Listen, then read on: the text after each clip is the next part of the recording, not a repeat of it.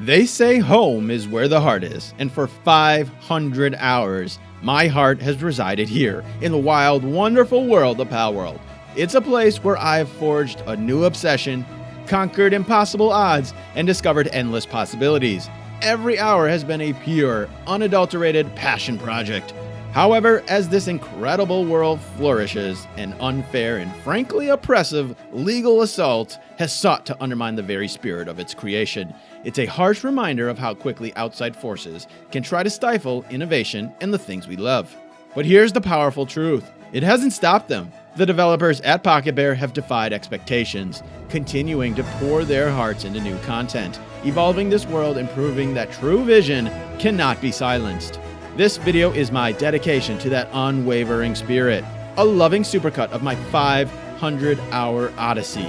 It is meant to be your perfect companion, a soothing backdrop as you unwind and remember exactly why we adore Palworld. Join me on this epic adventure through the whole of Palworld, from my very first steps onto the Palpagos Islands to my quest to befriend the most legendary pal, Xenolord. I do it all, and this is that story. Waking up naked on a beach is a pretty common thing these days, so I knew what I had to do. I made my way up the beach through this mysterious stone structure and I headed out into the world in search of, well, clothes. I need clothes. I saw a stick on the ground and I picked it up. Look at that. I didn't even need to punch a tree.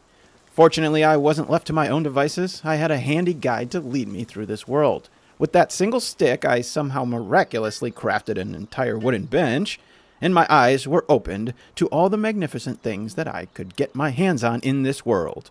Ooh, so much stuff. I love this. I spoke to this fellow explorer and was gifted, well, more wood. But I already had a bench, so I crafted myself a wooden bat, because the guide wanted me to capture one of these so-called pals. And in order to do that, I needed a way to mercilessly beat this thing into submission, so that when I try to force it into one of these magical spheres, it didn't have the strength to resist me. I had to find myself some of the resources needed to craft these spheres, so I tested out my bat on these blue rocks, and I got what I needed. I found my first victim, this poor, helpless, and super cute little chicken. But we slaughtered chickens in real life, so this was pretty normal. However, this little guy wasn't just about to run away, he started to fight back. I threw my ball at his face, and I captured my first pal. There was a cute little cat thing right next to him, so I started beating him too. And now I have 2 slaves. The next cat was not so lucky, as I lost control and I accidentally beat it to death. Oops, sorry bro. I continued familiarizing myself with these cute little critters and how they could help me conquer this island.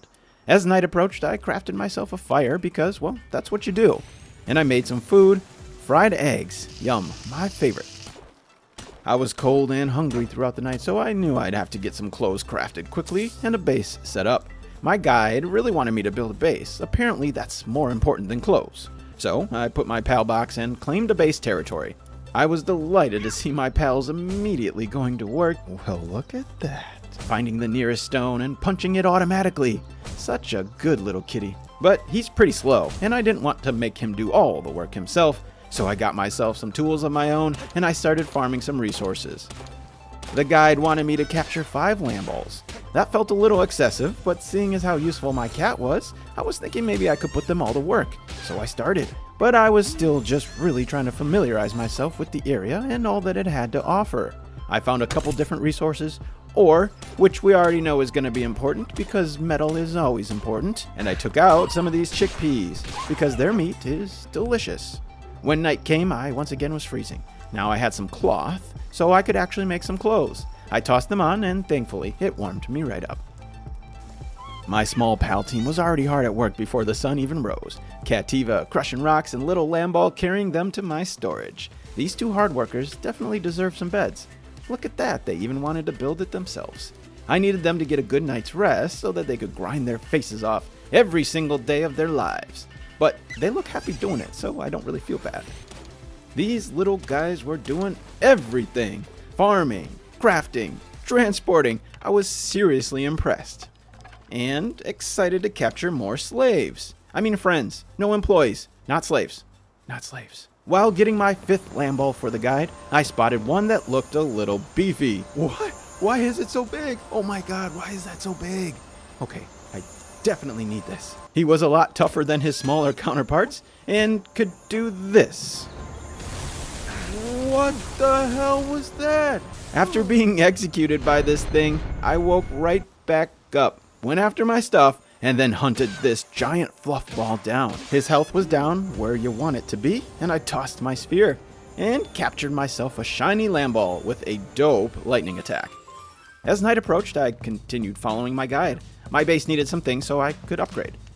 Upgrading was a big focus because it allowed me to have more pals working, and they were good, so I wanted as many as I could get. I got a bed for myself crafted and more beds for all my pals. Also, a better weapon. I crafted a bow which was a lot better than this pretty useless bat. During the night, I saw what must have been some nocturnal pals, and I found one named Daydream. I added him to my team. The morning was upon me, but the night critters were still out and about. I came across this owl-looking guy named Hookrates. He was a little tougher, so I used Cattiva to help me out, who's actually a pretty scrappy fighter. But these owls were oddly tough, and that's when I discovered this. Oh no. Oh no, he's crying. Oh my god, this is brutal. Yeah, so if I need a shield, well, sorry Lamball. But shielding is not all he can do. His rolling attack killed my Hookrates, so I went after to find another one. The spot I chose for my base was no good. It was too small, hilly, and wasted space being near a cliff, so I moved it. I found a really flat land right near the starting point with a beautiful pond and waterfall right next to me. I didn't have a ton of resources yet, but still had to deal with the annoying process of moving all my stuff. And even though I only had 2 chests placed down, I got raided. What? What is this? What's happening? Bro, I have no defenses. What's going on?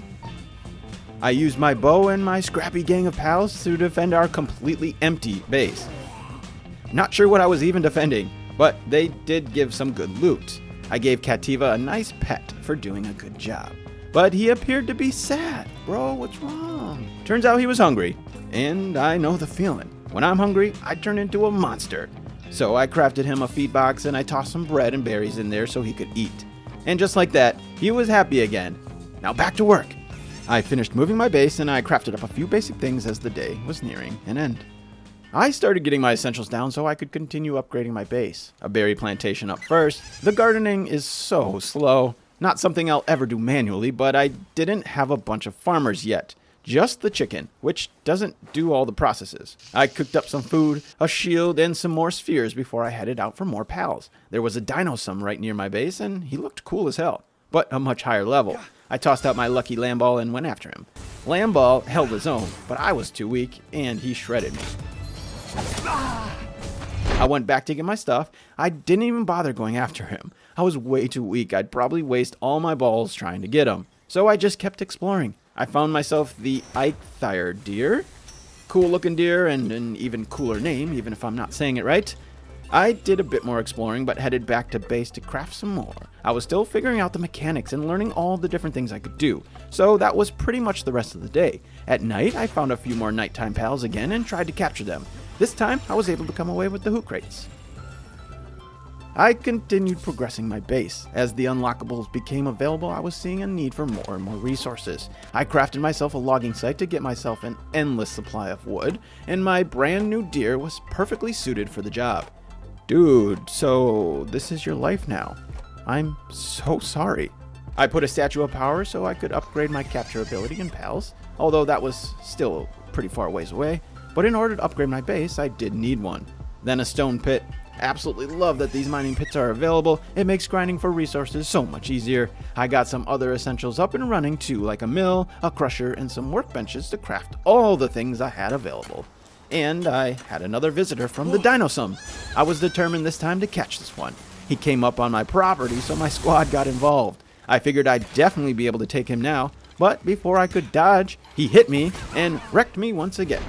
I spawned back in and went right after him. Using my bow from a distance to drop his health, I tossed my balls when he was close, but again, he is basically 1 or 2 shotting me. So this just isn't going to work. I was just too underpowered. I gave up on him and went after some easier tames near my base. Foxspart, Pangolin, Goomoss, and got as many as I could before I ran out of spheres. Just as I started the day, I was greeted with another raid. I had to quickly craft some arrows because I had literally no defenses. But once again, my squad does not take kindly to trespassers, and they wiped out the 2 exploding birds quickly.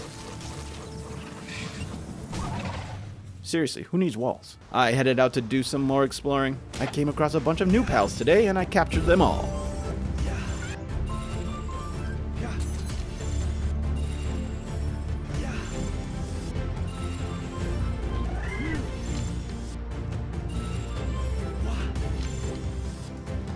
I captured everything I could until I ran into something a bit too high of a level. This Capriti wiped out my deer, and I decided to head back home to revive him. He was really my best attacker at this point. My lucky handball was a bit too strong, and his lightning blast destroyed everything I was going after, so I really needed my deer. I noticed you could go down the stairs when I first started, so I went back down to check out that area quick. And I was delighted to find a cave back here. I didn't even know caves were in this game, so that was really exciting. Except I was still under-leveled and I really had no fighters or weapons, so I held off on going there for now. Instead, I just continued leveling up. I noticed early on how much XP you get from catching things, so I made that a big point and caught a bunch. Then, continued progressing my base. I like how it shows all the things you can unlock early on instead of blacking them out, but it made me really want to level up fast. Some of these saddles and cooler weapons were calling my name, so I built what I needed around my base to progress. I took some time to look over my pals, and I was just trying to familiarize myself with all the things they offer. I was seeing the passive abilities and the partner skills that they could use, but before I got too comfortable, another raid. This is crazy. I'm hoping that these don't get too difficult. I wasn't looking to craft a bunch of base defenses. For now, my current pals fended off these raids just fine, but that could change. After a few more levels, I unlocked some new things I wanted to test out. Of course, this was dubbed Pokemon with guns. It was time to use my first gun. But not on me. It was for the monkey. I crafted Tansy's assault rifle and I gave him a test fire.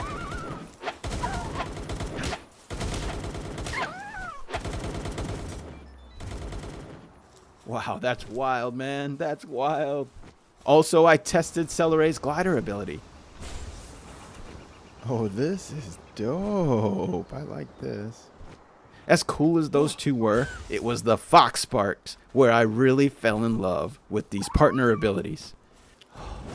Oh, yes. Yes. I mean, how cool is this? And he's so cute, too. This is the exact moment that the game completely stole my heart. This expression on Depresso while mining rocks was also a nice cherry on top. I mean, how brilliant is this? Look how slow he's mining, look how sad he is, and his name's Depresso. It's brilliant. And I continued to be thrilled with the partner skills once I hopped aboard my first mount. Let's go! I discovered you can sleep through the night. Super handy, but it did mess up how I was tracking these days. Anyways, another raid. Pretty much seems like every time I log in, there is a raid. More dire howls, but this time I was able to capture one. And after all that happened, another Dinosum showed up. Now that I had some strength though, it was once again time to capture it. I used Fox Sparks this time and I lit him up, but my base pals were way too aggressive and they almost killed him. I got that sphere off just in time though, and even with a low percent, I was able to capture him. Finally, a new pal? I was pretty excited. I went to find some ore near my base and I ran into this skill fruit tree. It was pretty cool to see that these things just grow on trees, and this one was near my base, so I was pretty excited about it. When daylight came, we went back out to see what else we could find. But we met our match against this Nightwing. I didn't bother going back after it though because flying was still a few levels away. Instead, I continued leveling up my base so that I could progress. I headed back out into the world to explore. I had a lot to discover and a lot of pals to capture. Since no flyer yet, I climbed this tower and I got this Lift Monk effigy. And since I was in the area, I decided, why not take on the boss? I was totally unprepared and I just used what I had on me for exploring to fight it. Let's do this!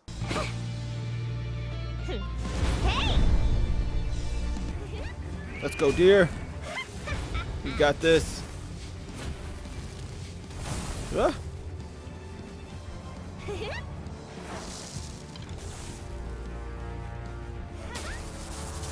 Crap. Can't even get him. He's so aggressive. There we go. Ooh, that hurt. I knew I had the advantage by being able to ride around on my speedy deer. But once I hopped off, my deer was no match and he got destroyed. Alright, Chick B, let's see what you got.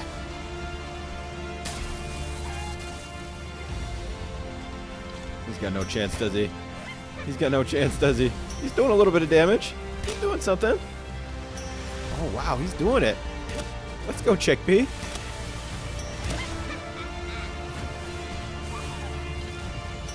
Rip. I tried using these pillars for cover, peeking out and hitting him with my arrows. It was working, but I still had to worry about time. It was Dinosum's turn. But he didn't seem to do all that much. Alright, Dinosum, you're just not cutting it. There you go, Handball. Didn't do that much, though. Handball, my shiny Lamball did okay, but I really knew what I had to do. My Fox Sparks was the answer. Well, Fox Sparks, you got this. You got this. Time was running out. He only had 1,200 health left. The clock was ticking. I grabbed Fox, ducked out from the corner, and lit him up.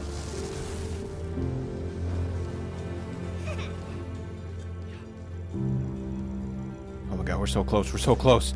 Oh my god, we're so close. Come on, come on, come on. Yes, let's go. Woo!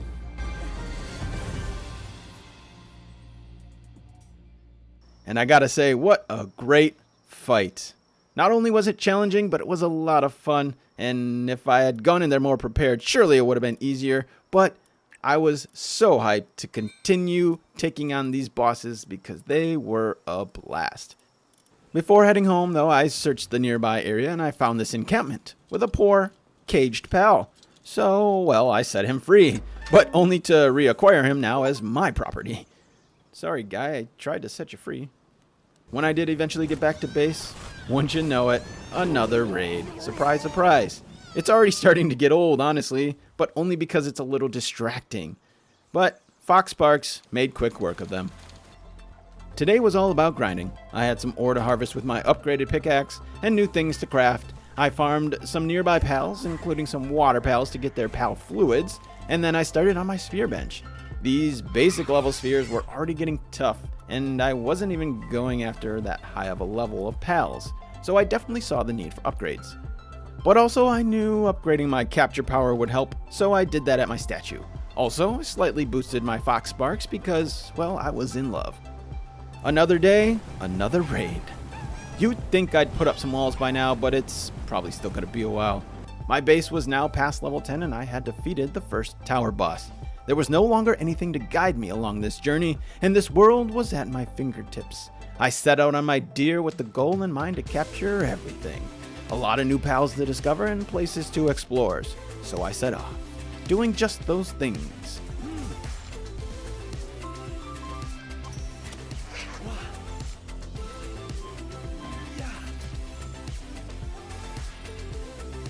And I came across this nice little town.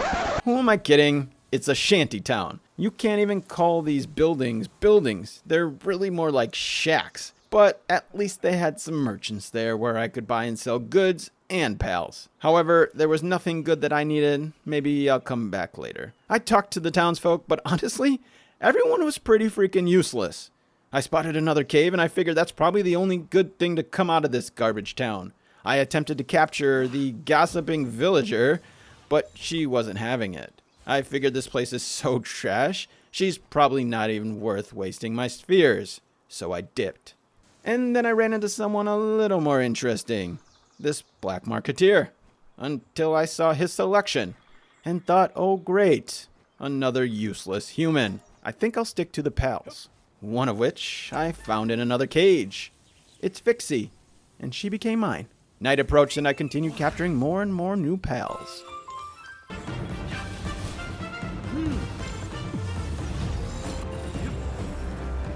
Back at base, I just kept on testing out some of my new pals and all their abilities. I particularly caught interest in the Dire Howl as a mount. Speedy and quick with decent power. I really liked this guy. And it's a dog. I mean, dogs are awesome. I mean, it's a wolf, but it's a dog. I rode around on my new pet dog and I continued my exploration, capturing every pal I could see. Day 15. At this point, I am certain that every time I log in, I get raided. This time, fangirls who can't contain their love. Well, alright then. They were pretty tough. They even took me out and most my pals. I didn't even come close to capturing one, even though I tried. I had a lot more to explore and capture, so I went back out into the world. Once again, I spotted a cave. Now that I had some decent firepower and defenses, and, well, an actual sense of what the hell I was even doing, I felt ready and confident to enter my first cave. If I know anything about anything, caves are usually harder, but also rewarding. I entered and immediately discovered some new pals. I captured these new friends and explored the cave. When I reached the cave's boss, it was none other than a giant dire howl. What? Oh, I wonder if I can capture him. Oh my god.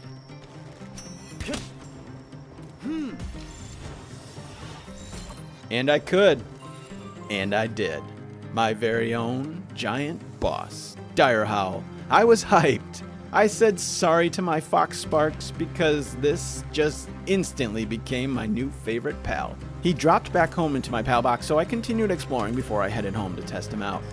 I had a bunch of stuff to craft, so I got those processes started back at base. But eventually, I busted him out. My new favorite, who I named Good Boy, because he was a very good boy. And after a full day of running around eating all the chickens and lambs for meat, the next day I was ready to boost this pal. I figured he'd be a perfect one to boost stats because, well, I liked him. I honestly didn't even bother looking at his stats at this point. I just liked the fact that I had a giant wolf. In addition to soul boosting my good boy, I also gave him some new abilities. I was so hyped about my new good boy, I felt confident enough to take on this Mamorest roaming around annoyingly near my base. But at such a high level, he one-shot good boy, and I literally was doing 1 damage to him. I started to see the importance of being a higher level. There was no way, so I bailed. And my base was growing, and my stuff was growing as much. It was time for some organizing. I had a bunch of storage bins to craft, and I had a bunch of stuff to put in them. So basically that was my whole day. Oh, but don't worry, before the day ended, the routine raid popped in.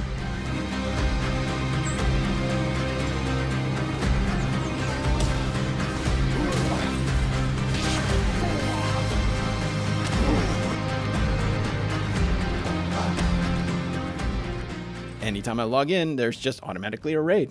I got a new pal from it though this time, so I wasn't mad about it. As my base grew, I started getting into the routines of base management. Cooking and crafting, crafting and cooking, and managing these damn pals, who never seem to do what you want them to do. Really? Right now? You're gonna go eat right now? Can't finish this first? Okay. Oh, look at that. We get a new helper. Alright. Especially for crafting some bigger tasks, like saddles. I crafted up my Nightwing saddle and took flight for the first time. Always such a great feeling to have wings. The world really opens up now. This Nightwing was quite powerful. I liked his strength, but he was also quite slow. That didn't matter though, because being in the air just felt good. I explored the area until I eventually found myself another alpha pal, the Pen King. I entered his dungeon and I took him on. My Nightwing was outmatched, and Hamball couldn't even get a shot at it. Even though I was a higher level, I still got wrecked.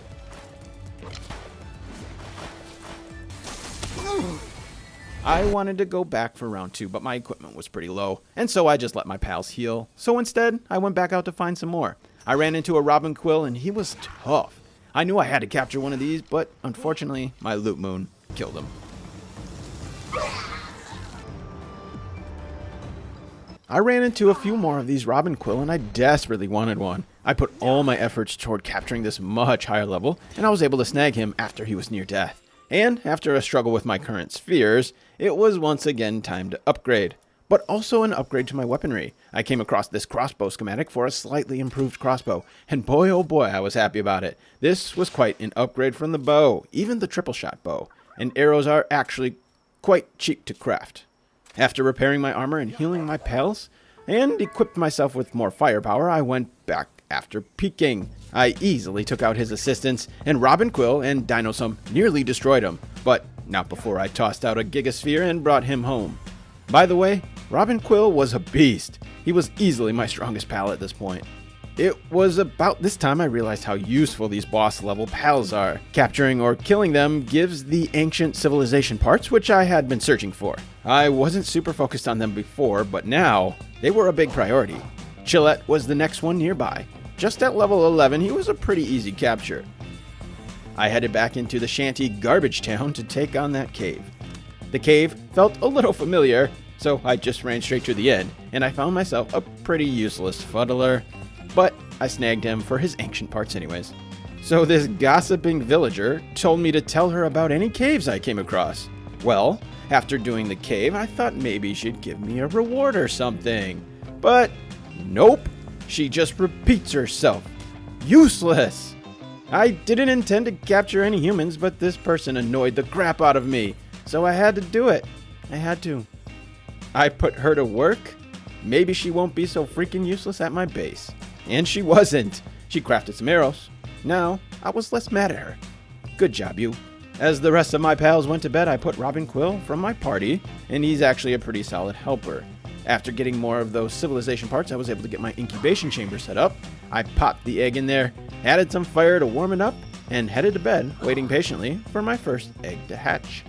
More raids meant more opportunities to test out my new pals, and Robin Quill really was a beast. Wiping out all these raiders before they even made it to base, he was my champion. While waiting for my egg, I went off into the world for another successful day of capturing pals. Plenty of new pals yet to discover, but I was all about grinding that XP at this point, capturing up to 10 of each pal to max out my gains because there was a lot of stuff I wanted to unlock. My egg hatched me a Rayhound, which is pretty cool looking. I popped back over to the skill tree and was glad to see I had grew some more fruit. I wasn't sure if this was a one-time deal or if I could keep coming back for more of these, and I could, so that's awesome. There were more Dinosum near my base again, so I went after them. It's great to see my progress here. I struggled so much with these dudes early on, basically one-shotting me in my spheres, doing virtually nothing. But I'm much stronger now in every way, and it's a good feeling that this time it was a piece of cake to capture them. Also, in general, it was just getting much easier to capture pals. This Serpent and Broncherry surely would have been much more of a challenge had I gone after them early on. I was making my way through the pal deck and into some of the higher level pals. So I had to make sure to keep upgrading my spheres and my capture power. I hadn't been using it much except for fiber, but the Crusher is low-key like the most useful structure. It's easy to craft and it turns stone into Paldium. Paldium is used for spheres and it gets pretty expensive, but it's also used for the endgame metal, Pal metal. So access to a ton of it is really important, and the fact that you can basically have an infinite supply as long as you have a stone pit, a good miner, and a good water pal is super convenient. My pals were hard at work, and so was I. Grinding resources, capturing new pals, and of course, managing my brain-dead pals. Vixie, what are you doing? I have one roof, and you get stuck on it. Come here.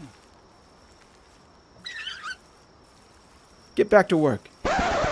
I conquered more caves, found new resources, and collected as many effigies as I could see. It's much easier to see them at night, and flying around on a flyer makes them easy to get to.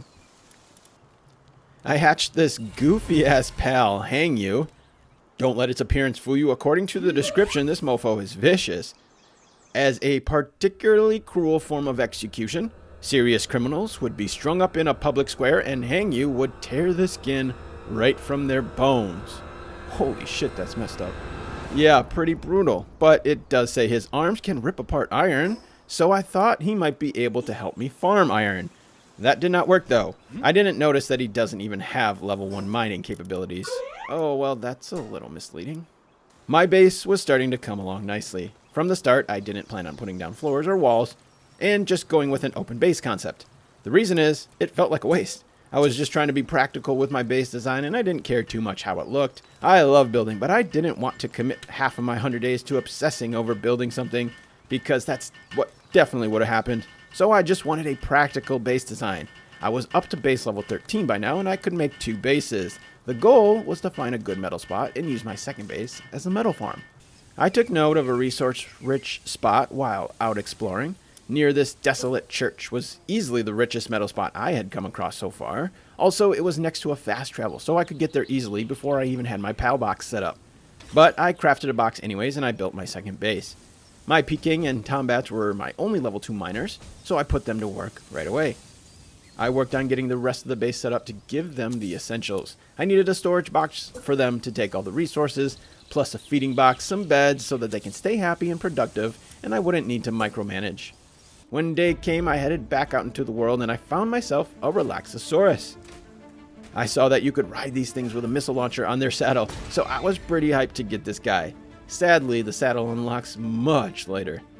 And then I made my way to my next alpha pal, Fenglope. He was much stronger than I was, but I was up for the challenge. He one-shot my Incineram, and I knew that this was going to be a tough fight. I tried using this narrow cave to my advantage. He couldn't seem to get out and hit me, until he shot his acid rain, which was brutal and it wrecked me. I really wanted that attack. I spawned back in and I went right back after him. Of course, his health regenerated, but so were my pals. I went in with the exact same strategy as last time.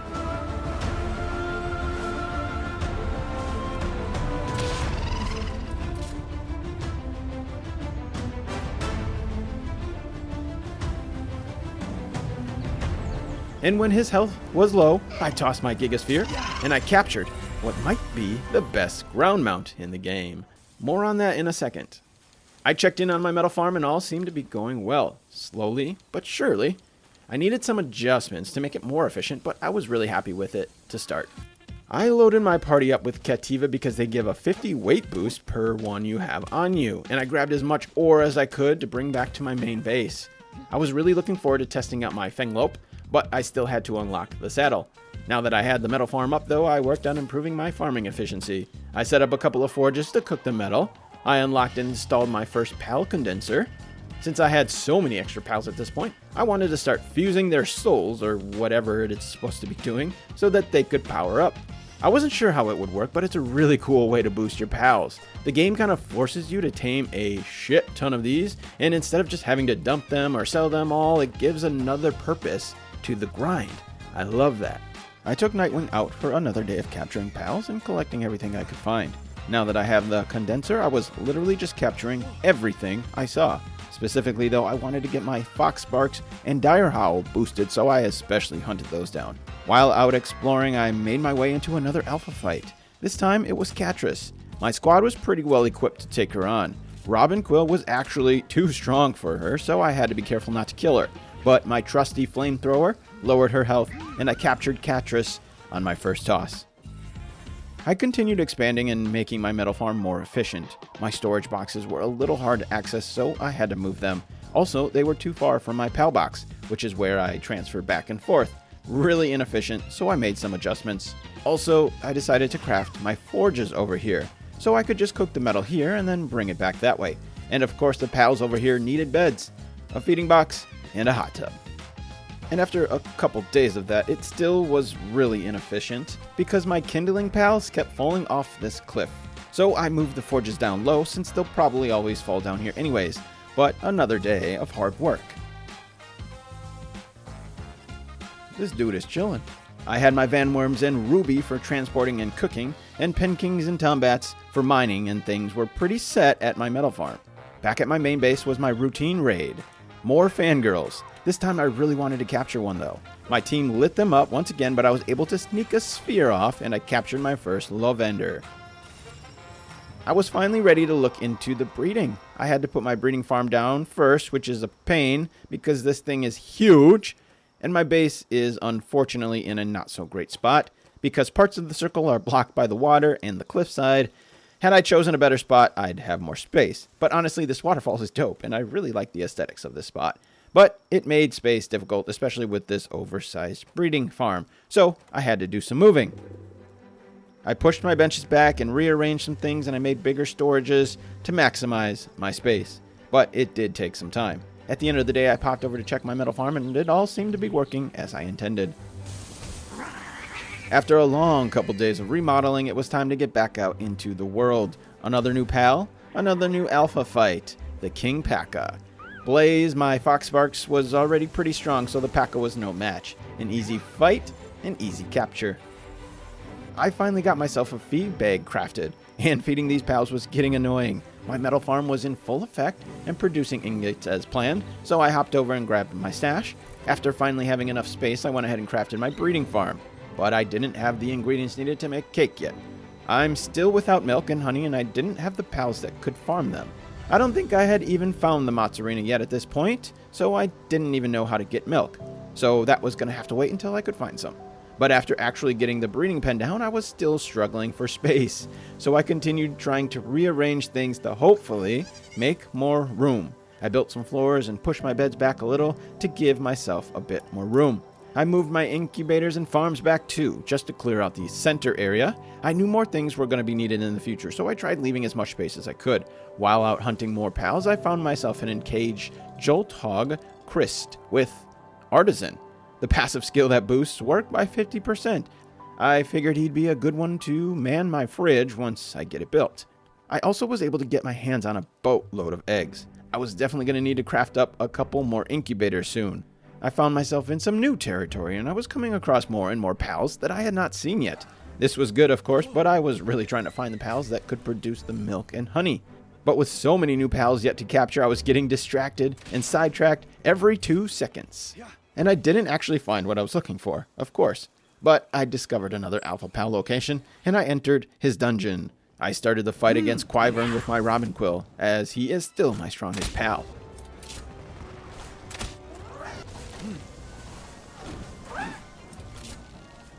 Once his health was low, I hopped on Good Boy, riding around, slowly draining his health with my crossbow. And when it was time, I tossed that Gigasphere. Another alpha captured. The Wyvern had a swift passive. It got me really excited because that adds a 30% speed boost, which is huge. Except I realized his saddle isn't unlocked until much, much later, level 36. But now I had a new top priority because this Nightwing's slow speed was really starting to get tedious flying everywhere. It is really slow, and the Vanworm isn't much better. But once I got home, I had so many eggs, I had to get another incubator up. Also, since I had my Jolthog Christ, I crafted a cooler box. And I gotta say, this guy literally just sits here doing nothing but cooling this thing. If he didn't look so happy, I'd probably feel a little bad. But he's chilling. I also used my condenser for the first time, and combined my Fox Sparks to give him a nice little boost. I had a ton of stuff to do around my base, so many new things to craft and upgrade, more spheres, more palladium, fibers, cloth, literally everything I could. My pals were hard at work, and so was I. I crafted a generator even though I didn't need it for anything, but my base upgrades required it. And it was still a priority for me to get my base leveled up until at least 15, where I could unlock 3 bases. My metal farm was solid, but I did end up doing some hand farming because it's much faster, and I was burning through metal crafting all my stuff. I hatched some more eggs and once again surprised by the pals that I was getting. I started getting a bunch I had never even seen. I realized here how beneficial it is to hatch eggs. I didn't think much of it before, but now when I'm out in the wild, you bet I'm going to be grabbing every single egg that I see. This bird just became my best worker pal pretty much. He'll make cooking metal a lot faster. Some of the crafting times were starting to get pretty long, but also I needed to upgrade my base. So I went ahead and got myself a sphere assembly line built.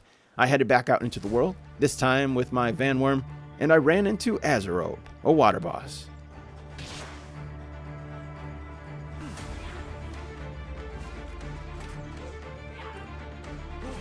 Another pretty easy boss to capture, but it's because my level was significantly higher than his by now. I was feeling really good about my current power level. These bosses were going down pretty easy, so I continued hunting them down. Next up was Ibushi. I used my Wyvern to see what he could do, and with little resistance, Bushi became my pal. When I got out of the dungeon, nearby was some mozzarella. I figured these things must have milk. I'd be baffled and probably mad if the cows weren't the ones that you get the milk from. So sure enough, I captured a few. They drop milk as a resource, but I assumed I could put it on a farm because it has farming skill, and I was hoping, like the chicken, that it would just drop its milk. Spoilers, it does do that. Weight was becoming an issue. I didn't really want to pump stats into the weight, so instead I crafted a bronze cherry saddle. While equipped, it gives an extra 100 weight, which is pretty significant. 50 more than the cat. And with a full team, that almost doubles my current weight, so I decided I'd just go get some more Broncherry instead of wasting stat points. At this point I had a pretty decent buildup of Pal Souls, so I went to the statue to upgrade. My favorite was Good Boy, so he got the bulk of it. I boosted his attack, defense, and max HP, and pretty much used all my souls on him.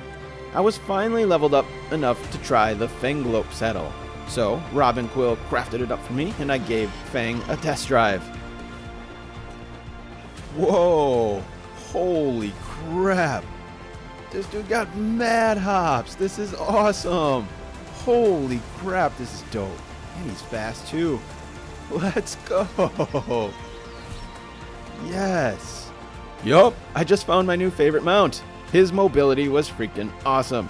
He wasn't just fast and strong, his double jump was insane. I honestly felt like I'd be able to traverse the world better than with my slow flyers. But I was a little bummed because I just dumped all those points into Good Boy, and it was looking like he was going to be sidelined as a mount for this guy. Also, I didn't know at the time that you could reset your souls. But nonetheless, Fanglope is legit. After doing some cool 360s with Fanglope, I put him to the test and took on Mammorest. Something I have not been able to capture yet because they were too strong.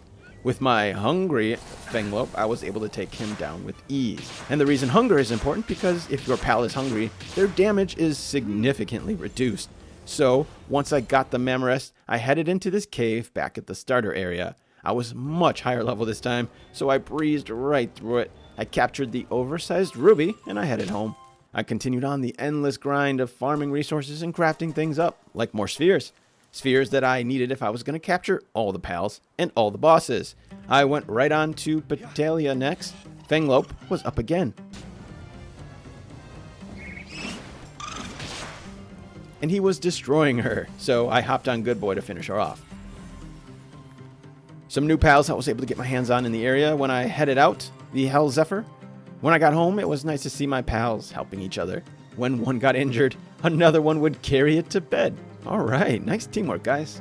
As my demand for more and more spheres grew, I struggled to get enough stone to grind fast enough to make the palladium fragments, or paldium. I ended up using a bunch of the rush roars for mining, but they were not great. I knew I'd need a better solution soon, because all my higher level miners were at my metal farm. After another long day of farming and grinding, I found myself once again at another boss fight, Relaxosaurus Lux. But unlike the past few, this one was a higher level than my pals. I was so obsessed with using Fanglope, I disregarded the fact that I'm using his water moves against an electric type. I just really like his jumping Kamehameha. Robin Quill did most of the work though, and once it was time to throw my spheres, I got a little cocky and he killed me. But Fanglope avenged my death and he finished him off. It counted as a defeat, and I got the resources, but that's not what I wanted. I wanted to capture him. Now I had to wait for the timer to reset before I could have another go. But I figured I'd move on to the next one and come back another day. I was, however, trying to capture a bunch of his base versions, the Relaxosaurus. I noticed his saddle has a rocket launcher, and I was really looking to get a beefed up Relaxosaurus so that when it came time to use his rocket launcher saddle, he'd be a monster. Not too much later, it was the next challenger, Univolt. I hadn't even seen one of these before, so I was excited to get my hands on it.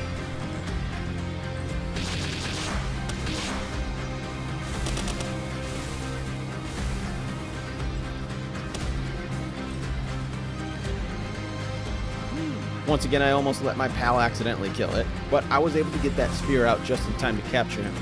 I was up to level 33 at this point, and I was sitting with a ton of engram points. I had a bunch of stuff to unlock and test out. It was time to upgrade my armor to heat gear so that I could make my way out to those biomes and start getting more of those dope fire pals. I got my armor done up, but before I went over there, it was time to breed. I had my Ragnahawk and Arsax cooking my cake, which takes a stupid long time for just one. For my first egg, I wasn't trying to do anything specific. I didn't even know how the breeding worked exactly. I just wanted to give it a test run. So I grabbed a random male and female, and I let them get busy. And it gave me a scorching egg. I tossed it in the incubator, and it had about 10 minutes to wait. But I wasn't about to stare at it waiting. I had lots to do. After obsessing over my ground mount's mobility, I figured it'd be a good time to get a faster flyer. I heard tale of an electric bird that could smoke my Nightwing. So I went after the beacon. Once again, I disregarded the fact that Fangloaf's moves are pretty much all water-based, and I was using him against an electric type. But Fang was my G, and I was going to use him for everything.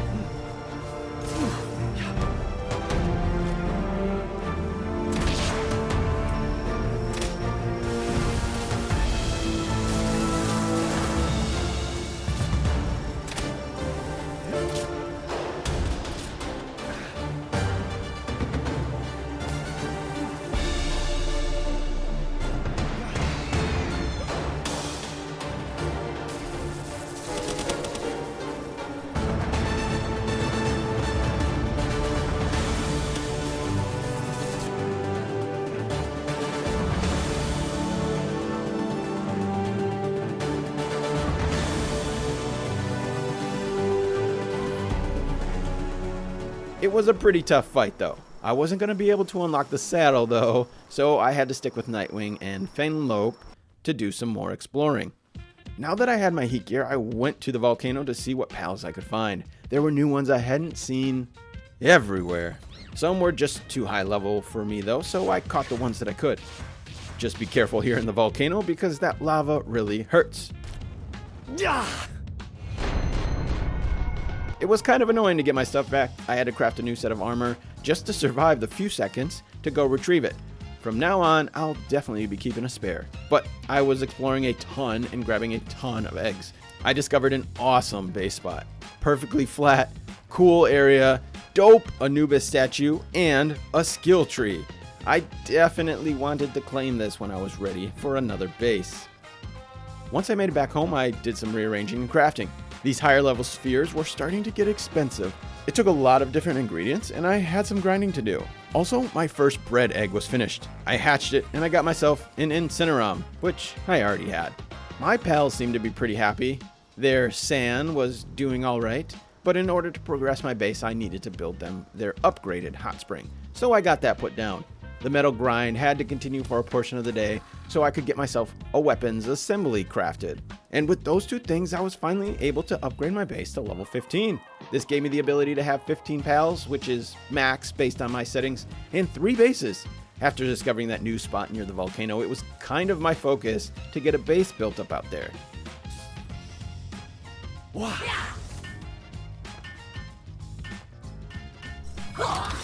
I spotted a blaze howl knocked at night, and it looked beautiful. I was underpowered, but I absolutely needed to at least try to get this one.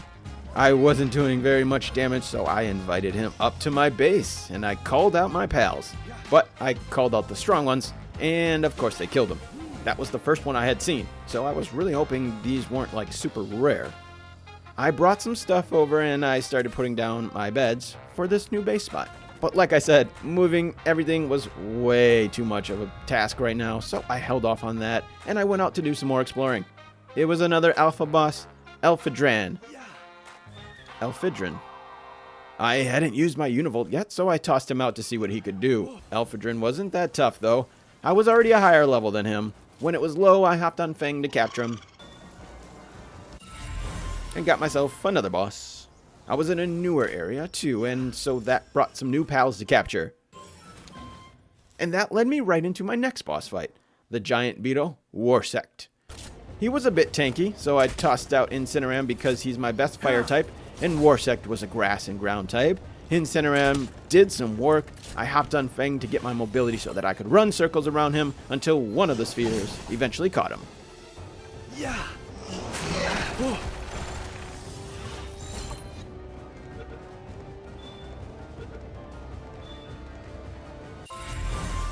When I got out of there, I finally found myself some bees. I was going to need them for my cakes, and after all this time, I hadn't seen a single bee yet. So, of course, I had to capture these. But they were honestly kind of tough, and the bee guards explode to defend their queen.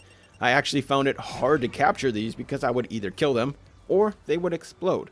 So, unfortunately, I didn't get one. But at least I knew where they can be found. There was still so much to explore, so I spent the day doing that, but not on one of my flyers. I was so in love with cruising around on Xenolord and his ridiculous super double jump. So I traversed the world by hoof, and I explored a bunch of new areas. My metal farm was pretty decent, but I found it had trouble keeping up with my insane demands. So I found it helpful to spend 5 minutes here and there just mining stuff manually.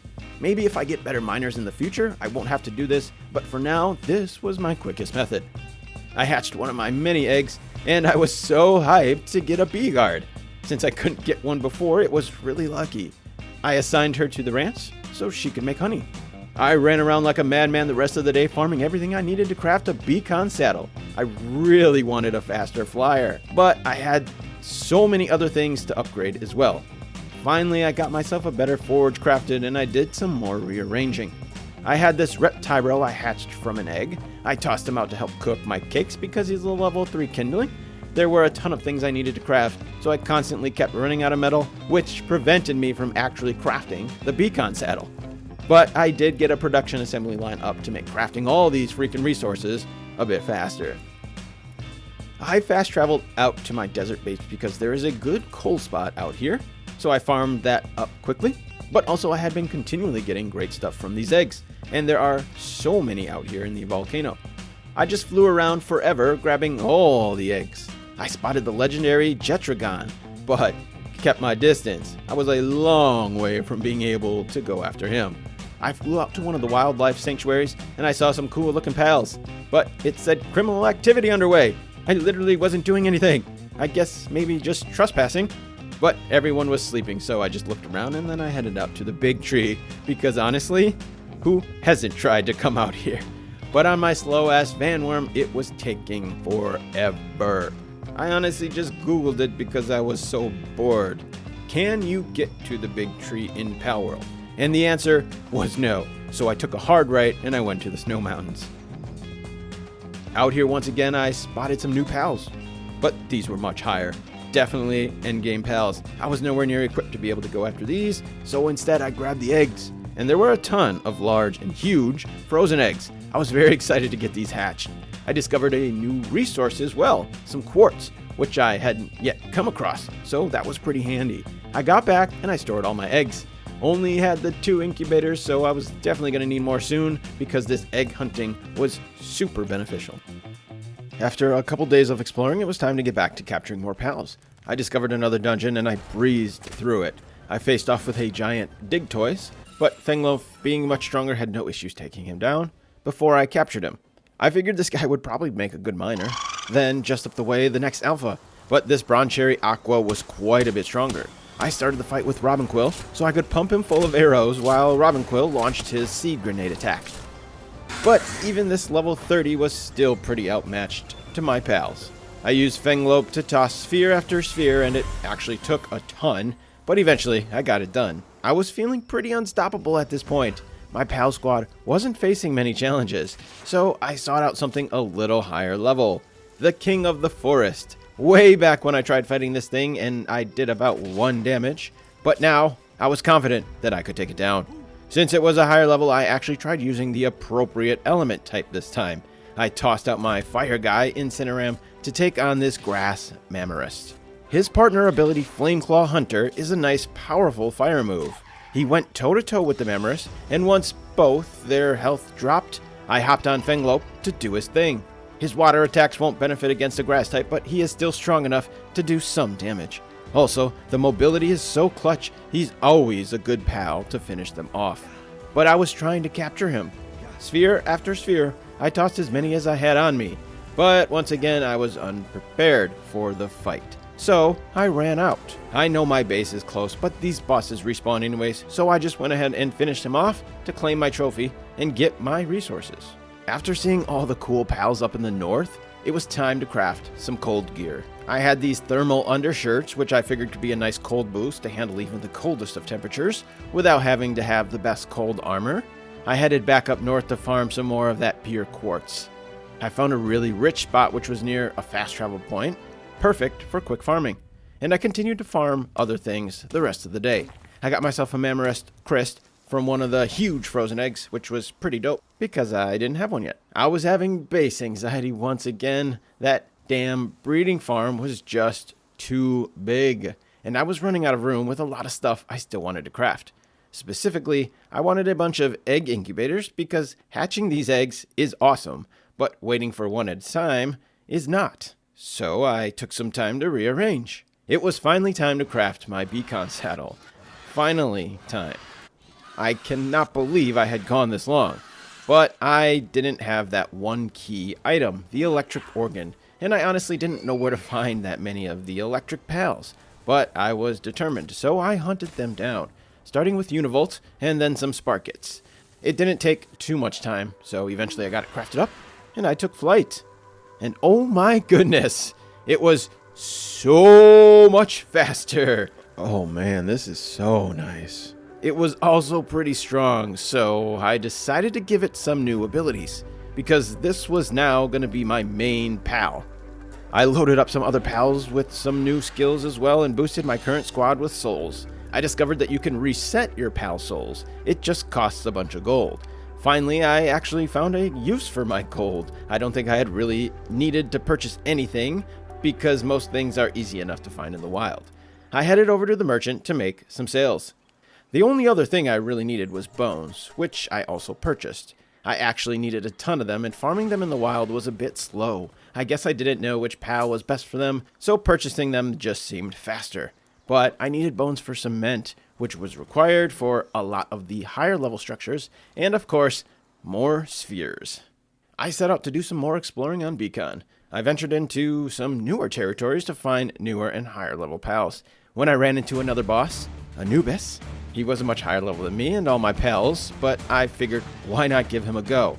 I was really liking Beacon's strength, and I thought I might be able to take him down.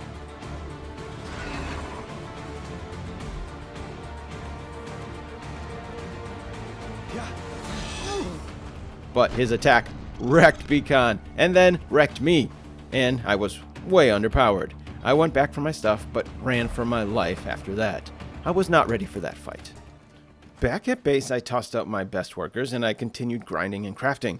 One of my latest additions, the Jormuntide Ignis, who I hatched from one of those hundreds of eggs I got from the volcano, was an absolute monster because he had the level for kindling. But I didn't even use it on metal yet. I crafted some charcoal, and it was basically done before I even turned my back. Holy shit, that was fast.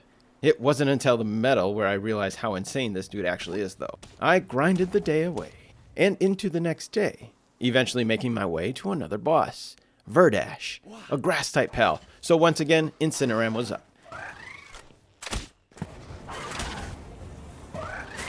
He took care of business, and I captured Verdash. Conveniently, a new pal was right outside the dungeon, Mossanda. I was particularly interested in him because his saddle had a grenade launcher. And I continued more exploring into parts unknown to me to see what I could find. Beacon made exploration so much easier, and so I took advantage of it. Back home, once again, my egg incubators were proving to be so useful. Another new pal I hadn't even seen yet. Or if I did, well, I didn't have one. I still didn't have a chance to use my fire dragon on metal, but he sure could cook fast. And after a bit of morning grinding at the base, the next boss was on the list. But the levels were getting higher and they were getting tougher to capture. So I flew around for a while first to get some more Liftmonk effigies. And I certainly didn't know it at the time, but apparently these things were useless because there was a bug that made them irrelevant. And I did this all pre-patch. But anyways, it was pretty much something I did anytime I was out and about because I was very much set on maxing out that capture power. Vaylette was another grass type, so once again, Incineram was the man for the job. She was actually pretty tough though.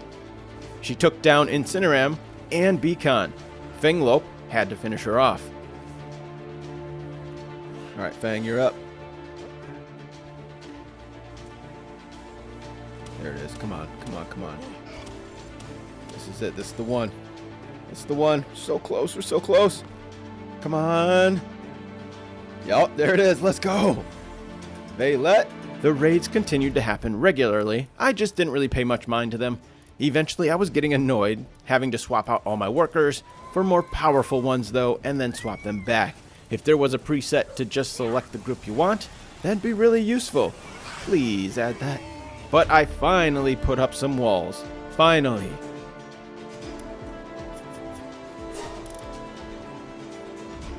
So Veilette was actually a beast. I ended up putting her in my lineup. I had Beacon, Incineram, Fenglope, Wyvern, and Veilette as my team, and I felt pretty powerful. But I knew I'd need to level up even more to take on some of those harder bosses. I continued exploring and capturing things to level up even more, and after some more metal farming, I finally got a chance to use my Yormantide Ignis.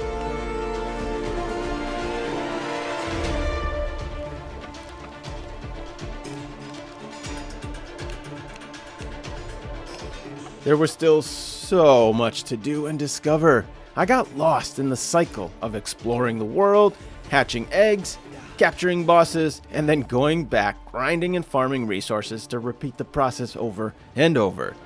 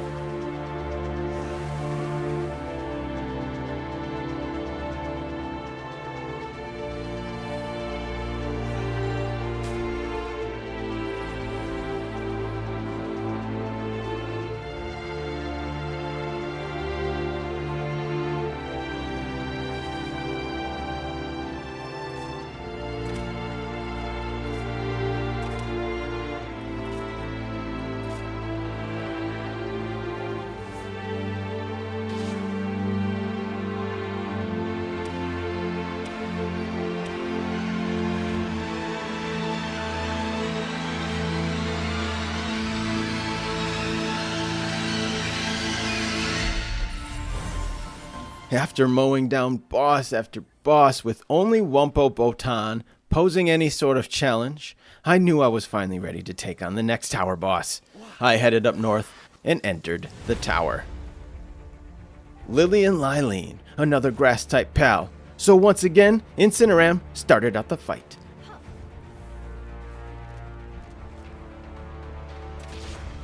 I let him do his thing, while I stayed a safe distance, shooting her with my crossbow, dodging her attacks. Incineram got a good chunk down, but his defenses are pretty weak. I called on Wyvern to join the fight, but he was somewhat ineffective against her, so Fenglope was up next. There we go.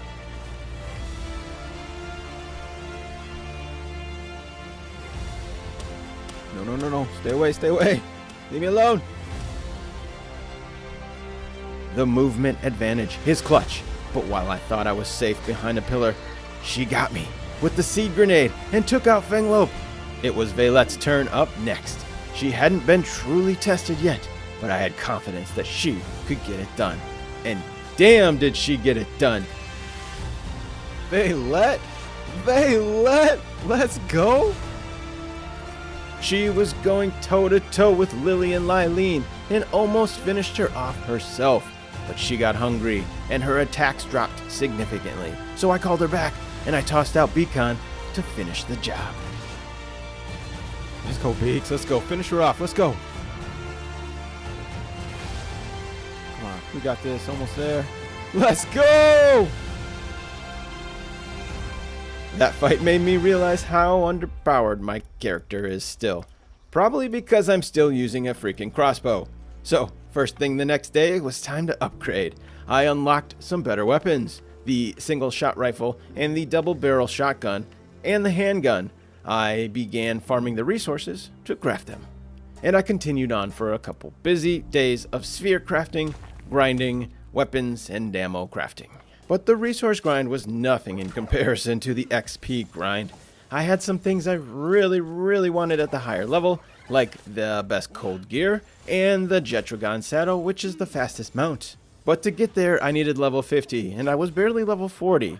I started the grind of capturing the 10 times of each pal for that huge boost, but I stopped short when I reached my next boss, Seabelix. it was an ice type. So once again, Incineram was up. He's still really my only higher level fire pal. She put up a good fight, but my fire type advantage over her ice provided to be too much for her. I headed back out to capture more and more pals, continuing the XP grind. I headed into new territories and spotted new pals, like the Blazehound Noct. I also made a trip back to capture the boss pals I had previously accidentally killed. The Relaxosaurus Lux, for example. I'll be honest, the XP grind was rough. I had to boost my settings temporarily just to make my life a little bit easier until I was level 48. But I was capturing so many that I filled my pal box, and I answered the question to what happens when you do that. Well, they just stay where you caught them. But that also prompted me to find a solution to get rid of them. So in comes the butcher knife. Oh no, they didn't.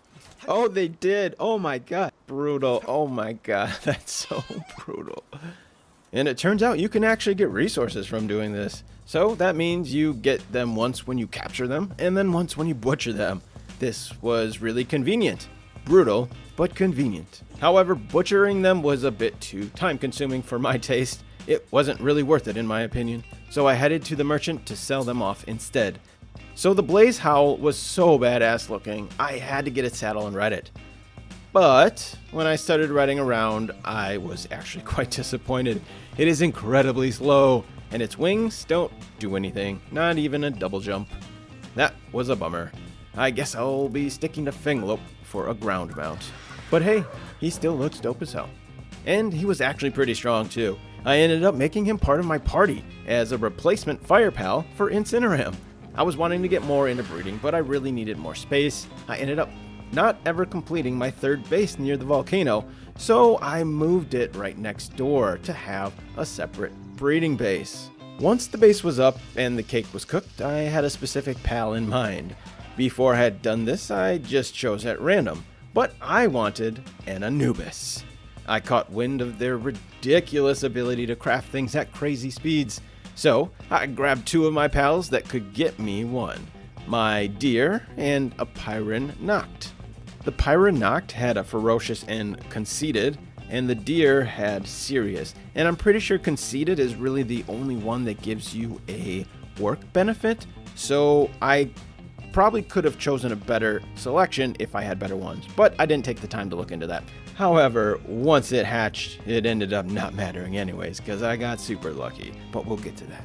I let the two breed a few times over and over to get as many helpers as I could. I tossed them in the incubator, and my settings were still at default, so it was gonna take a while. While waiting, I had a day full of grinding and crafting. I had another upgrade available. I put down my sphere assembly line too, so that I could get the legendary sphere. I had been hearing whispers of the ultimate farming location, a place with abundant coal and ore. So I set out to investigate, and it turns out it's perfect. I took down my old metal base and I began transferring to this new refined metal haven. But it was no quick process, mostly because my indecisiveness. I built a platform, then I tore it down. Then I built a different platform, and then I tore it down. Then I built a giant structure, then I tore it down. I honestly was having serious building anxiety, mostly because the building is so primitive and this spot is covered in hills. It was really difficult to build on. I was having trouble coming up with something that I was happy with and that was also practical. And eventually I realized that just wasn't going to happen. So I settled on basically what I started with, wasting multiple days doing it. But at least through all of that, there was some good news. My Anubises hatched, and somehow I got one with Artisan, the 50% work speed boost. Even though neither of the parents had that passive, I was so hyped. I did not realize that was even a possibility. On top of that, it had conceited, which does add another 20% work speed. This dude was an absolute monster crafter, so I named him Bob the Builder. I tossed out my Reptyro at my new mine because they were my best miners, and honestly pretty good. They were level 3 and I don't think I even had a level 4 up to now. As I was looking over my base, I was getting more base anxiety. Once again, I did not like how simple it looked and I wanted a little more space. So I did even more remodeling. I was trying to build upward though. I figured there was a bunch of things I could put up on top that the pals don't need access to. Once again, it was a process. I was fighting with the primitive building system mostly, trying to get it to do what I wanted and wasting a lot of time doing so. I had another base upgrade. It was time to unlock the electric furnace, the highest level one, but I needed a ton of poly to do so. I found it best to farm these Mammoris, which give 5 to 10 of the pal oil, which is needed. So I hunted them down and I captured them, because if I butcher them back home, I can get double the resources. So I mentioned earlier how sometimes I can lose myself in the building process, and that pretty much happened here. From the beginning, I had intended on defeating all the tower bosses in 100 days, but as the days got closer and closer, with not even completing my second boss fight, I pretty much just accepted it wasn't going to happen. But then when I spent these last few days unnecessarily reorganizing my base multiple times, I fully accepted that this was not going to happen in 100 days. However, that did not mean I wasn't going to do it at all. I just wasn't going to rush it. So I took my time and I reorganized my base the way I wanted, and the way that made it feel and look so much better aesthetically and felt better practically. And let me say, it felt damn good. After finalizing my base design with my breeding farm next door and the goat metal spot set up, I was ready to continue conquering this island. I had my sights on the next tower, but I had to do some prep first. Ammo crafted up for my weapons, which I only had my upgraded crossbow, single shot rifle, and the double-barreled shotgun. I had armor to fix up, which I only had the refined metal armor at this point, and my Giga shield, which isn't the highest level shield I could have had either. Obviously, I wasn't fully equipped going into this, but I was a level 48 at this point after all that XP grinding, so my confidence was peaking. And my team was pretty stacked. Beacon, Valet, Incineram, Fenglope, and Wyvern. I hadn't upgraded my Blaze Howl yet, so Incineram got that spot. But my arrogant ass completely disregarded the element types, and I just started with my favorite, Fenglope, who has water moves against this electric type. Not smart. Fenglope had the movement advantage, but as you would expect, the lightning was way too much for him. So, next up was Incineram. I used my single shot and shotgun to pop off hits every chance I could get, but he was ruthless coming after me and just lighting me up with his lightning blast. Before I could even get out my strongest pal, Valet, he wrecked me, and I was humbled. But that wasn't going to stop me from trying again. I had some repairs and ammo replenishing to do. I also upgraded my shield to the next level shield, the best one I could get, and a better weapon, the assault rifle. My squad was decent, but I decided to make some adjustments. I spent my gold to reset the stats, and I poured souls into my new lineup. Beacon, Fenglope, Blaze Howl knocked, Cebalex, and Incineram.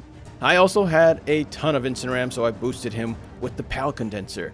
But I had a major brain lapse. And for some reason, I thought water was the advantage.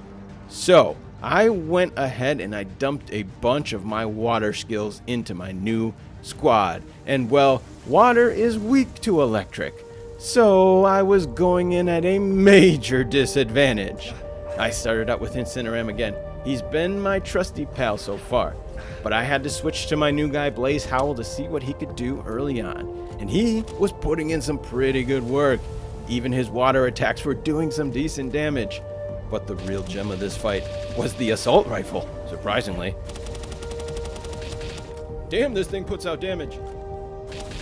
I didn't bring that much ammo though, so I tried to stay alive and let my pals do most of the work, getting in shots when I could with that and my shotgun. 3 minutes in and Blaze Howl was taking a beating. The boss's health was down to just 100,000 of the 130.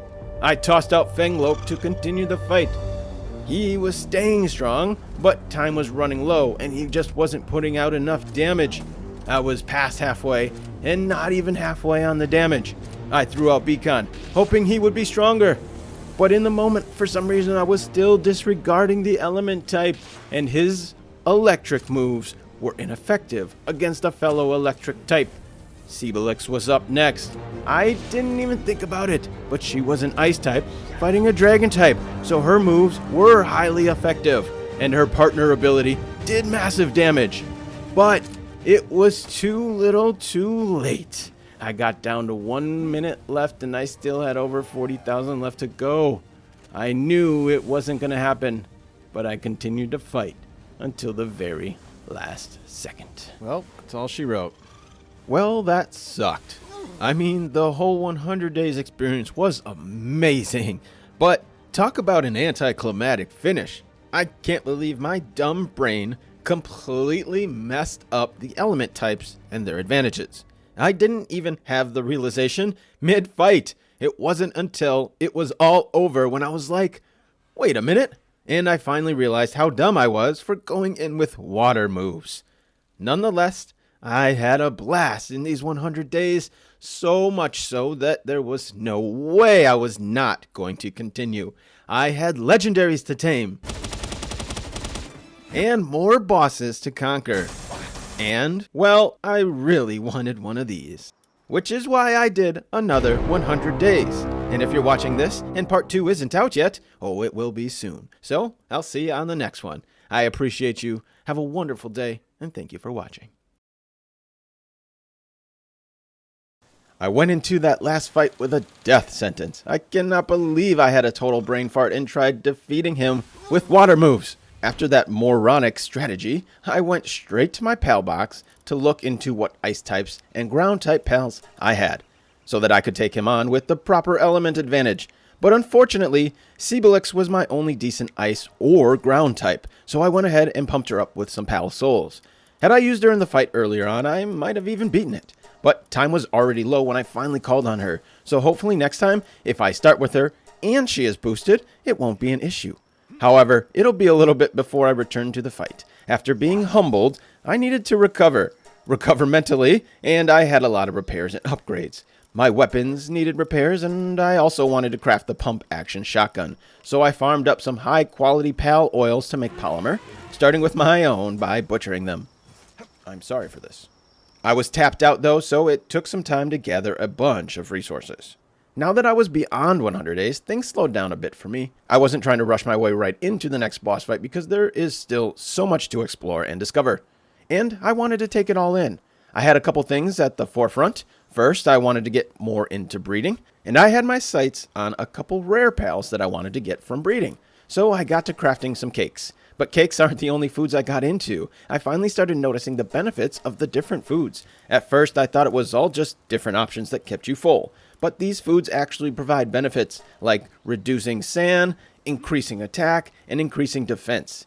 And so I was all about exploring the different benefits of these foods. Since I already had all my pal souls pumped into my pals, I headed out to search for more, but I honestly didn't know the best way to do that. Certain pals dropped them like Daydream, but I killed like 20 of them and I got one, so that wasn't worth it. Even this cave boss Daydream didn't drop a single one.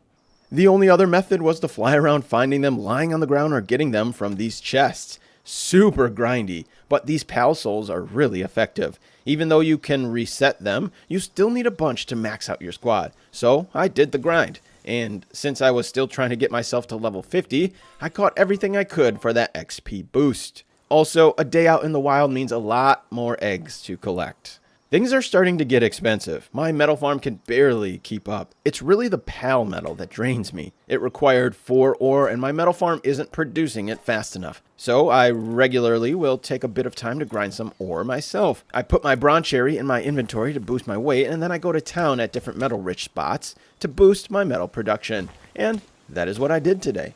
Finally, after a decent amount of grinding, I got the pal metal I needed to upgrade my armor. The boss fights are only going to get harder, and since I struggled with this last one, keeping my stuff fully upgraded will be essential. I was ready to finally get back on the horse and continue my quest. I headed out to the volcano and into a lava cave for the first time. Most of these other caves have been very similar, like basically identical, and so I haven't really bothered going in them very much. The cave bosses weren't very high level or very difficult either. But that's probably because I've been going in the easy caves. These volcano caves, however, were much tougher, especially because the lava inside can actually kill you. But I got to that giant Lee Spunk at the end, and I took him on. He was actually kind of tough and doing a bunch of damage, but I had my Fenglope to give me an advantage, and his low health pool made him somewhat easy to capture. At nighttime, I found myself some Blaze Howl knocked. I hadn't seen many of these and only had the one or two, so I definitely wanted to capture these so that I could fuse their Pal Souls and boost the one I had in my party. My quest to take on all the bosses continued at the volcano. I entered Blasmod's cave to take him on. I had never even seen one of these out in the wild, so it was a must capture. But he was a level 49. I didn't have any level 49 pals, nor was my character even there. Blasmod was way more powerful than me. I knew if I was going to make this possible, I'd have to use my water moves. I started with Beacon and the Aqua Blast. Then tried getting another water ball shot off, but Blasmod did so much damage to him. I was depending on the strategy I used to get Fenglope. Use this narrow cave to my advantage, blocking him with my pals and shooting him when I can. I cycled through my pals to see who could do the most work. My weapons were doing minimal damage, but minimal is better than no damage.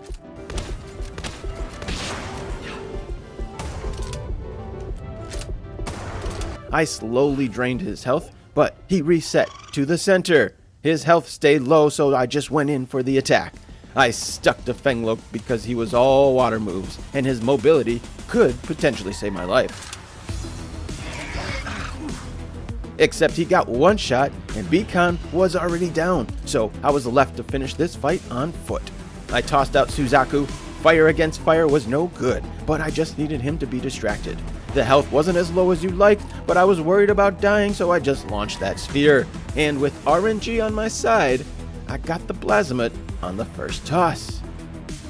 I was feeling real good about that one. He was instantly my highest level and likely strongest pal. I headed home to heal my injured pals up.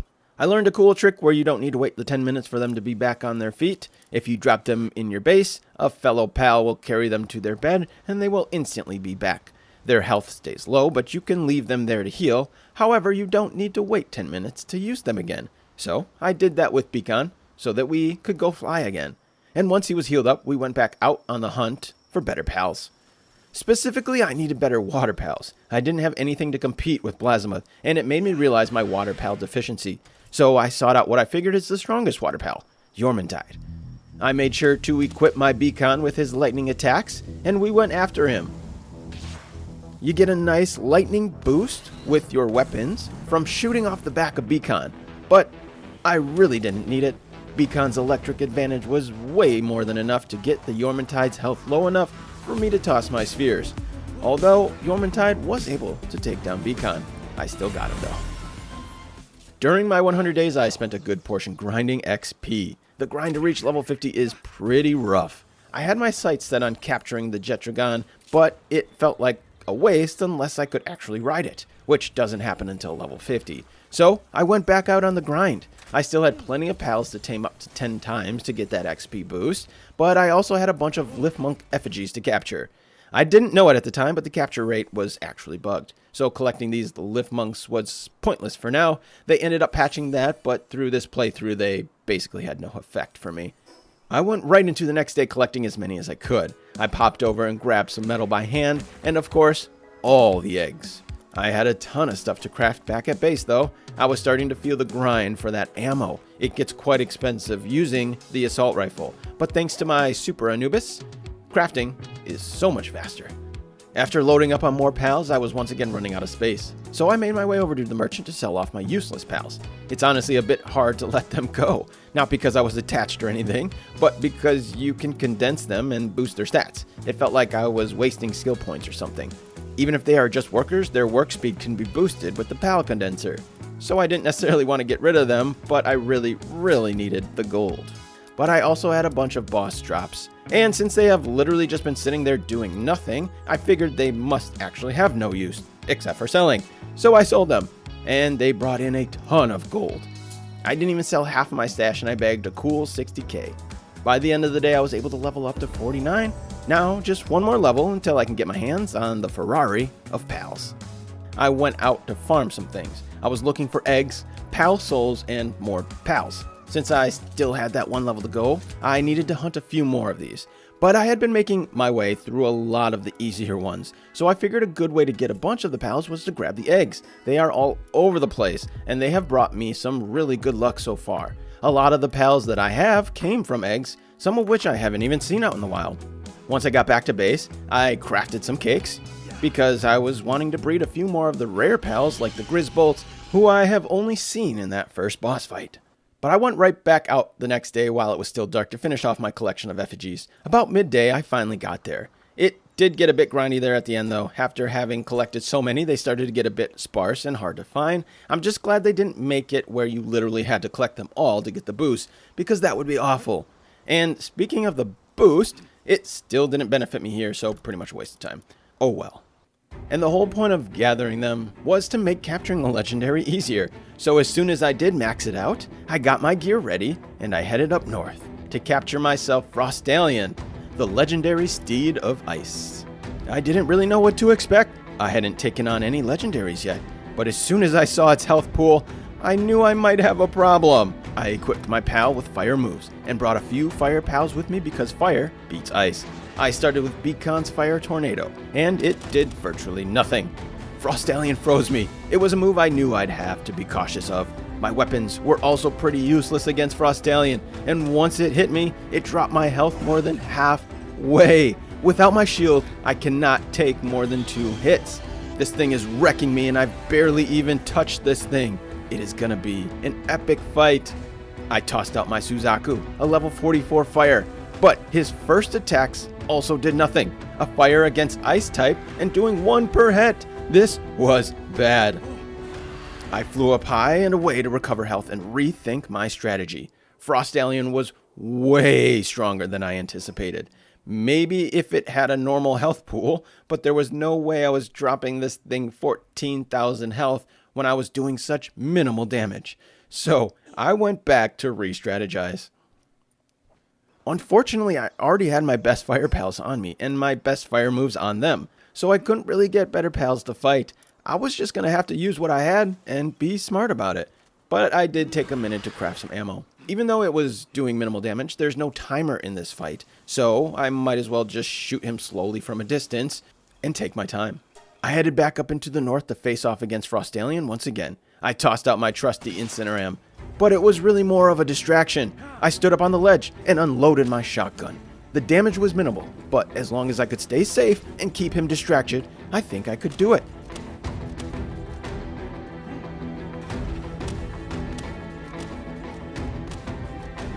Blaze Howl was up next. His damage output wasn't any better, and his moves were really slow, which let Frostallion come after me. So I had to call him back, and I tossed out my untested fire beast, Blazamut.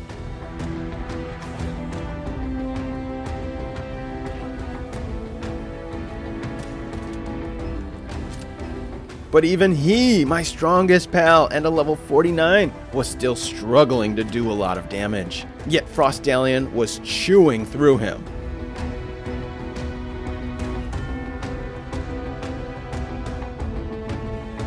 I ran around just trying to stay alive, making sure my shield was fully charged at all times. I tried to manage Blaz by calling him back for protection, and I used Suzaku to keep Frostallion distracted, while trying to slowly drain his health little by little. Suzaku actually started to put in some good work, and his fire attacks were starting to make a dent in Frostallion's health, down to 7,000. I started to feel confident that I could get this done. I tossed out Beacon to let Suzaku heal back up, and to keep Frostallion distracted while I popped off shots from a safe distance. Incineram had his full health still, so I tossed him out to get some work in. Then, back to Blaze Howl, who had some health recovered by now. But both of them went down, so Suzaku was back up. And just a few seconds later, Frostallion took him down. Beacon was back up, but the damage from him is so minimal. I climbed up to a safe distance and tossed out my best pal for the job, the only one who could do real damage, Blazamut. He went hard after Frostallion, chasing her down and bullying her into a corner. In fact, he knocked her so hard, she went right into the wall, and she was sacked.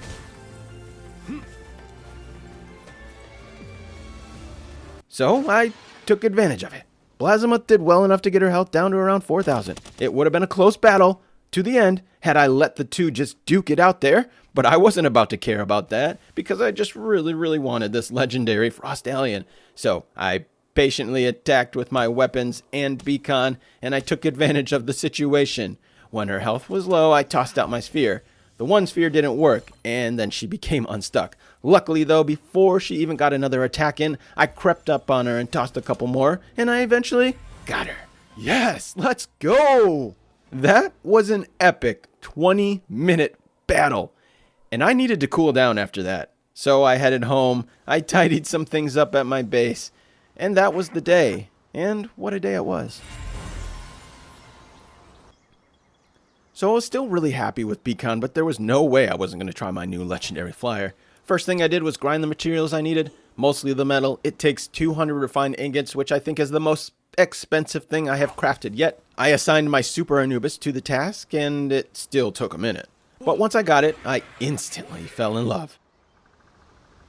It was definitely faster than Beacon, which was nice, but its stamina pool was huge. I could fly much further. And honestly, it just looks so cool. I can say right now, this is undoubtedly my favorite pal in the game.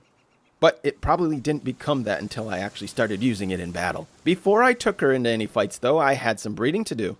I learned how to get myself the dark version of the Frost Alien Noct. And that just sounded awesome, so I bred my Frost Alien with a Hell's Zephyr. While they were getting busy, I had a raid. Wait a minute, what? What are they doing? What? No, what? What is happening? Oh my god, are you serious? Are you serious? They literally just bypassed that whole base too. Oh my god, that's hilarious. What? Okay then. It was hilarious. I got about 5 eggs to give me some variety with the hatching to see which one could be best. Then I swapped them out for 2 other pals. I had 2 breeding pens, but my cakes were running low. I put Moss Sanda and a Rayhound together so that I could get myself a Grisbolt. I hadn't seen these in the wild at all either, but it's like the cover art for the game, holding a giant minigun, so I definitely wanted to see what this guy was all about. There were some others I had interest in breeding, but I figured I'd hold off for now so I don't have to cook more cakes. I added more incubators though and called it a day. So it turns out they were able to get in because the walls actually deteriorated. I didn't know it at the time, but if you build outside the blue circle, your walls will deteriorate unless you change the setting, which I eventually did, but not before another group got into my base and set fire. But before I let it destroy my entire base with my eggs incubating in all, I made some quick moves and just destroyed the pieces with fire. Luckily, that worked really well, and then I just had to rebuild them, but a lot better than having to rebuild my entire structure. I can't believe after all this time, this was my first fire. And then I got my walls set up properly. I headed over to gather up more metal once again. My metal farm at this point was pretty optimized. I had a bunch of the Reptyros working, and with their level 3 mining, they are crushing this ore pretty quickly. And then I headed out farming Mammoth for the pal oil. Mostly I just wanted to test out my new Ice Queen. And damn, she was strong.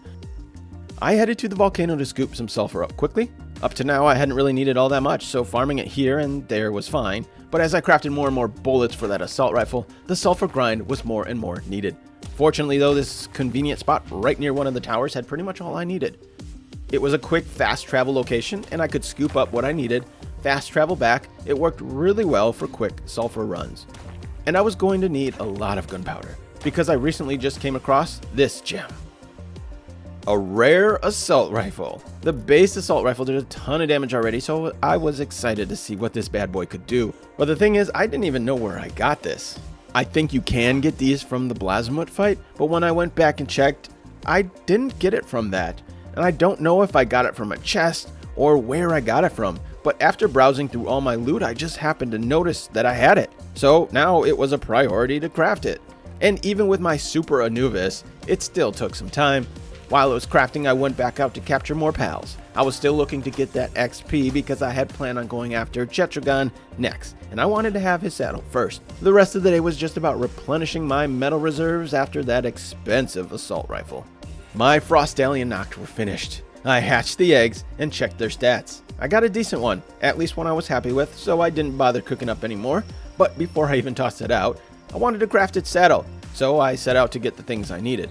Honestly, not sure how I didn't toss it out right away just to admire it, but I guess it's kind of like having a Ferrari you can't drive, so I wanted to wait till I got the keys. My Grizzbolts also hatched. I only bred a couple of those because I figured I wasn't going to min-max these guys. I just wanted to try one. I continued hunting down pal souls and other resources I needed. I found it easiest to fly around these two islands. They seemed to have a bunch of regular chests, which had the small pal souls, the ones I was looking for. When I got back to base, I had some upgrades to do. It was time to let Fenglope go. He was no longer fit to be on my squad, sadly, so I had to strip his souls from him and redistribute. He'd been a great fighter and a great mount, but I have outgrown him, and it was just time to move on. It was pretty expensive though, so I had to make another trip to the merchant to sell off my goods and my useless pals. While out again searching for more pal souls, I ran into a black marketeer, and I figured I'd see what goods he has. But this dude was trying to peddle me Cativas and Gumas. These are not special pals at all. Only my second time to one of these guys, and they continue to be useless. My man needs better selections. I was planning on just leaving him be, but a rush roar attacked us, and the black marketeer busted out a giant freaking minigun. Once he started shooting at my Ice Queen, it was on. Alright then, let's go.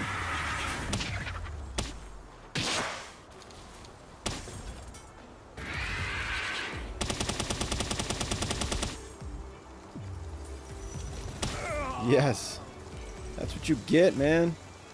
Don't mess with the Ice Queen. He was no match, but he did drop 13,000 gold. Next time I see one of these guys, I'm just shooting first. I was getting closer and closer to that level 50, so the rest of the day was just a bunch of capturing pals and farming resources. So somehow I hadn't even tossed out my Frostallion Noct to admire it yet. I literally got so distracted running around doing the things that make this game so addicting, so I kind of forgot about it. But while out, I just had a random moment. I was like, hey, I need to check this thing out. So I tossed it out and then admired its beauty, but then right back on the hunt for pals. When I got back to base, I started prepping for the next tower boss. After plenty of time off and time to power up, I felt really confident about this fight. But first I had to make sure my squad was properly equipped. Using water attacks on the electric type was definitely a huge mistake last time, and I wasn't about to go in unprepared again. So my whole squad got equipped with some ice attacks. Orsurk is a electric and dragon type. Since I don't have any good ground pals to take advantage of his electric, ice was the way to go because it has that advantage over dragon types. And also I used the souls I had to boost my team, mostly Frostallion because no one even came close to her. And I was ready. I didn't even bother wasting time with other pals. I tossed out my hands down best pal. Damn! She just did 10k damage in one hit. Any nerves I had about beating this fight just went out the window. My Ice Queen was about to destroy this fool. Oh, he's got no chance. Get wrecked.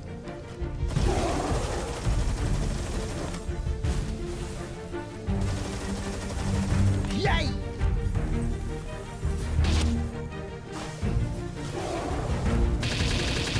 I melted this dude. The damage was insane. I hopped off Frostallion and just let her do her thing while I just sat back and watched the magic. That fight was night and day compared to last time. Sure, having the appropriate type helped, but really it was all Ice Queen. Even if she wasn't an ice type, she would have melted that dude. She is the best. I was feeling really confident at this point. I immediately set my sights on the next boss. I looked ahead and saw that it was a fire type. Since my water pals are still lacking a bit, I headed out to tame another Yormantide. I figured having two of these would be safe since I have literally no other water pals who are anywhere near high enough level to be on my squad. Again, my Ice Queen just made this a quick and easy process though. Just before the day's end, I finally got the last few pals I needed to get myself up to level 50. I started the preparations for the next fight. I went through all my skills and equipped my strongest pals with water moves, including Frostallion, and I boosted Yormantide with pal souls. I also got the PAL cold metal armor crafted and a few more bullets, and I was ready. Marcus and Phalaris. I started the fight with none other than my queen. She wasn't doing nearly as much damage as the last fight, but it still was pretty major. I sat back and let her do her thing while I blasted it with my weapons. I had a ton of shotgun ammo, and since assault rifle ammo is so expensive, I focused on using that. I was doing pretty good damage, so I wasn't too worried about time. 1 minute into the fight, we already had this thing dropped by like 40,000 health. Ice Queen was taking a good bit of damage though. Her health was already halfway down, but I kept her out and she kept fighting. Phalaris' health was getting lower. I called out my water pal Yormantide to see what he could do, and he was so big that he got caught a couple times on the pillars. But his Aqua Blast does massive damage.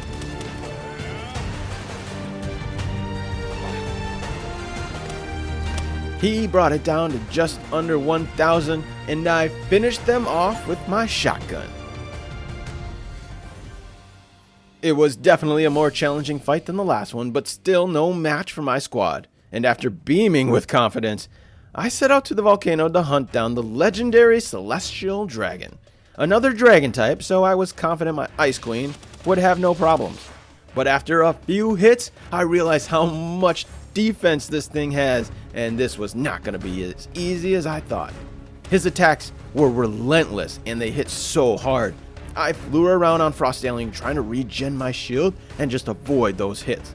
I let Ice Queen fight him while I just tried staying alive, getting in those shotgun blasts when I could. But he was relentless at coming after me. I continued to hop on Ice Queen and just let my shield recharge. Unlike the tower fights, this has no timer. I knew I was going to have to be patient if I was going to do this. My queen was doing her thing, but her health was getting low.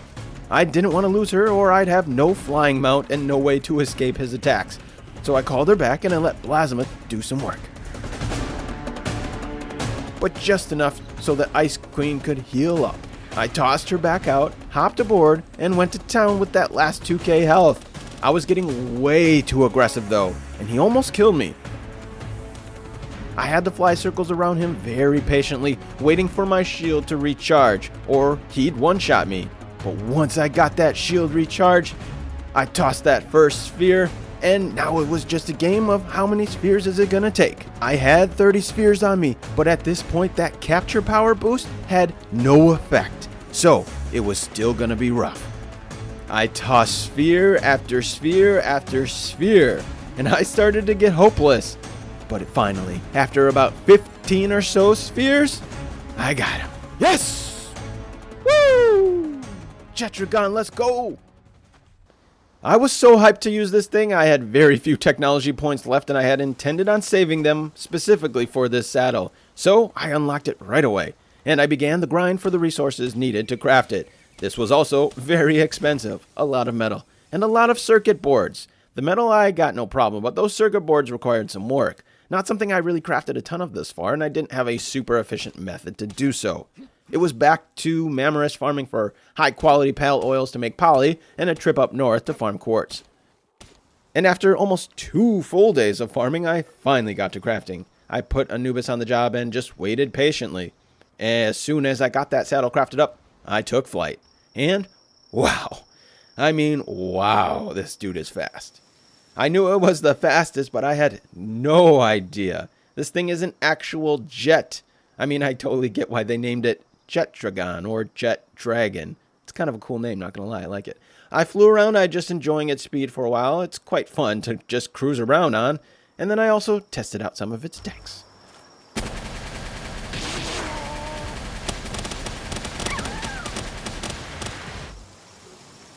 I was pretty excited to see what this thing could do in the next boss fight.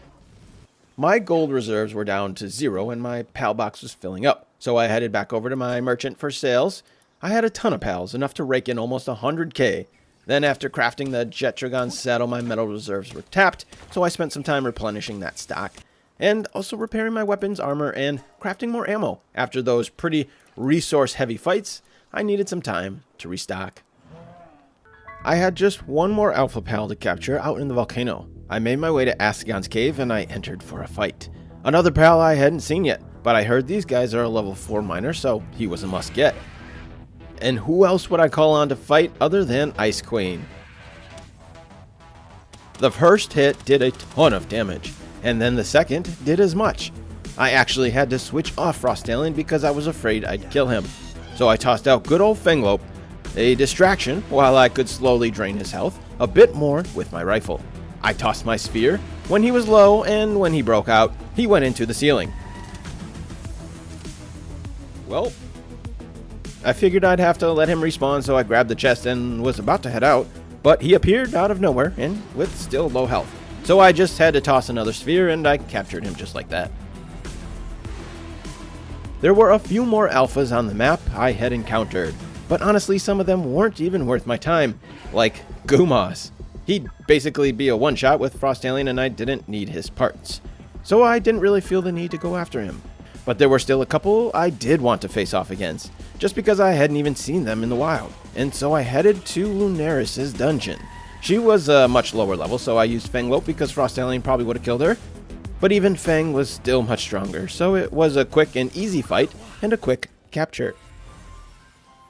I hadn't been up into the northern desert all that much yet, but I knew there were a couple legendaries up there. So now that every other alpha seemed to be an easy fight, it was time to challenge my squad again with these legendaries. I headed way up north and faced off against the Dark Knight of Legend, Necromus, and the Holy Knight of Legend, Palladius. I didn't have any really good dark pals to face off against Palladius, but Jetragon is dragon type, so he had an advantage over Necromus. And since he and Frostalien are my strongest anyways, I started the fight with Jetragon. But when I launched my first attack, it did such little damage. This was my strongest pal to face off against these guys. This was gonna be brutal. I launched my rocket launcher hoping I'd do some serious damage, but that didn't do much either. It mostly just knocks them around for a half a second, but does little damage. My beam comet seemed to be the only move that did much damage at all, but even that was lacking. I flew around trying to just get shots off, but fighting two of them, they were relentless. I hopped off to let Jetragon do his thing on his own.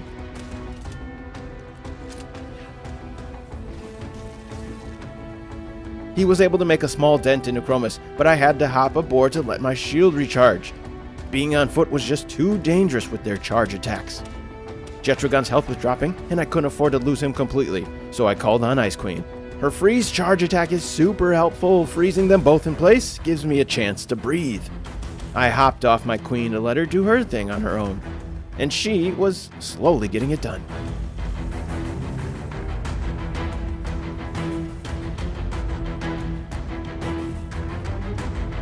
But when I got hit by Palladius, I needed to hop back on to recharge my shield, and because I was impatient, I went in for an attack. But Necromus' charge destroyed Frostalien. I called Jetragon back out and his health was nearly full, but just one blast from Palladius wrecked him back to half. I was trying to hop aboard, but I got blindsided by both their charge attacks, and they destroyed me. I quickly flew out to grab my stuff, but that fight was way harder than I expected. So before I went back at it, I was going to need to rethink my approach, or at the very least, boost my squad a bit. The problem was I didn't have much for dragon or dark types to take them on. My best dragon was Jetragon, who still struggled against them, and the only dark type I had wasn't anywhere near high enough level. It was Astagon, who I just got. He was also a dragon type though, so I figured he'd probably be my best bet to take them both on. I reformed my squad and I redistributed some of the PAL souls. I gave the most to Jetragon and Astagon, since they are best suited for the element type I was facing. I also took the time to pump up my new team with dark and dragon attacks. I had a ton of them sitting in my storage, and very few of my pals actually had these attack types. After re-prepping, I headed back up north for round 2.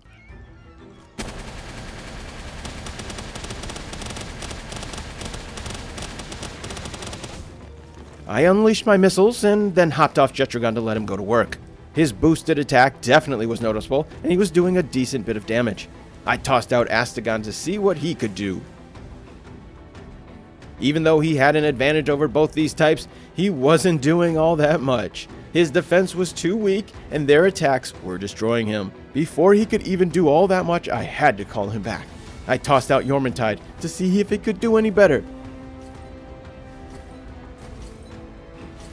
But with no dark type, he was doing 1 damage against Palladius. They got me with the freeze attack, and then finished me off with the charge. Another disappointing defeat. I had barely even gotten their health down this time. I didn't use much ammo and my armor didn't need much repairing, but also I already was using my best team. So I quickly healed my pals and then I went right back for round 3. This time my focus was to take down Necromus first. Since I had multiple dragon types, he was the weaker one for my squad. I was able to separate the two and fight Necromus 1v1 for a short bit.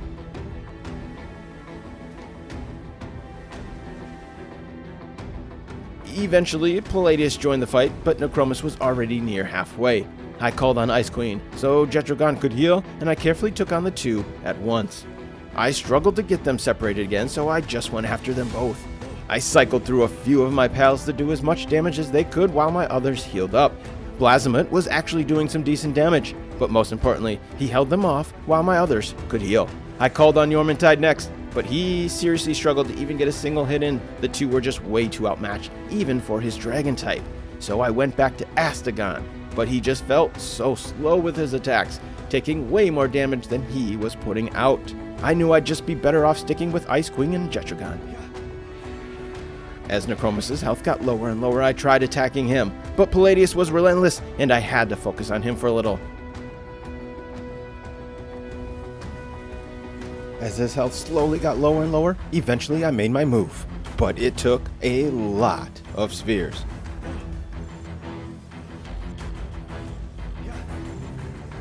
His health was too high. I needed to keep lowering it. Eventually, Palladius fell asleep mid-fight. This was my window of opportunity to go 1v1 versus Necromus. I continued draining his health as much as I could, as fast as I could, and eventually I continued tossing those spheres. Palladius eventually rejoined the fight, but at this point, I had the advantage on Necromus and I continued to launch those spheres hoping to capture him.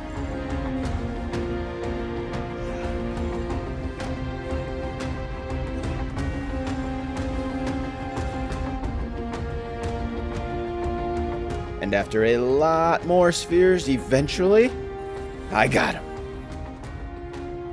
Now time for number 2. But my resources were really low. I had no more ammo, my weapons were damaged, my armor was low, and my pals were running low on health too. But Palladius still had half his health. I wanted to capture him, but it was more of a priority just to defeat him. First with Jetragon, then with Ice Queen. 1v1 was a lot easier, but he was still really tough, not taking much damage at all. I ended up switching Ice Queen moves back to her ice moves because she gets a bonus from using them with the legendary passive, and the dark moves just weren't doing all that much. And after a 20-minute epic fight, it was time to capture him. I brought back Jetragon to make sure he didn't accidentally finish him off. Blasmut's attacks are much weaker, so better for slowly draining his health. I had no ammo, so I couldn't do it with my weapons. I had only 10 spheres though, so I made sure to get his health as low as possible before capturing. I called Blasmut back, but when his health was under 100, Blasmut's fire attacks continued to drain his health to 0. All that work for nothing. But that's okay. It was an epic fight and I'm glad to have at least defeated him. I knew I could always come back and capture him another day. Plus, his neutral type wasn't going to benefit me in the final boss. The final tower is actually a dark type, so I'd be at a disadvantage if I used him. Therefore, I had no intentions of bringing him into the fight, so it really wasn't that big of a deal that I couldn't capture him. After mowing down the last boss and capturing all the legendaries, I felt super confident going into the final tower. I was ready. My team was ready. Frostallion, Jetragon, Necromus, Blasmut, and Yormintide. And I made sure to equip them with their best moves for the fight. I started with Jetragon. His attacks were doing significant damage. I knew he was going to have to be the one to carry the fight, but Shadowbeak was also doing massive damage to him. I knew I'd have to manage his health and be careful.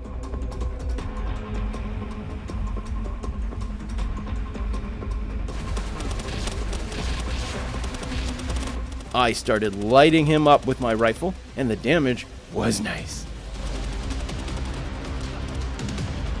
I called back Jetragon to make sure I could keep his health full, and I wanted to see what Ice Queen could do. She's not a dragon type, so she wasn't as effective against his dark pal, but she did okay. I called on Necromus to see what he could do.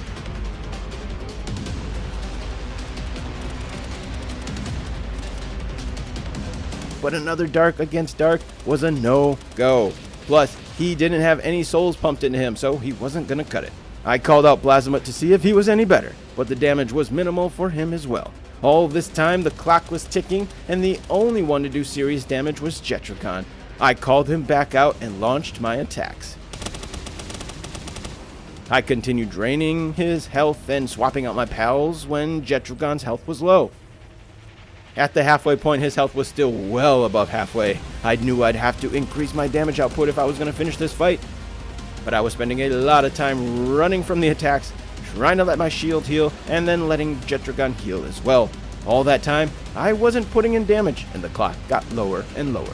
At the 1 minute mark, he still had over 70,000 health, and I knew this wasn't likely.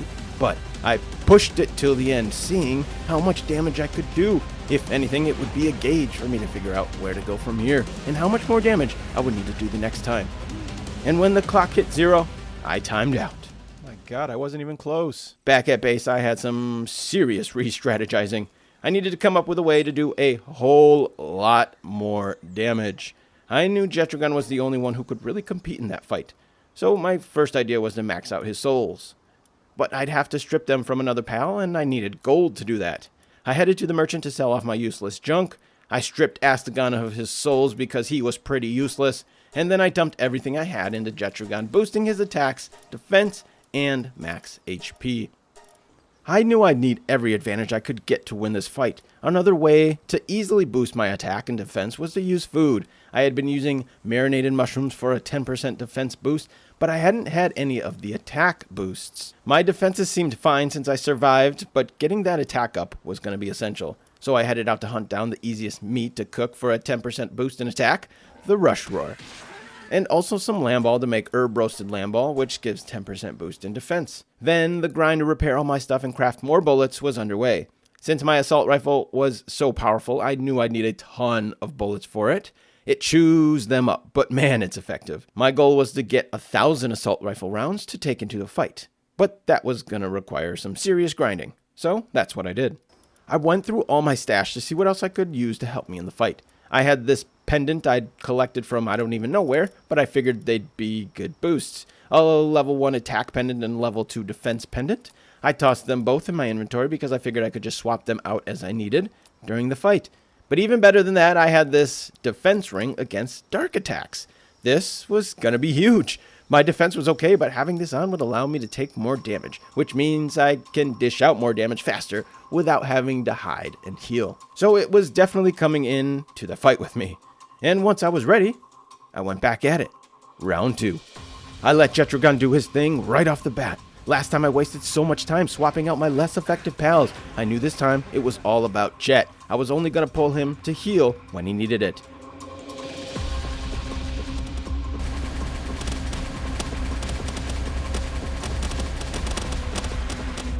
Just 1 minute in, we already had almost 30k health down. We were well on track to defeat him. I just had to keep being aggressive. I noticed it early on, but never really needed to use this as a strategy. But if you launch your attacks while riding and then hop off, he'll do his attacks again without them needing to recharge. I tried using that to my advantage to max out my DPS. Jetragon's health was getting low. I absolutely could not lose him, so I tossed out Yormantide while he healed. I boosted him, and his dragon attacks could put out some decent damage against this dark type. Halfway into the fight, and we were well below halfway, still on track to get it done. My health was low, and I needed to heal. But instead of running to safety, I tried using the pillars for cover. It's worked in the past, but Shadowbeak had a move that went right through it, and it annihilated me. It was a quicker fight than last time, so I didn't use too much ammo, but I still needed to grind more resources to craft even more of it, so back to the metal farm. And after another day of crafting, I was ready for round 3. I had my ammo stacked well over 1,000 rounds. My pals were boosted as much as they could be. My character was boosted as much as I could have it be. At least that's what I thought at the time. But I was ready. This was it. If I didn't get it done this time, I'd have to do some serious re-strategizing. I tossed out Jet, used his moves, then hopped off so he could launch them right away again.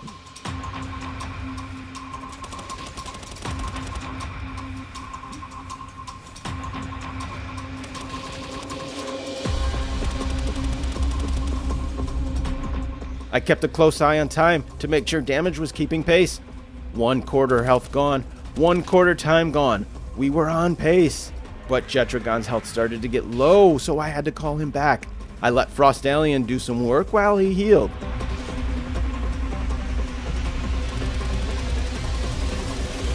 Her damage just isn't as good, so I made sure to unload my assault rifle to get as much as I could done possible, going for those headshots. The clock was ticking, and I was losing pace. I had to call back on Jetragon even though he hadn't healed up that much. Going back and forth between riding him and letting him do his thing while I fired my assault rifle and I avoided the attacks. I raced against the clock, being as relentless as I could, taking only seconds off to heal my shield. But with such an aggressive strategy, I lost sight of Jet's health and he was taken down. I was still on pace for time, but I was worried not having my strongest pal was going to be a problem. Yormintide was up, but my main hope was my assault rifle. However, I was running low on ammo, over 1,000 rounds. I couldn't believe it, but that just made me reserve it even more. I should have burned through it as quick as I could. When Yormintide wasn't doing the damage that I needed, I went back to Ice Queen. 1 minute to go, 20,000 health. I dropped almost 30 in the first minute. I can do this. And as that clock got closer and closer, and my bullets basically gone, I realized I was gonna fall just short of getting it done. And that's exactly what happened. Well, that sucked. Not gonna lie, I was pretty defeated mentally. I had really high hopes that I was gonna be able to take him down after all that prep work, but also I wasn't sure where to go next to power up. My pals were already maxed out, and farming souls was a tedious grind that I wanted nothing to do with. The other option was to find a better weapon, but that was another grind that I was not at all interested in doing. I don't even know where I got my assault rifle, so I had no interest in hunting a better one down. I thought about maybe respeccing my character and boosting the damage, but really it wasn't me that was doing the bulk of the work. It was Jetragon. So ultimately I figured the best strategy to get more damage done was to capture myself another one. He was the only one who could put out major damage, and the downfall of that fight was letting him get killed. Had he stayed in that fight, I definitely would have got there. There was only 10k of the 200 left. But after he was defeated, I just wasn't able to put out enough damage. So at some point before going back into that fight, I knew I'd have to get myself another one. However, I needed a break, and I wanted to do a couple other things first. Besides, I needed a ton of resources since I burned through all my ammo, and that's what I started with today. I also had a bunch of souls dumped into Blasmut, but the only reason I didn't remove them before because it was going to cost 100k gold, and I didn't have it. But after a bit of farming, I did. So I reset his stats to get a boatload more souls to dump into Jetragon. I fell back into a comfy routine of managing my base, crafting more resources that I may or may not use, and replenishing a bunch of things that were getting low. My technology points had been low for some time, so I wasn't able to unlock some of the things I wanted to use, but I figured I could do that with the Mind Wipe potion. But I still needed to craft an electric medicine bench. Once I did, I saw that the memory wipe was ridiculously expensive. The parts were all farmable, but 100 flowers? The 10 I had was all that I had collected in this entire 136 days. The other items I could get either from a merchant or some quick farming, but still nothing else you craft I felt used anywhere near this much, so it seemed super expensive. Before I started farming those resources, I wanted to craft some medicine. My poor pals had been getting sick and injured, and I hadn't one single time tried to heal them up. I didn't even know how the medicine worked, so I went ahead and gave it a shot. Pun intended. Specifically, it was my Yormantide Ignis. Most other pals were replaceable, but I didn't have any more of him, and he was essential for cooking metal. And now that he was back to full strength, I farmed up a bunch of metal and spent half the day doing so. There were a few more alpha pals I had some interest in going after. Anubis is one I was way too outmatched last time I encountered him, but I definitely powered up quite a bit and I was ready to capture myself and Anubis. I flew out to the desert and took him on. His defenses are pretty solid. He can also speed dodge your attacks, which is crazy. But as I expected, my legendary pals and myself were much too strong for him, and I captured a giant Anubis. I spent a bit of time starting to grind out some of those resources for the mind-wiping medicine, and then I headed over toward Yormantide. My thought was it would be good to have another dragon-type pal I could bring into the fight. I still planned on getting another Jetragon, but if I had 4 dragon types, 2 Jetragons and 2 Yormantides, I'd have a better chance at getting that damage output if the 2 Jetragons go down. It's an easy takedown for my pal, so I went after him quickly and I captured another. I geared up and I went out to the volcano to get Jetragon number 2. I let Ice Queen go at him first. She was boosted with souls compared to the last time we fought, but that didn't mean much. The Jetragon is still a monster. I couldn't just let her brute force the fight. We had to be strategic. But I was a little overconfident and I lost focus for just a second, which was long enough for him to get off an attack on me, and it destroyed me. So I went right back out there, this time with my Jetragon, and I let them duke it out. My guy had the upper hand and was winning the fight, but the wild one was relentless and coming after me. I had to continually hop on my Ice Queen to fly around to recharge my shield. It was a little buggy trying to hop on my Jetragon, so I relied on the Ice Queen.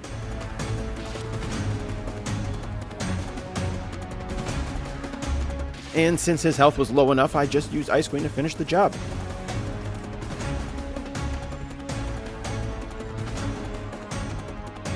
While over in that direction, I headed to one of the wildlife sanctuaries. I hadn't been over here much, and I was curious to see what rare pals I could find. Immediately, I saw 2 really needed things. 1, the rare flower things. I needed 100 of them, and they spawned all over out here. Talk about a well-timed discovery. I didn't even know which pal to farm these from, but now I can just collect 100 real quick out here. I also spotted the Yormantide Ignis. I only saw the one that I had from an egg, and I didn't even know these things spawned over here, so I definitely collected myself a couple more. This was a random decision to come over here, but totally worth it. 2 really great finds. Now that I had 2 Jetragons, I needed to boost the other one with souls, and my new one was actually better, so I maxed out both of my Jets with as many pal souls as I could. And as the final preparations were slowly underway, I did another chunk of bullet farming. I actually used quite a few in that Jetragon fight, and this time I was planning on taking 2,000 with me into the final boss, because, well, I just wasn't going to have that be the reason I fail. The advanced version of crafting stations always provide better things to craft, so I wanted to see what better foods I could cook up. I built the advanced version of the cooking pot, and as I expected, there was a lot of new things to cook. But what I was interested in are these foods that give a 20% boost to attack and defense. I just had the mushroom soups before, which only did 10%, so that was awesome. Plus, I tested them out on my pals, and they do indeed work on your pals. I was so excited. I pretty much spent the rest of the day farming the types of meat that I would need to cook a bunch of these helpful meals. I put my chef's hat on and started cooking up a bunch of the foods. The one thing I didn't know of if the various types stacked, so is it possible to get like 40 or 60% boost? So I made a bunch of the different types, and I found out later that it doesn't stack, unfortunately. It just goes off the last one you eat. My tiny little cooler box was filling up with all the new food, so I had to upgrade. I had to farm up some of the ice organs first. I haven't really needed any of these for anything much, so I never really farmed them. But a quick trip up north got me what I needed. I found that farming bones for the mine wipe was a little tedious. I had the same issue early on when trying to produce a bunch of cement, so I went back to a merchant, which seems to be far and away the best method because they aren't that expensive. But I couldn't buy any pal fluids, so I had to farm those. I was close with my flowers, but I didn't have quite enough, so I headed back out to the wildlife sanctuary to grab some more. I needed to go to multiple though. They don't have quite as many as I need on each one. This other sanctuary was convenient because it had these Terra deer, which gave me that meat I was most looking for to craft those attack and defense boosting foods. So 2 birds with 1 stone by coming over here. I had been yearning to craft the Frost Alien Nox saddle just to give it a ride, but it was really expensive. So much metal. I had to take some legit time out just to grind the metal for it. But after Anubis finished crafting it, it was time to finally get to ride this legendary pal. It was unfortunate I didn't have much use for it. Certainly wasn't coming into the final fight because it's a dark type and well underpowered since I hatched it at level 1. But I loved having it. It looked so dope. And then I continued on with the final preparations. I was getting very close to being ready.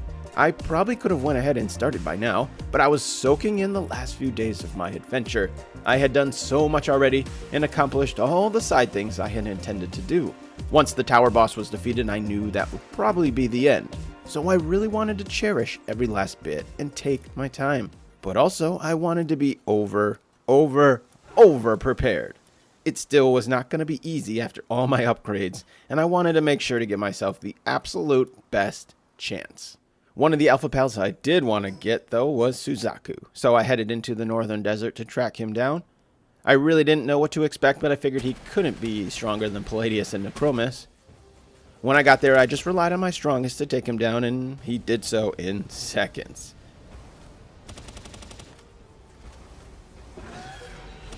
At this point, my power level is pretty high, and these alpha pals, even the hardest of them, are really no match.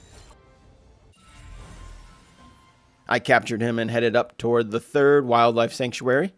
I still needed more flowers and I hadn't been up to this one yet. I didn't necessarily intend on it, but I figured why not tame Palladius? Last time I only got one of the 2, so let me challenge myself. Especially after feeling so powerful compared to before. I jumped into the fight with Chetragon and started letting him have it.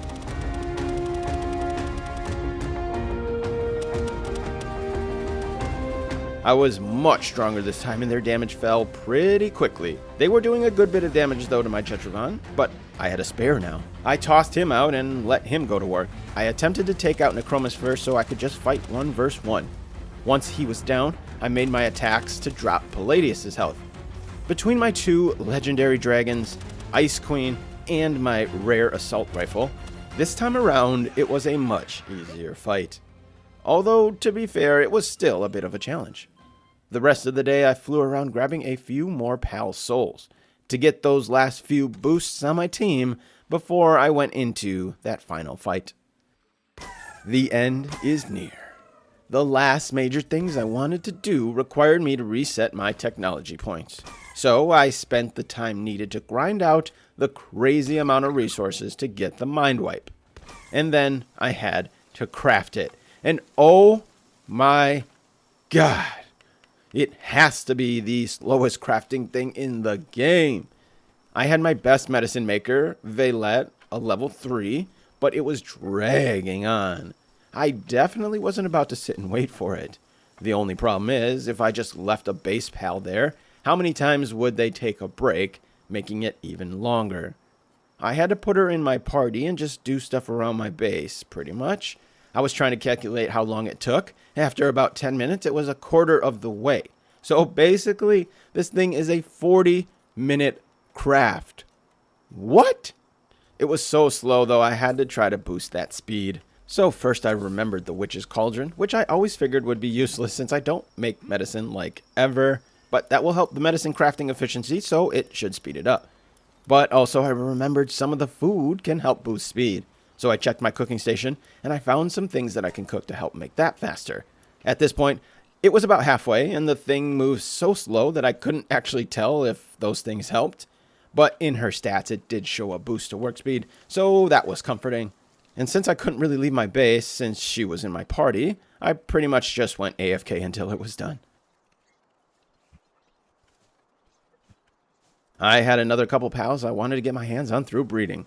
I tossed Astagon and Kitsune together so they could make the Shadowbeak, and then a Vanworm and Anubis together to make a Phalaris. These were two of the boss pals I encountered in the towers, but never even seen them in the wild, so I definitely wanted to try them out. And I wanted to see how they fly, but I needed to unlock their saddles first. So I went ahead and drank my Mind Wipe potion. It resets my stats like I expected, but it did not reset my technology points. This was a huge disappointment. I really wanted to test out a bunch of these things that I hadn't unlocked, and I checked the settings to see if there was something to bypass this, but I didn't find anything. I don't know if there's cheats that I can get past this with either, and this was like the last big thing I wanted to do in the game. I was hoping to casually just unlock some things and try them out and take my time a little to enjoy the world a bit longer before I head into that final fight. But now I felt like I had nothing left to do. As disappointed as I was, it kind of gave me a good reason to do another playthrough, which could be fun if new content is slow to come. But that was it. I was ready. The time was here.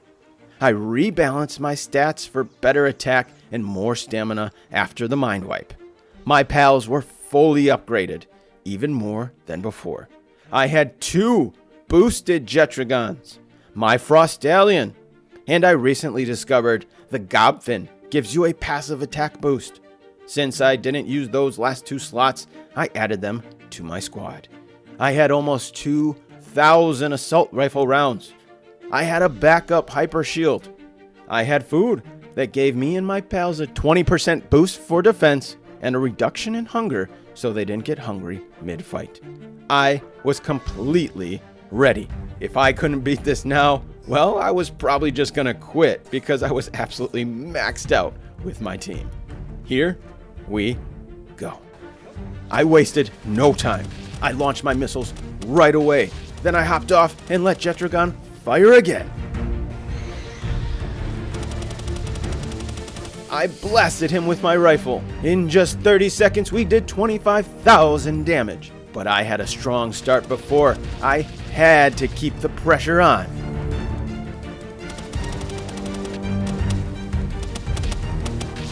Jetragon was annihilating him, and so was my assault rifle. He was doing work.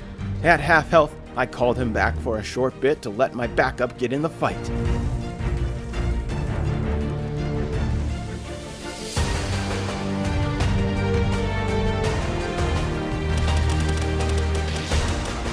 I continued laying down endless bullets, going for those headshots. Hopping aboard Jetragon when his missile attacks were ready and unleashing the fury. I continued the pressure, never letting up. Both my Jetragons were unstoppably powerful, and my assault rifle was chewing through him. The health dropped faster and faster. I mounted Jetragon once again to finish him off with my missile launcher. Let's go! Woo! We did it! Yes, fuck yeah, we got him! Let's go! Yes!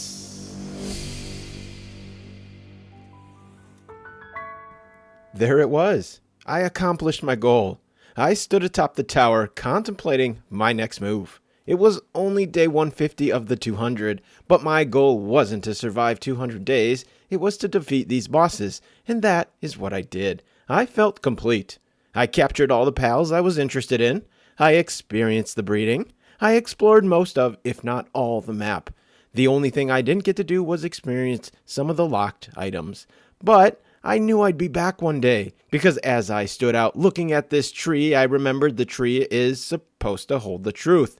So, when I can actually make it out there, one day, I will discover that truth. But until then, thank you so much for coming along this journey with me. I hope it brought you even just a fraction of the joy that it brought me. Thank you, thank you, thank you, and I hope to see you on the next adventure. I started this journey just like before, but this time the clock was ticking. If I was going to complete my task in 100 days, I had to get moving right away. I stepped out into the world and immediately got to task. I grabbed this conveniently placed piece of wood and crafted myself a primitive workbench. Then a club and a pal sphere. I had to go after and capture my first pals, and to be honest, even if I could skip through this intro stuff, I wouldn't. My brain needed a serious reminder of what to do. But just like anything, it slowly came back to me. I captured a couple of land balls to get me started, then a pickaxe to begin the endless bit of grinding that I will eventually be doing. I got what I needed for a pal box and set up my first base. I put it down, but then kind of got lost in checking out some of the new stuff in the Sakurajima update. A laser rifle. Nice. 1250 attack. What is the attack on the... Fires rays of concentrated light with pinpoint precision. This thing is going to be a monster. I need this. Yep, I need this bad. And before I knew it, my first day was coming to an end, and I've literally done nothing. I had to craft some clothing to keep warm from the cold night, then got myself a chickpea. But when morning came, I got myself some more spheres and went right after the 5 land balls I needed to progress in my journey. Before I got too much stuff set up, I wanted a better base spot. Flat land and no obstructions would be ideal, but I wasn't thinking about that at the time. For some reason, I completely forgot I could fast travel right from my base. So I decided to put down my base right near the closest fast travel point, thinking that I was so smart, and it was brilliant because I was going to save so much time doing so. No. I continued progressing in my early journey objectives. Getting my base leveled up was just as much a priority as getting myself leveled, because higher level base means more pals working, and I'm going to need everyone working their booties off to get this done. I got a bow crafted and went to capture a few more pals in this area. Cremis, Fox Sparks, Gumas, Cativa, and a bunch of repeats to begin the early XP grind. The next day I left the comfort of my base area and I went to hunt down more pals for the XP. But they also have such important resources. It's not just meat you get from them, but stuff you actually need, like these flame organs from the Fox Sparks. And as soon as I could, I crafted myself the Pal Gear workbench and got a Fox Sparks harness, because going from bow and arrow to a flamethrower as a weapon is a pretty mighty upgrade, and it didn't take long before I got base anxiety. I can't tell you exactly what I was thinking here, but I picked a terrible spot. That's after I wasted half a day trying to make up my mind. Everything was too hilly or too near a boss. I think I just started feeling anxious because I was taking way too long. So I ended up putting my base in an absolutely terrible spot, which you'll see why later. But I didn't pay attention to that now because all I could think about was the clock ticking and needing to hurry up my progress. So I just settled and started rebuilding my structures. A very early raid allowed me to capture a lease punk, and once my base was set up, I went back out to focus on getting a travel mount. But I'm still pathetically weak. I can't even manage to take down a couple deer. Instead, I captured a bunch of Fox Sparks, hoping for one with good passive skills. I also freed a fuddler, and just as I was down to my last sphere and about to head home, I came across 2 more deer. I was able to snag one with my final sphere. I already had the saddle unlocked, I just needed more resources. Traveling on foot was already a pain, so I needed that crafted immediately. First though, I needed ingots, so I built a forge, I mined the single ore rock near my base, then I put one of my Fox Sparks to work. Night was upon me once again. Now that I had pals working, they needed beds. And so did I, which also gave me another upgrade to my base. Since my days are based on 30-minute intervals and not actual in-game days, I went to sleep so that I could have a little bit more daylight before the day officially ended. In the morning, Atamat was still out, so I snagged him quickly. This was a great capture. He's a level 2 miner, but also a mine foreman. Really helpful early on. I continued getting the early necessities set up in my base. Logging site, feeding box, and then I headed out on my new ride.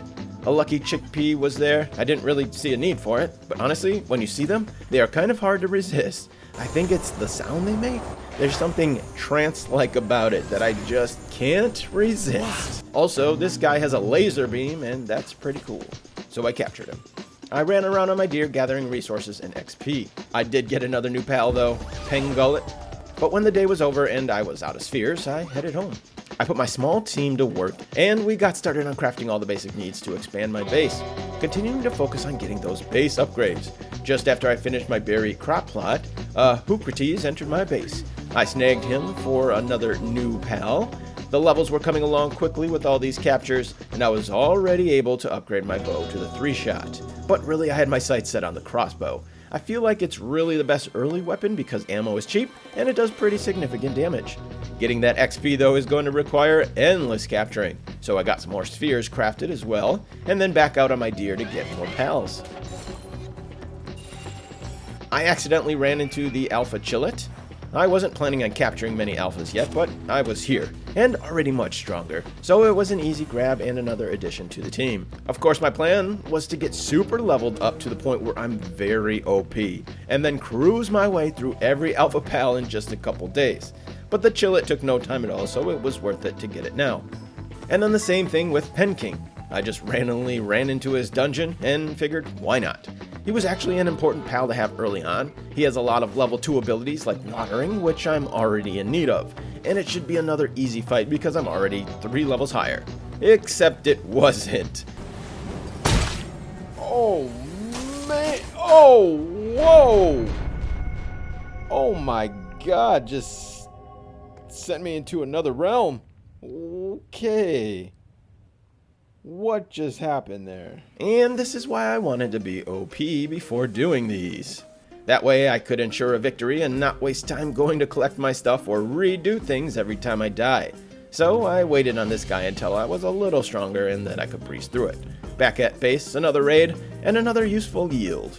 I got these training manuals, which I do not recall ever getting before. Just like Pal Souls though, I knew I'd be storing these until I have my boss squad and just dump all those points into them at the end. No use in wasting them on my pals now that will eventually get benched. I continued expanding my base a bit more now that I was getting some more resources, hot spring for the pal's sanity, egg incubator, and some of the basic workbenches. I just unlocked the crossbow too, so that became a priority to get the rest of those resources. And once I did, I went back to Pen King. I also had the upgraded armor on compared to last time, so I felt much more confident this time around. It was really those Pengullets destroying me with their icicle attack. Once I took care of them, I was in the clear to capture the Pen King. But I missed my opportunity. Fox Sparks ended him before I could toss out my sphere. But at least I got the technology points and I crossed him off the board. But I still need to capture one. Right outside the dungeon was a Nightwing. I remember these being so incredibly slow, but having vertical movement is clutch. I wanted to get him and a saddle crafted to open this world even more. I had a huge electric egg to hatch, and I got myself a Dazzy, then a little more progress on my base, before getting a random urge to go take down the first tower. Like I said, my goal was to do this all at once later on, but I thought it'd be a good gauge of my progress so far, and I was itching for a fight. I equipped my best pals, which somehow includes a Fuddler, and then I went to work. Alright, Fuddler. Just avoid his attacks. I think I'll be okay. Might help if I do some damage. What is his move? Ore detector? I don't even know what that does. Oh, that's not gonna help me. Oh man. Oh! I don't remember that attack. And down goes Fuddler. Alright, Fox. Come here, bro. I'm trying to call him to me. He's not coming. He's not coming. What is going on? Alright, I'm holding F. He's not coming to me. Now he wants to come. That's what we like. Nice clean shoot. That's not what we like. Alright, we're almost there. There we go. Nice. Easy. Easy. Too easy. I didn't do as much damage as I thought I would, but my defenses were more than enough. The Nightwing saddle didn't need too much to be crafted, so I went out to gather those resources. Another new pal out there to be captured, Depresso, and after gathering some resources, another egg finished. My egg incubation times are turned down to half because I don't have 2 hours to wait for a huge egg. So it's an hour, without efficiency for a huge egg, which is still a bit of time. But the regular sized eggs only take 3-4 minutes. I hatched another new pal just in the time it took to put down my ranch. I completely forgot how beneficial it is to grab these eggs in the wild. That's free pals, free XP, and free resources, if you want to go that route of butchering them. I got a couple more things put down to upgrade my base a couple more times, and I continued expanding and learning about new things that have been added. Oh, what? This is new. That is so nice. Actually, I love that. It was a grind to get these. That is really nice. You could find so many of these ones, but these ones, and even these ones, I love it. Alright, let's see what we got here. Alright, so low quality recovery meds, medicine that heals wounds over time, low quality cavern mushrooms. I think that's new. I don't remember those being a thing. I'm assuming I gotta get those in caves. Would make sense. I needed more leather for my Nightwing saddle, so I went to find the easiest pal to get them from, Foxsparks. And it might be easy, but they only give one, so it's a bit grindy. I started making my way to the nearest trader to hopefully be able to just purchase leather. On the way, in this unexplored area, there were more new pals to capture. Rush Roar, Fuwak, Bixie. I got to the shanty town and purchased my leather with the gold that I had, and since I was here, I just went into this super easy cave. I knew I'd be able to grab some cave pals and hopefully some resources. Daydream, Killamari, Mao. I grabbed my giant Lambo and cave resources and headed out and back home. My resources were piling up and organization was getting to me, so I had to spend the rest of the day trying to get some level of organization for my sanity. Even though it's still a complete mess, it was organized chaos. I burned through those resources that I got for my Nightwing saddle, and I had to get more quickly, but then finally got that crafted. The rest of the day was dedicated to farming resources and expanding my base, and I farmed this single ore rock yet again. It's still just enough metal for me, but a bigger solution is going to be needed very soon. The Nightwing saddle was done, and it was time to get airborne. I reached the level I needed to unlock the ore mine. This is new and a very welcome addition. I spent so much time grinding ore last time because you need more than can be automated unless you dedicated multiple bases to ore mines. But even then, nowhere near how effective that these things can be. I worked towards getting that set up and then set up Tombat to work the mine. My plan was still to dedicate one of my bases to be a full-time mining base. Last time I had a full breeding base, but since I won't be needing that this time, I can just use it as a mine. Ore, stone, wood, coal, and even sulfur when I unlock those. But before I could unlock the level 2 ore mine, I knew I'd probably have to do some mining by hand until I can get that automated fully. I made my way to the Desolate Church, which was my mining base last time. It's a great early location to get a ton of ore, and I ran into something I hadn't seen before. What is this? You're not a black marketeer. A metal merchant? That's new. Let's see what you got. Mystery box. That looks interesting. Speed elixir, might elixir. Permanently increase attack?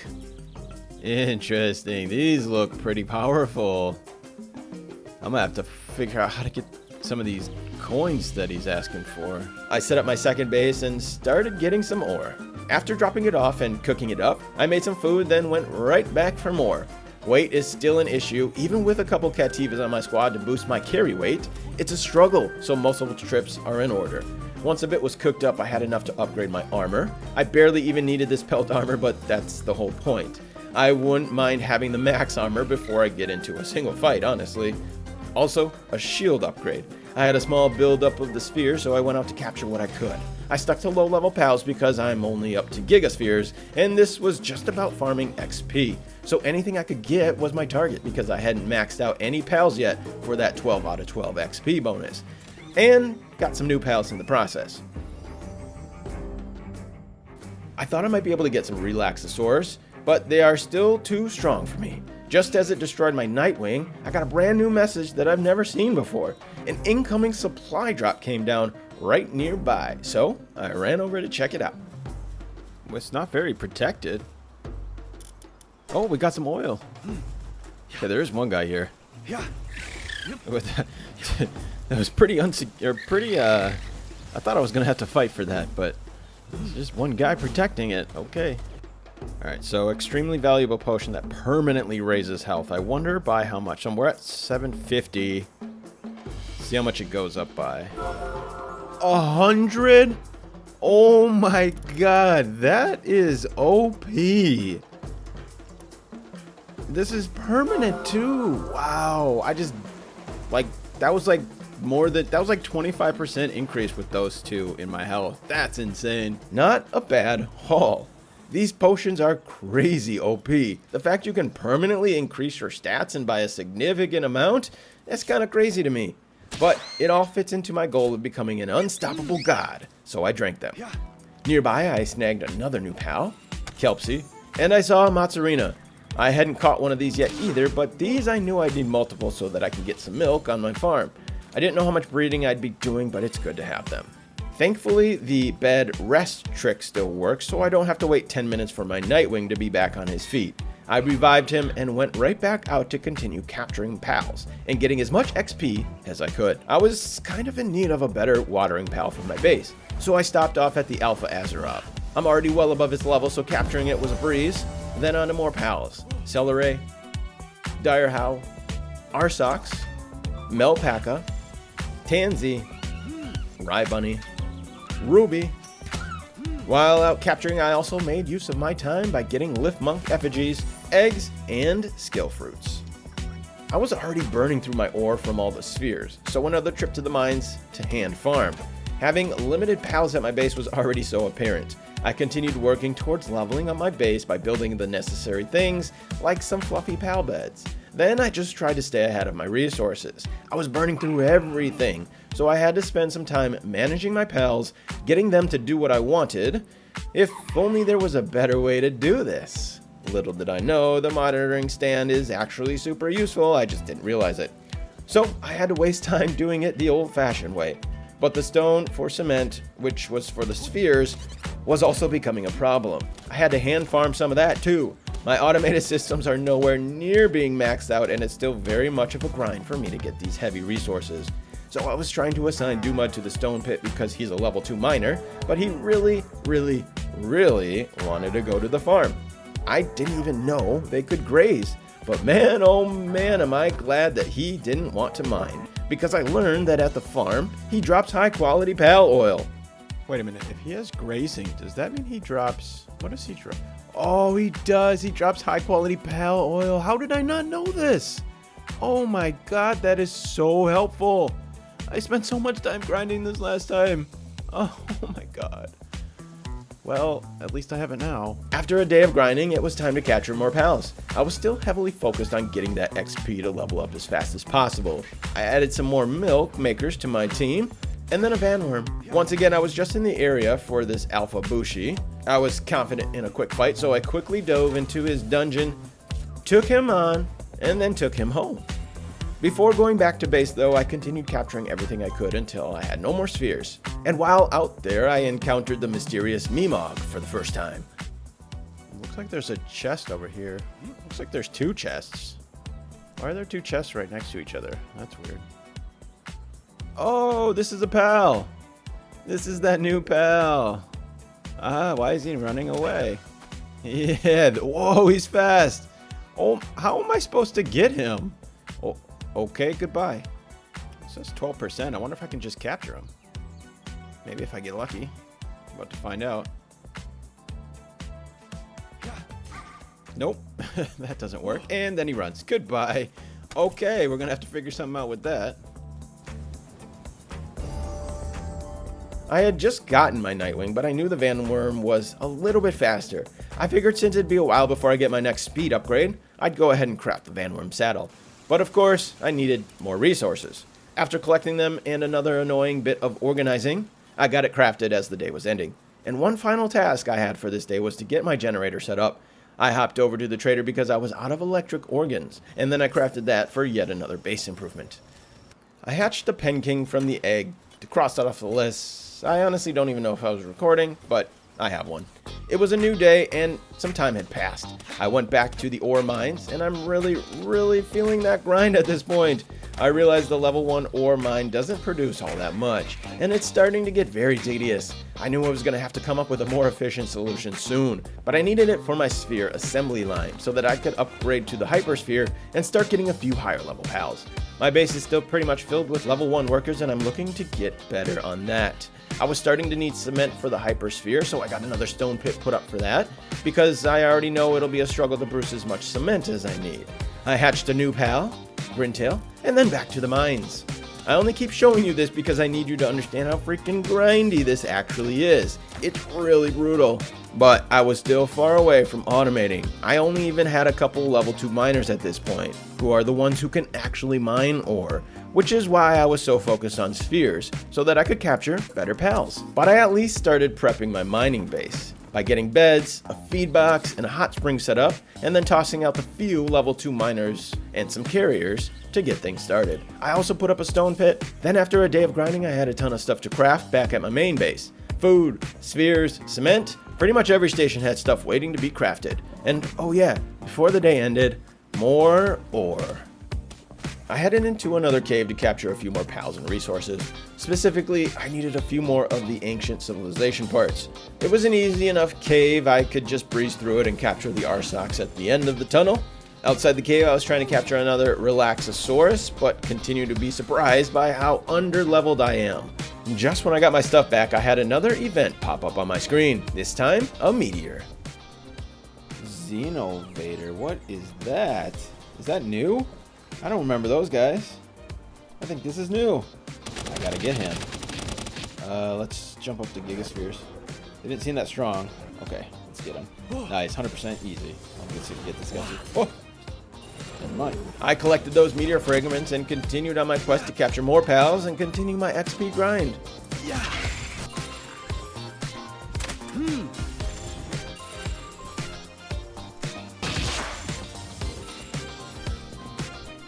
I still didn't have much for handiwork pals, so I put up the toolbox, which helps with improving their efficiency, and then another extended period of just managing my pals, making sure everyone was being useful as to not waste time.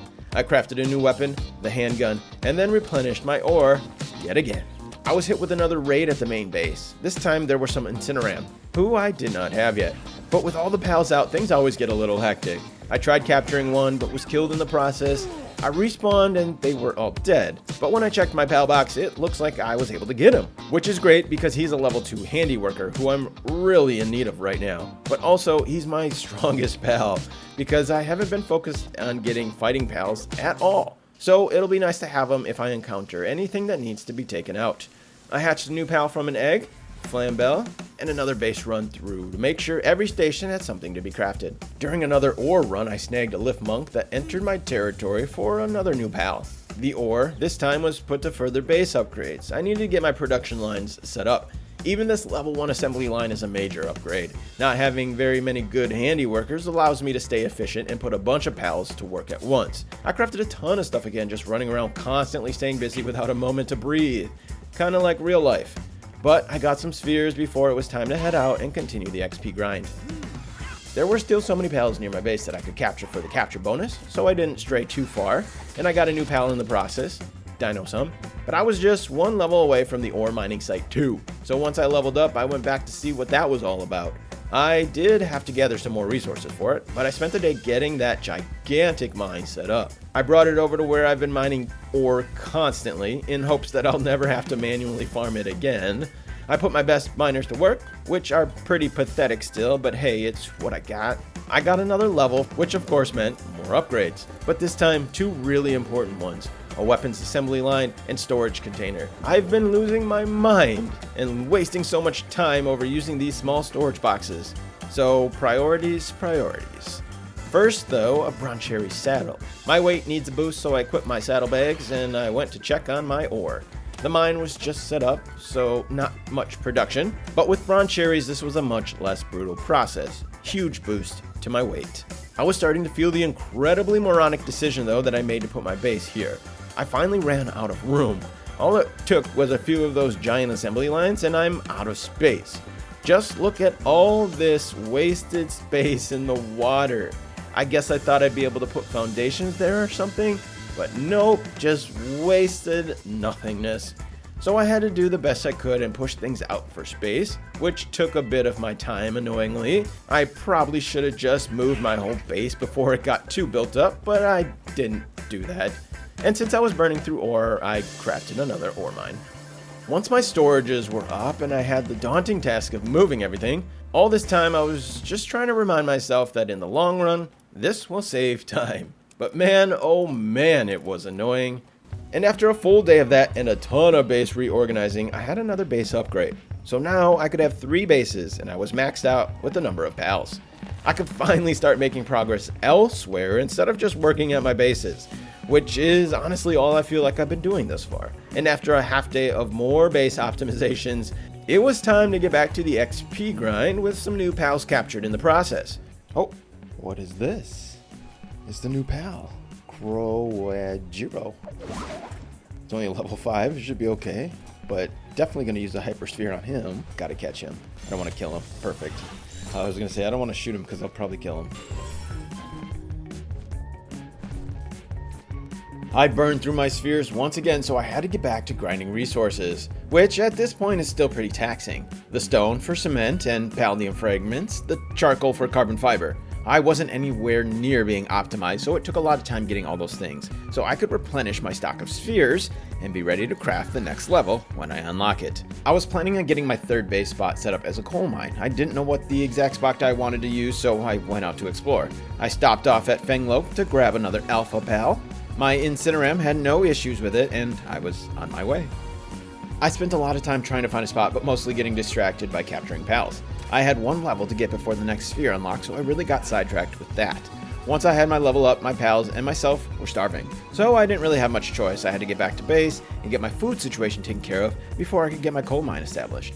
I had my farm going and some chickens on the ranch, but I really struggled to keep up with food still. I went to farm some meat manually from the chickens and lamb balls and so on nearby my base. The Mamorest right next door though also had some good meat, and I knew I still needed to capture one, so I got him too. I cooked some food, fed my pals, and ran around managing my base. All stuff that felt like a waste of time, but it is necessary. I was getting pretty tired of the slow speed of the Vanworm. I had the beacon saddle unlocked, so it was time to go for a flight upgrade. I shouldn't have done it at night. I literally could not see anything, but luckily I'm much stronger at this point than the beacon, and it was a pretty easy capture. I grabbed even more pals while out though because I was still grinding that XP. I tried farming electric organs for the beacon saddle, but that was a bit too grindy. I remembered that I can just buy them, so that's what I did. Now that I had beacon, I was more comfortable with more exploring. Just so I didn't waste so much time on the slow Vanworm, I headed up north to get new pals. I ended up back at the famous coal spot, which is rich in coal and ore, but I was really indecisive about this. I didn't need ore because the ore mines produced more than enough, and this area is really hilly, so getting a bunch of base stuff built was always very annoying here. I figured it'd probably be best to find a more flat space to mine coal, but I honestly was already spending too much time searching. This coal spot was better than no coal spot, and I needed my coal production to get started ASAP. So I settled on this location, put my base up, and I went back to my main base for the night. I started the day doing what I do best, manual grinding, or at least what I seem to do the most. I had to get my refined ingot production started, so before I automated this area, I just got the coal myself. Then I needed more cement for the spheres. I went to Godfin's territory where they spawn in droves, captured a few, and mowed down the rest for their pal fluids. It was finally time to get a monitor stand set up. Before, these were basically useless. I wasn't in a rush to get one set up. I knew they made some changes, but I didn't know to what extent. And oh my god, I was delighted with what it can do now. Oh my god. This is way more complex than I was expecting. Allow or prohibit certain types of work to be performed by pals. This is so nice. Holy crap. Okay, so I can completely stop them from doing anything. Very nice. This is really good. This is so nice. Oh my god, this is convenient. It might take a little time to manage all this, but... Oh, what's this? Manage the facilities your base pals are assigned to. This is so helpful. Oh my god, this helps so much. I'm so happy they added this. Then it was time to craft. I had an upgrade to my pickaxe, more spheres and all the stuff to make them, and so on. Every station needed something to craft. Also, I started on an Azerobe saddle. My goal was to start building my water pals. I had hopes of farming Blasmuts to obtain a legendary assault rifle schematic, and since he's a fire type, I wanted to get a head start on my water squad to make repeating captures a simple process. And then another new pal from an egg.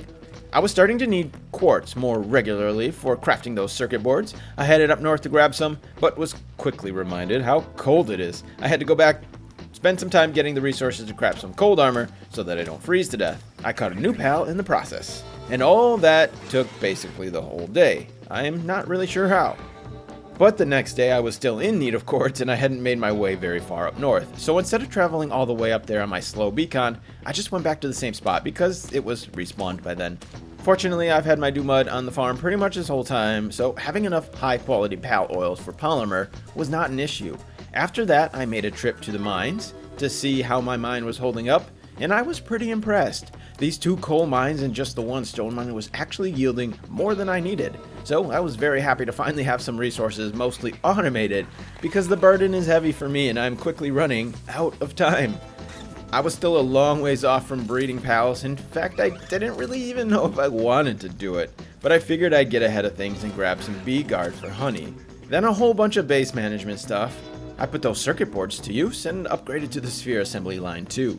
But I tapped out my quartz, so another run was in need. I was just getting my other resources finally automated, but now that I have a new resources, I had to go back to the manual grind. But for quartz, I shouldn't need all that much, so it shouldn't be as bad as ore. And then, more coal. I don't know why I didn't put any pals out here to leave them do their work. I guess it's because I didn't have the time to make them beds or a feed box, and I actually can't help but feel bad. So I got it myself. At night, I actually took some time to fly around and grab some lift monk effigies. Then I had a whole bunch of stuff to farm and craft for the ultra spheres that I could now craft at the sphere assembly line too. So basically that took the whole day to do that. Then I made a few adjustments to optimize my mine. It made sense just to cook the metal over here, so I got that set up. Those spheres are still draining my resources, so I set out again to collect more pals. I still had plenty of XP to get, but mostly I was focused on getting those water pals for their fluids, which I needed for cement for the endless amount of spheres I needed to capture more pals with. The cycle continued. I got some more new pals, Capriti, King Paka, and after getting a few more levels, I got another unlock I was looking forward to. The heat-resistant refined metal armor. Now I could go into hot climates with some actual decent armor. I feel like the lower tier heat armor isn't very good, so I was kind of waiting for this to explore the hot places. I was slowly making progress on my leveling, but the big items I really needed, like assault rifle, hyper shield, and better spheres, were still so far off, I felt like. I've already been grinding a ton for levels, but was really starting to feel impatient. Once I loaded up on spheres, it was time to do some more XP leveling. All this crafting though was getting time consuming even for my pals. I only had level 2 handiworkers, and I wasn't quite ready to go waste 20 spheres trying to capture an Anubis. So I sought out a level 3 handiworker, Wixen. So I snagged a couple and then was gifted a new pal from the heavens above.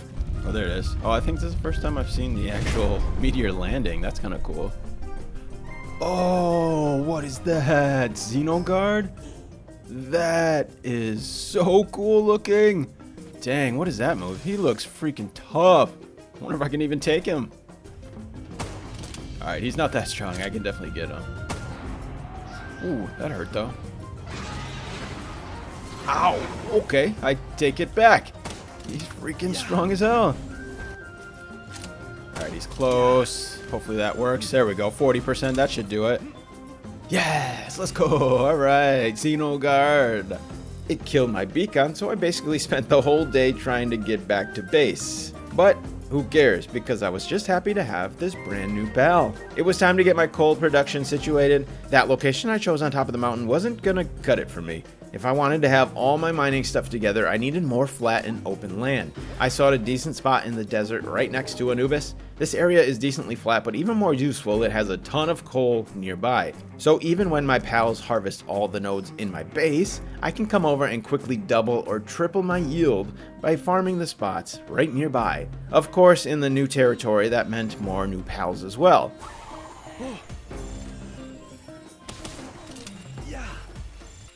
I wish I could say I found this spot and decided on it immediately, but nope, that's not how my brain works. I had to fly around and check every other coal spot to see which one would be best, and my indecisive brain wasted so much time doing that. But even more new pals in the process, so not a total waste. Ragnahawk, Galeclaw, Sweepa.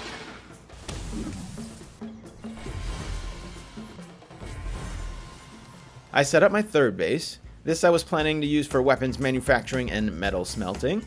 Since my lame main base has such little room, putting these assembly lines up was getting overwhelming, so I planned to have most of them over here. Since my mining base was right next to Anubis, I decided to give him a shot. but I quickly realized that I'm just not ready. It didn't feel worth it trying to waste all my ammo and spheres just to try to capture one. When I had so much left to do, I couldn't afford to waste the time. So that will have to wait until I'm powered up. Besides, Wixen is getting the job done, honestly. I spent half the day loading up on coal. My base was underway, but I manually farmed coal nearby to get those refined ingots going ASAP. Then I went back to continue setting up my weapons manufacturing base. And I continued into the next day doing the same for my mining base. I tried getting everything set up so I could visit the location as minimally as possible. I had mostly miners out there, but those gory rats can definitely help carry all this heavy coal to the single box I left near the PAL box. This should make transferring coal from base to base as simple as possible. And now that it was up and running, I got out to do more XP grinding while I waited for coal and ore and stone and all those things. It's day 45, almost the halfway point in my 100 days, and I haven't really experienced any of the new Sakurajima update, except that one PAL. So even though I knew I was going to be underpowered, I wanted to venture over to the new island and see what that was all about. Wonder if I can harvest these mushrooms? Oh, 18 dog coin, hole, and flamethrower field? Holy crap. I gotta come over here to get those things. Oh my goodness. What's this? A shroomer. A new guy. Here we go. We gotta capture him. A 43? What? I'm not even gonna be able to... Oh my god, I barely did anything. I'm not even gonna be able to capture this guy. This is exactly why I didn't come over here earlier. It would have been worthless. It would have been purely exploratory and nothing else. Okay. Let's see. Oh my goodness. 0.21% with an Ultra Sphere? Are you kidding me? What? There's no way I'm going to capture any of these guys. Really? 1%? Alright, there's 16%. That helps. Holy moly, that's with him all the way down and my best sphere possible right now. Jesus. I mean, he was a 43. I just got a legendary sphere from something. Where did I get that from him? Way too high. Oh, is that the oil? Here we go. Found some oil. Ow. Oh. Oh, I'm almost dead. I wasn't even trying to fight them. Okay, wow. Can I just not die? Oh my god. Some freaking frogs are gonna kill me. Is this a new guy? Lulu. Yay, another one. Alright, we'll try to get her, even though things aren't looking too hot right now. Yeah, it's not gonna cut it, man. Oh, yeah. Yep. Yeah, I knew that was gonna happen. Just as I expected, this area was much too difficult for me right now. I at least wanted to continue exploring though, but not during the night. So back home until I could see what I was doing. But I went back to the new island and continued exploring a bit. I ran into Yakumo, and even though I was just struggling to capture things, I just had to have this cool looking dog pal. And out in the desert, these Kick-It looked easy enough to snag, so I got one of those too. And before heading home, I redeemed myself by capturing Lulu.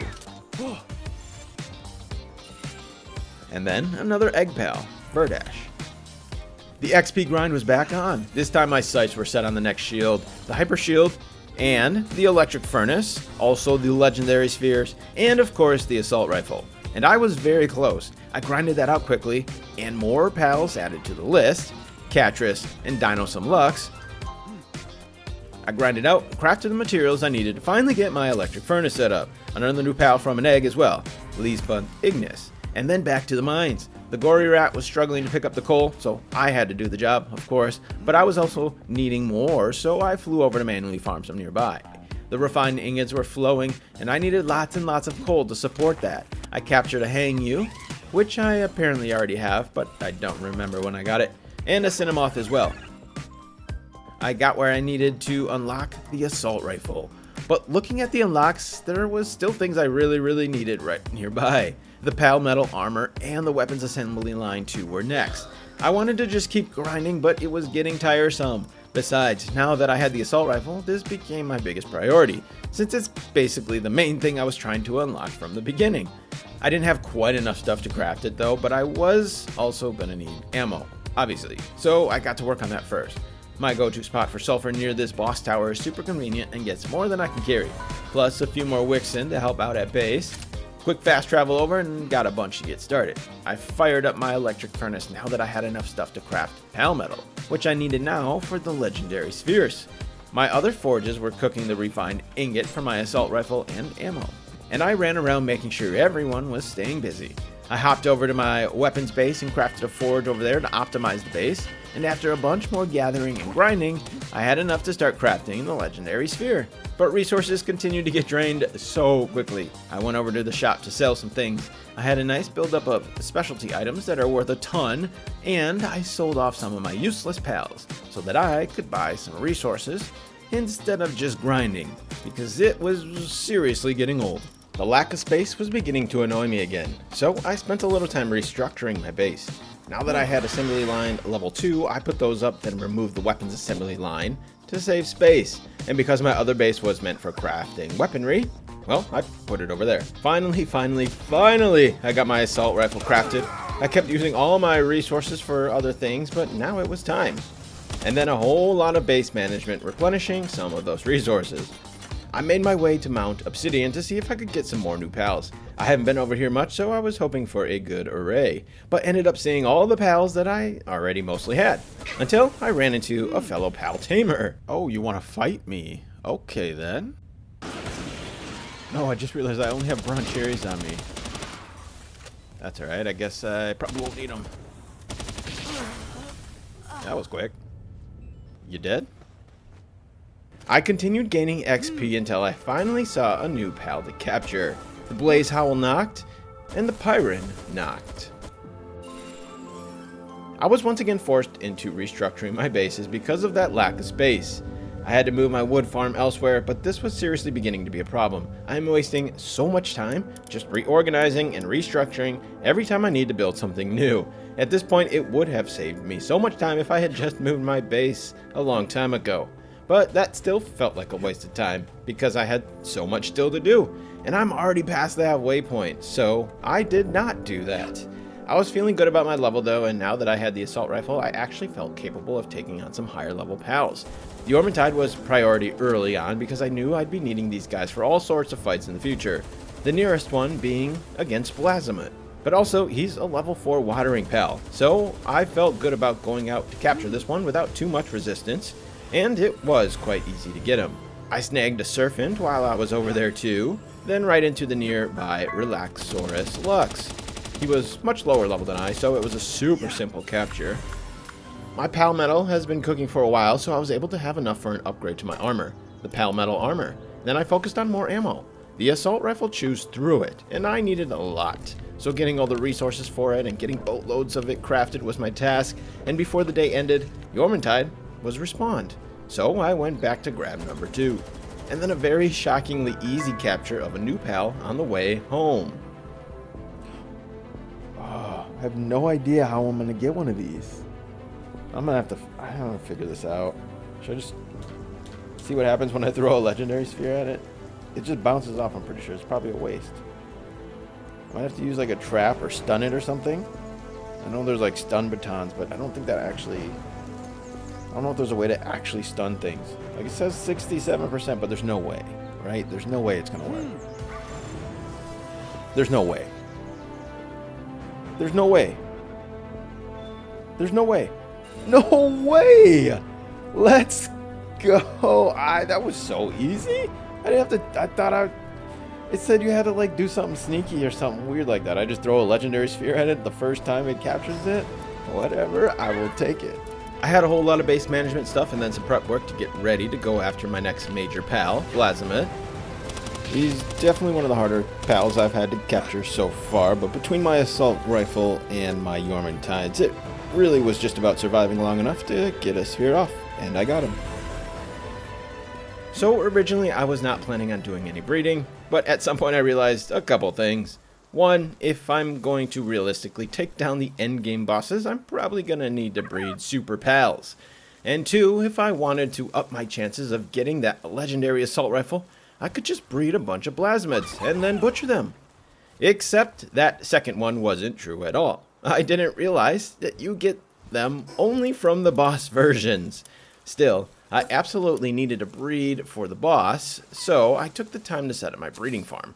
And of course, my tiny base could not fit one, so I had to build a structure to put it upstairs. Also, I didn't know I could have a fourth base as default because this was new. So I stopped leveling my bases up a while ago because I thought that was it. I reached the max. Once again, poor planning by me. I wasted a ton of time setting up my breeding farm only to tear it down not much later and set up a proper breeding base when I eventually unlocked the fourth base. But that's still a little ways away. Once I finally got situated, I went back for another Blasmut, but no legendary assault rifle. I didn't have any cakes for breeding, so I couldn't get that started quite yet. Nor did I have a male-female Blasmut. Instead, I was looking to combine a couple other pals to see if I could get one. I headed up north to the desert, which I haven't gone up there yet. So that meant some new pals, Robin Quill Terra, and Suzaku. But really I was trying to collect Suzaku so I could breed it with my Yormantide to get myself a Suzaku Aqua, who I'm pretty sure you can't just find out in the wild. I think at the random cave spawn, so I wanted to get him checked off the list. And also I can breed Suzaku Aqua with a Blasmut. Since I only had male Blasmuts, this was my plan to get some more. But I still need cakes, so I started that process. And then I set my pals to get busy. I spent the rest of the day making even more cakes, the start of a very, very, very long process. Since I burned through all my eggs and berries, all my pals were starving, and I had to spend some significant time getting food, making sure that my pals didn't starve. My Suzaku Aqua hatched, and I put it on the farm with a Blasmut right away. Then I got back to work baking cakes. And eventually, after a long couple days of cooking, I took a break to get myself another Blaz. But again, no legendary assault rifle. Then I continued on the endless grind of managing my pals at my base, cooking cakes, gathering resources, getting XP, and crafting ammo. There were some more new pals mixed in there as well. Hell Zephyr and Elizabeth. Gobfin Ignis. The breeding and the cooking was getting exhausting. I spent a lot of time just at my base, so it was time to get out and make some more progress elsewhere. I hadn't really captured many of the alpha pals yet, but now that I was much higher level than most of them, I thought I could breeze through it and quickly capture as many as I had spheres for. First up, Univolt. Then, Broncherry Aqua. Up next was a War Sect. Then over to Mossanda. And this one wasn't an alpha, but it was here, and I still needed it. I went to Murdash. Then I finally got myself an Anubis. And Quivern. I made a trip over to the Wildlife Sanctuary as well and got myself a Yormantide Ignis for the level 4 cooking. All those cakes were definitely in need of the Master Chef. And also there, I got myself an Incineram Noct, the Wumpo Botan, and the Alphadran. More new pals to add to the list. Elizabeth, Vaylette, Cedalix, Raindrix, and another Mammorist. When I eventually got back at base, I hatched a Maywraith for another new pal captured. Then right back out for more. As soon as I fast traveled, I had another incoming meteor. This time, it was a new one. Saline, the last of the 3 alien pals. After blowing through all those alpha pals and really feeling much more powerful than before, I finally had confidence to take on my next flying mount upgrade, Frostallion. I equipped my Blasmuts and Gotfins and set off to the northern mountains, let Blaz loose, and got after her. I really need my shield back right now. Oh, it's a good block right there. No. Oh, what? How did it hit me? But, like always, I overestimated my power, and apparently my skill, because I kind of got wrecked and I didn't even get it down to half health, so that was disappointing. The whole point of waiting this long to get Frostallion was so that I only had to do it once, be overpowered, and make this as easy as possible. But I was not, and now I needed to not only do it again, but getting my stuff back was a nightmare. For one, I had no other cold gear, so I had to craft more, or I would freeze to death before I could get back there. I got it back, and I snagged a new pal while there to make it not feel like a total waste. I changed up my squad a bit because the level 1 Gobfins weren't really giving me much boost. So this time, more Blasmets.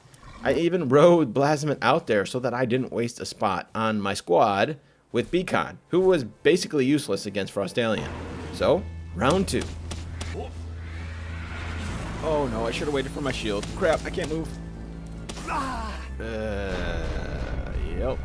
Once again, I failed, and I wasn't quite sure why it was so hard. I remember using 1 Plasma and a Beacon and an assault rifle last time. For some reason, even with 4 fire pals, I couldn't even get the thing past half health. I was very disappointed at this point and feeling kind of hopeless. But I couldn't just move on because I was planning on going after Jetragon next, and I really needed this ice type to take down Jetragon. So, round 3. Let's see what Saline can do. Alright, let's go, Blaz. If I could just get away from his attacks. What? What even? How did that even hit me? But, of course, I failed again, and I was pretty bummed at this point. For one, I had to keep crafting armor to go retrieve mine, so that was getting tedious. But also, I've wasted so much time. This was supposed to be a quick fight, and I could move on to the next. Because my time was quickly running out, and I had way too much progress still to be caught up on this. So I went back out for round 4. But it was here that I noticed something. Wait a minute. Wait a minute. This is a level 55. Holy shit. No wonder it's so hard. Last time these were level 50. Oh my god, this makes so much sense. This was a huge relief. It all made sense. It seemed harder than last time because it was. I'm still well under its level, so my damage was so abysmal. I still should have been able to survive long enough to get it captured, but this at least gave me a sense of confidence. I took a step back and decided to either level up more or just better prepare now that I know it's a higher level. After that ordeal, I needed to feel like I was getting something done, so I grabbed some other new pals in the area. The Mamorist Christ, the Wumpo, the Cryolinx, Mao Christ, and King Paka Christ. Then I just continued on, grabbing more pals and more alpha pals so I could get them out of the way and continue leveling up. The Suzaku Alpha, Rayhound, which again I already had, but I don't remember when I got it. And eventually, I made it back to base. My eggs were starting to pile up and I didn't have enough incubators, so I needed to fix that. Then I had more cakes and more spheres to craft. And after being away from my bases, I had to spend a day getting them situated with food and collecting the mountains of resources that have been piling up. Then back up north, but not for Frostallion. Not quite ready for round 4. I was set on getting a rocket launcher, a weapon I've never really used in my last playthrough, but everyone and their mama swears by it. So I got some quartz, then another new pal while up there, Foxicle. I got back to the XP grind. I was getting close to the next big items I needed at level 50. Fell back. And after a couple more days, I finally reached level 50, which unlocked the brand new plasteel, oil pumps, and upgraded armor. Of course, I had to get my oil pump set up before I could craft any of that, but you can't just set them up anywhere. They have to be on one of these new oil spots. I found one I liked in an area with a ton of space and then made the move. I still wasn't aware I could have 4 bases, so I ended up breaking down my mining base and moved it over there. Made sense to add oil to all the other stuff I was mining from this mining base. The only problem is I had trouble with electricity. Okay. I've never had to use more than 2 generators. How is this even possible? I don't even know what I'm supposed to do. I only have 1 oil rig set up. What the hell am I going to do when I have 2? These oil rigs are an absolute power drain. 2 regular generators with 2 decent electric pals couldn't keep a charge at all. I knew there was an upgraded electric generator, but damn, it was expensive, and I wanted to avoid crafting that if I could. But I see that's not really possible. There's a reason they added that, because it's probably necessary, especially if I plan on having 2 oil rigs, which I do. So I started butchering my electric pals, but that process is way too slow. I just went to dish out a ton of gold coins to buy them instead. Kind of expensive, but 100% worth the time saved. I wasn't really using my gold much anyways. So I got one set up, put my best electric pals to work, and I realized it still wasn't enough. I went back to grab another Relaxaurus Lux because he's a level 3. 2 level 3s should be good, right? What? How is this even possible? But nope, as much as they flap their silly little arms, they just can't get it done. I figured my only option now was to get the level 4 electricity generating pal. And I think there's only one, at least only one that I know of, Orsurk. I did not have one of those guys, and I didn't even know if you could find them in the wild, so I had to breed them. But I didn't have the right pals to directly breed. So first I had to breed Mossanda and Greyhound to get a Grizzbolt, then a Relaxaurus and a Grizzbolt to get my Orsurk. I also remembered about the electric tower that boosts electric generators efficiency, so I added that. While I waited for my eggs, I went out to farm more electric pals into organs. I figured I'd probably need a second tower if I have 2 oil rigs, so I started gathering more organs to craft another. I ventured into Menacing's territory to capture another new pal and cross that alpha off the list. And then back to take care of stuff at the base until the first egg hatched. I wasn't trying to make super Orsurks, but I did grab pals that had good traits. And I was lucky enough to pass on 2 very helpful traits. Lucky and Artisan. Lucky boosts production by 15%, and Artisan is the best of all for base pals because it boosts by 50%. So this was a huge win, and it should help make sure those generators actually stay charged. It also had Hooligan, which is negative 10%, so kinda lame, but overall the 55% total boost in production is still a massive gain. Then I continued to manage my bases until the others were born. I put 2 of them to work, and it was so nice seeing that generator charge with no problem. But that oil production was still slow as hell. It'd be a while before I could craft any of that plasteel stuff. I knew sooner than later I'd have to get a second one of those put up. When I unlocked the final tier of spheres, I noticed it costs plasteel. So does all of the new stuff, and a lot of it. I immediately went right back to bolster my oil production. I got the second rig set up. I saw people were able to get 2 rigs on 1 node.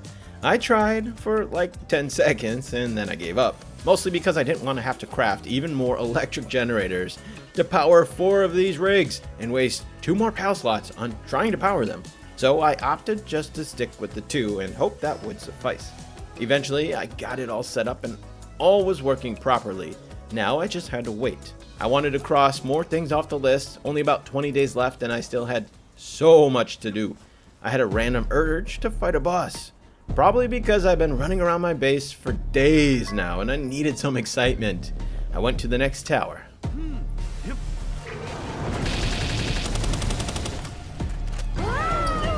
And that was exactly what I wanted from the beginning. To be OP as possible and destroy everything in my path. That's why I've been putting these fights off for so long. So I went into the next one. Axel and Orsurk. Alright, Blaz. Back at it. Do your thing, or don't. Oh, he has 100,000 health. That's way more. We'll see about this. Let's see that. Oh yeah, let's see that attack. I love it. Didn't do that much, but it looks dope as shit. There it is. There it is. Let's call her back. Let's not get hit by that. Nice. Good save. Oh crap. Oh crap. Okay, be careful. That was too close. I just really don't want to die now. That would be a travesty. No, no, no, no, no, no, no, no, no, no, oh, that was too close. Way too close. Okay, 500 health, come on. Yes. Ooh, that was way too close. This one took a bit longer, but still quite easy. Afterward, I got back to my bases to check on things. I finally got myself the most powerful weapon, the rocket launcher, which meant I could once again continue taking on those tougher pals. But I didn't quite do that yet. From the beginning, I've been dumping all my skill points into attack power. But after feeling so squishy against tougher pals like Frostallion, I wanted to redistribute my points and be more balanced. I needed to mind wipe medicine, and that is kind of a grind. So I spent the next couple days gathering the resources for that, mostly the beautiful flower. I did get some new pals in the process too. The Eichthire Deer Terra, Petalia, Serpent Terra, and a Polaris. After that little detour, and now being much stronger, mostly due to my newly acquired rocket launcher, it was time for round 4 with Frostallion. 154, that's it. That ain't gonna cut it. Sit your ass down. No, no, no, no, no. Nope, we're dead. We're dead. We're dead. We're dead. We're dead. We're dead. We're dead. We're dead. Got so much stamina. Don't get stuck on this ice, though. That's what killed me last time. Plasmoth ain't really doing anything. His health is getting low, though. Oh, man, that sucks, though. I shouldn't have let my beacon die, because now I'm just going to have trouble getting to him. No. Oh, pressed the wrong button there. We're getting close. Third of the way. Just be careful. Get out of here. Get out of here. Okay. Whew, it's close. Can have an escape route there. This iceberg is a pain. No. No, no, no, no, no, no, no, no, no. Well, that's like 3%, 4%. Oh, come on. This is not good. This is not good. Time for you to attack. You're blocking them. I'll take that at least. Play some defense. Okay, that's right. Now go on the offense. Let's go. Oh, no, no, no, no. Be careful. Careful, careful, careful. Just don't get frozen. Don't get stuck on ice.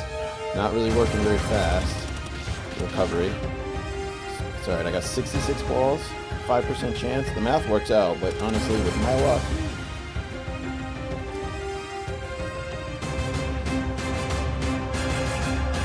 yes! Let's go! Finally!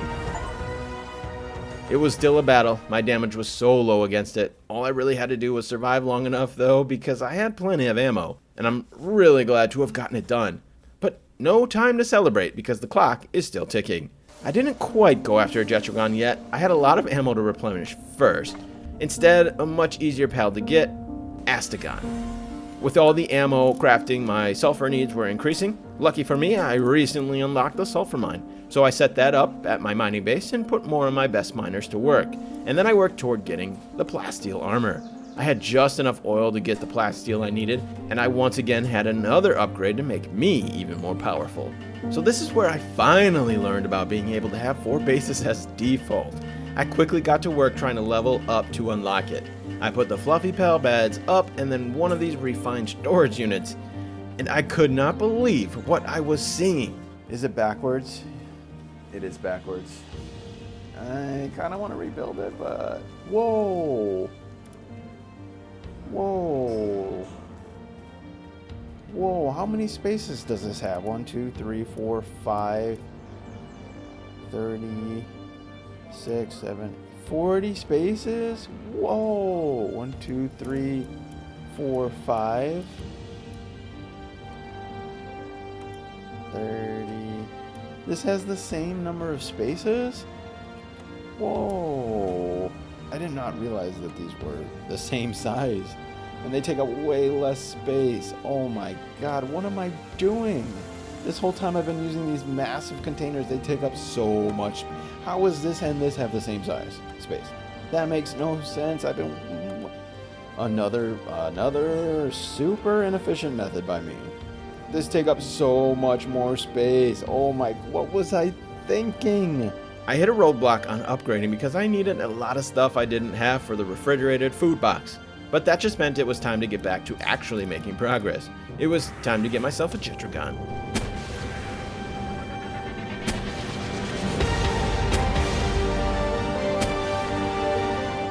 Yes, it is true that rocket launcher is an absolute monster. It still wasn't easy though, but running around on a frost stallion just shooting at it sure makes it easier than any way I've done it in the past. I got my Jetrogon and another new pal on the way home. Blaze Howl. I took my new legendary pals out to collect some other new pals. Chilla Ignis, Prickster, Hell Zephyr Lux, and the Wyvern Botan. I was able to craft the few things I was missing to finally reach the max base level and unlock my 4th base. But with just 10 days left, I basically had to speedrun the rest of my objectives. I knew I'd at least need one more Jetrogon for the 5th tower boss, so I went to capture that, then back to the XP grind, something I haven't really been doing much for a while, but I still needed a couple more levels to get to max. Another new pal along the way, Dogen, however you say it, but it looks like a dog, so I'm going to say Dogen, and another alpha pal down as well, Menacing Terra. Then off to take on Marcus and Phalaris, the next tower boss.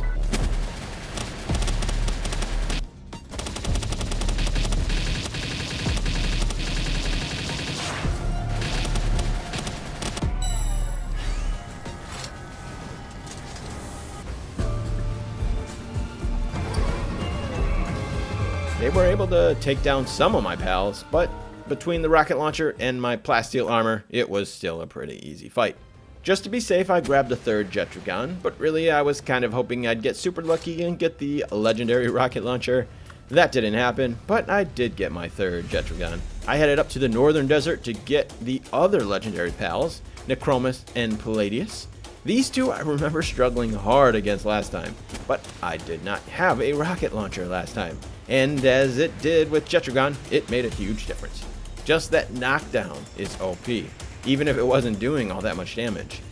It did take some time, but I mostly breezed through it without much issue. Then off to take down one of the other new alpha pals, Nocklum. I tried capturing him, but I accidentally took him down. And as much as I wanted to come right back and capture one, I had to keep moving on. I'll come back later to check him off the list. Then after restocking my ammo and spheres again, I continued powering my way through the rest of the alpha pals.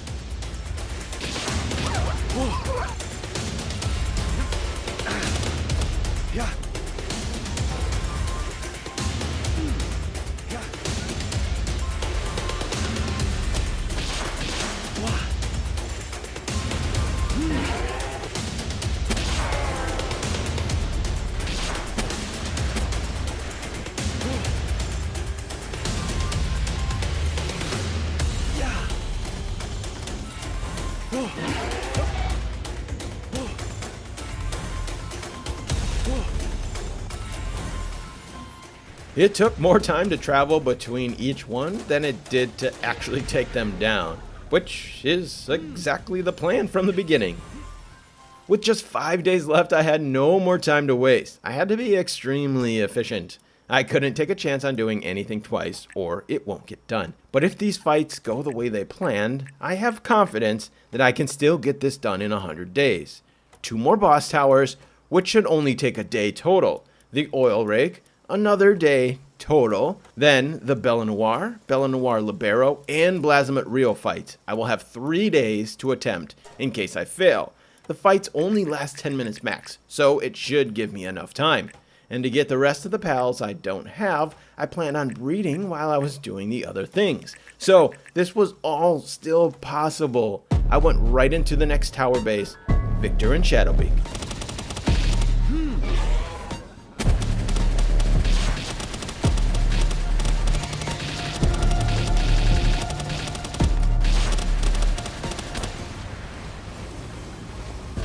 I struggled so hard on this one last time, but it's because I didn't have a good strategy. This time though, I was well prepared with my 3 Jetragons and a couple of goblins to boost my attack. I also boosted my Jetragons with some Pal Souls to make it even quicker. The fight took a little longer than I had hoped, but I got it down the first time through, so I was still on track. I was anxious to see how my pals would fare against Bella Noir. I hadn't done any of these raids yet, so I wasn't sure how difficult they actually were gonna be. Alright, let's see this. Go to work! Yes, everyone's doing work already. Oh, Frost. Oh my god, this is crazy. My computer's gonna break. This is crazy and I'm picking up shit. No, not this dumb shit again. No, I can't even see what's going on. What is happening? Oh my god, this is madness. Literally. This is crazy. Y'all, I didn't even have to do anything. Y'all are just destroying her. But they can't even get to her now. What? No one's doing anything. Attack! Frostallion will do the job. No one is doing anything. This is crazy. I can't even see any. The Plasmids, as always, just standing around doing nothing. Worthless. Y'all gotta do something in between your attacks. And I can't even hit her now either. There we go. Okay, well, I don't have to worry about time. Oh my god, the icicle is huge. Look at the baby. It looks so funny. It looks so cool, though. She's massive. Massive. Oh my god, that was so easy. Holy crap, my squad just annihilated her. That was so much faster than I thought it was gonna be. I got my egg, and I tossed it in the incubator. And since it was already set up, I went right into the Blasphemous Rio fight. But this did not go nearly as well. Alright, you guys ready? Round 2. Let's do it again. 500 health. Woo! I guess the other one had quite a bit too, right? No, the stone and the ore. Crap. It's dumb. Alright, everybody. Get to work. I'm just running around picking up stone. This is so stupid. This is so dumb. I should have cleared the area first. I can't even watch the fight. Alright, they're getting annihilated. They are getting annihilated. Oh, this is not gonna happen. Anubis is down. Everyone's down. Dude, he is way stronger. Oh my god. And I can't even do anything. Yep, everyone's dead. I can't do anything because of the stupid stone and wood everywhere. I've literally... Yep. Yeah, we're screwed. This ain't happening. This ain't happening. Yo, he is way stronger. This is a joke. It ain't even close, yo. Oh my god. Wow. Wow. Palladius is the only one hanging in there. And then there he goes. Wow. Alright, here, now alright, me and you, one-on-one until I get full of stone, and then I'm dead. Not that I was going to do anything there. Wow. That's not like twice as hard or 3 times as hard. That's like 20 times harder. I did not have a good strategy. I didn't know what I was doing, and I had no freaking idea how difficult he was. But I wasn't defeated yet. I still had time, and I knew if I could get the other things done, that I could give it one last shot on day 100. So I moved on to the next objective, take down the oil rig. I used Jetragon to get past the laser beams. I stuck to my rocket launcher to take care of the goons, and I ran around searching for that glorious chest. But once again, a lack of preparation showed itself. I was very panicky from these auto turrets, which don't actually do much damage, if any at all. I kept getting turned around and distracted and blinded by these super bright lights of the turrets. And when I tried to bail with Jetragon, he locked into an attack when I tossed him out, and it was just enough to get me killed. I quickly went back for my stuff and to try to finish it off, but I completely underestimated this oil rig. The hardest part, these goons spawn right on top of you. Literally, you look away and you look back and there's a new one that spawned in. It's crazy and ridiculous, which means if you stop paying attention for a second, you will die. And that's what kept happening to me. I checked my inventory, I died. I tried climbing a wall, I died. I got stuck trying to fly away in a staircase, I died. It was at this point I started to feel defeated. I would have just ran straight to the chest, but I didn't know where it was. Also, I had to get my stuff back. I did not have time or resources to craft all that stuff again. Eventually, I did get my stuff, and I got the chest. So, it blew through the rest of my time just trying to get my stuff back. And I had almost no time left to get the rest done in 100 days. But I was not just about to give up. I knew realistically there's no way to get it all done in the next 2 days. That's 1 hour to breed pals, take on Bella Noir Libero, Blasmut Rio, and also take down the last tower boss. Oh, and I still had quite a few pals to get my hands on. That's actually impossible at this point. So I had to accept the fact that I failed. The 100 days challenge of doing it all was incomplete. But that just means I'm turning this into a 100 hours challenge because I'm dead set on getting everything done. And realistically, I want to give myself enough time to actually properly breed to take down Blasmut Rio. I'm halfway there. 100 days, 50 hours. We're going up to 200 days and 100 hours. Let's get it. So I went to get another Jetragon, still hoping for a legendary rocket launcher. No luck. Then to capture a Knocklow. I was planning on using them for Blasmut Rio's second phase. Also, I still needed to capture one to check off the list since I killed it last time. Then back to the regular grind of managing my bases. Being away for a while required some work, and I had a ton of ammo to replenish as well. My Bella Noir hatched, and I hatched a Jolt Hog Christ as well to add to the list. Shadowbeak was up next. I found him at the Sanctuary. A Gorirat Terra after that, and a Wixen Nock nearby too. Then I hatched a Kitsune. Now that things slowed down and I wasn't in a rush, I took some time to actually take care of my base. I put out some more efficient pals. I got more stuff crafted and organized my base a little. I didn't have to speedrun anymore, so I was very casual with what I was doing. I captured another Blasma in Jetragon, and I started preparing slowly for my next fight by getting my Chillet leveled up. After I had enough ammo crafted and my Jetragons pumped up with some souls, I went after the next tower boss. I brought 4 Jetragons and a Chillet to ride on that gives me dragon damage. I was pretty confident I could do it in one go. Oh, forgot to feed my guys. Let me get them fed quick. Come on, hurry up. Here we go. Let's get out of here. Oh my god, there goes my shield. Crap. This is not good. Oh, I'm stuck. No. Oh my god. Holy crap. Oh, what the hell? Boy, was I humbled. That was way tougher than I thought. I went to kill some deer and gather some mushrooms to make attack and defense boosting foods, then back for round 2. But my problems were the same. Every time I tossed out my Jetragon, it would attack, or I would get stuck for half a second trying to ride him. That was just enough time for her to get her attacks off, which annihilated me. This was not the strategy. These dragon-type Jetragons are supposed to have an advantage over the dark-type, but they got shredded. Even if I farmed Jets like a madman and got them to tier 4, I didn't know if that would even be enough. Besides, there's no way I'm doing all of that. So, once again I felt defeated. I had to come up with a new strategy.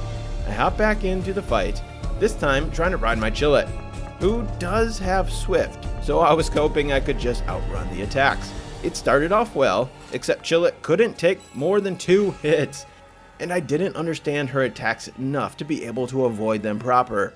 So that strategy didn't work for me either. I continue to be surprised by how difficult these fights can actually be. Without proper preparation and a good strategy, you really can't just overpower them, at least not without hundreds of hours of breeding super pals or grinding for those legendary schematics. So it was back to the drawing board. Jetragons were just not good enough for this fight. Before I did anything else though, I had to resolve an issue that's been bothering me since very early on. That was my stupid, undersized, and poorly placed base. It was time to move. I picked a flat land where I was sure to have all my space available to me, but I also picked one with an oil spot, just to help boost my oil production a little more. I chose this nice shaded area covered in mushrooms, and I took 3 days to get everything set up and moved. And then another full day just organizing because I just can't live like this with stuff all over the place. I need to be organized. Once I got it all set up, I knew my first strategy for being able to take down these tough bosses. The almighty Gobfin, possibly the most OP pal in the game. They give you an attack boost just by being on your squad, and it stacks. On top of that, you can breed them to get the passive skills that further increase player attack and defense. I've used them a bit before, but not bred ones, and only tier 1. The plan was to breed them and also max them out so that I could have an OP character build. I legit wanted to be able to one-shot bosses. These pals are by far the easiest to farm. They are everywhere. So despite me needing hundreds and hundreds of them to get what I needed, it really shouldn't be too bad. I got to it until I ran out of spheres. Then I started breeding them. I was trying to get the Vanguard passive and Stronghold Strategist passive on a squad of 5 so that I could stack my deck and be insanely OP. I already had the passive on different Gobfins after capturing so many, now I just had to combine them. After just a couple more days of breeding and capturing Gobfins, I already had the 5 with Vanguard and Stronghold Strategist. But I still needed to condense them to tier 5, which meant I needed more than 500 Gobfins to get all 5 done, and I was fully intending on doing that. I also started to re-strategize for the other fights. I did some research and looked into what types of pals I needed against the other bosses. I started by gathering up a Noclum and another Anubis so that I could start breeding them. Blazimet Rio's second phase is lightning type, and I wanted the best ground pals in the game to go after it, because I wasn't about to go in underprepared again. After another round of Gobfin farming, I got one maxed out. Not too bad. The problem was just crafting so many spears, but now with a bunch of Anubis, I could get that done fairly quick. I just had the one maxed out and another one with level 3. But with all of them having Vanguard, I wanted to test my strength. I went to the super easy first tower boss, who, may I remind you, I beat with a Fuddler, just to see what I could do. And that is exactly what I wanted, to be able to one-shot bosses. I was really happy about this. I know I won't be able to one-shot the other bosses, but it was still super satisfying to feel this powerful. I tested it on Lily and Eileen as well. Not a one-shot, but still, my shots were hitting so hard, and I still had a ton of room to get even stronger. I was pretty hyped about it, and I felt way more confident about going into Saya and Saline again. The next strategy, though, is to boost my Chillette.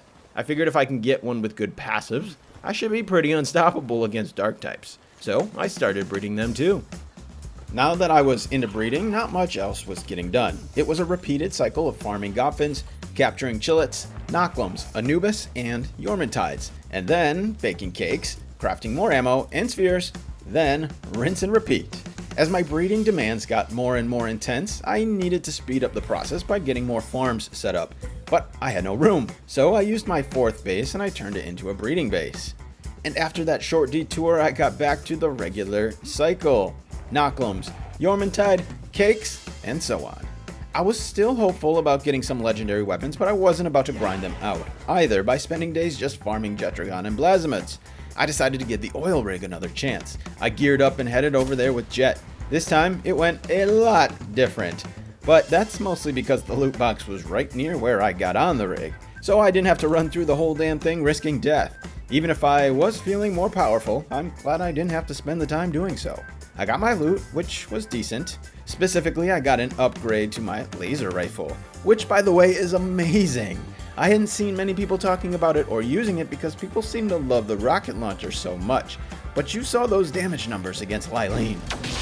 The base level is a beast, so even though it was just a slight upgrade and not legendary, I was still pretty happy to have it. I still had some more pals to check off the list. While caving, I got a Bushi Noct and Catris Ignis, but then back to breeding. While waiting for eggs to hatch, I mostly focused on trying to get better weapons. I went after Jetragon again and Blasimid for those rocket launcher and assault rifle, but of course, still no luck.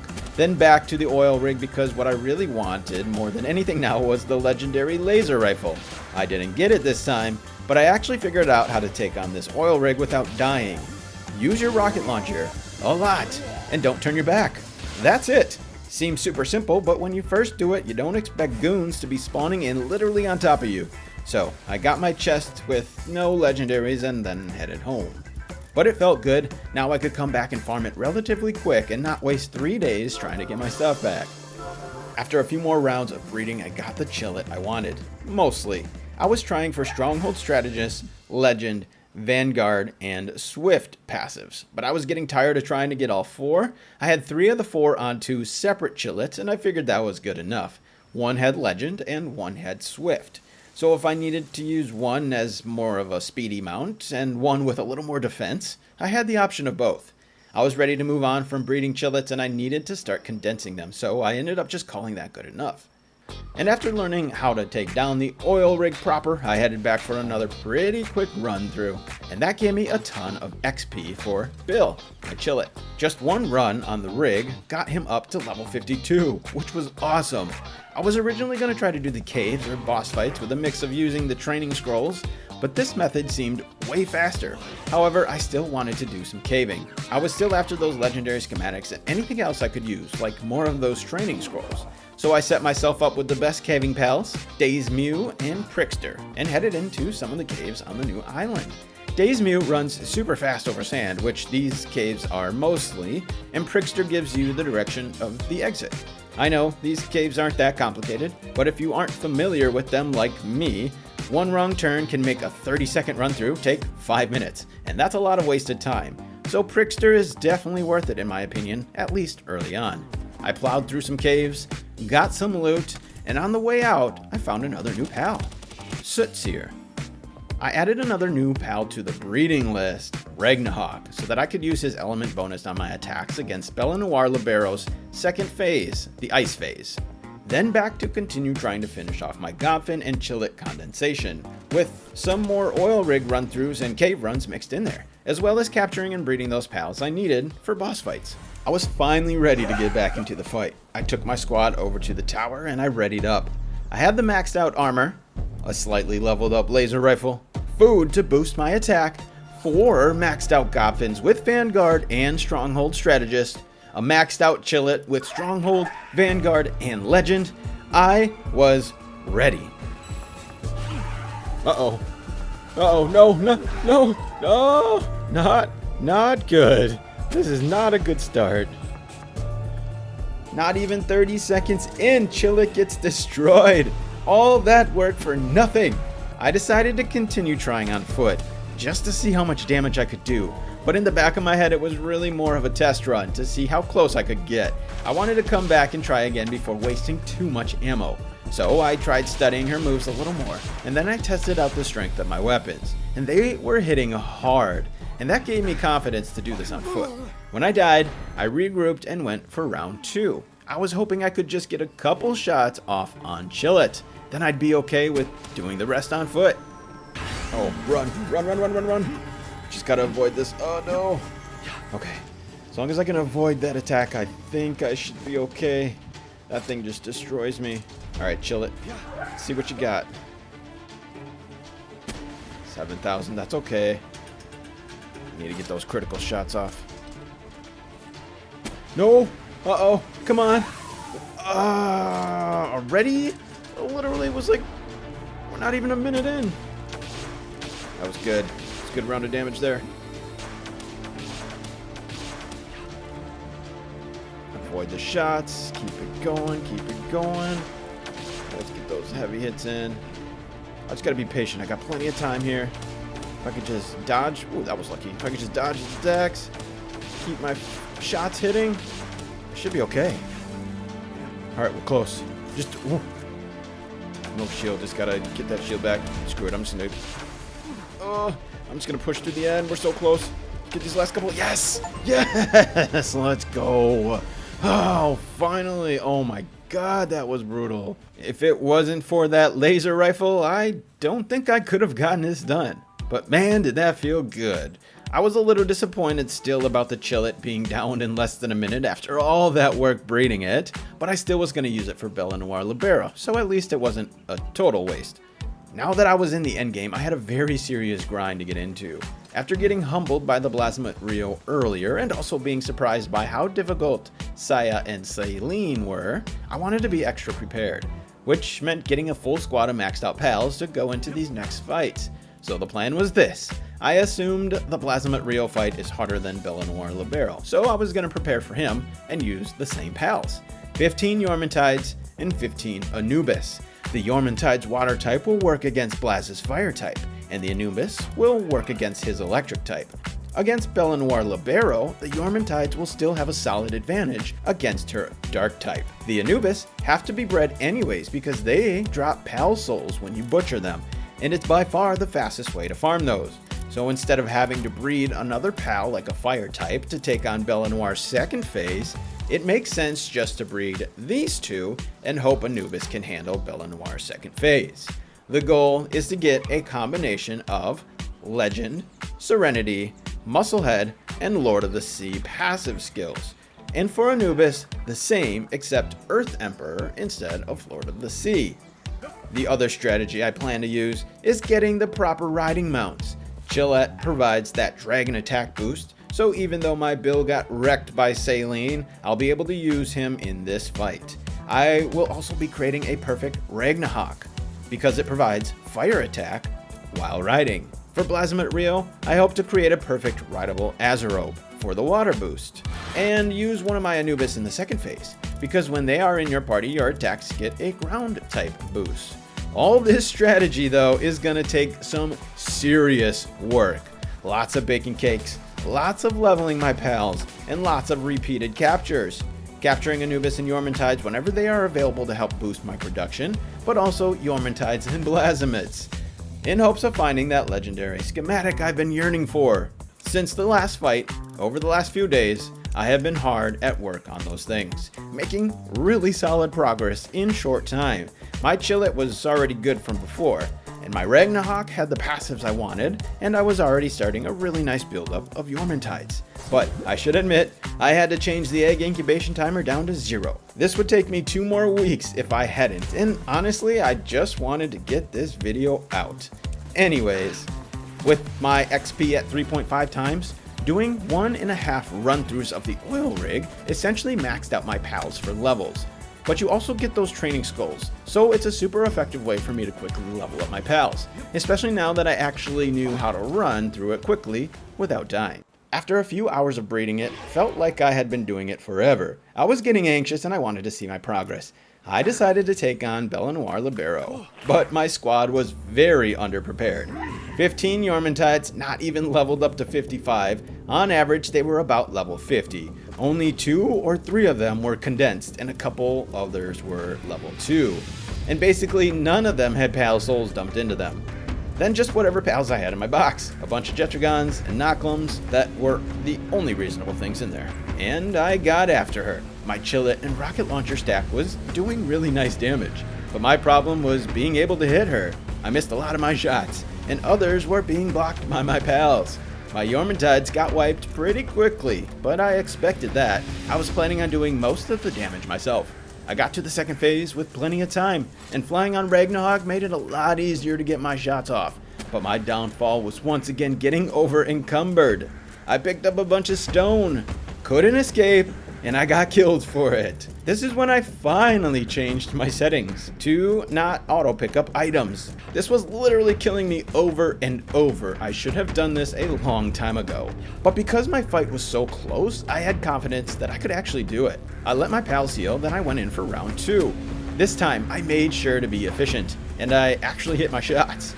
All was going really well, except my squad got taken out a little too soon. It came down to the last couple shots. More pals out there.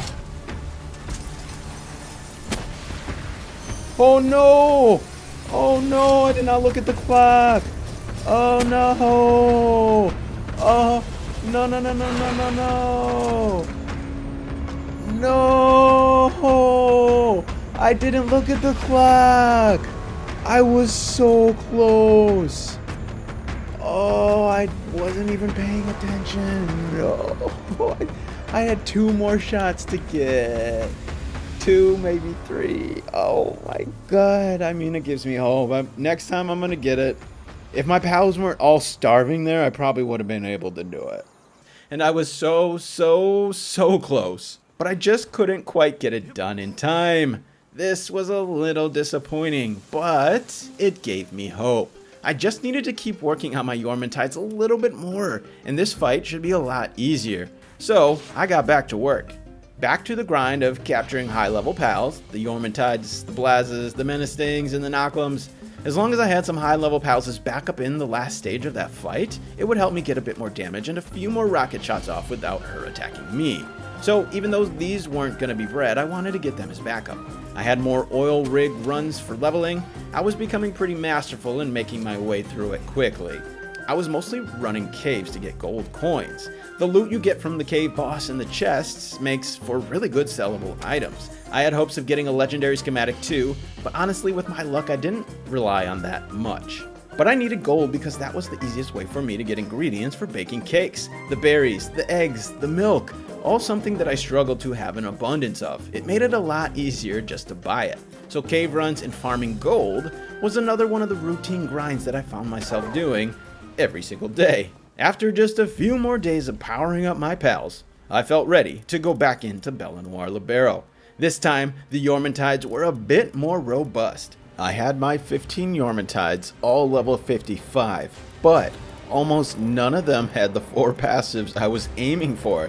They were mostly just Lord of the Sea, and many of them did have Impatient. In addition, they were mostly not condensed. Some were level 2, but none of them maxed out. And also, almost none of them had pal souls dumped into them. In addition to that, I had about 15 Jetragons and Knocklums to use, as well as a bunch of Blasimots and some lower level fire pals for the second phase. So, in other words, I am nowhere near what I originally planned for this fight. But with how close I was last time, I was confident I'd be able to get it done. A few of my Yormantides went down early, but that was expected again. I made sure to be careful with my shots and actually hit her. The damage was nice, and I was making steady progress. When my Yormantides went down, I tossed in a bunch of Jetragons. They did a bit of damage, but really it was them distracting her, allowing me to get my rockets off that really helped. She went into her second phase, and I tossed out my Knocklums, and I continued to hammer her with my rockets. Being up in the air on Ragnarok makes getting shots off so much easier. I kept an eye on the clock this time, and I had plenty of time. I just stayed consistent, continuing to fire my rockets. Here it is, just one more. Ow, for that, you know what, you get the laser. And I took her down with 3 minutes to go. That felt damn good, especially after losing to her twice. I still had a lot of room to improve my pal's strength, so I was pretty hopeful for the Blasmut fight, but still a long way to grind. I got right to it. Back to the routine, capturing more pals, breeding, and so on. Breeding was getting pretty tedious though. Instead of the original plan of getting an Azrael maxed out, I decided to just use 5 Godfins instead. I didn't want to have to go through the process of maxing out a whole new pal when I wasn't even started on them. But I did still need to get one more Godfin. So some more Godfin farming was also mixed into the routine. But before getting too deep in, I was curious. How much damage was I going to do with what I had? I got anxious and I started the Blasmut Rio fight again. Basically had the same Yormitides as the last fight. Few with the desired passives. A couple this time were level 5, but only a few, and only a couple had pal souls in them. So still very, very underpowered from my original plan. So, as one would expect, I got wiped again, but I was truly not expecting to win. It was beneficial for me to, 1, see where my progress was at, and 2, learn his moveset a little bit better to understand when I need to run for my life from his attacks. It was a little disheartening though. My rocket shots weren't doing as much damage as I had hoped, nor was my laser rifle. I still had one more Godfin to fully max out. It was just at level 2, but I still felt I should be doing more damage. It made me want to continue grinding and searching for legendary schematics, and because I still had a lot of time to get my Yormintides and Anubis maxed out, I figured I would incorporate that into my daily routine as well. Getting those Jetragons would help in the fight anyways, so it could be a 2-for-1 activity to save some time. My cake making needs were heavily increased. I had to restructure my bases and set up a new one to maximize my efficiency. I tore down my weapons manufacturing base and I moved it over to my mining base to combine them, which freed up one of my bases. So I dedicated my 4th base to be a farm. I got started building berry plantations and wheat plantations and set up everything I needed to make cakes. Then my breeding farm I fixed after it got destroyed and put as many farms as I could, which is only 7 because I can only have 15 pals out. So even if I could fit more, I can't have the pals working it. But I did add 2 more breeding farms at my main base, for a total of 9 that I could have running all at once. And then I set up my best Yormintides to breed, so that I could continue trying to get really good ones with really good passives, and of course spare ones that I could use to condense. I got lucky with my Yormintides. After breeding so many, I had all the passives I needed, and a lot of them were combined. Not quite the 15 yet, but still making really good progress. But with my Anubis, I still had a lot of the passives to get my hands on. I ended up using other pals to combine them to breed Anubis with the passives I was looking for, like Serpent and Incineram Noct. My Yormintides were taking up most of my breeding farms, but this was kind of like a side project for now. So I was focused on getting both Yormintides and Anubis perfected simultaneously, instead of just doing one and then the other. Besides cave runs for getting gold, another method I used was taking down alphas. You get the same parts, but it's a lot quicker than running through the cave. But it would still be a little time before I discovered my personal best method for getting coins. For now though, this got me what I needed to purchase enough resources to bake cakes. And it was during these days when I discovered the noble passive skills. The description says it's for the sale of pals, but it actually affects the sale price of all things. So when you stack a squad of nobles, you get a pretty nice discount for purchasing things. I'm pretty sure you can stack this with other passives like fine fur, but I wasn't about to get into a side breeding project now. The nobles that I already had helped quite a bit make my purchases even cheaper. When I started getting more and more Yormintides who had the traits I wanted, I continually adjusted my breeding farms to pair up too with most of the passives. That way I was maximizing my luck to get them all with the passes I wanted. It was quite tedious, but hey, I had to wait for the eggs anyways. And it made it a lot faster than just hoping for one perfect pair to pop out 15 eggs. The other issue I was having was wheat. It was a bit too expensive for me to want to buy as much as I needed, so I just built a bunch more wheat plantations. This was actually an issue over and over, and by the end, my base was basically filled with wheat crops. Also, I finally got the farming efficiency structures added to help boost my production, and it finally started to keep pace with my breeding, especially with the right pals working. As my Yormintides got closer and closer to being done, I slowly swapped out a few breeding spots for Anubis so that I could start getting souls. I had to build the butcher factory, which, as brutal as it is, might be the best thing added to this game because it saves so much time. I chopped up some Anubis and started collecting those large souls. Today was a special day. I was in the midst of my regular routine, farming Jetragons to use as backup in a fight, and to collect its parts to sell for gold. But I had all but given up hope on finding those legendary schematics. I wasn't even thinking about it at this point. But talk about a glorious surprise. I captured the jet and saw that beautiful golden schematic in my inventory. I was content with the weapons I had, but this just boosted my confidence through the roof. I could not wait to get into the fight. But I learned my lesson last time. Just be patient and stick to the plan. As much as I wanted to craft it and go right into that fight, I had to finish breeding. I had a pretty efficient routine going. The most difficult and time-consuming part was actually hatching the eggs. I could usually hatch a whole round, which is 140 eggs from 7 farms, in about 7 minutes. But I needed thousands of eggs, so little bits here and there was definitely the least enjoyable part, but it was totally necessary. One of the trips I made to the vendor, I had a realization. The legendary sphere sells for over 5,000 coins each. For me, I was grinding these things in my sleep. All those PAL fluids I had from Gobfins, combined with the endless amount of stone I had from my mines, where Blazemots have been grinding away for days without me even visiting it, legendary spheres were actually super easy for me to craft. So this was my new official strategy going forward for getting gold. I could pretty quickly craft 200 spheres and make 1 million gold to buy more than enough eggs, berries, and milk to make cakes. So no more cave runs. My Yormantides were mostly complete, but I stopped at 10 instead of the original 15 I was planning. It was just taking too long. I switched over a lot of my farm to Anubis, and while I was still trying to get perfect passes on a lot of them, I had mostly what I needed, which enabled me to put Anubis with Philanthropist on most of my farms. This increases breeding by 100%.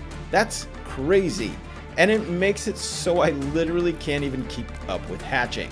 I could spend the whole time running around collecting eggs, and by the time I get done, the first farm has more eggs.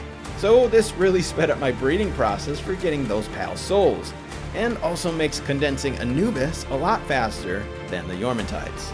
I've been so caught up in these raid bosses I forgot about the other objectives I originally planned, and one of those was defeating all the Alpha PALs. Somehow I missed Battalia. It was just a covered up spot on the map. I thought I had got them all, but I guess not. Anyway, to stick to my original goal, I crossed her off the list very quickly. And after days and days, hours and hours, I was finally ready, prepared as much as I possibly could. Before I lost my mind, I didn't have my full 15 Yormantides and Anubis like I originally planned, but I did my best. This was my team. 10 Yormantides, fully condensed and fully PAL sold. Most, not all, but most, had Serenity, Lord of the Sea, Legend, and Musclehead. I had another 5 Yormantides to level 55, but not condensed and no PAL souls. Then another 5 or so Yormantides with mid-range level to dump out for distraction. For Anubis, I only had 8 fully maxed out condensed and PAL sold, another 2 were partially condensed, and 5 more level 55, but no souls and not condensed. The Anubis had slightly fewer of my desired passives. A lot of them did not have the Legend, and they had Lucky instead. Then, a bunch of Jetragons and Nocklums for backup, who also had no souls and no condensing, as well as my 5 fully maxed out Gobfins with Vanguard and Stronghold Strategist. And that was it. I fed my top 15 Yormantides and Anubis, the Eikthyrodeer Loco Moco, for a 20% attack boost. It was time. Alright, here we go. Come on, we got this. We got this, guys. Let's get to work right away. That's not gonna cut it, dude. Just stop wasting your shots. I'm gonna miss mine, of course. 5,000. That's not that great. 6,000. Let's get those headshots in. My Yormantides are getting destroyed already. 8,000. I need to get that shot every time. 9,000 every time. Wow, my Yormantides are already getting destroyed. Not good. I thought they'd do way better.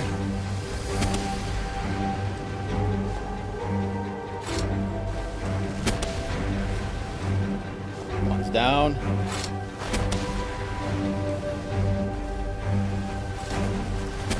I need that shot every time. Getting destroyed though. They're getting absolutely destroyed. 9,000. I need that shot so... Okay, he's down, he's down, he's down. Come on, guys. We got Serenity. You should be destroying him. Fire is broken out in my base. That's not good. Maybe that'll help destroy him. And my pals probably too. It's hurting me. Probably should have took down my breeding farms. I just gotta keep shooting him. I should have got another rocket launcher. At times like that, so I can reload when he's. I'm gonna have to replace some of them quick. While I can. Yeah. I should probably wait till my shield gets back though. Alright, y'all distract him. Y'all distract him. Come on, I gotta replace him. Okay, I still got a decent number left. Alright, y'all just need to get in so I can do some damage myself. Crap.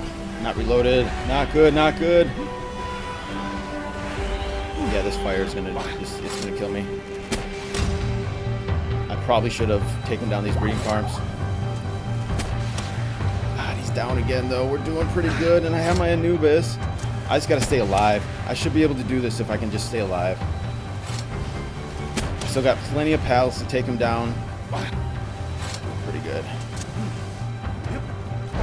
You don't want him to do that. You don't want him to do that. I need to heal. Oh, not good. Not good, not good, not good. Oh, no, no, no, no. I don't want to die. I really don't want to die. It's going to waste so much time having to go back.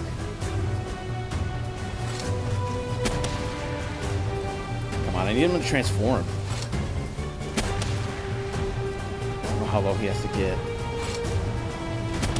Why am I doing like 700 damage?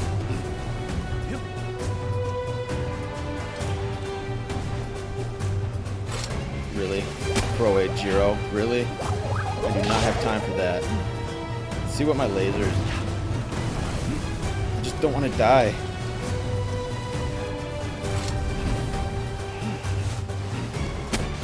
Alright, well if I do this again, at least I know to take down the breeding farms. That fire is just absolutely destroying me. And I just want to get close too. My team is doing okay. They're still in there. I still got some fighters left too. So I should be able to do this. I just got to stay alive and not waste time dying and coming back. Keep getting my shots off like that. We're close to getting him to transform. He's got to stop coming after me though. That's a problem. No! Oh, I thought I got away from that. Come on. Oh, this reload shit. This is what I need to not happen.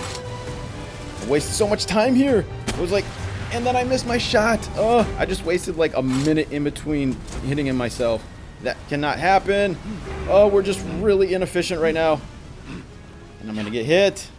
And this stupid Mamorus is in the way. Are you kidding me, dude? He just took the shot. Are you kidding me? All right, we got to... Yep. Come on, transform after that. Yes. Is he going? We just got to get people in, just so he doesn't attack the box. Dazzies. I don't really care. Anybody. Anybody. Just so he doesn't come after me or the box. Oh, how did he dodge that? That is some shit, dude. I am not hitting like any shots. This is a freaking problem. Can you There he goes. All right. Now we're good to get my Anubis in. Anubis, go. Let's go. All right. We can do this, guys. We can do this. If I don't die, I'm dead here. I'm dead. I'm dead. No. Holy crap. Nope, don't hit the fire. All right. Just, you guys go. We got time. Finally, my base is destroyed. Just go after him. Let me get my shield back. No. Stay away from me. I cannot miss my rock. Crap. Still got time. At least I'm outside the base. I should be able to spawn. Oh no! I don't want to spawn to this one. He's gonna kill me again right away. Yep, I just wasted a ton of time there. Crap. I just wasted a ton of time. It's not what I wanted to do at all.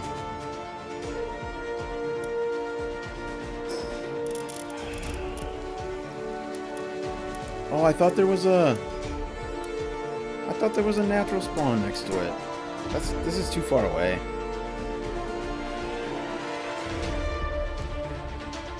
This is too far away, man. 3 minutes and 30 seconds. My new... Oh, there goes one. So they're still fighting. There goes another. Yeah, this was so inefficient. I did this so poorly.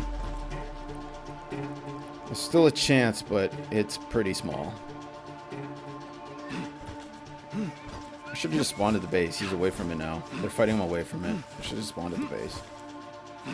Looks like a bunch of them are at base, though.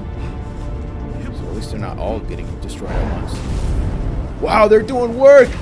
Anubis is doing work! Oh my god, after all that?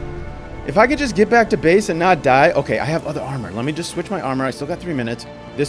I can still do this. I can still do this. Anubis are destroying him. I just need to get back, get my stuff. I have backup armor somewhere. Here we go. We need that. And a shield. No, we got this one. Do I have a shield? Do I have a shield? Do I have a shield? I do not. I sold it. Why would I do that? Why would I do that? Stupid, stupid, stupid. Okay, hopefully this will be enough to get back and get my armor. Just need to get my stuff back. Don't kill me. Don't kill me. Don't kill me. He's only got 19,000 health. We could do this. Don't kill me. Don't kill me. Don't kill me. Come on, I don't have a shield. Just get my stuff. Get my stuff. Oh, we're good. We're good. We got this. Oh, they did it. Anubis destroyed him. I didn't even need to do shit. Let's go. Y'all are the true heroes. Yormitides kind of got smoked, but y'all did work.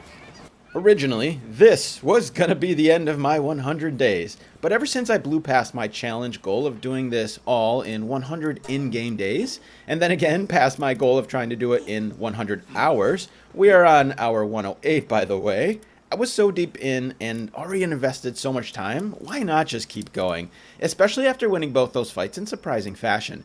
Bella Noir Libero took a couple times, but I was severely underpowered and I still managed to get it done. Same with this fight. I was shocked by how well my Anubis did in that fight and how little damage I did as a player. My original plan was to get 15 Yormitides and 15 Anubis, fully maxed out, but I barely had 10. I figured if I can keep grinding to get my original squad as I planned, I should be able to do the Ultra versions. So that was my new goal. And with no time restrictions anymore, I was truly going to do whatever it took and invest however much time I needed.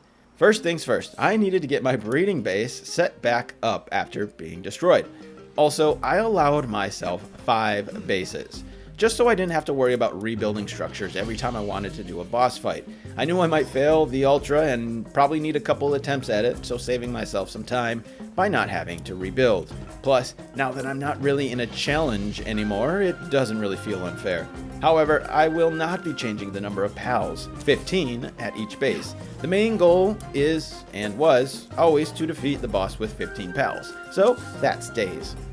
Most of my days going forward were pretty routine. My bases were mostly optimized, and I had a nice little routine down for quickly leveling up my pals and getting closer to my goal. I had my base with the farmers and cookers where the cake production was producing as many as I needed. My mining base, who had a bunch of artisan blazimuts, giving me endless stone, ore, and sulfur.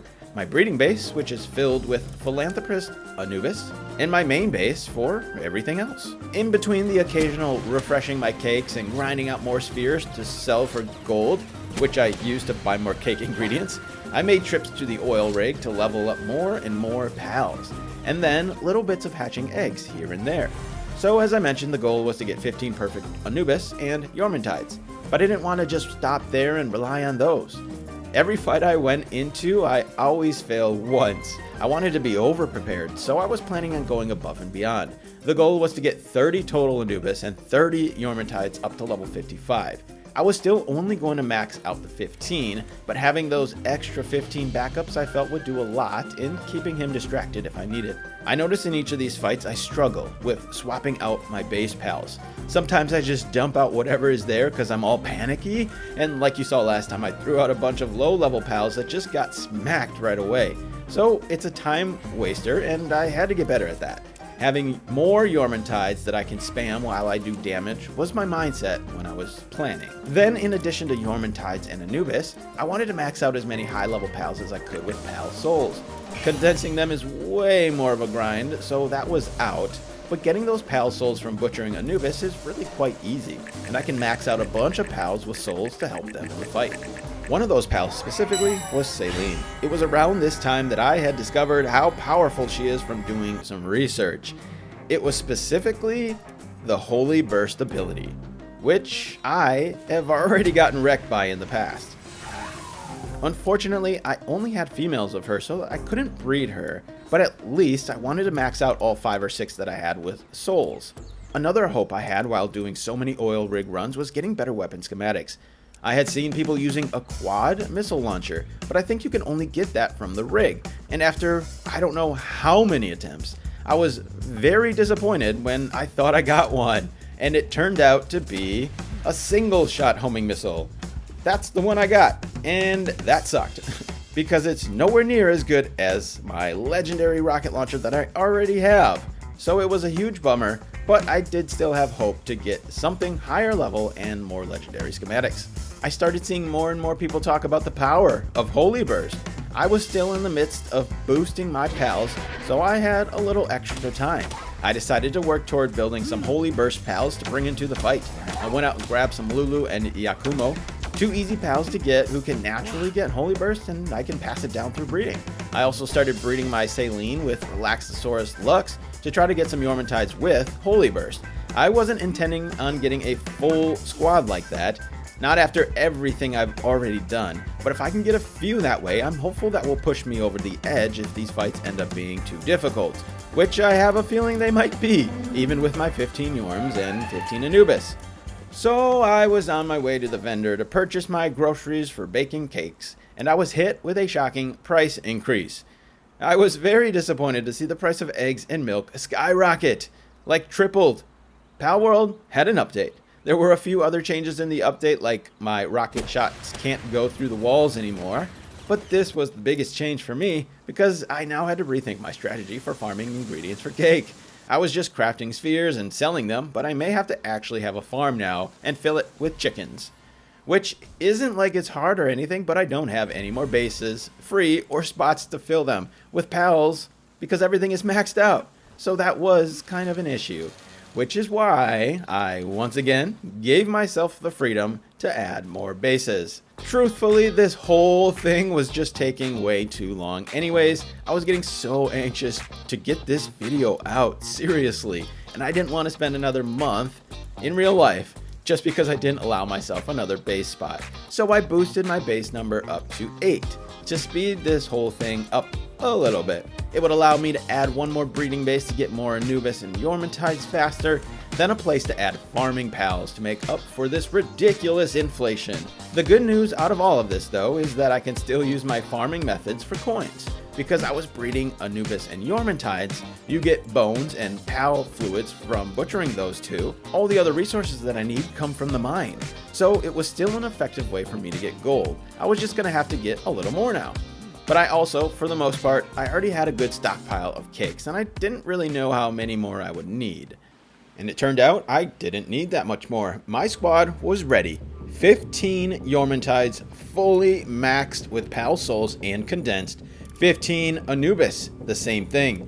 In addition to that, I had a whole plethora of quality pals up to level 55 with Pal Souls dumped into them, like my Blasmut Rio, my Bella Noirs, a Shadowbeak, a Palladius, and a Chromis, all had souls. I had 5 Salines with souls, and 1 more without it, but maxed leveled. Then about 10 Jetragons with no souls, and a bunch more level 55 pals with no souls for backup. I was ready. Oh, I'm nervous. Cannot miss my shots. It's the one thing I gotta make sure not to do. 12,000, hit that every time. not waste rockets here. Yormantides are already going down, not a good sign. Just want to make sure I get enough damage in fast enough. Crap, I just missed that one. A couple of them went down, but should be okay. I can't miss those shots, man. How do I miss? She's so large. I don't know how I miss my shots. Wow, wow, wow, wow, wow, wow, wow, wow. Can't have that happen. I can't even see what's going on. I cannot. Okay, that hurt. Wonder if I should. I'll just put my other uncondensed Yormantides in before I switch to my other like shadow beacon stuff. She just took out a bunch of them. Not good. All my uncondensed ones she just destroyed.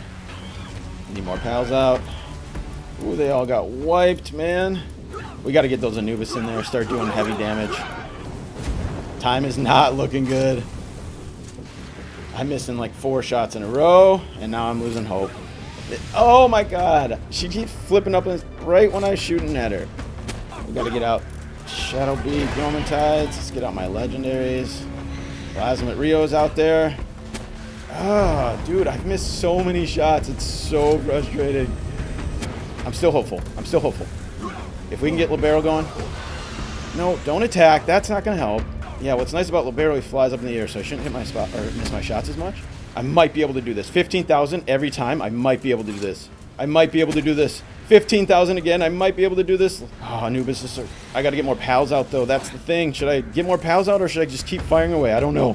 15 every time, yo. Every time. Come on. Yep, that's not going to work if I miss my shots. I don't know if I'm going to be able to do this. It's going to be so close. Now I'm not going to be able to do it. Crap. I should have. Yeah, I messed that one up. I should not have. I should have left pals out. Now, not only am I wasting time doing this. Yeah. Shoot. Man. Oh, that's so close, too. I didn't do any of my savings either. Can you do your Holy Burst and just destroy her, please? Can we get some Holy Burst going? Can we get some Holy Burst going? Can we get some Holy Burst going? Holy Burst going! Where's she at? Where's she at? Oh no, we're so close. Get that Holy Burst one more time, everybody. We're so close. Oh no, 67, you guys. We're so close. Oh. No. I'm going to miss it again. Once again, if I didn't miss my stupid rocket shots. I was so close. Oh, that took a lot out of me. I expected to either dominate or get dominated. The fact that it was so close gave me mixed feelings. I was tempted to just jump back into the fight and see if I could manage my pal box better, because that continues to be an issue for me. If I can swap in more appropriate pals at the right time, my DPS could increase just enough to get the fight done. Also, if I actually hit my shots, that would help too. So going back in right away was very tempting, but I knew I'd have to do the Xenolord Ultra afterwards, and I can only imagine that will be a little bit harder, so I opted to continue building a stronger squad before returning to the fight. I got a glimpse of how much damage that Holy Burst actually does at the end of the fight there. It almost got me the W, so that was my new focus, putting Holy Burst on Yormantides and then trying to get those good passives on it as well. Also, I still had no male Salines, but if I can get more of those, I'll try maxing those out too. I didn't know how many Yormantides I was going to do, but I started with the few that I had from breeding before. These didn't have any of the good passives, but they were the start to getting them on it. So I got my new Holy Yorms set up to breed. I also continued breeding Lulu, hoping I could get at least one maxed out. The idea was just get as many Holy Bursters into the fight as possible. I gave myself those extra base spots up to 8 just a bit before the fight, but I never actually built those out. So I went to do that to speed things up. I had my extra base for a ranch where I put a bunch of chickens. That is, after I used it to collect a ton of wool, which I needed to craft these large pal beds. I wanted to use this base as a recovery spot. I was hoping after the fight that I could just drop my pals off here and they could heal up nice and quick on these comfy beds, just in case I fail again, because, well, I pretty much lost all confidence in these fights. I fell back into the same old routine though. As my Yormantide slowly developed those passives, I was actively swapping them out to get the best probability that I knew how. I jumped into the Xenolord Ultra fight because I needed another Ultra slab, but I wanted to see how my squad was faring so far, and it was good to see them do this fight in less than 3 minutes. That's definitely an improvement. So I kept on grinding, until I had some Yormantides with decent passives and Holy Burst. I discovered you can condense an already condensed PAL, and this was so nice. I was thinking about condensing 5 Yormantides with Holy Burst, but I didn't really want to hatch 600 more eggs.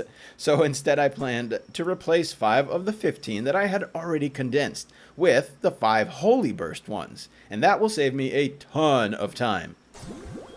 After a reasonable amount of time, I was once again ready for the fight. My squad was mostly the same, but a few changes. I replaced 5 of those maxed out Yormantides with the 5 Holy Burst version. But these 5 only had 1 or 2 of those passives, the Musclehead, or the Serenity, or the Legend, etc. I was counting on the power of Holy Burst to be more beneficial than having the ones with those passives. Whether or not that would cause more DPS, I didn't know. But again, I was so fixated on that Holy Burst because of how powerful it was. I had 1 extra Saline filled with souls this time, and 1 Super Lulu who was up to tier 4 and had Holy Burst and Seed Mine, another really good move. Then on top of that, there were a few more pals that I leveled up to 55 and I put some souls into, like that second Xenolord Ultra that I just got. And then it was time for round 2. Get to it right away. Get that Holy Burst in there, Moonlight Beam, Circle of... Oh my goodness. Yakumos are down. That's no surprise. I just hope they could get a Holy Burst off. Selena's down. I haven't even got a single shot. I gotta get my shots off. I forgot about that. I'm just watching the magic happen.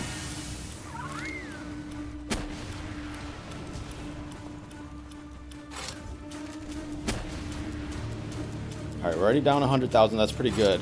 That Holy Burst really, truly is the way to go.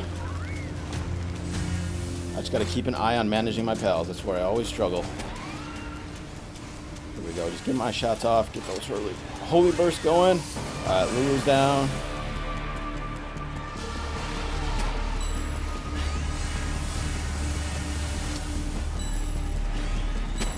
I'm like not getting any shots off on my own at all. I should swap out my pals. There we go. That's what I need. I really need to get my own shots off too, just in case. And I need to manage my pals too, so we're gonna go swap out real quick here. Yo, another. Oh no, Holy Burst went down. Okay, that's all right. So leans down, down, down. Make sure we swap the right pals this time. That's where I struggle. All right, we're gonna put Xenolords in there. We'll get the Holy Yorms. They're all in there already. We gotta stack the decks. Let's make sure everyone's in there.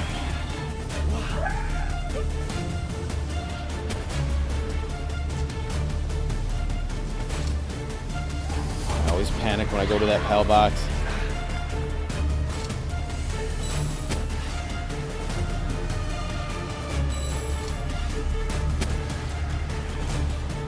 Alright, another Holy Yorm is down. That's not good.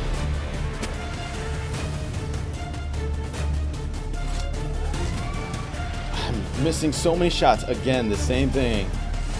Just like every time I do this. Just gotta focus. Try to get my shots. I gotta be patient. She's down. Now's my chance to really go at it. I should. I'm gonna get one more shot off, and then I'm gonna go to the box.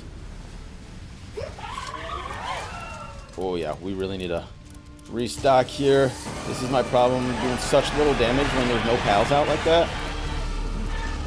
2 more went down though.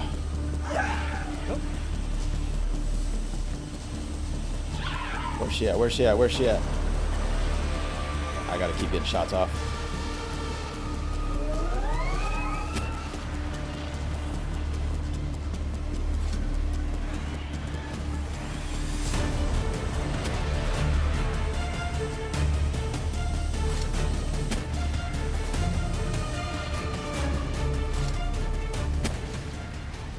Crap, I'm not doing nearly as much damage as I should be. 10,000. It should be higher, shouldn't it? It should be 12,000. There it is. Oh, it seems a little less.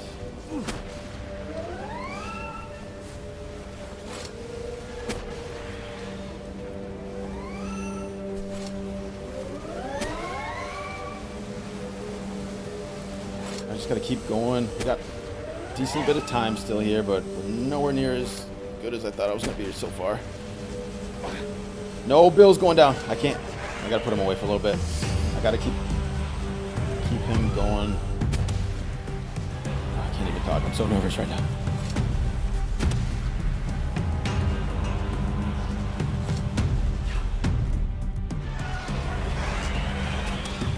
Alright, let me get to the PAL box. More Yormantides out. Jetragons actually. Get these out. I'm running out of Yormantides. I didn't put my Plasma in either. We'll get him out soon. There we go. Those Yormantides are actually doing a lot of work. Dragon type. That makes sense. None of them are boosted either. If I lose this round, I might have to switch to boosting some of them, because they actually just did a huge chunk of damage. Alright, we're going to get back to the box since I can't hit her. Going down. More. Should get more Yormantides out, honestly. More Jetragons out. Ooh, I'm running out of really good pals. This is not good. I do have more holy pals. Oh no, they're level 1. I should have leveled up more. Alright, we need to get Bill back out. Try to get her down. A little faster here. Where's she at? Where's she at?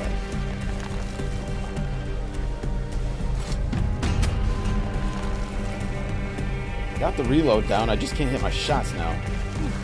No, okay, we lost Bill. That's not good.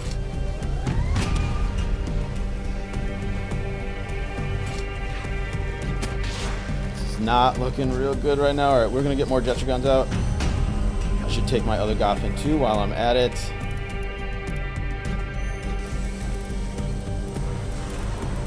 Alright, Jetragon. Come on. Where's my other Goffin? Where's my other Goffin?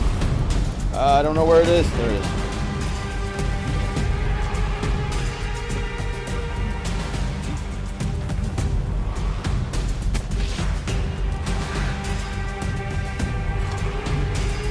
Oh no, they're hungry.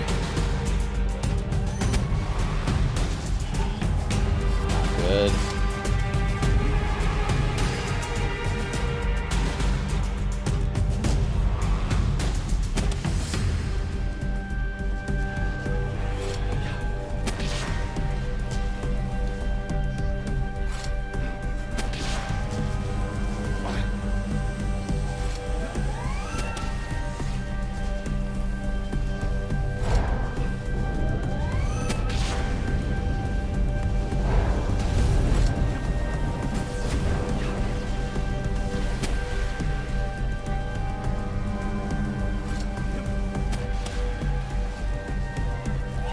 Close yet.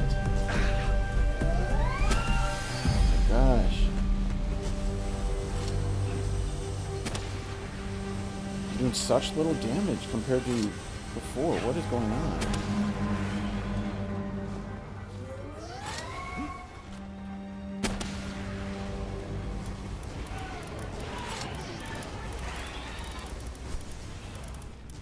Alright, Anubis, we need to get you out there.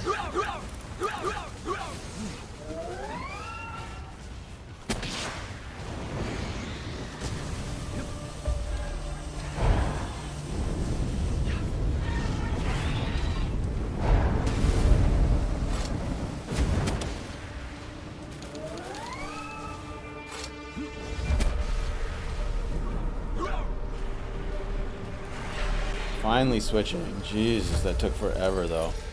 I don't have enough time. I got 2 minutes. It's not enough time. It took way too long. Crap. I gotta get more Anubis out there. They're the only ones seem to be doing anything, honestly. Alright, 2 minutes. Let's get this. No. Come here.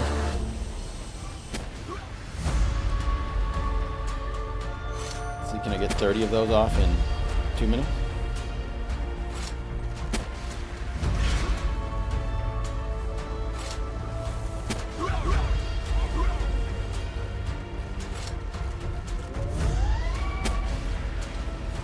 More Anubis.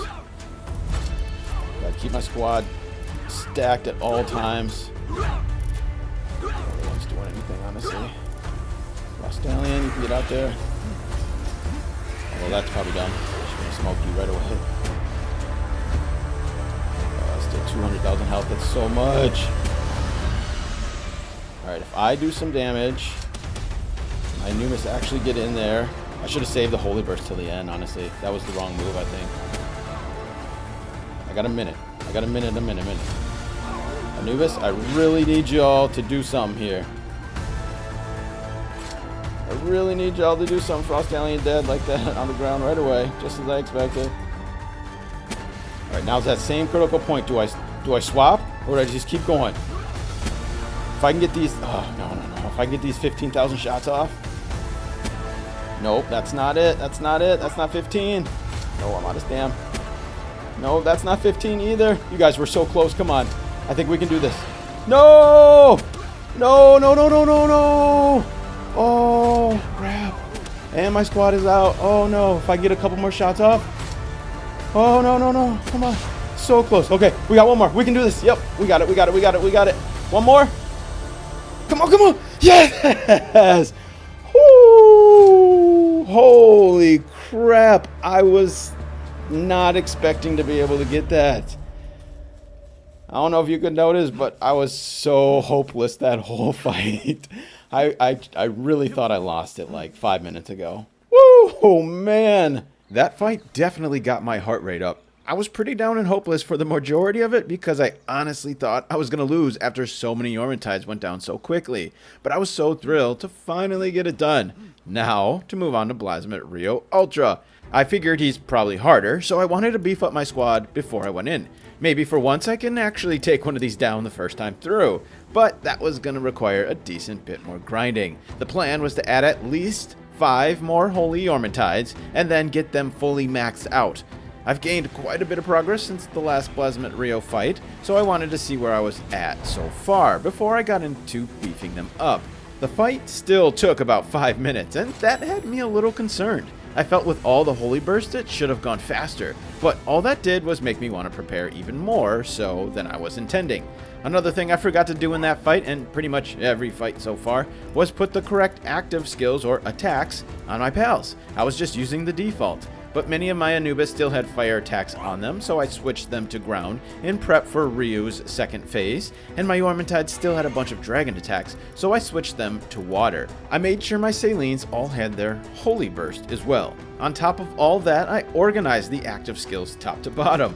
I honestly have no idea if this does anything, but my thought was if the top move is the first move they use, then they will perform Holy Burst more often and get more of them in before they get wiped. So I took a decent amount of time doing all that to make sure I took every single step possible to maximize my DPS in this upcoming fight. I still only had the 6 Salines and no males yet, so I couldn't breed them. But I was feeling good about just putting that Holy Burst on my Yormentides. After all, he should perform better in this fight than Belenoir, considering he's a water type against fire. However, when something is presented to you, you kind of have to take it. I am 130 hours into this, and I finally saw a male Saline. Not that I was looking earlier on, but still, that's kind of crazy. Now, if I could just get that multi-missile launcher, I'll be good. I made sure to be very careful not to accidentally kill it, because I would definitely do something like that. Then, when I caught it, it completely changed my trajectory. I was full on ready to abandon my Yormentides and go all in on my Salines. The reason was, the Yormentides honestly don't seem that strong. I know their type isn't ideal for Belenoir Libero per se, but even against that regular Plasmid Rio, they really seem to struggle. Those 5 Holy Burst Yormentides I just used when redoing it got wiped pretty early on. So I wanted to just lean in 100% to maxing out a squad of Salines. That way, if my Yorms go down early, I'll have a bunch of Salines to finish the job. I knew this would be another grind, but I was prepared for it. After all this, everything so far, a little more grind was nothing to me. Besides, I was kind of addicted at this point. The routine of doing this was quite soothing, and I kind of low-key didn't want this all to end. Once the Rio fight was done, my time here would be done too, at least for now, and deep down I didn't really want that. So I think subconsciously I made myself commit to another grind to extend my time here in Palworld. I set my Salines up to breed, and I got to work. I got pretty lucky with passives on the Salines. I had Burly Body and Ferocious that I was able to combine early on. I didn't intend to truly max these out with getting all those perfect passives, but if I could get 2 or 3 really good ones, I'd be happy. Burly Body and Ferocious are good enough for me, so I was able to crank out a ton of Salines with those 2 passives. And as soon as I got more males, I started increasing my output exponentially. Slowly, more solid passives came along like Musclehead and Serenity. I did put a little effort on combining them, but not like when I did with the Yormitides and the Anubis. And eventually I got one with Philanthropist. Once I got that on the farm, my breeding exploded, and I was back to having more eggs than I could handle. This actually made the grind to get Salines maxed out pretty quick. I wanted every advantage I could get with my pals. One of those is paying attention to the IVs, or the hidden stats. Originally, these were just that, hidden, but they have since added these ability glasses that allow you to see those stats. It wasn't until day 265 where I finally crafted them. I was never about min-maxing, so I never bothered in the past, but now since trying to get all the angles, I had to see what I was dealing with. I noticed a lot of my Yormitides were pretty bad. This is probably why they were getting smoked.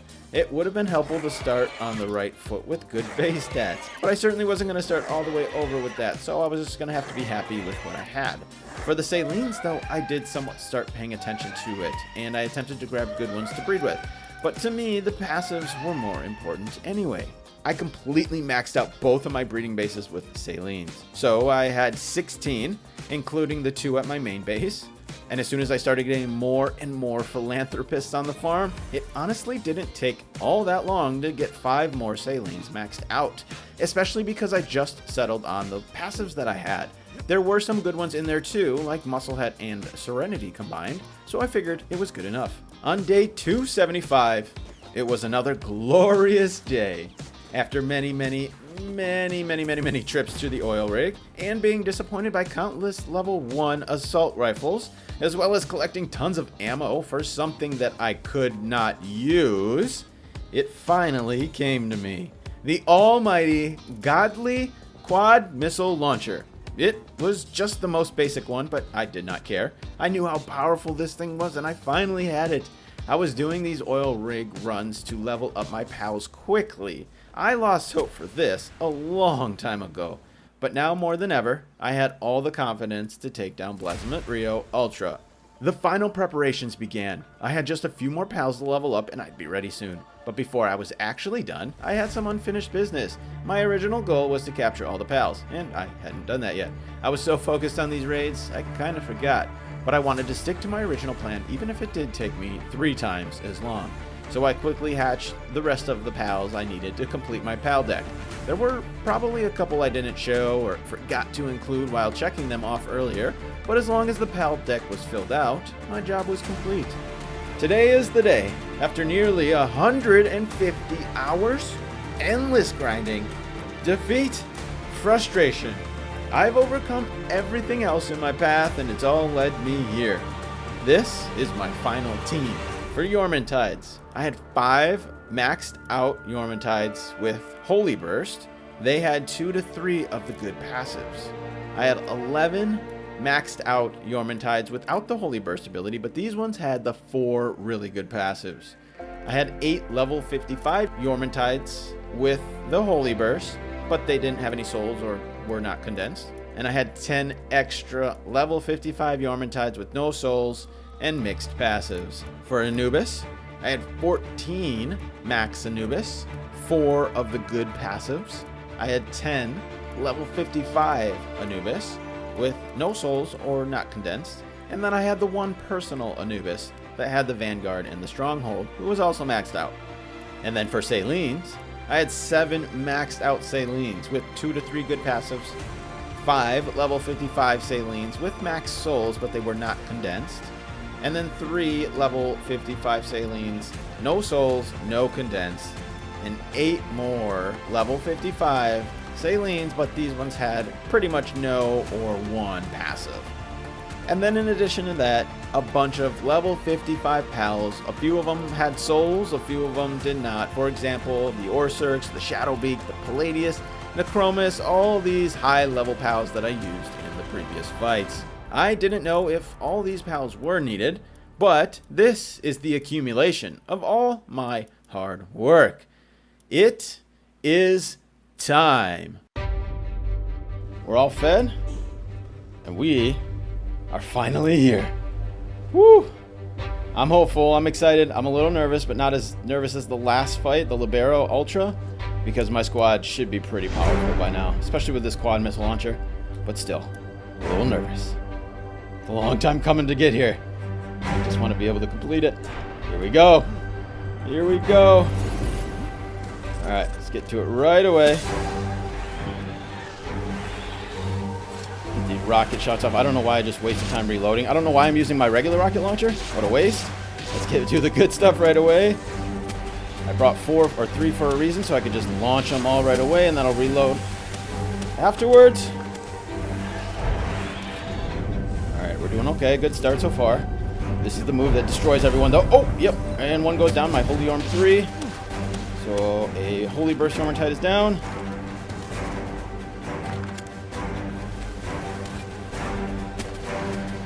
Not used to using this rocket launcher at all. I'm just so used to the timing on that other one.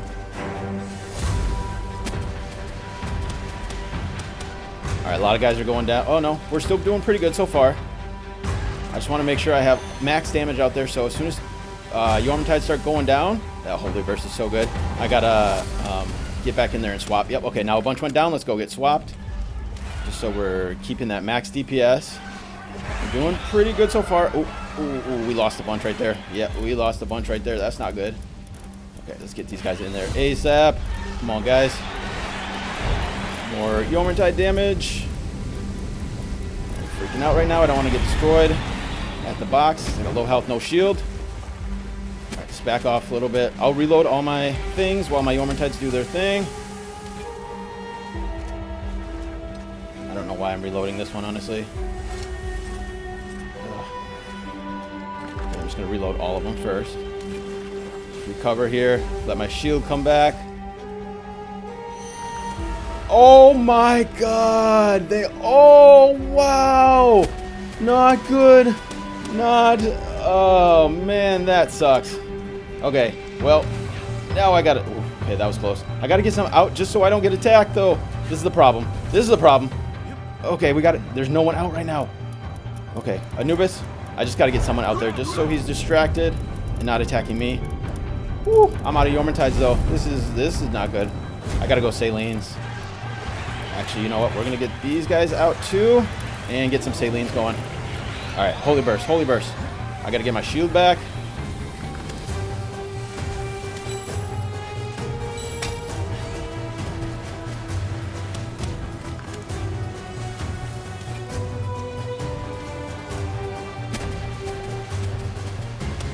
Why am I doing such little damage?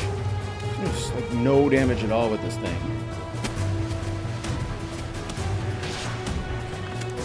1,000? That's so little. Okay, a bunch went down again. Not good.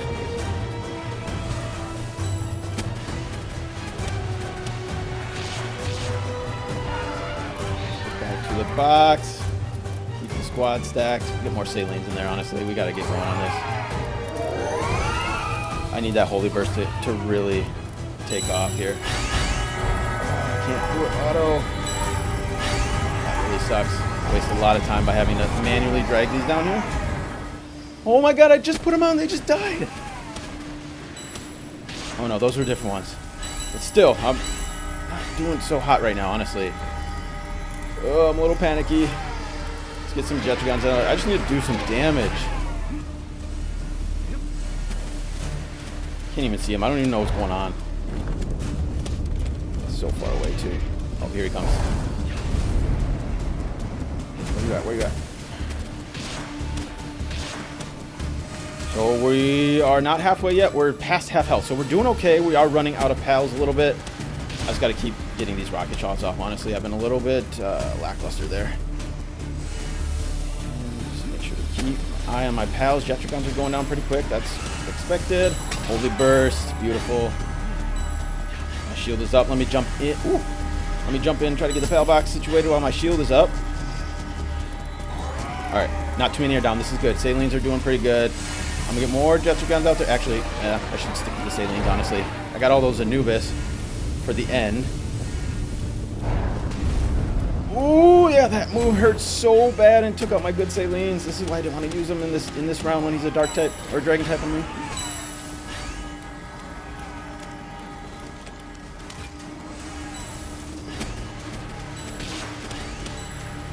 I wish I could get 4 headshots like that. That would help so much. Oh my god! That move is so brutal. Oh no. It just took everyone out. I don't even care. I just need people out there. And I need not to die. Plasma's instant. Instant killed. Makes sense. They're not leveled up at all. They're paled anyways. Or sold or whatever. Okay, I can't even get to the box. He's only got 3,000 health. No! Okay, Anubis, just get someone out there so he doesn't attack the box. I gotta get my Salines, though. This takes too long to swap. Okay, we got him out. We got him out. And get away so I can get my shield back. Get that Saline. Come on. Damn it. He's just destroying my Salines, which sucks. I'm not gonna have any for the next round. My health is low too. I gotta watch that. I just don't want to die. That's such a waste of time for me if I have to go back, respawn. I don't have that kind of time. If I can just get him to the next round, I should be okay. I just don't want to have to keep putting my Anubis out there. Okay, swap, swap, swap. Yep, I'm wasting so many Anubis already. I got like none left. Ooh, that hurt. Ooh, that hurt. Ooh, yep. So many of my Anubis are already down. This sucks. This really, really sucks. Knocklims. I got Knocklims too, so I can use him later. Oh, it's going to be close. It's going to be close. He's doing so much damage to my Salines.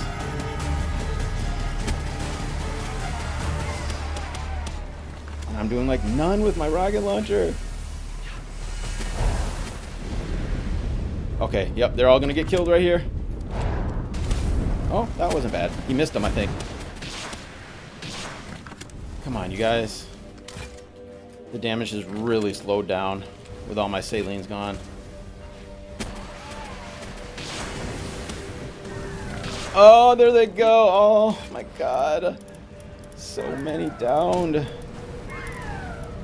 don't have any extra pals that are... And I can't auto... That's so frustrating. It's so frustrating. Oh, that is literally killing me. Not being able to swap fast enough. Yep, I'm dead. I'm dead. Put out everyone I have left. I don't even know if I'm going to get him to the second phase by the time the time runs out.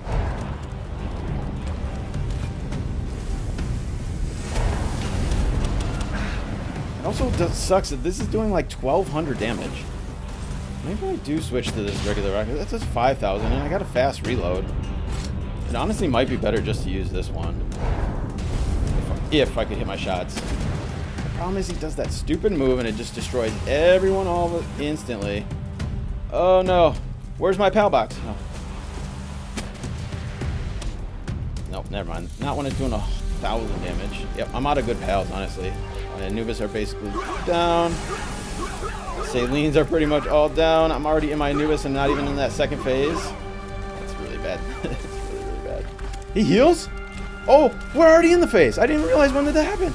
Okay, we got a little bit of time. Let's get the Anubis out there. I did not realize what just happened there. Didn't see him switch. I need to get all my Anubis out, and all I got is Yomertize. No more Salines. Oh, that's what's brutal. If I had a few more... Crap. Crap, crap, crap. If I had a few more Salines, I might be able to. Maybe a few more Anubis too, because I used them so early. Since I died, this sucks. Now I'm gonna go... Oh, they all just died, I saw. Yeah, there's no way. There's no way. Get this stuff back on so I can get my stuff back. He's probably going to destroy the box by the time I get back there. Crap. Oh no, he's still going. I don't even have anybody to... Oh, I forgot to put my Anubis on me too. Let me put him on me. Oh no. I don't have any pallets to put out, though. That's the problem. Guess I gotta get my stuff back. Yeah, I don't want to die. I just want to see what kind of damage I do with the Anubis on me. Yeah, I'm not expecting to beat this. See, like, it only does 1100. That's so little. That's so little. What happened to the homing on the headshots? Yep, no, I'm dead right here. Woo! 27 health. I don't know how he didn't get me.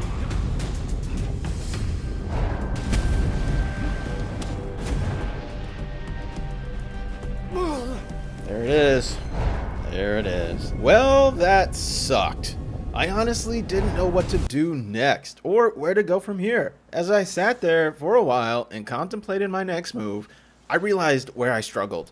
I put way too much focus on building my squad for the second phase of that fight. I had more quality Anubis than Yormantides, and all those Salines were really meant to come in later because she's a dark type against his dragon type in phase 1. I never should have put so much time in all those Salines, and I should have kept focusing on my Yormantides. Because when you think about it, the first phase has 1,000,000 health, and you have to get it pretty low before it transforms. Then it only goes up to like 350 or 400,000, so you need to do way more damage while it's in dragon and fire types in phase 1. I really was not properly prepared. So my new plan was this. Add 10 more fully maxed out Yormantides, 5 of the Holy Yorms with Holy Burst, and 5 of the ones with all 4 really good passives. Then on top of that, I decided to get myself an Azerobe. Originally, this was the plan, but it was taking too much time with all the other breeding. Now I feel like I don't have a choice. So I recaptured my first one since I've already butchered the others and started that process. I needed to get Vanguard on it for that extra 10% attack, and since I already have Anubis with that passive, I did some breeding. I bred an Anubis with Noclum to pass it on to Nightwing because I didn't have Nightwings, and then bred Anubis with Nightwing to get Azerobe with the Vanguard passive. Literally the first Nightwing had Vanguard passed on, and then I was able to transfer that to an Azerobe within a couple eggs. So it literally took no more than 30 minutes to get an Azerobe with Vanguard on it. I was content with that. I didn't feel like I needed to do Stronghold Strategist or any other passives. As long as I have the most important one, it will make this process quicker. But I got lucky anyways, and I got one with both. As I got more and more Azerobes, I started loading up my breeding bases with them. And then once I got Philanthropist on my Azerobe and started putting those on the breeding farm, this process is actually pretty quick. I did this whole thing from no Azerobes to a maxed out one in just over an hour in real life. Of course, I already had a ton of cakes and everything else set up, so that helped. But still, not bad at all. Even though I had an Azerobe with Stronghold and Vanguard, I got lucky with a different one that I thought might be better. This one had Runner and Swift, so it was super fast. The Azerobe is normally really slow, and I thought if I had one with good speed, I'd be able to outrun attacks and not need that extra defense from Stronghold. So I chose to make this one my rider for the fight. It's no Jetragon, but this thing was cruising. I had a bunch of extra Salines in my PAL box, so I ended up condensing a couple more of those. Like I said, I didn't want to spend too much time on them because Yormantide was priority, but with all these extra, I might as well. It wouldn't take too much work to hatch a few more, then get a couple more Salines fully condensed. Then I changed their move set. I was using the Moonlight Beam, which doesn't seem to be all that good of a move, so I switched all of them to Airblade. I was just trying to get every little advantage that I can get. Beyond just the 10 Yormantides I was maxing out, I plan to level up a few more to 55 as well. I had some oil rig runs to go on in hopes of finding better weapons, so I just added a few to my team and I leveled them as I went, just to have a few more backups and make full use of my time, since I'm on the rig anyways, which is the best place for XP. I finally got myself a better laser rifle, something I've been wanting for so long. It's a little late now, and it's not even legendary, but hey, it was a small W for me in these times of feeling like this is all impossible. I was actually pretty much ready for my fight. The Yormantides were all done up at this point, and I was on an oil rig run to get the last few I wanted to level up to 55. But then, another glorious day on the rig. The quad missile launcher level 1. I didn't think anything of it at first. I thought I already had level 1, but I had level 0, so it was an actual upgrade. Yet another exciting thing to get me motivated to actually be able to get this done. So I went right to work getting that crafted. My quartz game was non-existent, but I didn't need too much for crafting it, so I got that quickly. Fortunately, I have a ton of missiles for it from the oil rig runs previously, so it would save me a ton of time not to have to farm quartz for the circuit board, which you need for ammo for this thing. I wanted to get a few of them crafted for extra firepower, so I had a bit more farming to do, which is okay because it gave me a bit more time to level up even more Yormantides. And also, I discovered another way to increase my DPS. Certain abilities cause a status effect. I've seen this before, like the Ivy Cling, or when you get frozen, or set on fire, like in the Blasmet Rio fight my first time, but I didn't understand how to use this to my advantage exactly. When an enemy is afflicted with these statuses, they take a change in damage. For example, if an enemy is electrocuted, they take 2 times water damage. This was huge! I wanted to test it out on Blasmet Rio to see if I could use it to my advantage. And sure enough, it worked. I put lightning moves on Azerob, and then I attacked without electrifying, and I do around 7,000 to 9,000 damage. Then I used my lightning attack, and I electrified him for 17,000 damage. This was crazy, because my Yormantides, except the Holy Bursters, all have water moves. So essentially, I can double my damage if I'm able to keep him electrocuted. I was so hyped about this, and another reason to be excited that I was actually going to be able to get this done.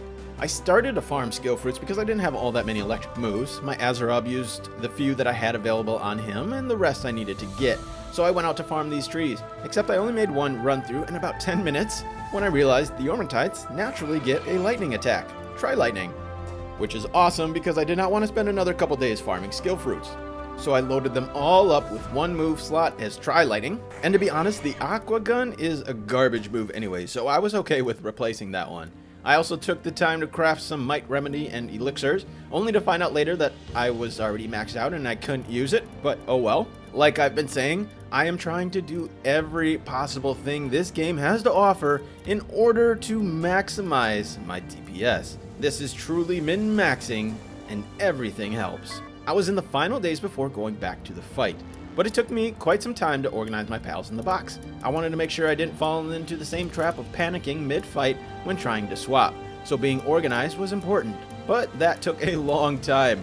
Also, I had to feed everyone their Loco Moco, but I was here, once again. Despite feeling hopeless last time, I actually ended up with a lot more upgrades than I thought, so my confidence was back for this fight. These are all the additions to round 2. For Yormantides, I added 5 Holy Burst Yormantides that are fully maxed out, and then 3 Holy Bursts Yormantides that have souls but are not condensed. I added 5 with 4 of those great passives that are fully maxed out, and then 4 more of those with souls that are not condensed. And then I changed all those attacks to lightning on the non-Holy Burst Yormantides. There were about 8 more level 55 Yormantides that I added with no souls or condensing. For Anubis, I did not make any changes to my Anubis squad. For Selene, I added 3 more fully condensed ones, but they already had souls from the last fight. And then of course my Azerob, who is maxed out with Runner, Swift, Vanguard, and then the lightning attacks I added. But this is it! If I don't beat it now, I have no idea what to do next. I was at my end. It's now or never. This is it. This has got to be it. I don't know what else to do if this isn't the one. I've leveled up so much time. I'm honestly like afraid to lose because I don't know how much more I could do. Oh, let's just win this and I don't have to worry about it. Here we go. Azerob, come on right away. Where are you going, bro? Why are you always running away from me? Oh, we got to do our lightning attack. See if we can get that electrocution. And then get the launchers out. I don't even know if he got electrocuted there. I think he is. Yep, yeah. Oh, he definitely did it. 11,000 per hit. That's crazy. Let me get off another. We'll get one more rocket shot off. Nope, he's still electrocuted because he's still getting those massive hits. Oh, and he's taking out my Yorms. Okay, that's pretty quick. Let me get him electrocuted again.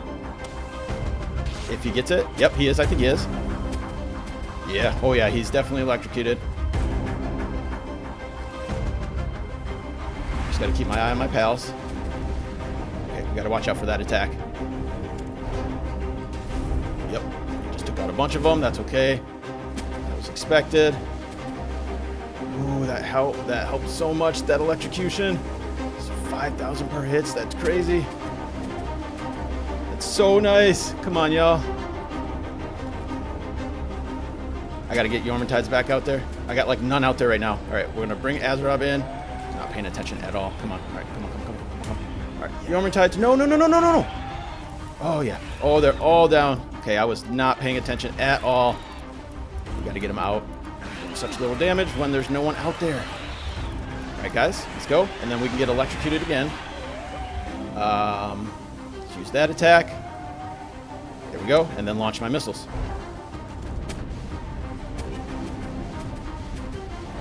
I just wasted a bunch there. I don't think he's electrocuted. I don't have any stamina. That's okay. I'm just going to launch my missiles. He took them all out. No. He took them all out.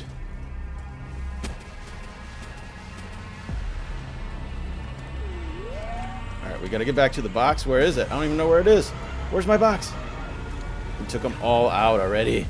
Not good. They're literally all down. Oh my god. Yormantide, you're so trash. I've already gone through like all of them. Oh, I didn't have any Holy Bursters in there, did I? No, I did not. Alright, Holy Yorms, we gotta get you going. They got all wiped right away. Wow, they're just getting destroyed in one shot right away, man. Oh my god, Holy Yorms all went down. Oh no. This is not good. We're not doing like anything. I'm not doing anything. They're not doing anything. It was a good start, but now we're just getting screwed over.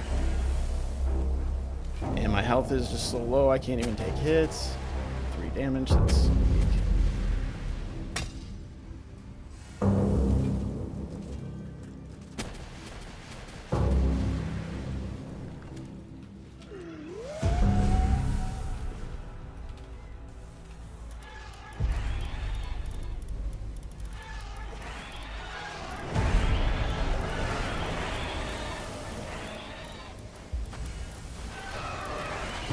As soon as I put them out, they go away. I don't know what to do at this point. Can't even get a shot off. I'm just trying to manage my pals this whole time.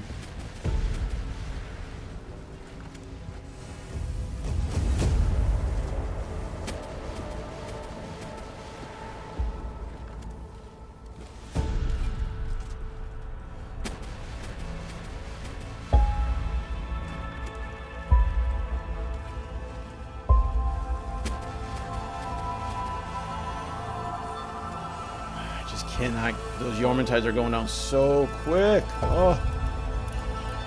Got somebody do some kind of damage. Jet guns, maybe. I don't want to put my salines out yet. I can't. The problem is I do the most damage, but I can't get my shots off because I have to sit here and manage my PAL box literally nonstop. It's so hard. Yeah, shit. And Azerob went down. Alright, we're gonna fail this one. I should just restart. They all just went down too. So the first minute went really well. My downfall started once I had to start putting in my second round of Yormantides. I dumped out a whole bunch of my non-condensed ones, and they did almost no damage and got destroyed so quickly. I didn't even put my Holy Bursters out there, which I spent so much time on. From there, I started to panic, like always. But the biggest issue was trying to manage my pals. I spent so much time at the pal box because I put those ones that died right away that I was actually doing very little player damage. At the halfway point, I lost Azerob and I already had used up all my Yormantides, so I knew it wasn't going to happen. But I was annoyed because after all that additional prep, I had less DPS this time than the last. I was so upset. And I really didn't know what to do. But when I sat back and I thought about it, I knew exactly what I needed to do. If I get headshots on Azerob and an electrocution effect, I can do upwards of 12,000 damage per missile. If I hit 4 of those, yeah. So I knew I needed to be the one to do the damage and not rely so much on my pals. So I let my pals heal, I reorganized my pal box, And then I went back in with a new focus. Fire off rocket after rocket after rocket without breathing. Let's do this. Yeah, I'll be honest, I pretty much have no confidence anymore in this. Not expecting to be able to do this at all, but gonna give it one more go. And then I don't know, I'm at a loss, honestly, if I don't. After this, I literally have no idea what to do next. So here it goes. Let's get this over with, hurry up and die so that I can sulk in my sadness and try to figure out how to move forward after I lose again. Here we go.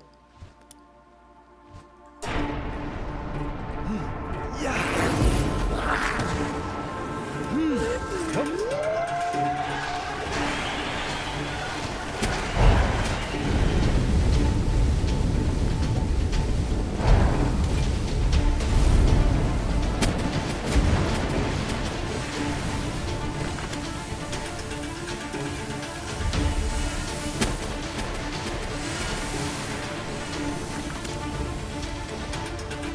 30 seconds in, I already lose a bunch of young pets.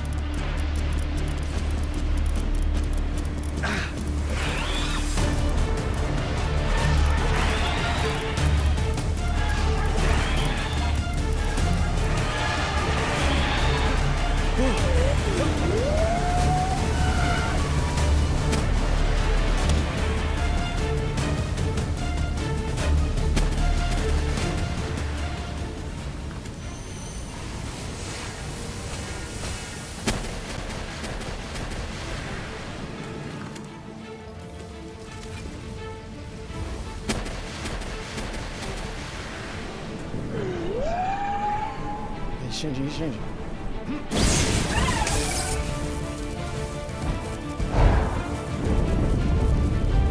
No.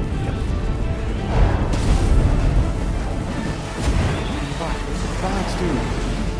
Where's the box, dude? Are you kidding me? Ah, wasted so much time right there.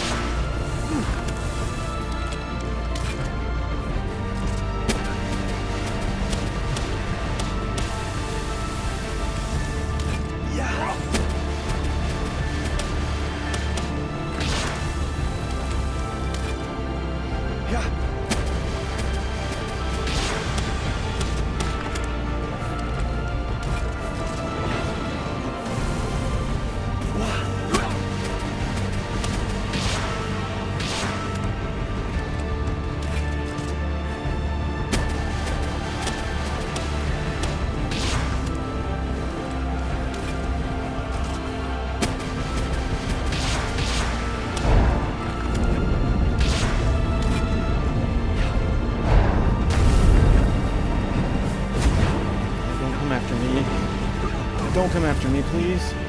Let's get him.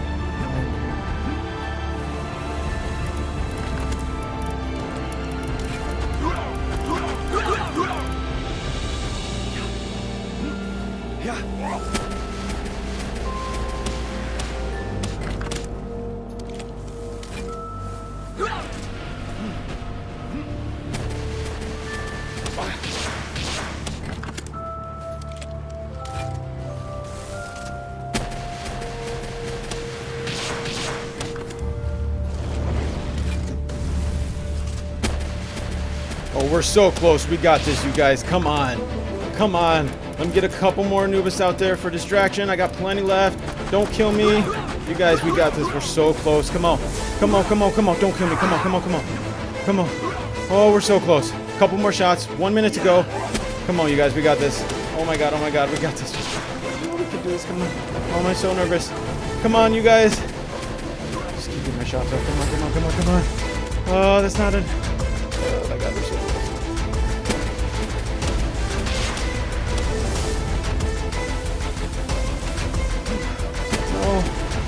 No! No! 20 seconds. Come on, you guys. We're so close. Oh, my God. 20 seconds. No! I got no Anubis left. Come on. One more. 10 seconds. One more. Please. Please. Yes! Oh, we got it. Oh, my God. Holy shit, finally! I was so focused that whole fight, I didn't say a single word, but oh my god! Woo! Holy... There it was! What a feeling! I tried my best to convey the level of frustration and anger and disappointment that I felt throughout so much of that, but oh man, what a glorious sensation to overcome all of it.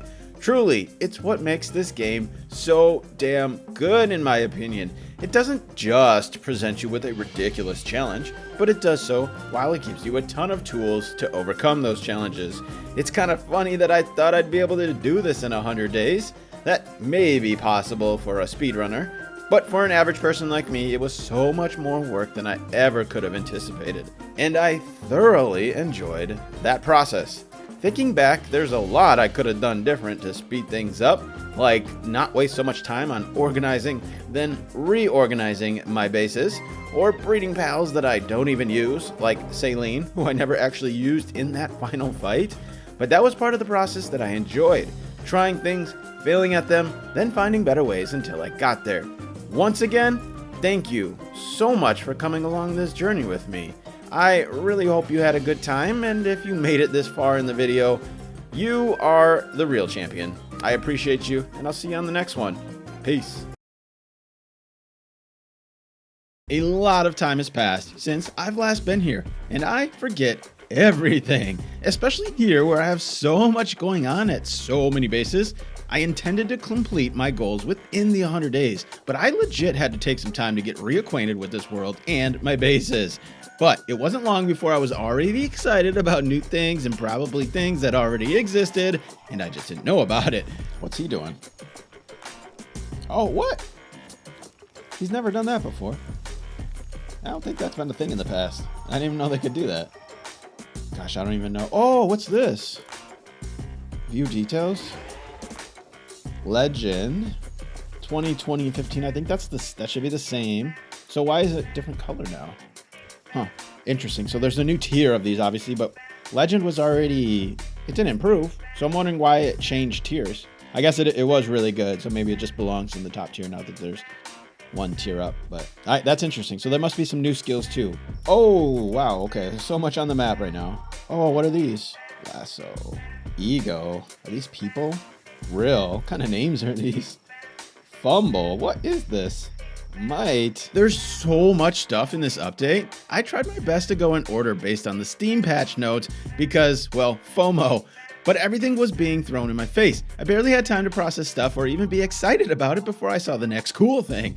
The first thing on the list was Meowmere. I didn't have the resources to craft it at the time, but I do eventually check that out. Anyway, on to Faybreak Island, which had some new surprises for me. Whoa, entering air zone, dismount your pal to avoid being shot down. What? I don't want to dismount. Let me just drop. Oh, I see it. Is he gonna shoot? Oh! Oh, crap. That came out of nowhere. Oh my God. Let's get out of here. Oh, I'm just gonna get shot down again though. Okay, I'm just trying to survive right now. Maybe use my weapons. What? Did you just eat that missile? Oh, okay, it just missed him. That was weird, right? What just happened there? Oh, must have went back. Oh, okay, it went to the back one and attacked that one. I was like, did it just go? That was so weird. Oh, cool. Polaris Aqua. Nice. Oh, what's that? Gildane? A new one? Ooh, I want to capture him. Ultimate Sphere? Probably. Throw the sphere. Why isn't it throwing it? What's going on? Oh, I can't pause. What's going on? What? My button's changed. How do I throw a sphere? So, can be ridden. Changes the player's attack type to ground while mounted. Okay, that's good. Oh, I'm being attacked. Oh my God. I can't just stand around. Found only on this island. Okay. Over many years, Palladium has condensed and transformed, now shining with a rainbow-like glow. Cool. What's this? Giant Pal Souls. Nice. We got new Pal Soul level. Where are they coming from? Oh, did I out? Oh, there he goes. Dang, they are fast. Okay, and then they can kill me too. I spent most of the time trying to figure out how to deal with those freaking turrets. I didn't even have anything good at all for ground mounts. I tested some things, but ended up on the slowest mount ever to explore this ginormous island, because that's all I had. At least that's what I thought. Anti-air zone. Frost Alien is a flyer. I'm not even flying though. Alright, so chill it. Dang, I wish I had a Fenglope though, honestly. It'd be way easier to explore this. I might have to come back, honestly. It's just this pace is not working for me. I need something faster. Smokey, another guy. Cool, 2 of them. Ooh, and 3 in a row. Neafia. Alright, let's see if we can get all 3. Ooh, he's so cute. Oh my God, I need that thing. Come here. Don't attack. Oh, he's friendly too. Critical, nice. I didn't know that was a thing. So I can get critical hits with my balls or my spheres. That's kind of cool. Warmed at the spending that remains magical. Slowly melts from the inside, hold some cheese above them, and it becomes a true delicacy. Smoky. I continued on catching pals and exploring as best as I could, but I had trouble finding a few fast travel points. For some reason, they're really hard to see, and I can't stress enough how huge this map is. I did learn some things though, like you can still fly as long as you hop off before the missiles hit you, which made things a lot easier. And even better, I learned that you can actually destroy the towers. Super useful. After spending a solid few days just exploring, I hadn't even scratched the surface of all the new stuff. I went back to my base to dive into the new goodies. Oh, look at this. Here it is, our upgraded sphere. All right, so we just need hexalite to craft it. Oh, so not raw hex. More grind. Hexalite quartz is needed to make hexalite, but you also need chromite. Oh my god, on top of that, you need the plasteel. Oh, this is brutal. Ooh, a bow. Homing module. Sphere mod. Equipping it makes the sphere home in on pals. 50 dark fragments, though. I'm not going to be crafting that for a little while. Laser Gatling gun. Oh, that sounds so sick. I gotta get that. Plasma cannon. There it is. Level 60. Highest in the game. Ooh, that is expensive. Fires high output energy projectiles. It does 10,000 damage. What? That seems so high. I bet this thing's a monster. Oh, wow. They needed this so bad. Oh, this is so nice. Okay. They've added item retrieval machine. What's that? That's legit. Wow. So now you can just farm skill fruits. Literally once made a base around a skill fruit just so I could be close to one, but that's really nice. A device that lets you freely access items from all chests in the base. That's pretty handy.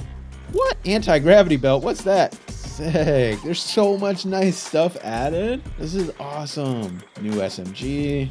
Medicine rack? What's this? Labor Research Laboratory. A facility for conducting research on the various tasks of PALs. Okay, we're gonna have to get... Oh, we can just go ahead and craft this. Let's go ahead and check this out real quick. I still haven't found how to send them on expedition. There it is, all the way to 15. I'm like, I've been through this whole list and I haven't seen it yet. So it's really unlocked early. So I'll craft this first since I'm so sidetracked right now. Human-powered generator? There it is. There. Oh, it's huge. I don't have any room. Come on. It's so massive. Why you gotta be so big? Oh. There's literally no... Oh my god, it's huge. It's like half the size of my... Well, how are you supposed to fit this in a base? Did they increase base sizes? Because if they didn't, where am I supposed to put all this new stuff? This thing is so massive. Oh my god. Oh my god. Why does it have to be so big? It takes up a third of a base. Oh my Jesus. All right, well... Oh, this is cool. So it's just like a little mine. So they just go down in their little... Oh, this is so cool. Okay. Send 40 pals. Oh, 100% reward. Okay, well, at least it's guaranteed. All right, good luck. Are they all going to run in there? No. Okay, it's only 3. I'd be like, oh, they are. They are. Oh, my God. Oh, my God. The animation is so unnecessary. Every single one is going to run in there. That is so funny. Oh, that's too funny. How long is that going to take? Sometimes in games, the little things are the best things. And I gotta say, the fact that every one of your expedition pals runs in there visually is something I truly adored. Here's something I didn't adore. Doing the previous oil rig for my first time. Eventually, I got efficient enough at it to make quick runs, but plenty of frustration was had. So, when it was time to check out the new oil rigs, I was quite curious and a little nervous. There were 2, an easier one and a harder one. So, off to the easy one first. That only made sense. It's so much smaller. Not so much, but it's much smaller. I'm not even getting a shot at. Oh yeah, and the enemies are so... Oh, this is so much easier. So much easier. The enemies are so weak here too. Jeez. Just running through everything. It's actually a nice feeling, to be honest. The other rig can get so frustrating sometimes. Oh, I guess I wasn't even looking at their levels. They're all like 15, 16. Wow, no wonder. So we We got both. I see those other... Yep, we got both. Yep. They're trying to hit me. Those rockets. Oh, no, don't hit me. Don't hit me. They have a really hard time targeting you when you're in there, but they definitely still can. Okay, so we made it here. let's just run around, I guess, until we die. Oh! Oh, my rocket launcher does like nothing. Oh, this is brutal. Oh, it does like nothing to these guys. Oh no. Oh no. Oh no. Oh no, it's right. Oh no, it's right. Oh no. Oh my god. Okay. Okay. So, I really made it really far onto that oil rig. And it's harder than I could have even possibly imagined. Well, I got to see it. Yeah, so I may have panicked a little bit there. We're just gonna pretend like that never happened. I knew that was gonna be a nightmare to try to take down in the future. At this point, I had checked out most things that I could without at least having to craft something new from resources that I didn't have. The skins were pretty much the end of my hyper focus on checking out these new things. And I gotta say, I do love that they have them. I really hope they keep giving a bunch more. I do have a chillet though. Oh, these are so cool. None of these existed before. Oh, there's so many. Oh, that is so cool. Wow, these are awesome. Wyvern, I love these. Pudding. They're so good. What's that, Frost Alien? Royal Frost Alien, that's cool. Oh yes, these are so awesome, yo. Oh my god, that's so cool. I love the skins. Yeah, I literally only had one to even try. It was just that sunglasses, but I didn't do it because it was like, whatever. Oh, I'm so glad they added a bunch of skins. I love it. There was one more thing I got a pretty good kick out of that I wanted to share. Oh my god. Changed PAL deck to Palpedia to be more in line with other languages. Yeah, I'm sure that's why they did it. Because there's something called the Pokedex, which is really similar to PAL deck, which in their fight against trying not to get sued would only make sense to them try to do as much as they can to distance themselves from Pokemon. That is funny. I like the reasoning behind it, but it's a funny change. Okay, I was ready to start making progress towards my goals, but it's impossible to get anything done when you are unorganized.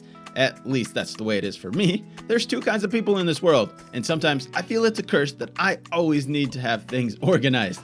So I did that first, and I did it the slow way, not even utilizing all the new things that should have made this process quicker. My bases all needed adjustments too. I had to get the appropriate pals set up at each base for what I was in need of at the moment. Once I took care of that, I was reminded of some of my pals that had just been sitting around in my pal box, forgetting all about my Days Mew, my fastest ground mount. Once I saw him, I wanted to return to Faybreak to try and explore a little more legitimately.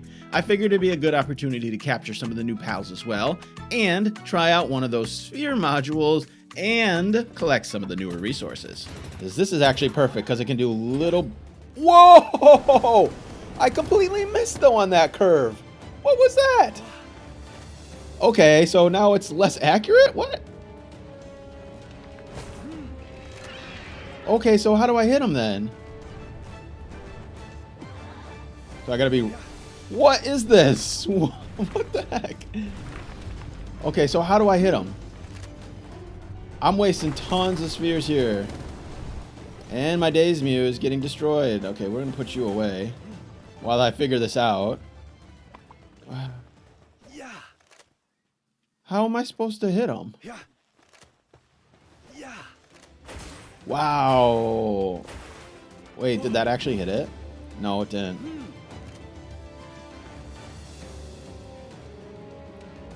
Okay, I'm so confused. What am I supposed to do?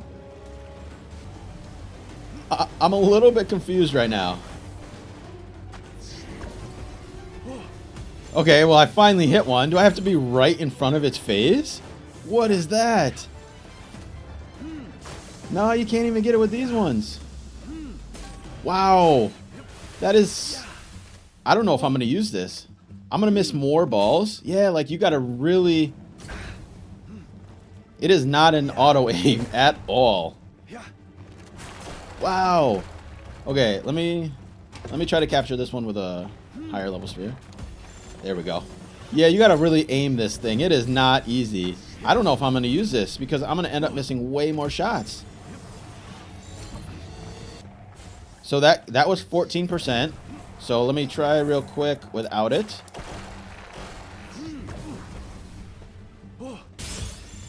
Okay. Oh, that was a critical hit though, so it was a bonus. So that was 9%. Let me try to not get a critical hit. I just want to see the comparison with and without the... So that was 9%.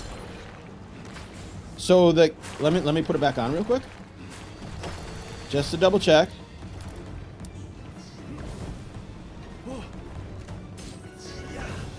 That other one is really annoying. Yep, 14%. So it gives me a 5% boost. I'm just going to take these guys out. They're really annoying. And you too, I guess. And now he's attracted to me. Just trying to have some peace here. Okay, now I'm clear. Okay, so it just a 5% bonus. That's a capture strength plus 3. That is not worth it at all. Unfortunate. That is too bad. Okay. Yep, okay. Night Star Sand. Okay. I thought this might be something. You see something glowing in the sand. Might be valuable. And it is indeed. So we figured out how to get Night Star Sand. Oh my god, that is brutal. Oh, it's like purpose. Oh. And then down goes Days Mew. Nightmare, it's a new one too. Let me get her first. Before everything starts attacking me. Goes Dark Fragments, 2 of them. Dark Fragments, 3 of them. And, well, I guess we'll just pick that off the ground. There we go. 5 Dark Fragments. I know you're up. Oh, there it is right there. I know you're up here, Fast Travel. I know it. I know it.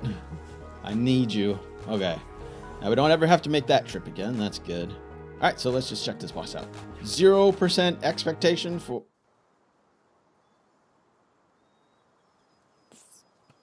Okay. Okay. I guess we're not doing this right now. So, Dazzy knocked bounty token. Oh, man, that's... I don't even see him on my map. I guess I didn't put enough time into getting all my bases back up to snuff. All my pals were starving and sick and just needed some love. So I showed them that I appreciate them and I helped them out a little. Then I wasn't satisfied with my organization because, well, I have problems. So I spent more time doing that. A lot more time doing that. The only productive thing I got done this day was build a quartz mine, which is actually huge. Automated quartz is a major necessity for those missiles that I'll be crafting later. I had to make a stop at all my production bases too and grab the resources. I hatched a Sylvegus in the process from an egg that I got in the wild, and I did my first bit of research. I wasn't entirely sure how deep I was going to go with this. Some things were super appealing, but the grind for all this was just another thing I'd have to add to the list. There were still a few new things I hadn't checked out yet too. The item retrieval machine. Right after I went around collecting everything from all my bases, I could have just plopped this bad boy down at my mining base and it would have saved me a ton of time. I do still have the grapple trick though to move, which is extremely helpful for over encumbrance. But another storage related major addition was this guild storage. Remote storage across all bases. Brilliant, just brilliant. So happy this is in here now. And then a couple other things as I was making sure not to miss out on any of the new goodies.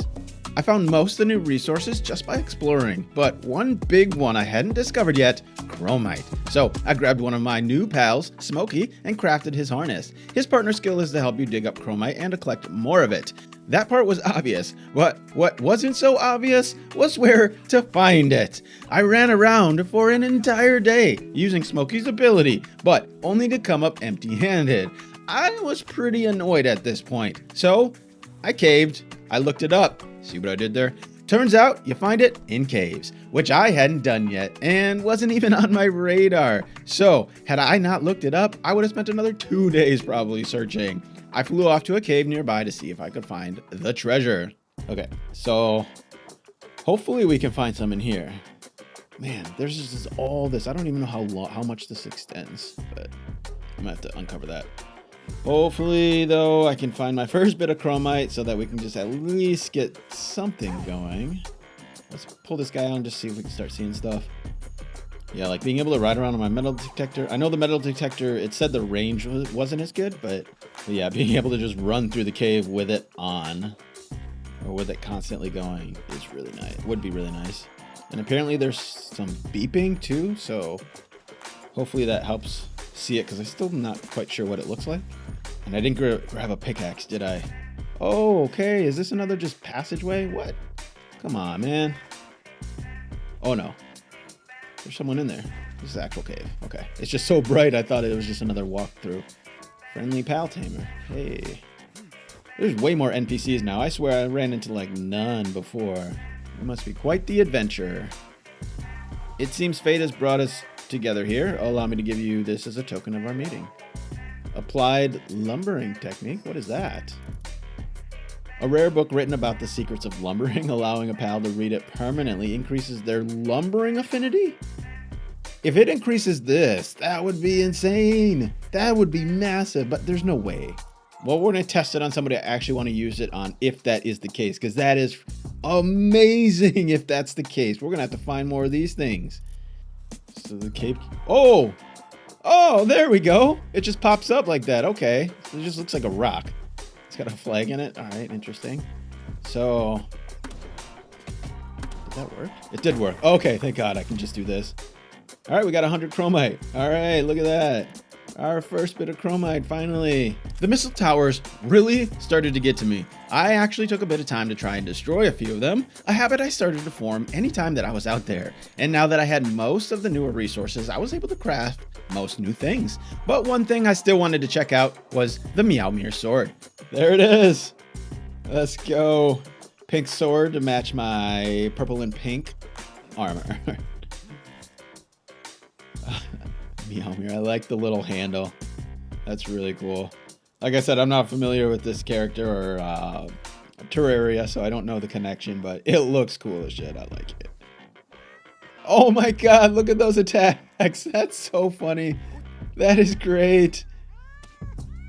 Okay, that does some damage. And it has infinite ammo too, so that's kind of nice. Okay. I could see me using this. When I run out of ammo especially, this could be really handy because the ammo is kind of a problem sometimes. I sought out some more caves and found what has to be the fastest way to get a quick 400 chromite.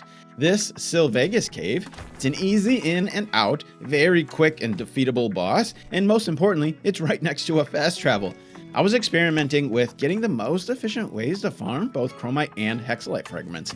The dungeon seemed like a good idea, but weight became an issue very quickly, and you can't cloud teleport out of these, so I was thinking maybe that's not the best. Then I remembered about Astagon, who I never used, like ever. But he's supposed to help you farm ore by giving you more of it.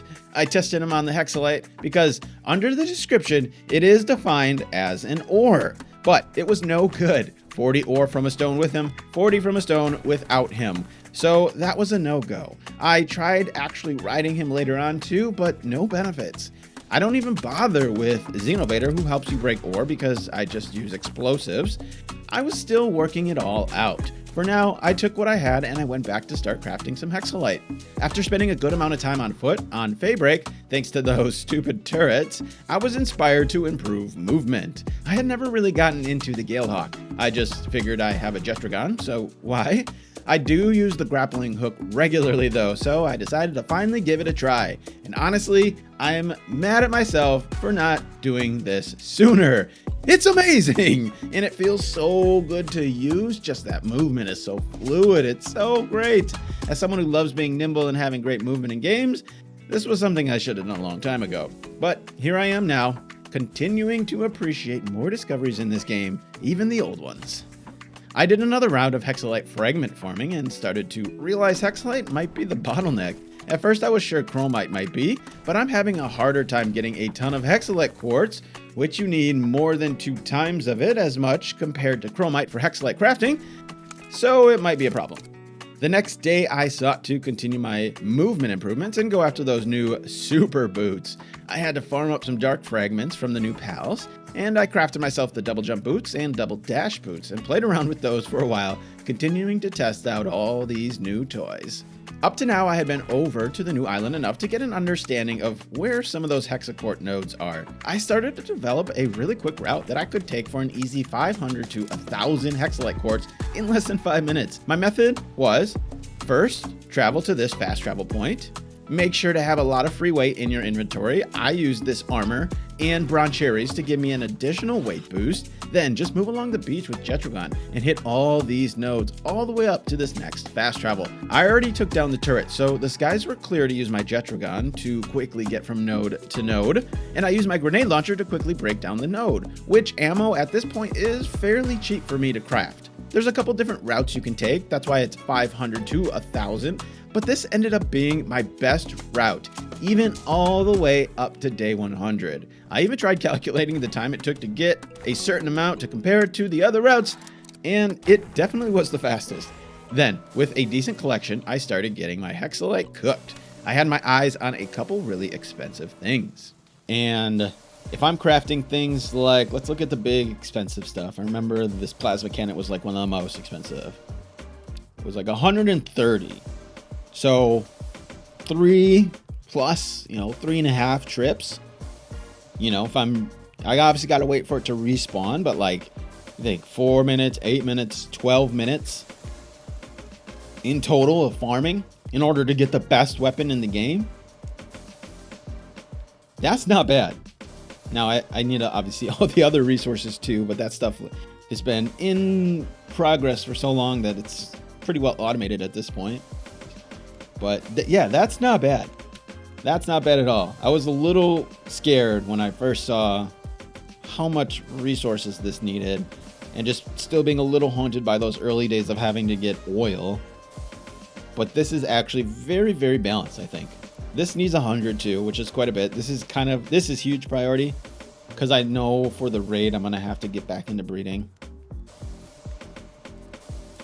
This is the cartridge. Oh, the cartridge the ammo does take hexalite. Ooh. The Gatling gun. Oh.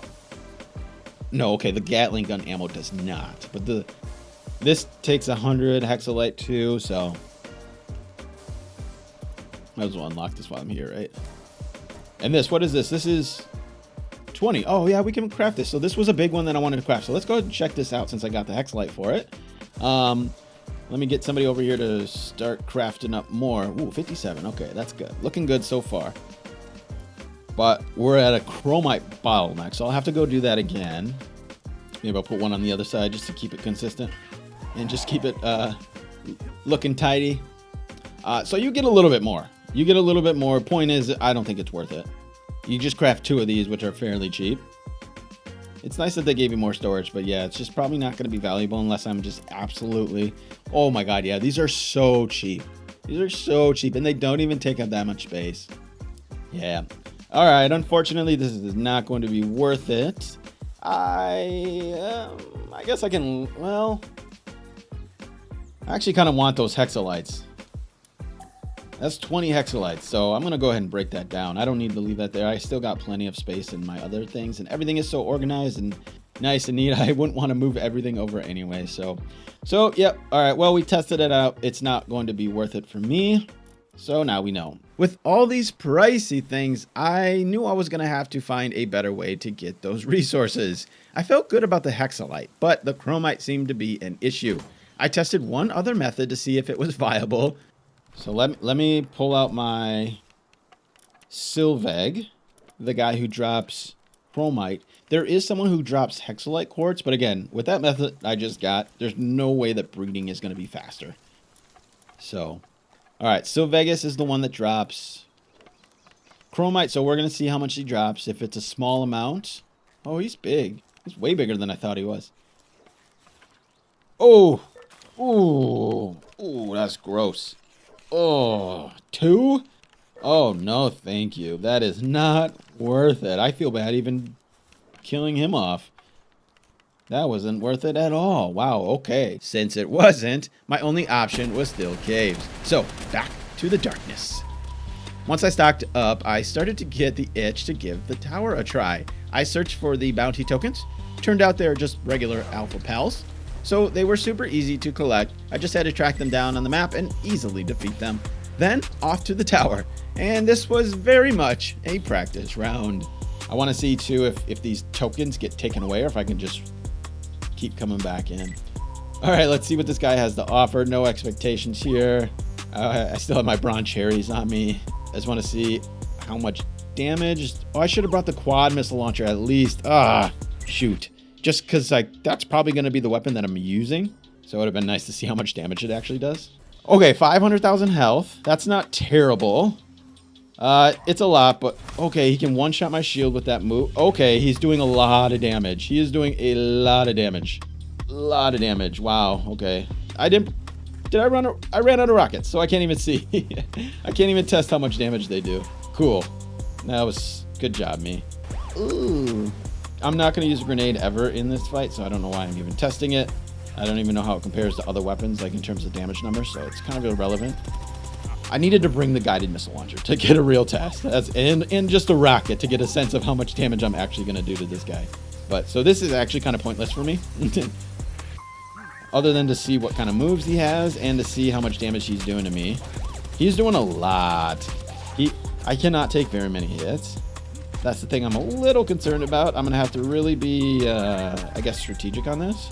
This does not look good. No, that looked like a scary move. Yep, I knew it. As soon as he disappears and I don't know where he goes, I knew I was going to get wrecked. Okay, so not very effective for research purposes. That didn't really do much for me to figure out what I needed to do. Well, I know he does a lot of damage. And I know he has 500,000 health. So that's about all the information I got from that fight. Let me grab my quad missile launcher and see if I can just go right back in. Oh, good. Okay. So you don't need to get the bounty tokens again. There is no timer. So now I can just repeat. I should have went in with it equipped. My health is not even full either. Okay. Let's do this real quick. Reload. Just want to get one shot off. That's it. Okay. This is the move. I want to learn that move. Oh. I couldn't really tell there. It looks like he comes straight down almost, and it just has an AoE. Okay. So 2,000 critical. I'll have a boost when I have my fire pal. If I'm riding Mr. Libero, I'll get that fire damage bonus. But if I'm just thinking about, well, let's say on average like 1,500 per shot. So on average, about 6,000 per. Ooh, that's. I'm gonna have to do some math, see how many rockets I'm gonna need to bring, but. Okay, I don't want to do this too much. I'm just kind of seeing. So like after a minute, it's actually got me a little concerned now looking at I forgot about the time. The time was a big issue in the past. It wasn't always about doing enough damage overall. It was just doing it fast enough. That's actually the case with every fight, to be honest. The raids too. And he's doing a lot of damage. I mean, I'm taking a lot of, I'm not really trying to dodge much, but like I'm thinking, I was a little slow at the beginning because I was waiting for that attack, but I'm thinking like after a minute, I'm gonna have to do some math in my head. If after like a minute, I'm only doing like 50,000 damage. So it'll be close, but like I said, oh yeah, the Gobfins too. So I wasn't even doing nearly as much as I could be doing. Okay. So with the Gobfins, with Mr. Libero, and that's gonna be the lineup. It's gonna be one Ragnarok with 4 Gobfins. So yeah, we got our fully condensed Ragnarok, which I used in the Bella Noire fights. He's got Vanguard on him too, so that's an extra 10% increase in my attack. And then yeah, they all got Vanguard and Stronghold Strategist. I spent a lot of time working on these guys in the last playthrough. I was ready for that fight equipment-wise. I had the pals I wanted all ready to go, but mentally, I still had to get myself together. I spent a whole bunch of those first days just checking out the new stuff, so now I had to get back into some kind of routine.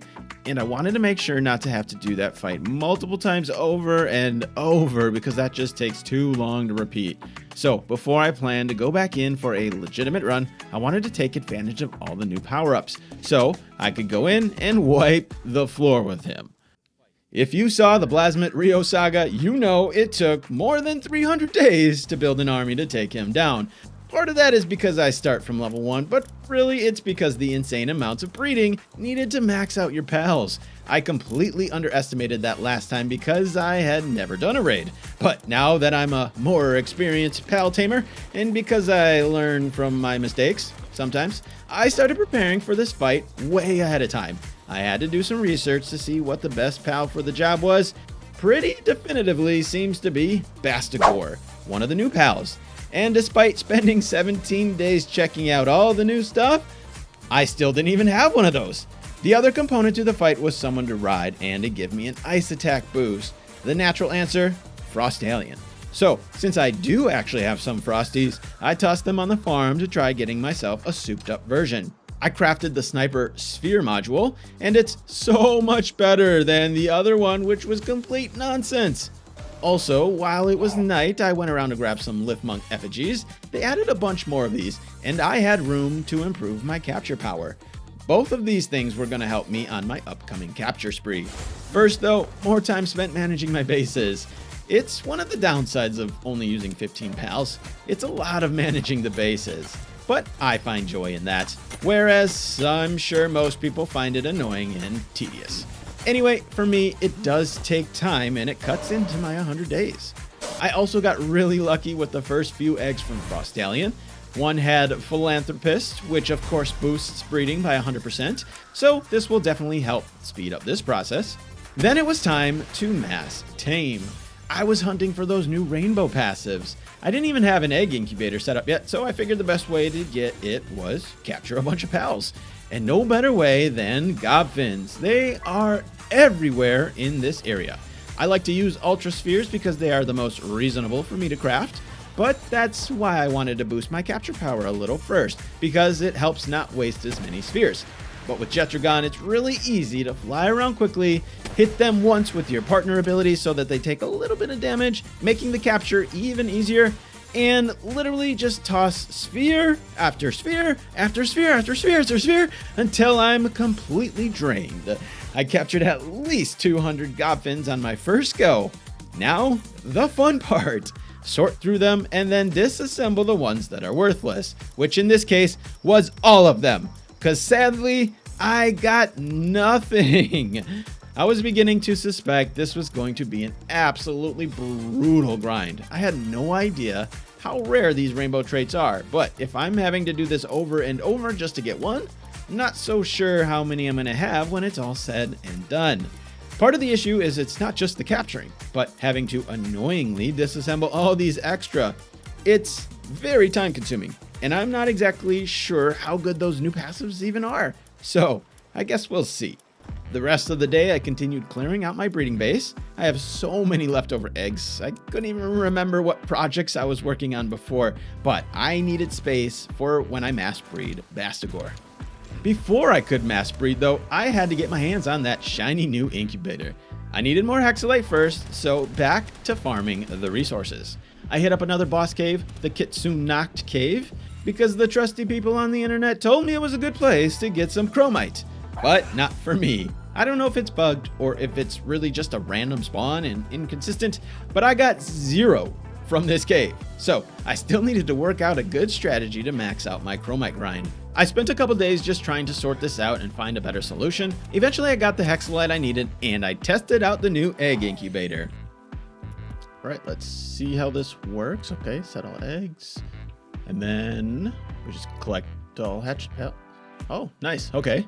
All at once. Oh, good. And it shows the passives. Oh, I was wondering about that. Very nice. Oh, good. And then you can just click on it. Oh my God, this is so awesome. Unbelievable. This was easily the most important and needed thing in this game. It will save so much time hatching eggs. I kind of can't believe it wasn't added sooner. But thank God it's here now. For me, it makes breeding go from tedious and daunting to something I actually enjoy now. Hatching all those eggs at once is like opening a bunch of loot boxes. It's super satisfying. Now that I had that up and running, I finished setting up my breeding farm with Frostallions and Anubis. First goal was to get legend passive from Frostallion on my Bastigors. The one unfortunate thing I ran into though was getting all my eggs to the incubator. It's too expensive for me to craft 2 of these things and put at both breeding bases, so they're all going to 1. But getting them from the other one is still going to be annoying. The item retrieval machine forces you to only be able to take 1 out at a time, so that's not going to work. And the guild chest has such limited space. But nonetheless, I'll be saving so much time with this new incubator, it doesn't really matter. Then, clearing my PAL box. It's not exciting stuff, but it has to be done. That 100 days comes up so quickly because you spend so much time doing stuff like this. And honestly, I'm not complaining because I kind of enjoy it. Now that I was getting into breeding more seriously, I had to get my cake production up to snuff. So, making sure I had as many bee guard out as I could for honey, then checking on and optimizing my farm to make sure I was getting enough wheat and berries. I gave all my pals some chickpea saute to help them speed up their work speed. And then I did some rearranging. I continued on adjusting things at my bases to become more efficient for my current needs. Nothing is perfectly optimized either, so I still have to move things around or collect things from each base, so I spent the day doing my chores. For the cakes, I have berries and wheat on my farm and the honey on my ranch base. For the eggs and milk, I just buy them. I equip pals with the noble passive trait, which gives 5% increase in sale price and buy price, so you get more when you sell and things cost less. And this trait stacks, so with a full lineup, I get a 25% discount. That's pretty significant. To purchase it, I needed gold. So what better time to test out the brand new gold assembly line? In the past, I farmed alpha bosses who drop specialty PAL materials like diamonds, and they sell for a lot. It's a pretty reasonable way to farm a ton of gold, but this new assembly line blows that out of the water. All it takes is a little ingot, which at this point is very easy to farm passively, and the conversion is spectacular. Just 100 ingots produces 10,000 gold. That's insane. I really hope they don't nerf this thing. I went straight to my mining base to make sure I was pumping out as much raw ore as I could to start smelting as much ingot as humanly possible. The only downside to this method is it absolutely destroys the sand of your pals crafting the gold. But that's really not a big deal. I have plenty of medicines, sand boosting foods, and replacement Anubis. So this is hands down the best method to get gold. After another couple days of egg hatching, sorting through my PAL box, disassembling the worthless ones, also time consuming, I was still yearning to get those new rainbow traits. So I made another trip to Godfinland, but this time I brought twice as many spheres, over 400. If I didn't get one this time, well, it's not going to happen. I'm legitimately just going to stop trying. It took me about 15 minutes to toss out all those spheres. Then I went back to base like a giddy little child, wondering if Santa brought me what I wanted or I got a big lump of coal. And after sorting through at least 350, I saw my first new rainbow trait, Diamond Body. This was one of the main ones I was looking forward to, so I was pretty excited. Even after feeling annoyed with how rare these seemed to be, I started to get some hope. This seemed like an actual legitimate way to get these passives, so I'll definitely be back. I actually ended up getting 2 with Diamond Body, which is kind of lame because I only need 1, and I also got one with Master of Fasting, which is also lame because I don't need that one, but such is my luck. Either way, I was happy to at least start seeing them. After another 5 to 10 minutes disassembling the worthless ones, I headed back out to pick up some seeds. I had a bunch of chickpea saute that I was using for improved work speed at my base, which gives up to 30%, but I knew there were some new things that I could potentially have help me even more. The minestrone gives a 50% boost to work speed, and since my bees seem to struggle a little with getting me enough honey, I wanted to see if I could boost that to help keep up with the boatloads of milk and eggs I'll be getting now that I have become a master goldsmith. There's this perfect area where you can spawn that will get you all the seeds you need for minestrone. Cinnamoth drops onions, Robin Quill drops potatoes, and Bristla drops carrots. Tomato seeds I just bought at the merchant. That took longer than I wanted it to. I needed a lot of seeds, but once I got them, I set up the plots on my farm. After another big round of hexalite farming, I hatched a bunch of my Frostallion eggs. I was getting close to something I could use. I had one with Legend, Burly Body, and Ice Emperor, and I decided to breed that with a Vanguard to try for something with 4 usable passives. I still wasn't sure the best combo to use in this fight, but I was planning on making a couple different variations of Frostallion. I started day 32 with a Hexolite Quartz run. These quick 5 to 10 minute runs became pretty regular when I first logged in, and for the moment it seemed to supply me with as much Hexolite as I was needing. I was in need of Chromite too, but another empty cave, where there is supposed to be some. I got none, and then another that only had 1 node. After wasting so much time, I just gave up for now. Basically, I'll just wait until the Sylvegas cave respawns, because that seems to be my only reliable source. I made another Gobfin run with 400 more spheres, and guess what? Nothing! Frustrating. I've now tossed out 1,000 spheres and hatched at least 200 pals, and I've only seen the 2 rainbow traits so far, Diamond Body twice and Mastery of Fasting once. This is becoming really annoying. I want those rainbow passives, but man, the grind just doesn't seem to be worth it. I got back to tending to my farm. I needed to make some improvements. It wasn't producing enough of the minestrone foods, so I had to get more seeds first, then plant more crops, then rearrange some things for efficiency. Once dinner was served, I dished out some minestrone to all my base pals.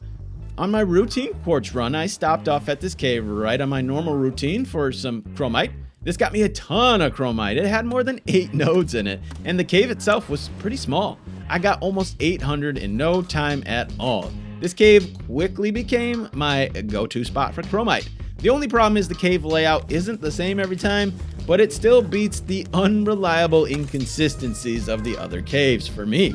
Besides, this cave has other useful things too I need, so it's actually a worthwhile trip to come in here. My Frostallions had been producing this whole time, and I finally got a couple that I liked. Legend, Burly Body, Ice Emperor, and Musclehead was one, and the other with Legend, Burly Body, Ice Emperor, and Vanguard. Frostallion's a little trickier to get passives on because you can only breed them with themselves. So these were basically the best passives I had in the pool, and because I needed to start focusing on my Bastigo breeding, I called it good enough. Even though I wasn't paying attention to its IVs, I condensed my champion and started condensing my backup. Then I had to go back to my farm. I had way too many wheat crops, and that's all that it was producing. So I took most of them down to try to get minestrone ingredients cooking because I was finding it really hard to craft enough minestrone to keep all my pals fed. Since these rainbow passives are so hard to get, I wanted to start putting them on Yakumo to make getting them easier. So I started breeding for a Diamond Body Yakumo. I started to get more Legendary and Diamond Body Anubis. These guys I was going to be breeding with Frostallion to get those 2 passives on my Bastigors, who I'd obviously be using for Xenolord. So I started putting those guys down on the farm to build my raid army. My Blasmets seem to be the only pals who regularly get sick. Thankfully, this new medicine cabinet can have these big boys nursing themselves. I put one down and continued to further optimize my efficiency with these wave generators. The alpha wave helps with sand, and the beta wave helps with work production. 2 very valuable items, 3 counting the medicine cabinet, that have been added to make the grind even easier. And somehow, some way, I still didn't have the pickaxe and helmet. This thing was in the game from the beginning, and I've used it before. I've always known about it. I even had the kindling one up, but it was so weird how I just didn't have this one up yet. Well, now it is. And aside from boosting each individual pal, my mining base was now running as efficiently as I could get it, or so I thought. A little later, I remembered that I had the research lab too, so I started focusing on that more to improve mining even further. So, while at the store buying electric organs, I noticed the chickpea poultry as a purchasable option. I instantly remembered why I had so much chickpea poultry in my fridge before. Because you can just buy the ingredients, berries and poultry. But I realized how much easier it would be to keep my pals fed this way compared to the minestrone, which kept getting bottlenecked by one ingredient. I'd have like 2,000 tomatoes and then 100 carrots, somehow. The chickpea gives you 30% and the minestrone gives you 50%, but that extra 20 wasn't worth my time. So it was back to the chickpea saute for my pals. I loaded up on berries and chicken to make sure my pals stay fed proper. I had a lot of prep work to get done. I spent the next couple days clearing my inventories, my pal box, cooking foods and cakes, running research, and just normal routine stuff to keep my bases running proper. All this stuff takes so much time. Pal storage was still a problem. I had to resort to crafting a ton of storage chests to store eggs so that I didn't hatch them and they just take up room in my pal box until I can condense. When I am ready to condense, I'll just do a mass hatching session. Palworld is the ultimate inventory management game. I spent so much time looking and sorting through my pal box, swapping out better breeders, looking for those perfect passive combos and IVs that's gonna give me the pal of my dreams. It's all very time consuming and it's not for everyone, but me, like I've said, I quite enjoy it. And because I enjoy it, I probably spend more time doing it than I need to. There's not any folders or really great way to organize things, so I take the time doing that manually. As solid as my Hexalite Quartz strategy was, it was still taking time away from doing all the other things. I really needed a way to automate it. Thanks to my sources, I found out there's only one spot on the whole map with 3 Hexalite Quartz nodes.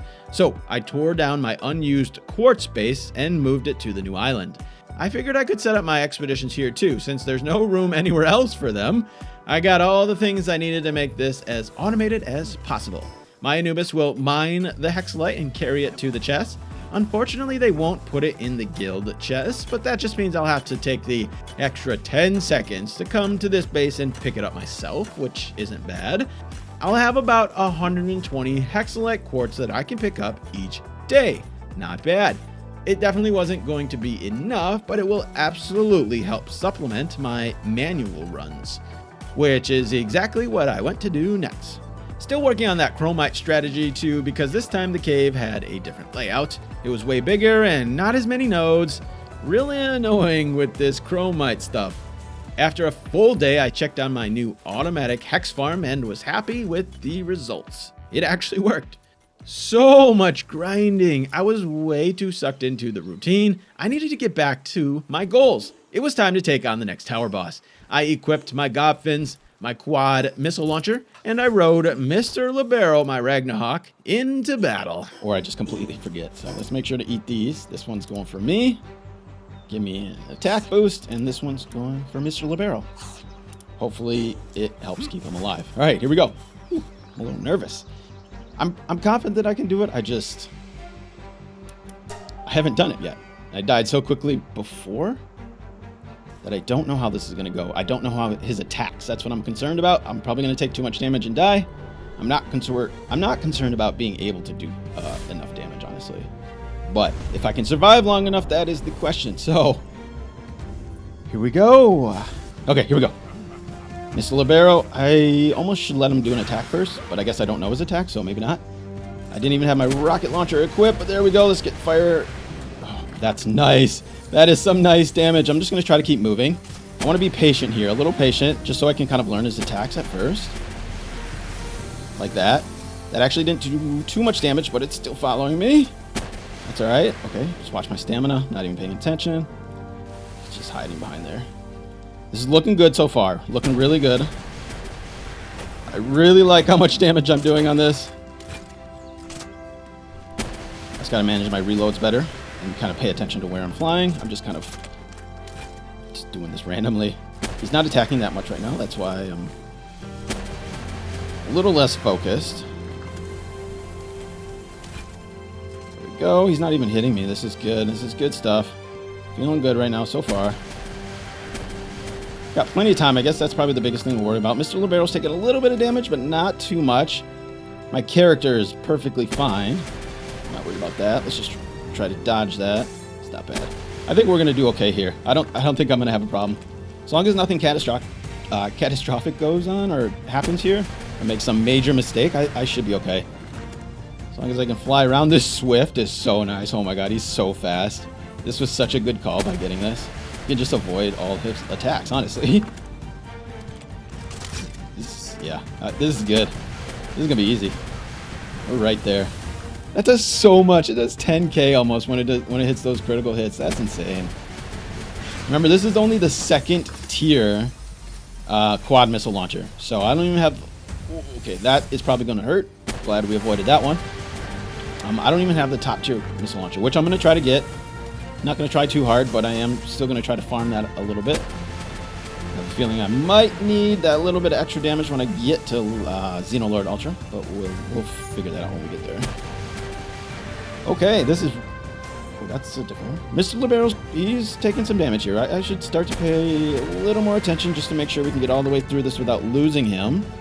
I could probably still finish this on foot with no problem, even if he does go down.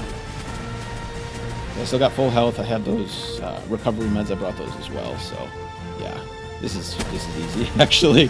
Now that I'm almost done with it, I am realizing how easy this actually is. Thanks to the hundreds of hours I put in grinding this Godfin and Ragnarok combo out. I'm just glad I didn't have to... I'm glad he was an ice type. Because obviously I could just use this instead of having to create a whole new pal. Although I did finish my Frost Stallion. There he goes. Easy! That was so much easier than I thought it was going to be. No, I didn't even need to be nervous at all. Super easy. Bjorn in Bastigor. My swift Ragnarok made that fight way too easy. Now it was time to take on something a little more challenging. I had more than enough slabs from all of those Chromite cave runs. I needed to test Xenolord so that I know what I'm up against. I had zero expectations to win, especially because I'm just using my old army of Yormantides, and I didn't improve them at all, so this was mostly a test. Mostly. Alright, team, let's see what you got. A bunch of them have, most of these, not most of them, but a lot of them have Holy Burst. They're not using it. Okay, there they go. They're using it a little bit. So, a couple of them are getting smoked, but a couple of them are surviving. We got to get up in the air so we can get a better view of this, and that hurts a little bit. Ooh, that beam is no good. So that did a good chunk of damage. I'm going to have to be careful of that one. Let me see how much damage I do. Oh, that looks really bad. That looks really bad. That is a... Oh, okay, there's the move. There's the move. A lot of them tanked it fairly well, though. They're at half health. That's not terrible. That's not terrible. I gotta see how much damage I do, though. So I'm doing like 3,000 per hit. That's not great, honestly. That's not great. So it's... Oh. Ooh. Ooh. Oh, is that beam slicer move? I think I remember that. I'm not sure if that's the same move, but that wrecked me. I am gonna have to be careful of that one. Okay, let me get to my pal box quick. Oh, too late. Too late. Now he's just gonna attack me. Let me just get someone out. Let me get someone out. No. Let me wait till this move is over. Okay, now we go. Now we go. And just drop some Anubis just so he's not attacking me and destroying the pal box. Okay, so Yormantides got wrecked. They barely did any damage. And Anubis are almost getting one shot too.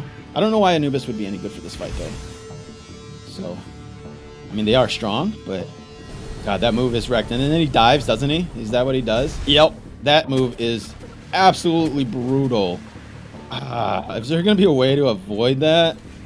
Oh, and I lost Frost Stallion. Okay, I wasn't even paying attention. Okay, this is not good.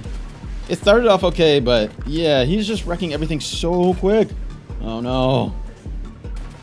I am just... I was feeling pretty good going in the first like 30 seconds, but now I'm really disheartened. Really disheartened. Let's see if I... Ow. Ow. I got a bunch more Yormantides. I don't know why I'm not dropping them. That one got one shot I just dropped, and so did the other ones. Oh, these are uncondensed, that's why. Forgot about that. These are... I got more. Let me stay in the fight. Let me keep going. No, I got another Frost Alien too. Oh, I forgot how hard it is to manage this freaking pal box. Oh my god, okay. Holy arm, just drop out there. Never mind. Never mind. That's what you got to be careful of. I'm going to get some Salines out and see if their Holy Burst can actually do anything though. Literally just standing at this pal box the whole time, trying to dump things out. Nope, she got one shot. Okay, let me... No. Stay alive for 2 seconds. Yeah, they're getting shredded too. absolutely annihilated.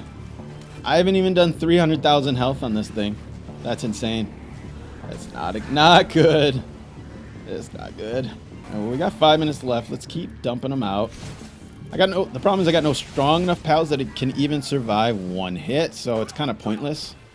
I got like nothing good here. No one's condensed left. Yeah, see, they get one shot instantly. It's just not even worth testing them out.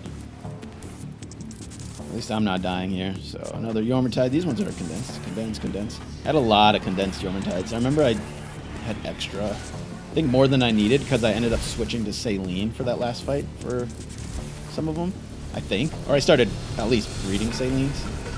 But I don't know. I don't remember what I actually... Oh! Oh, no. Okay. I thought all the Yormertides I just put out he did, but it wasn't all of them. It's like, there's no way he one-shot all my fully condensed ones that I just dropped. I got no more condensed ones. That's what I'm looking for here. But not.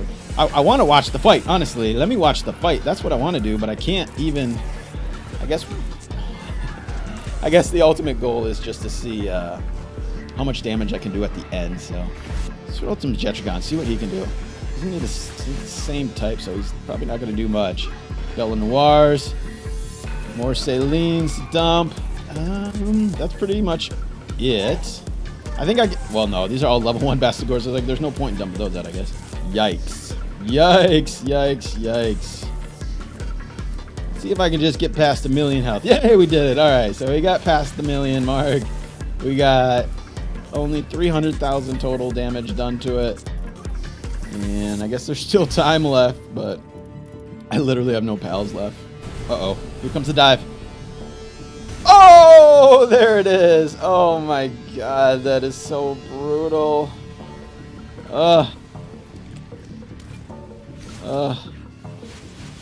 So disheartening. All right, well, that was interesting.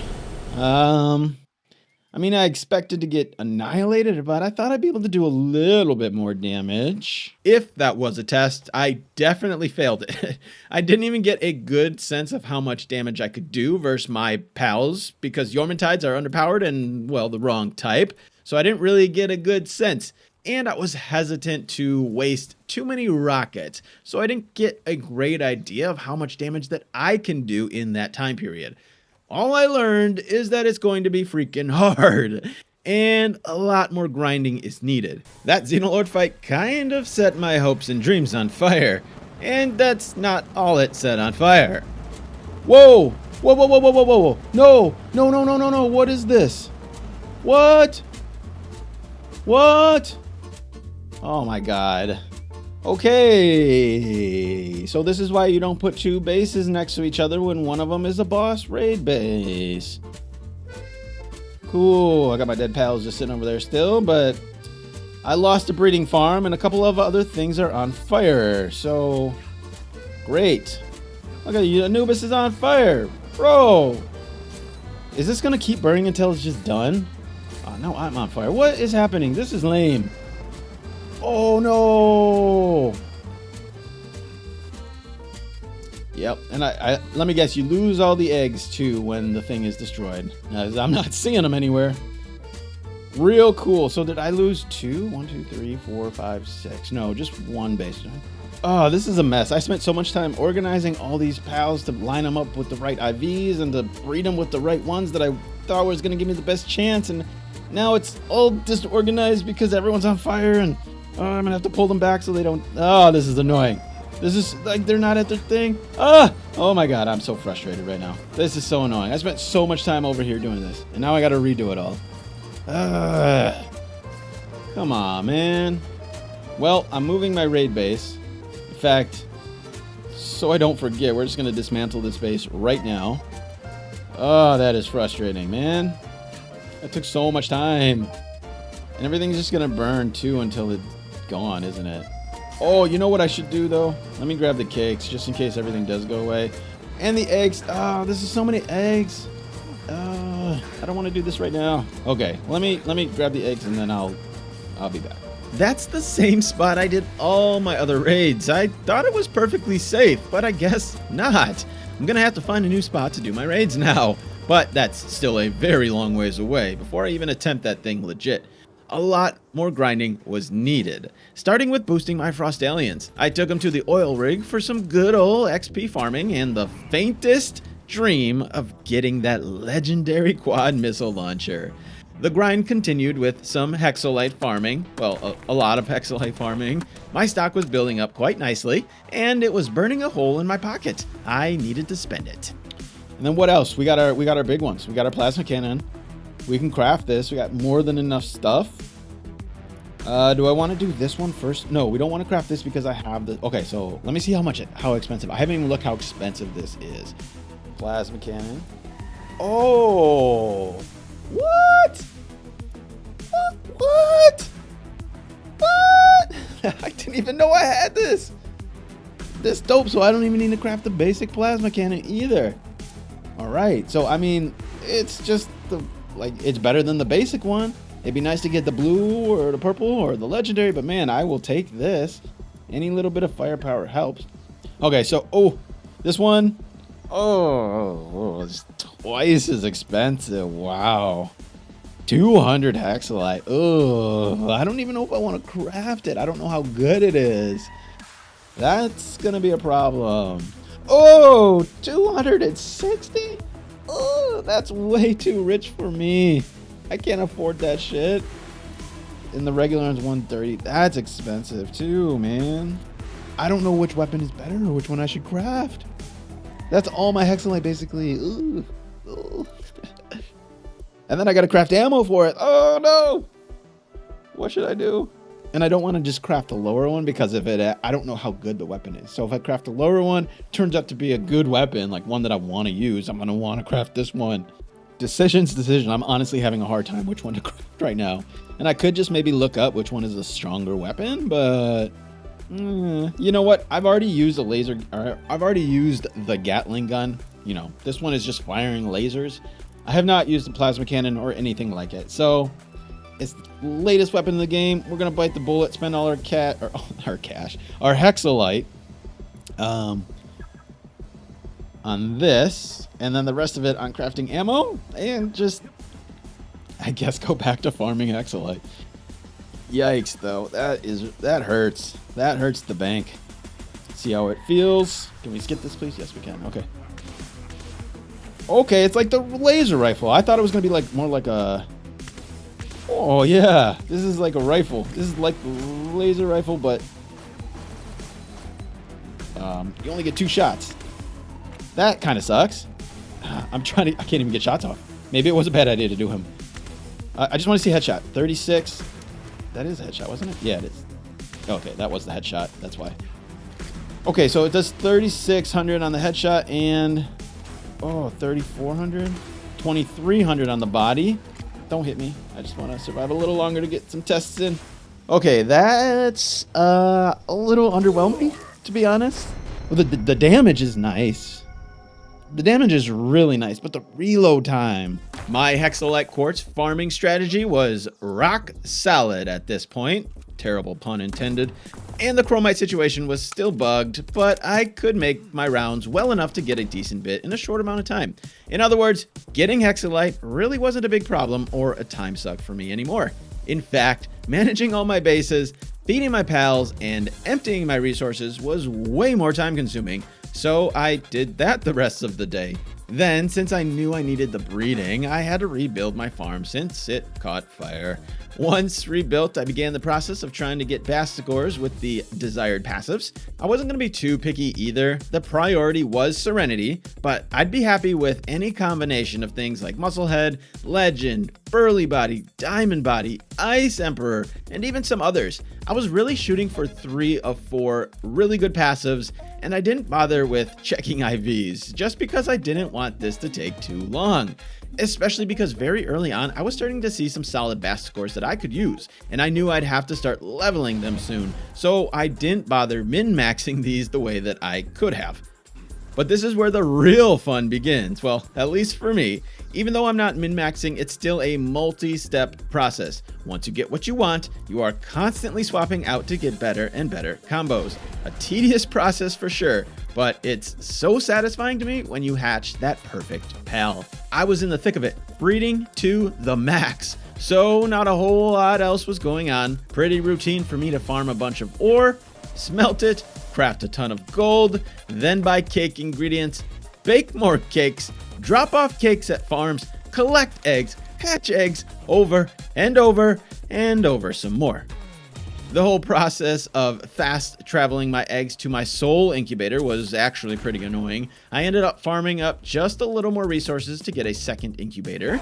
I wasn't even using my hexalite that much, so it wasn't too bad. I also had some mammoris going on the farms to start getting meat to make the mammoris curry. That's the new dish that gives you the 25% attack boost, compared to what used to be only 20%.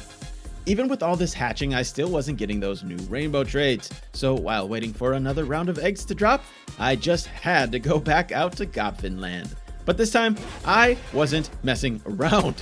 Almost 1,000 spheres. I was getting those damn traits. I even tried out the homing sphere launcher, but I don't really like it because I can't use it off the back of Jetrogon. And since I'm only using Ultra Spheres, it still is not a perfect capture rate, so that little bit of extra damage from Jetrogon's partner attack helps. So I stuck to the Jetrogon strategy. I went for about 15 minutes and I didn't even get halfway through my spheres before I ran out of room in my pal box. I had to go clear out the Goffins and check to see if I had any traits. But nah, still nothing. This was getting insanely frustrating. I even crafted a third disassembler to make grinding them a little bit faster, but it was still just too annoying. I had over 600 spheres left, but I didn't even bother because I was so over it at this point. There had to be a better way. I did some research and discovered another solution. Will it be better? Well, I'll find out soon enough, but anything other than farming Gobfins, I was open to it. One of the new NPCs can help you get rainbow traits. His name is Dr. Braun. He has a specific set of areas he can spawn in, so I just had to fly around a bit until he spawned in, and it really didn't take much time at all. I spent more time crafting these 200 ultimate spheres to make sure that I could actually capture him than it took me to actually find him. Of course, I only needed one because I got him on the first try. And guess what? After over 300 hours in the game, I have not yet caught a human. This was my first one. I guess I'm just not that kind of person. Anyway, this Dr. Braun will perform a surgery once a day on your pal of choice, and it will either give it worse stats and a bad passive, or a good passive and better stats.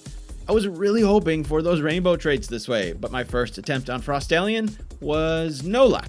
I still got a plus 15 stat boost and a positive passive skill, Dainty Eater, but nothing worthy of my time. I guess my luck ran out on capturing him with just that one sphere. Ever since I crafted my plasma cannon, I have been kind of short on hexalite, so another almost full day just to restock my supply. I was also going to need it for some plasma ammo. I was starting to craft more and more ammo of all types I needed because I was getting ready to go after my next challenge, the hard mode tower bosses. First up, it was Zoe and Griswold. Keep it behind this wall. Take out the gunner or the crusher first. Okay, I probably don't want to waste time with these rockets. 10,000, that's not... No. We don't want to waste time with those rockets just because one at a time is not going to work. Like, get these shots off, get somewhere safe, and then reload. Like, yeah, definitely. I know some moves go through walls, that one doesn't. Yeah, this is what we want. Okay, we got to get on the other side of the map here. Let's do one of these. He blocked it. He blocked it. Now reload. Nope, wrong weapon. No. Oh, he blocked it again. Crap. I do not like that. He can just totally stuff me. All right, let's get to the other side. Oh, no. Get behind. Oh, that was close. Oh, he still got me a little. That was really close. What? That's the move that goes through walls. Oh. Okay, I got to learn his moves. Okay, we got to get out of here. Get out of here. Okay, we're good. To the other side. Crap, I'm still stunned. What the heck? Okay, let me focus. I'm really close, actually. Let me just try not to get hit again. Oh, I'm so close. Yeah, we got it. That fight turned out to be harder than expected, even with a squad of max Goblins and the quad missile launcher. But apparently I had already done that fight. The weirdest thing happened to me once I saw the Zoe hat as a reward. I remembered I already had that hat in my inventory. But how? All right, so the weirdest thing, all right? I'm checking my inventory and I see that I have all these headpieces. The only way to get these headpieces is by defeating the hard mode version of the tower bosses. I literally, for the life of me, cannot remember doing these fights. I sat there in the first fight wondering if I had done it, but then after the fight started, I'm like, no, I definitely didn't do that, but apparently I did. I did 5 of them in hard mode last time. And I'm pretty sure I didn't put it in the video. I think I may have probably done it after I finished my Palworld Rio Ultra fight. And that's where I ended the video. But these didn't just magically appear. I did these fights and I still cannot remember doing them at all. So the only one I don't have are Stea and Celine and the new one, Bjorn. So I definitely want to give those an attempt. I don't know why the Zoe one seems so hard if I made my way all the way up and through all these other ones, but I may just go back since I never showed them and just kind of do them quickly. You know, I obviously have the reward, so I did the fight, but I'm just kind of like, it's weird to me that I can't even remember the fight at all. So I went into it hoping that redoing another one would finally jolt my memory of these back to life. It did not. Let's not get hit. Let's see what kind of damage we're doing here. Holy moly. Oh yeah. Oh my god, that's so nice. Ooh, she's doing a lot of damage to Libero though. The fact that I can move around so freely is really what's clutch. Being able to just avoid his attacks. Or her attacks. But let's be careful here. And just try not to lose Mr. Libero, because then I'm probably screwed. But if I would just take a second to dodge a move, I would do a lot better in these fights. Attack right after the move. Avoid this one. Yep. Nice. Now we're getting it. I thought I died there. I'm going to need so many rockets for the raids. So that's the only reason I don't want to go back through and do these. Instead of going right into the next one in order, I wanted to try the only one I didn't have the hat for from last time, Stea and Celine. This time, I remembered. It all came back to me. I remembered because this one was so freaking hard. It's why I never beat it. I remember my Chillet getting destroyed almost instantly. I remember my Chillet being too slow to dodge her attacks. And I remember her insanely strong damage that gave me no room for errors. Even though she whooped me, I was just glad to have my memory back. Before I went into those fights, I did a checkup on my Bastigore breeding. I was starting to get more and more of the Bastigores I liked and I was going to be using. So it was time to start condensing some. Like I've mentioned, it's crazy how much time you spend staring at a PAL box. Organizing and condensing was literally all I did over these 2 days. That's 1 hour in real life.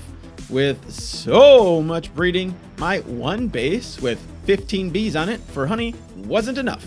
Even after feeding them the minestrone, they still couldn't keep up with how many cakes I was needing. So I had to go out and get some more. I put them on my auto hex quartz farm because not a whole lot else was going on here. And it wasn't just the Bastigores and Frostallions I was breeding. I also had some Anubis going, as always, for those PAL souls, and then I tossed some Gale Claws on the farm so that I could fully condense my Glider Gale Claw. Also, you need Gale Claw for the Gale Claw Stew, which is the highest defense boosting food at 25%. On top of that, I had another breeding project I wanted to get started, Felbat. I had just learned about its partner ability, Lifesteal, and apparently it's crazy OP, so I knew I had to give it a try. I started combining what I had Goppins and Matsurina with those Vanguard and Stronghold and Diamond Body traits to get myself a starter Felbat. If you've seen my Blasmet Rio saga, you know my main method to level up pals was the oil rig. I started the journey at 3.5 times XP, and I ended up at 5 times, which is where I'm currently at because, well, I never changed it. But the whole reason was because XP was such a ridiculous grind before, and I was trying to get to the boss fight without doing the same thing over and over and over. Up to this point, that was still my main way of leveling, so occasionally when a Bastigore got the passives I liked, I would load up on a few and take them to the rig to quickly level them. With all the breeding farms maxed out, I had some waiting to do, which meant it was time to get back into the fights. Axel and Orsurk was next. it was the same as the others. I had no recollection of this fight at all. Nothing came back to me the whole way through. But this one wasn't too challenging either. I bred a really strong Anubis for the Blasmet Rio's second phase. He gives you ground type attacks, and he has ground attacks himself, and he's a ground type. So I used that combined with my Goffins for some really big damage. I even lost him a little more than halfway through, but it didn't matter. Orsurk's attacks are pretty easy to dodge. I was able to run around with my quad launcher and take him down before even the 5-minute mark. I grabbed some more food and I went straight into the next one, Marcus and Polaris. I bred an Azeroth also for those raids last time, since he changes your attacks to water type. They are kind of slow, so I put a Swift and Runner passive on it to make sure that I could avoid those attacks last time. And it actually turned out to work really well for me in this fight. Well, that is until about halfway. When I lost him again, I was being somewhat careless. That might have played into it a little bit, but no matter. The fight was doable on foot.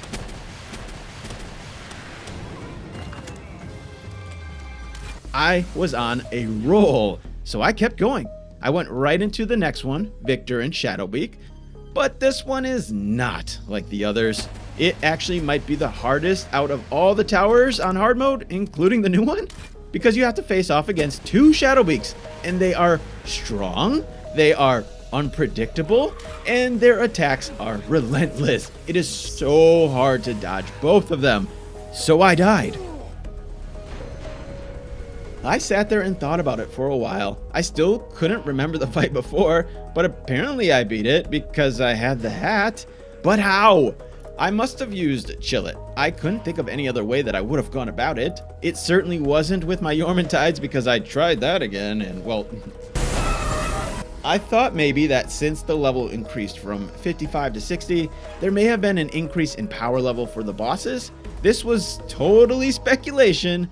I finally started to take the PAL research lab a little more seriously. I needed those manuscripts though, and the only way I knew how to get them was the bounties. So I did a little bit of bounty hunting. I learned later on there's a much better way to get these, but I ended up investing like a whole day to get, well, not that many. I finally got my very first fully condensed Galehawk ever. In almost 400 hours of playing Palworld, I have not yet made this PAL. Crazy. And then back to breeding, checking on my Felbats and Bastigors and everything else. I was able to get my first Felbat fully condensed. I settled on the passives Burly Body, Musclehead, and Serenity for now. I still didn't know what the best combo would be, but I was happy with this as a starter. Then I had another project. The gold is so clutch.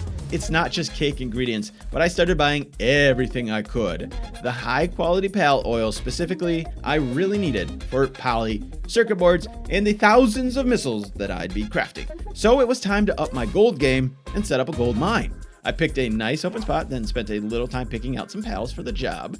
But I only got so far into that before that stupid Victor and Shadowbeak fight was taking over my mind. I could not stop thinking about it. I just wanted to get it done, since I already apparently did it once. I just had to go for it. I didn't boost my Chillet yet. Instead, I tried a new method, the Gale Claw and Goffin. The movement is so nice. You do miss out on that little bit of extra damage from Chillet, but it's not necessarily needed with Goffins. I was surviving. I was doing it. But the problem was the same. When his clones spawn in, it's just so hard to dodge both of their attacks, even with Gale Claw. And honestly, I'm still fresh and a total noob with that Gale Claw movement. I'm willing to bet if I gave it 1 or 2 more tries with that method, I'd have been able to figure it out. But I didn't do that. Instead, I just used what the game gave me. Room to improve my pals. I boosted Chillet's health and defense to the new cap of 60%. I also took my new favorite weapon, the plasma cannon, which I got lucky to get a level 2. I put a much bigger focus on keeping my Chillet alive for as long as possible, and it was a lot easier to do with the plasma cannon. When I use the quad missile launcher, the 4 rockets take so long to get off, my timing is so bad and I usually get hit. But with the plasma cannon, you get 2 really powerful, really quick bursts, and then you can keep on moving. When the clone spawned in, Bill's health was still more than halfway, which was a very big deal. I switched back to the missile launcher because I didn't have to aim that way. I could just run for my life and shoot. Then I caught a break, and one got stuck on a pillar, which made it a lot easier to dodge since it was stationary. It wasn't there the whole time, but it gave me just enough of a window to do really big damage. And because I was able to keep Bill alive, I got some huge numbers to make fighting those clones go as quickly as possible so that I didn't have to endure trying to dodge that thing for as long as I did the last 2 times. And I finally did it! For the second time, I beat him. So I kind of put everything else on hold because I became obsessed with finishing my gold mine. I tried to add everything I could think of. This was all that I added to my first iteration. 3 mining stations to have 9 plasmids working, 4 crafting stations for 4 Anubis, electricity, so I will need 1 ore circ, and 1 Yormantide because, well, I only have 15 spots and that fills it all up. But he cooks fast enough, so it shouldn't get bottlenecked there. There was still lots of room for improvement, but this early mine had me pumping out so much gold. Once that was up and running, I sunk back into a regular routine. I still had a lot of stuff to do and not a lot of time, so I was hyper focused on finishing up my breeding and preparing for my final fights. And shockingly, still learning new things about all these new things in Faybreak. Let me see, actually. I never even tested it. Oh! Oh my god. Oh my god. Holy shit. How did I not even test this before? This was my biggest complaint about this machine is like, oh my god. I'm mad and happy at the same time. I spent so much time not doing this, but now that I know it exists, it's going to save so much time going forward. Holy shit. So you can actually put stuff in here. Just hold R. I mean, you don't even need to hold R, but that's the auto transfer button. And it'll put stuff where it belongs. Oh, it's so nice. How did I not even try that before? What? I bet you I was sitting here looking at my inventory when I first opened this thing up and just assumed that since these were all blacked out, I couldn't do it. But I probably just, whatever was in my inventory at the time, I didn't have anything else to be stored, so that's why I couldn't do it. The expeditions I had only been running occasionally, but it was somewhere in these days I essentially started to run that thing 24/7. Mostly because I actually took a look at the potential rewards instead of just glossing over it like before. And what you get is so incredibly time saving, whether it's the slab fragments so you don't need to run caves, the ancient parts so you don't need to do any fighting, pal souls, spheres, ammo. There's so much loot you can get and the quantity is 100% worth it. I was after those manuscripts though for pal research, and this was a way better method than farming bounties, as long as you have the pals that are powerful enough. But at this point, I definitely do. So I still had the 2 towers to take down, but I needed to try something fresh. Finally, after 40 hours on Faybreak, I had enough confidence to try the new oil rig. It went like this. We're just going to gale claw the rest of the way there. Not a good start. Let me get into a safe spot. We got to do this strategically. We can't just brute force these. So if I'm just really patient, I can definitely do this. How long is it going to take me? Oh, maybe not. Never mind. They can get you from literally anywhere, bro. Come on. Are you kidding me? I might even switch to plasma cannon. I did not like this so much at first, but I've really come around on it. Woo! Ambush! Ambush! Wait for the yellow ones to get around the corner. Good. Get 2 hits on one. Just try to stay around cover. Hey, our first chest. All right, let's see what kind of good... Oh, my God. Come on. Yeah, right there. Just did double hits on them when they're close together. So there is some kind of AoE attack on this. It looks like it just shocks the guy next to it. I really like this weapon. It's just too bad that it's so expensive to craft ammo. Oh, a helmet schematic too. All right, now we're talking. That's going to be my best helmet yet. It should be. Whoa! Whoa! Dude just dropped on top of my head. How do we deal with this? He's going to blast me as soon as I get up there. Can I shoot? Okay, yeah, I can. I thought the fence might block my shot for some reason. Oh my God, okay. These guys are tough. This is not good. What about if we go like this? How about this? Didn't even go after him, but that's fine. This is crazy. This is like a freaking boss itself. Oh my God, just Missile to the face and does nothing. Wow, that took so much ammo just to get one of those guys down. Right, we don't even worry about him. We're just gonna keep moving along, get this next chest. My goal is just to get the... do I need to fight the chopper to get the chest? What? 2 knocklims? That's not fair. I can't even get over that way. One thing at a time. Nice and slow. Wow, that's doing nothing. That's doing absolutely nothing to them. Okay, I can't fight him. I'm gonna waste all my ammo on this one guy. And there was another one over there, and I don't know how many more of these are gonna spawn. I'm not gonna be able to fight these guys. Okay, we're just gonna move past it. I just want to see this thing. This is probably really dumb. Yeah, probably really dumb, but I really just want to get an idea of the layout.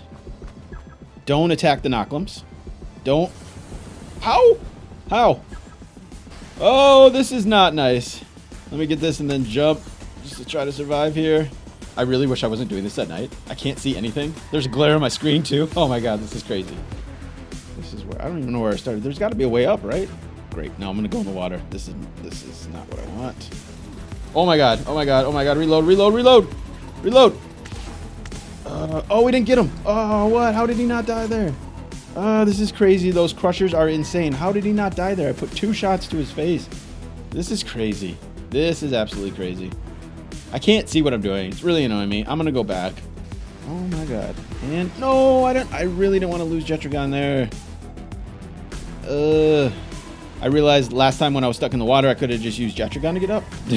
And that's why I didn't want to lose him there. But great. Now I can't go back in. No, now I can't go in the water. So, and here I am stuck underneath again with no way to get up. Oh, look at this right here. We can get down here. Perfect. Now we are on the platform. So at least we're here again. See, like if I had Jetragon, I could just pop up and go up right there. I don't know why I didn't do that last time, but here I am with no Jetragon. I kind of want to go back and start over again and get a new Jetragon, but whatever. Let's just do this. Let's just do this. Oh my god, there's so much. Okay, let me get my shield back. There's so many guys. It is nice. What? What? Get this chest. Not smart. Waste. Worthless. Okay, that Xenovator just can teleport through walls, so that's not cool. Oh my god, there's so many guys. There's so many guys. Dude, Xenovator, what is this? Alright, we need to get out of here. We're not in a good spot. Yo, there's no way to clear this thing out. There's no way. Like, it would never be worth it, right? Xenovator is just on me.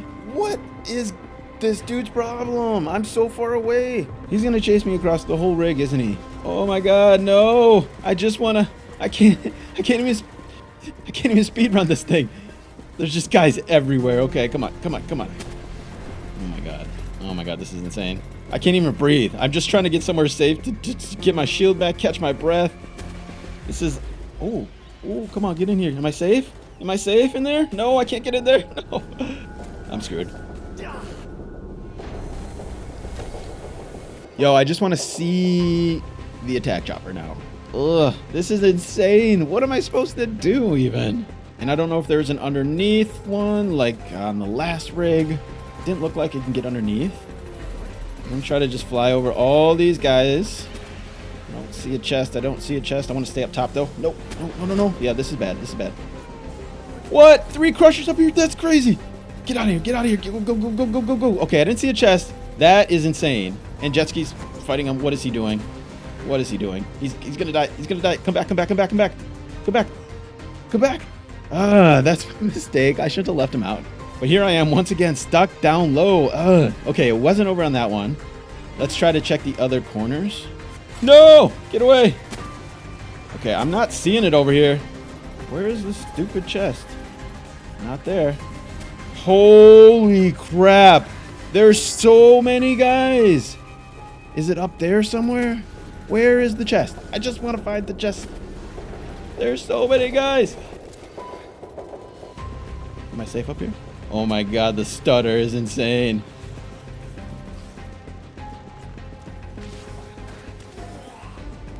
Oh my god. The grenades. Not in... Is that it? Not in... Where is the freaking chest, yo? I died from fire. Where is the chest?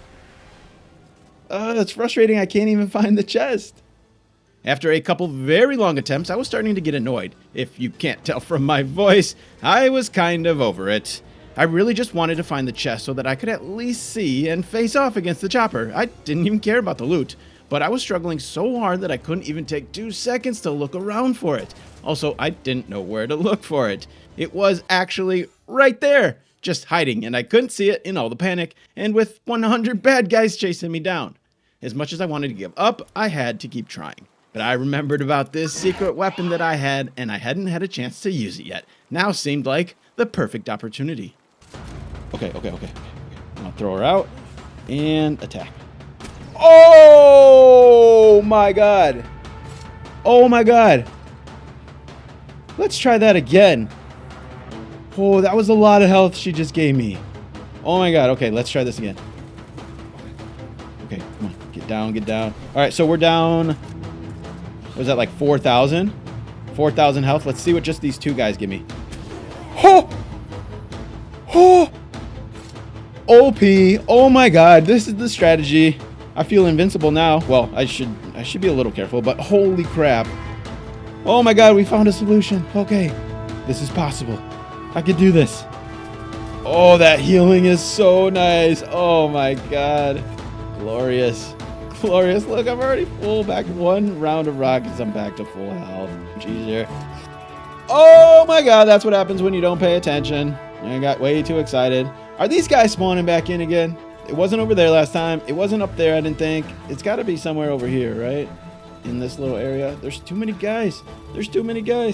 I don't see it. It's not in there. No. Oh, so frustrating. I just wish I knew where it spawned. Here, see if I can see the chest. Okay, it's definitely not over there, right? You would be able to see it if it's over there. Oh, is that it in there? Am I seeing it? Nope, that looks like a regular chest. Right? No, that is it. Nope, that's a regular chest. Never mind. Maybe it's down here. Okay, this is where we didn't check last time because I died. Fly right through. Regular chest. Nope. It'd be less frustrating if I could just experience the chopper. I just want to experience it. I can't even get to it, let alone try to beat it. Okay, it's not over here. I don't know where to find it. I really have no idea.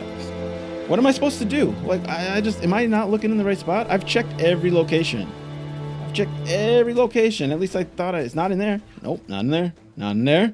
It's not over by those crushers, even though I kind of want to take them out just to see. It's too hot. We're dead.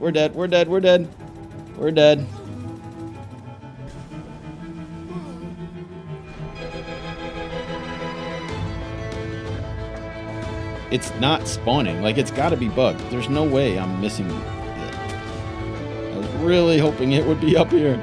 I've checked all the locations, right? Like, not seeing it, not seeing the chest, not seeing anything. No chest. Nope, it's not in that one. All right, let me just double. Oh, there it is. Oh my god, I saw the chest. I saw it. How did I miss that before? Well, okay, I feel so much better now. At least I found it. In fact, I'm gonna die on purpose because it is gonna be nighttime. We'll come back. It took an hour for me to find this. It took an hour just to be able to find the chest. Unbelievable. All right. We're gonna do this time. I am getting to that freaking chest this time. I don't even care about beating it. I just want to touch the chest. That's all. My god, I've taken so long. Yikes.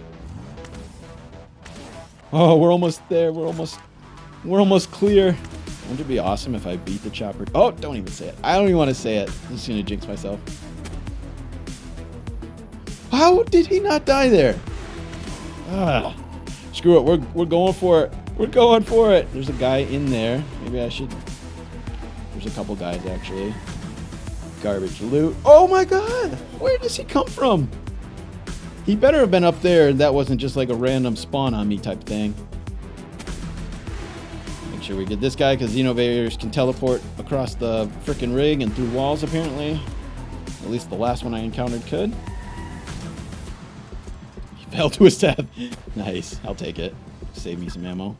Okay. All right. We're doing it. We're finally doing it. Finally get to see the attack chopper. Let me get my hack. There it is. As soon as you press the button. Yep. Oh, can I go in here? Is it going to get me through the walls? Holy crap. It's shredding me. Oh my god. So the question is it going to get me through the walls? And can I... That is not going to work. Why are my rockets going into the ground? That's not cool. All right, we're going to wait for this shield to come back. 1.3 million health. Ooh. I didn't think I had that much. I am safe in here. This is legit. Ooh. I stepped out and he did like 3k damage to me just instantly. Dropping bombs, dropping bombs. We're safe in here. Where'd he go? Where'd he go? It's not even hitting him though. Like, what is that about? It's still chasing him. They're still chasing him. Oh, it does hit him. Wow, okay. They chase him forever though. Those take so long to hit him. There's no way you'd be able to do this without homing. Oh, that healing is so nice. That's gonna save me. Felicia, I don't need you running out there every time I do. You can just stay in here, please. The missiles need to go at the attack chopper every time. But they're tracking that Lee's punk down there, which is really annoying. Felicia, gotta bring her back. I'm full health. Don't know why she's out.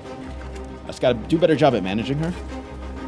Where'd he go? Where'd he go? He's doing something different. Where is it? Where is it?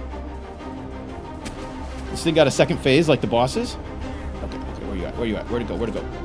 Just heal, heal, heal, heal, heal, heal, heal, heal, heal. Good stuff, good stuff. Get those heals in. I'll toss out Felicia once my shield comes back so I can get heals without losing health.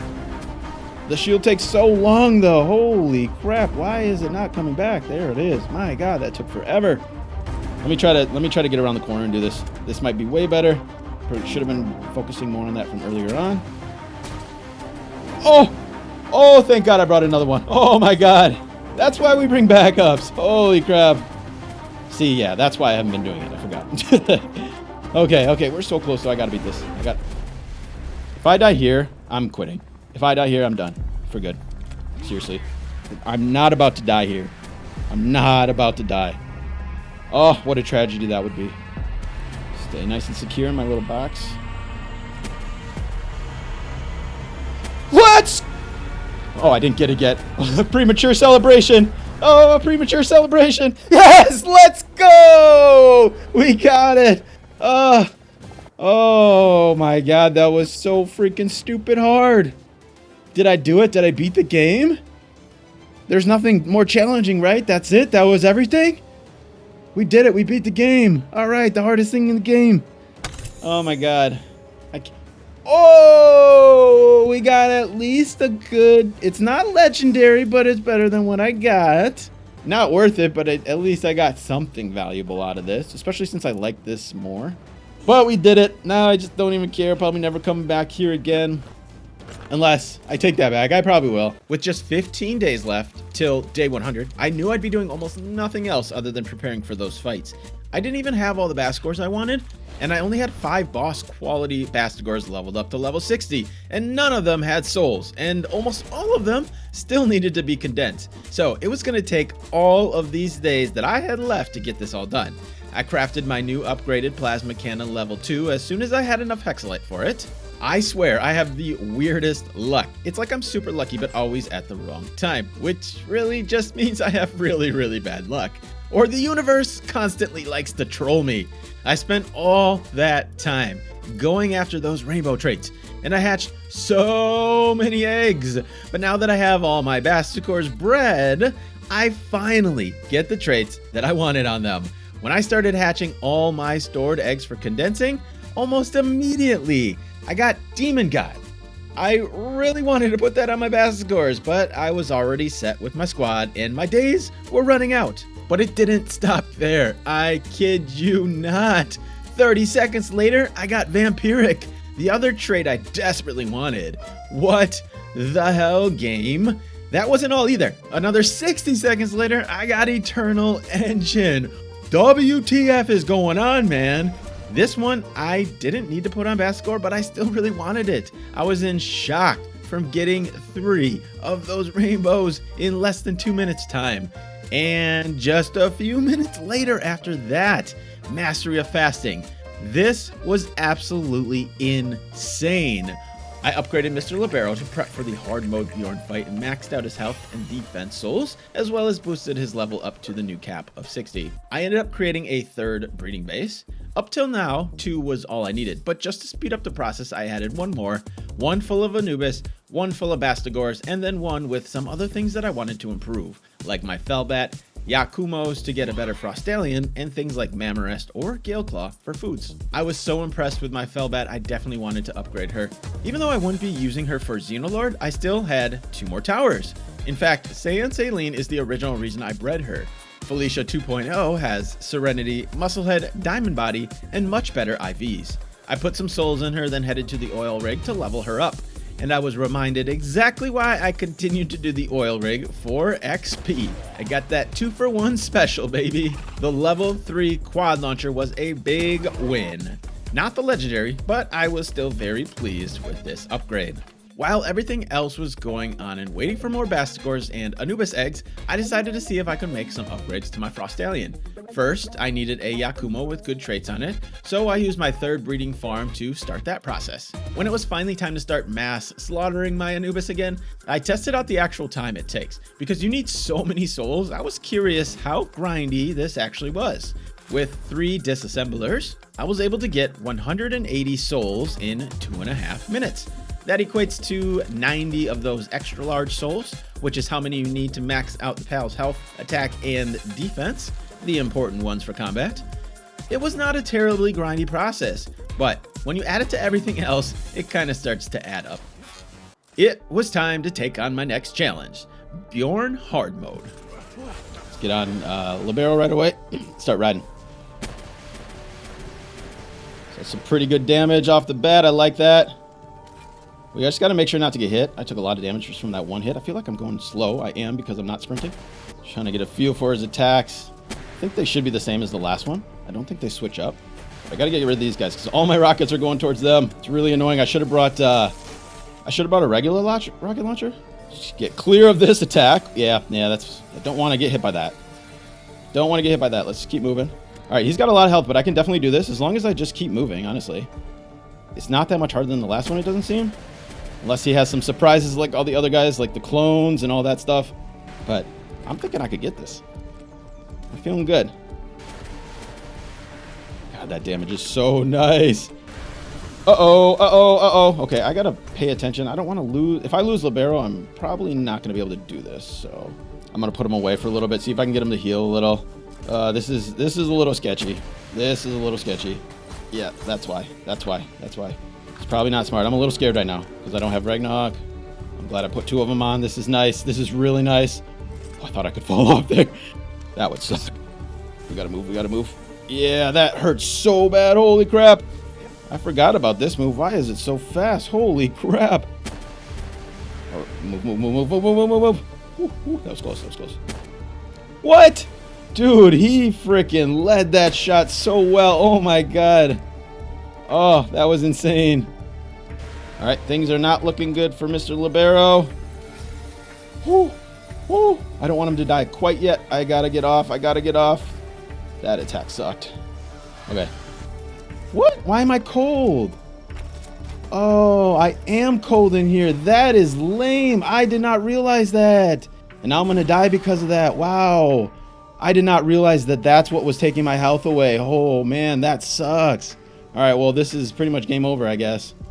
Look at my health. Oh, wow. So I thought these tower bosses were all neutral temperature. That sucks. Okay, if I can get my shield back. Man, that is a bummer. I'm really disappointed. I just lost all my confidence. That really screwed me. I can't really...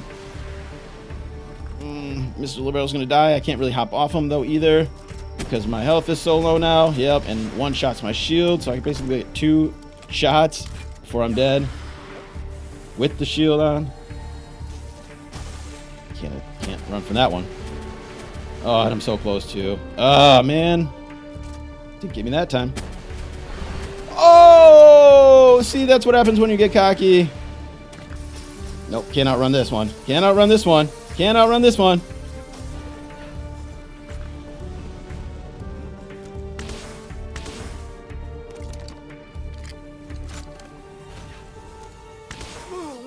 Oh, it was so close, dude. Oh, that's frustrating. It sucks to get that close and die, especially when I don't have many days left. The time really got to me. I started to panic a little and I lost focus and I couldn't dodge. If I just kept Libero alive, I would have had it. But now I had to go back for round 2. That didn't go well either. I took a hit right from the start, so I just started over on this one. Then the third attempt. I was trying to take care of those Faybreak warriors before I pulled out Mr. Libero because they were a huge distraction, but that plan didn't work either. The fourth attempt again, I took a huge hit from Bastigor right from the start. Libero had a fifth of its health left, so I restarted once again. I think at this point I was still carrying my frustration and anger from that first fight, and I was completely impatient, unfocused, and distracted. I took a deep breath and I tried to calm my nerves and I went back in for the fifth attempt. The first minute and a half were going really well, but all it takes is one attack to do massive damage, and once Mr. Libero's health drops like that, I always panic. I stayed in it though. Mr. Libero's health slowly came back. I was dodging things, getting big hits in, and at almost halfway point I was still on track to beat him. But all it takes is one hit to wreck Mr. Libero. That move in particular is devastating. I should not have shot my rockets there and I should have just kept flying. But once Libero was down, I basically had no chance. Attempt number 6. Ragnarok was too squishy, even while maxed out. I gave my brand new Fellbat a test run. I don't know if it was just the fact that I was so used to Ragnarok's speed, but I really struggled to dodge his attacks without a mount. And I couldn't get healing fast enough before his moves could destroy me. So, another failed attempt. I went back to Ragnarok with another failed attempt. This wasn't working. I needed to do something different. I had just gotten that new multi-guided missile launcher, but I never really got a chance to use my upgraded plasma cannon.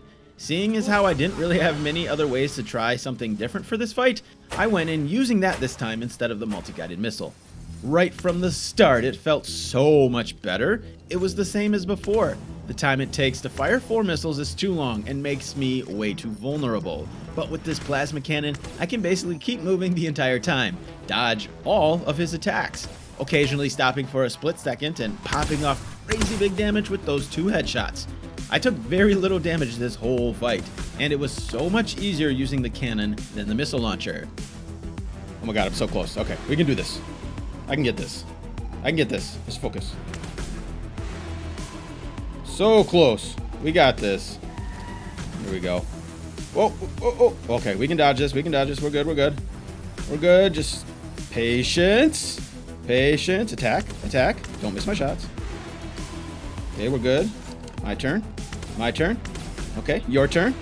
Your turn. Oh, okay, we're good. Right. All right, let me wait for his next attack. We got plenty of time. Plenty of time. Easy attack. Easy attack. Good, good, good, good. He's doing 2 at once. That's not good. All right, just reload. Stay focused. Patience, patience. Almost there. We only have a few more shots to get off. Boom. Boom. Come on, we got 2 more, 3 more. 3 more shots. Okay, easy attack. We can do this one.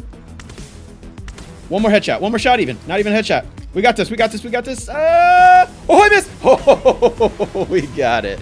Woo, my god, that was brutal. Holy shit, that was so much harder than I thought it was gonna be. And it took me so much longer than I thought it was going to. Once I finished the fight, I had no time to relax. I grabbed Felicia and went right into the Seiya and Celine fight. Heal, heal, heal, heal. Okay, we can tank that a little bit. It got the best of me. It ended up getting more damage to me than I did to it. God, playing on this build is... Oh! Okay. Woo! Dodge that holy burst. Am I even in hard mode right now? Why does it feel like I'm doing way better than I should be? Oh! I should have been able to dodge that. Ah, damn it. Saw it coming. Holy burst. Oh, I got lucky there. That was definitely luck. But I'm not reloaded. This is the problem. Takes so long to reload. If I can't get damage back here, I'm screwed. I gotta heal up. I gotta heal up. Lucky again. I gotta heal up. I gotta heal up. I gotta get those heals. Holy burst. Holy burst. Dodge. Woo! Heals. Heals. Heals. I need heals. I need heals. Just barely escaped that one. I just gotta heal up here. I gotta heal up here. Taking a lot of damage. A lot of damage. Heal up, heal up. Oh no, oh no, no, no, no, no, no, no, no. Okay. Just dodge this one and I should be okay. Okay, get the heals back. Get the reload in, then we got one more shot off and we should be good. Just don't kill me here and I'll be alright. Oh, we got it! First time through with Felicia. That is definitely the strat. All right, and she maintained her health. She didn't even go down halfway, I don't think. That was impressive.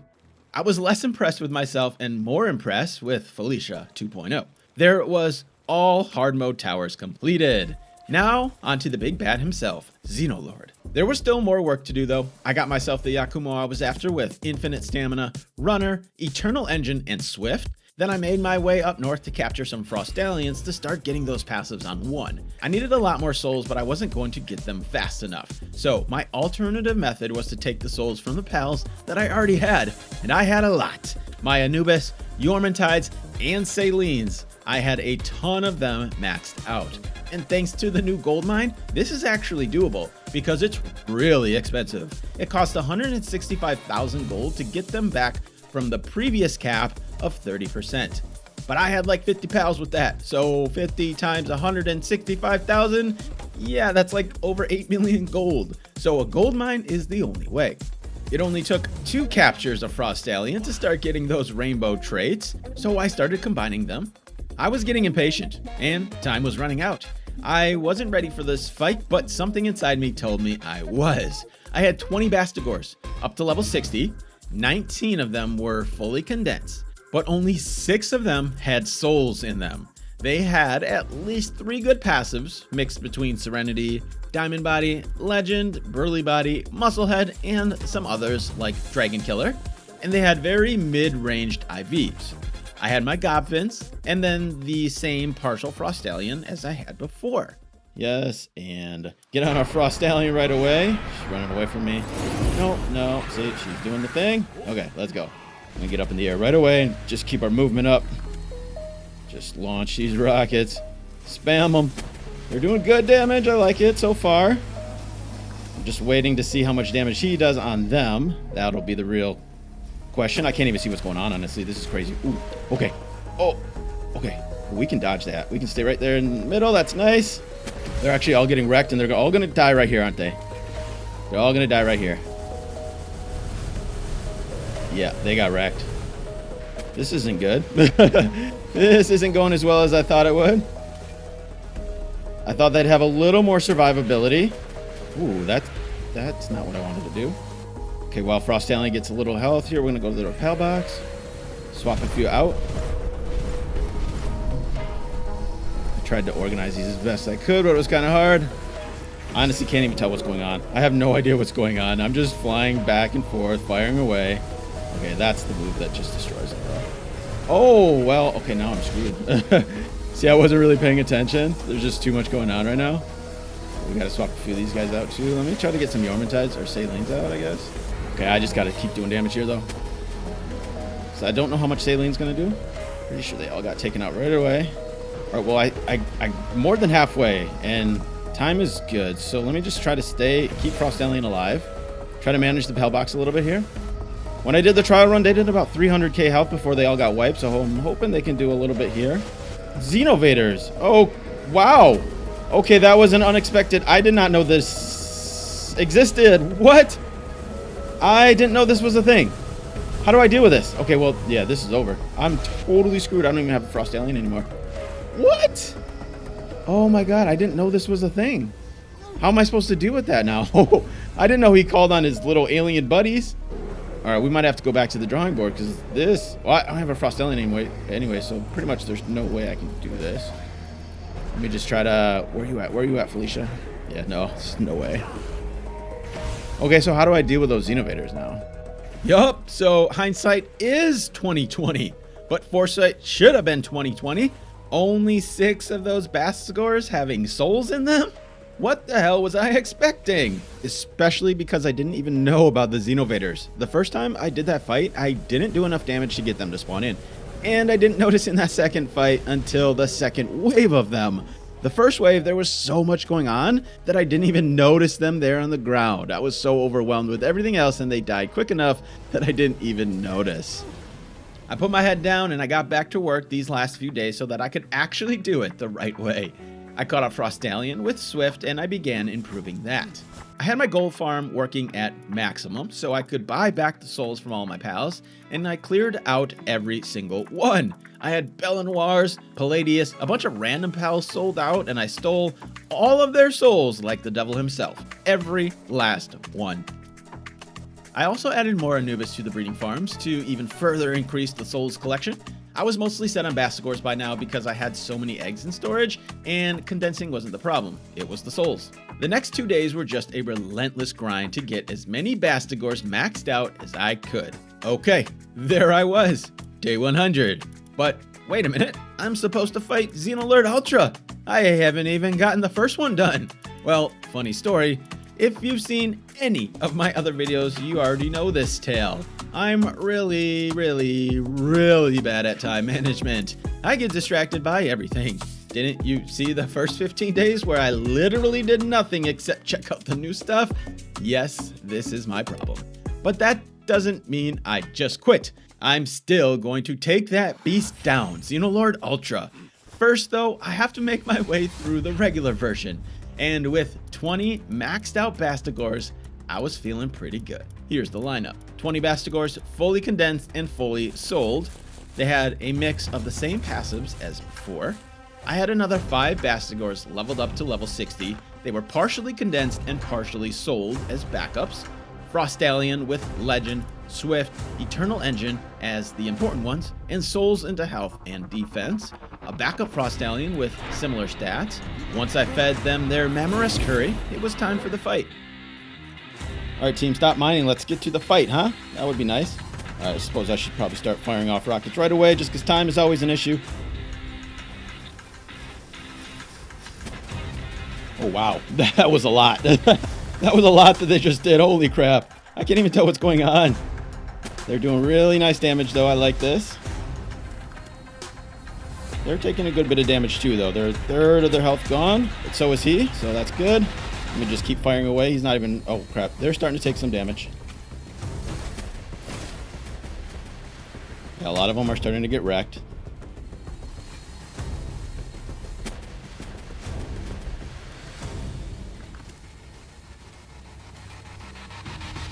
Probably go down for stamina here. Not a lot has happened yet. Honestly, I'm afraid some big... Oh, crap. What are these guys? Oh, yeah, these are the... Forgot that these spawn in.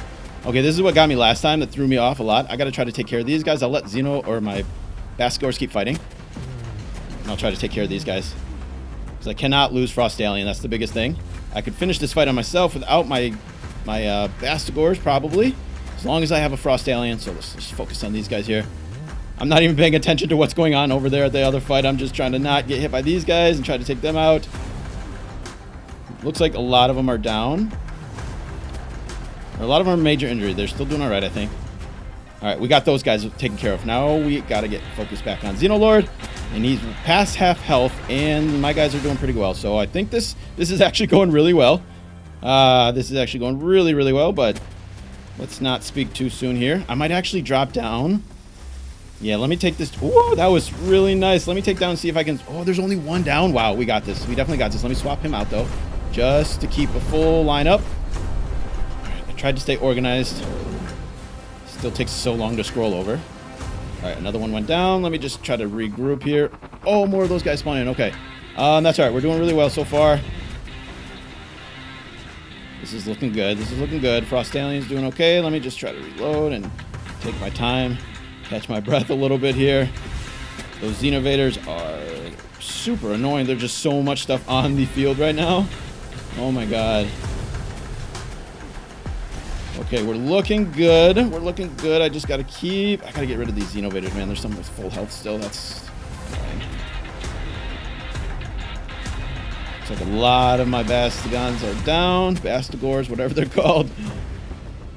He's only got 200,000 health here. Is that the first time he's done that move? Okay, the Xenovader's down. I think they are. This is a good time to get in and swap pals. Okay, we can do this as long as I don't lose my Frost Alien or die here. All right, we're okay. Swap, swap, swap, swap, swap. We got a couple really nice ones to put back in here too, so we should be able to get this done as long as I can get them out there. Okay, good, good, good, good, good. We're good, we're good, we're good. We got this. Just stay alive. Oh, I'm on fire.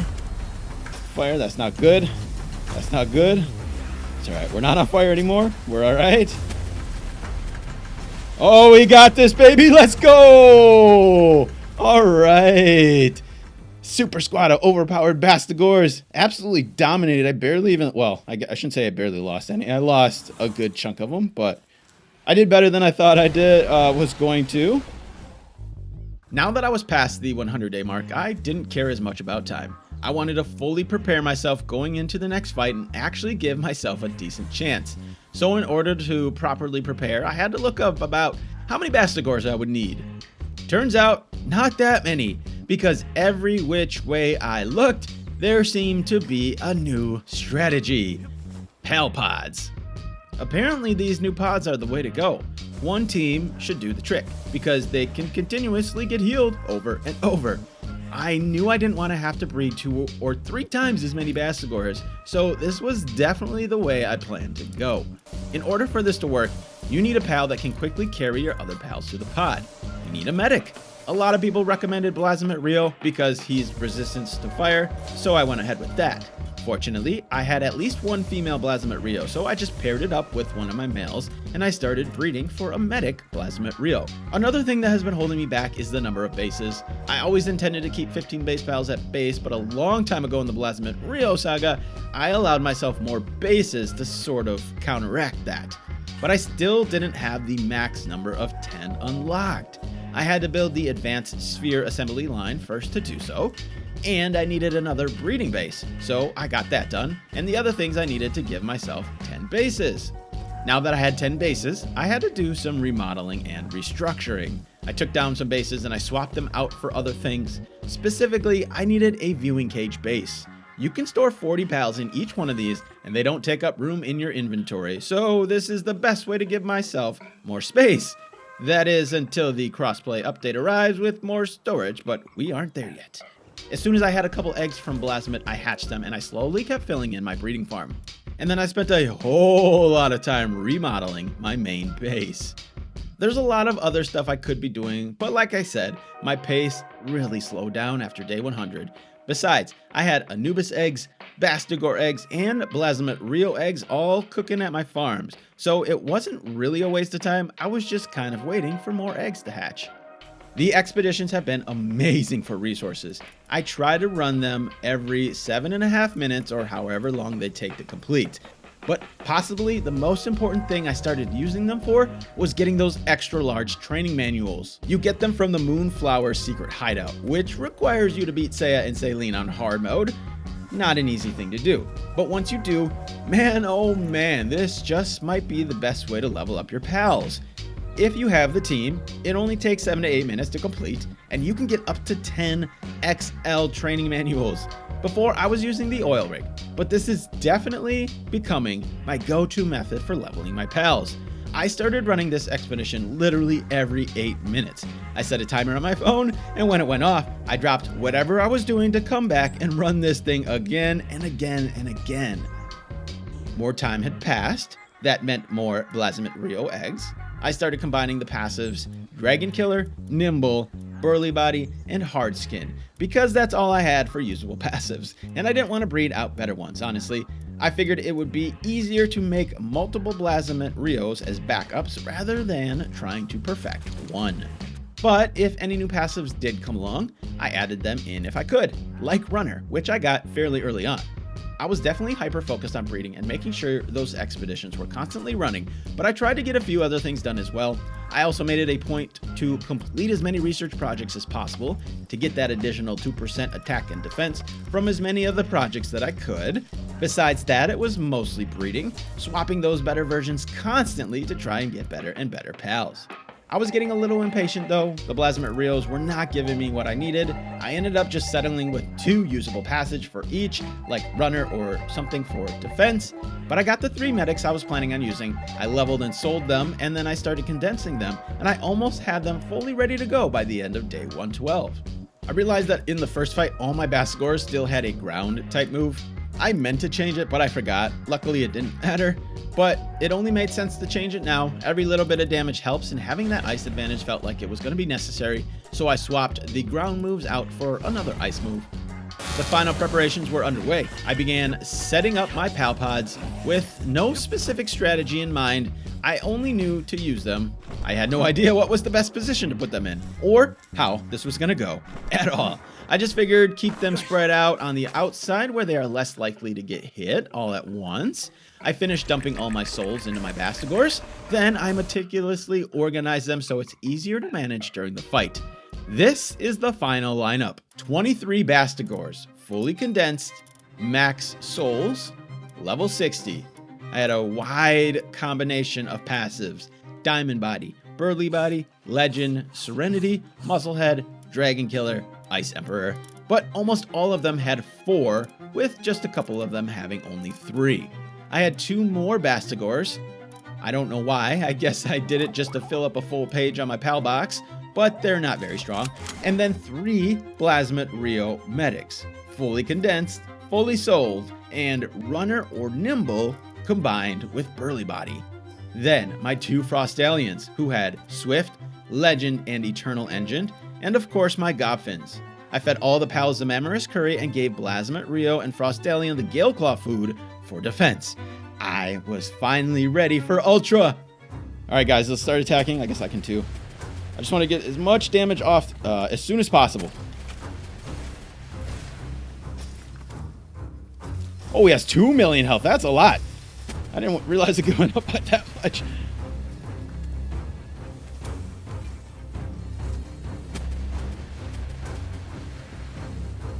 Alright, some of them are... Oh, we don't want to attack. That's not what I wanted to do. Alright, some of them are going down. We can probably get to the PAL box real soon here. I got myself in a convenient spot. I was just about to say I avoided that attack, but never mind. I'm a little panicked right now. I'm not playing this smart at all. Alright, I gotta focus. I am way too nervous and way too panicky. I'm just kind of flying around. Alright, let me focus. Alright, some of them are going down. We're gonna go to the PAL box. A lot of them went down. Alright, we'll get you out. We'll swap a few of these just to get a few more in play. Alright, and then get out of here. Alright, now just let them do their thing. A lot of them are going down, but let me just trust the Plasmid to do his thing. I don't want to panic too much here like I normally do. When I see a bunch go down, I always get panicky and go to the PAL box, but we just want to let him do his thing. Let him do his thing. Okay, a lot are going down. Oh no! My medic went down. That's not good. Okay, well, that's why we have backup. Okay. Oh, wow. This is not going well at all. That's why we have backup. We got to get him out there, though. Okay, and all my Bastigors are down. I don't want to replace too many of them. We'll replace a few, though. And my Xeno champ is struggling, too, so that's not good either. Oh, I'm about to die here, aren't they? Oh, no. Oh, no. My Frostallion almost died. We have a backup, but I don't want to have to pull him out already. This is not going well at all. This is not going well at all.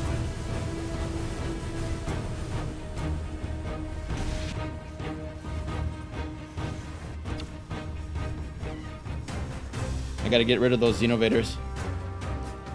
Is my medic still doing his thing? I'm about to lose Frostallion. Oh, and I died too. Wow. Okay, let's get back out there and keep going.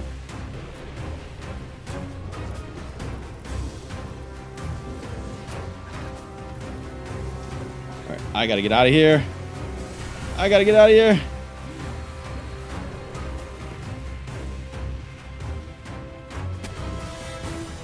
I gotta get rid of those Xenovaders. They're a problem. They're a big problem.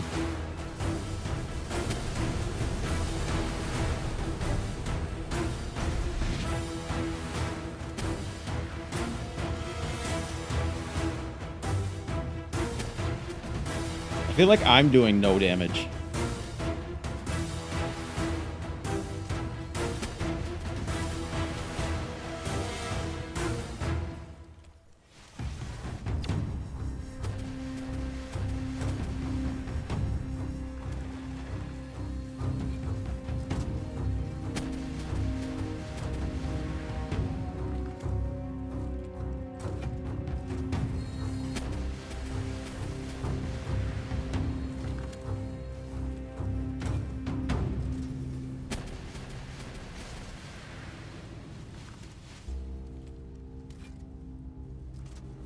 Oh, they're like stuck. Oh, okay, this is not good. They're like stuck. Wow, okay, that sucks. I thought it was just like glitched how they were healing, but they're actually stuck in there. That is not good. Okay, we gotta fix that. Where did he go? Watch out for this, and then I'll go to the PAL box. We just, I guess, maybe reset them? Okay. Oh, man, that sucks. That really sucks.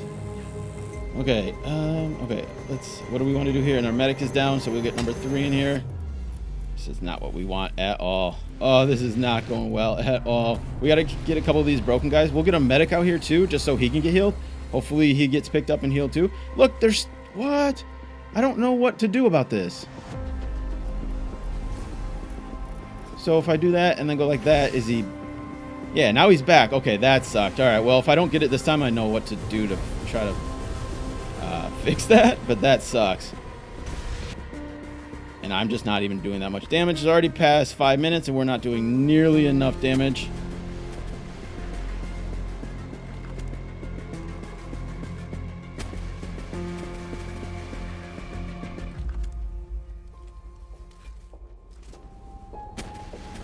Yeah, look, he just got stuck as soon as he put him in there. They're all getting stuck. Right? Is that what's going on? Like this one right here, right? B12. Yeah, he's just stuck in there. He got out fine. And this one, what's going on with this one here? B7. This isn't working at all.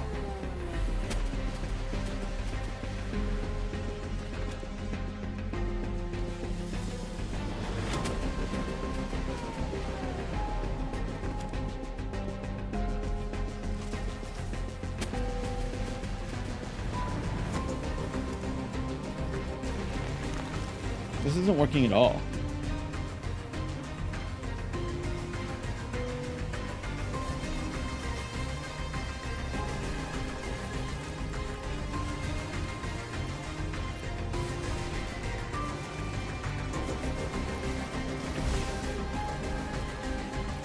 Alright, well I have no more frost aliens, so this is just not working at all like I thought it would.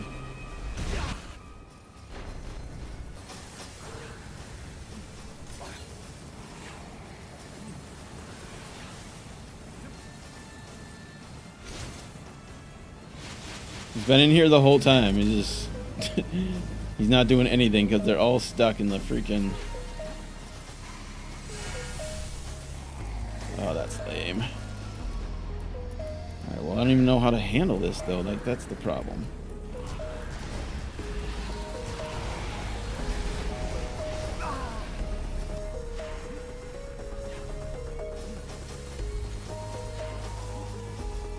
I guess I just want to see how close we can get. I'm not going to beat it this time, but let me at least see if I can figure out a better strategy and get used to kind of managing this stuff.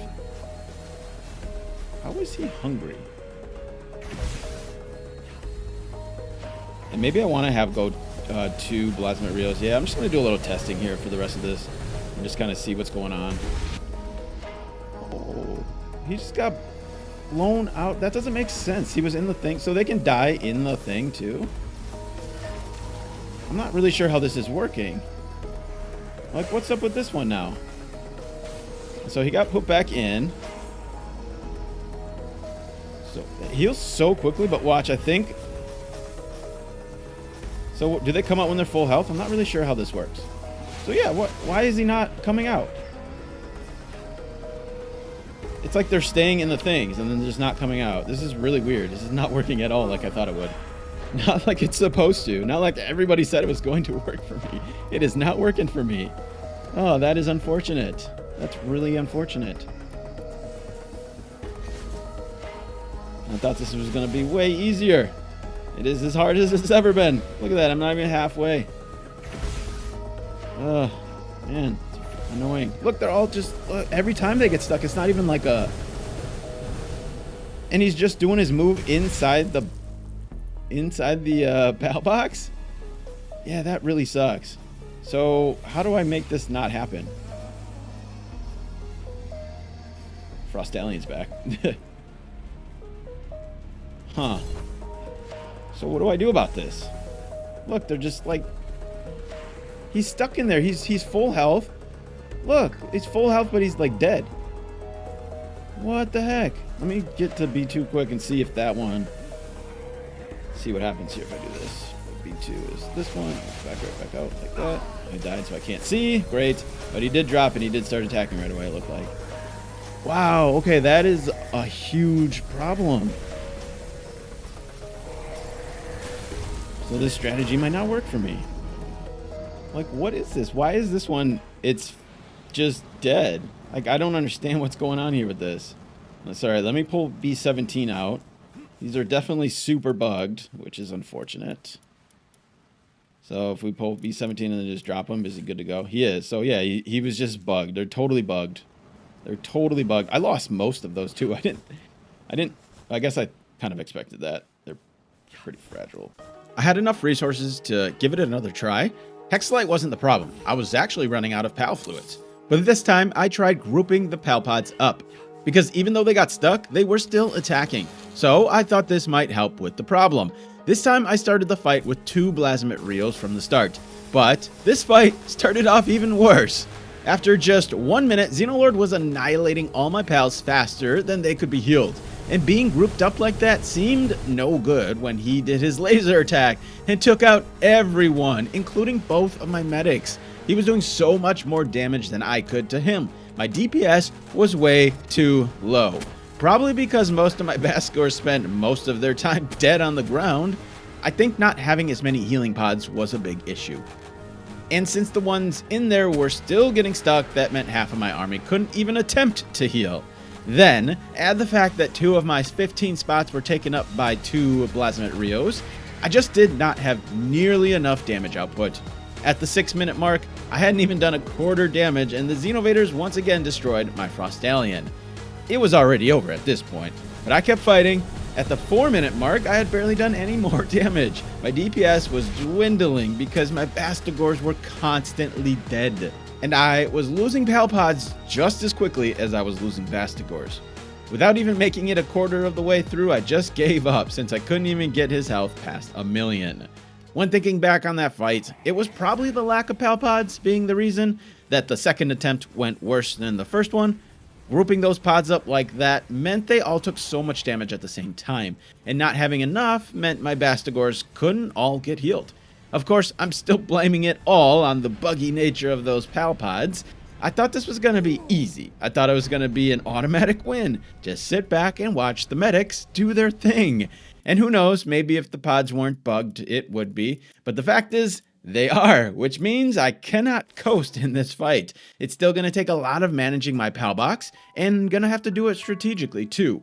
I'm going to have to pull the stuck ones out and redeploy them if I want this thing to work, and still pay very close attention to which ones are getting stuck. I was definitely not ready to have to do all of that.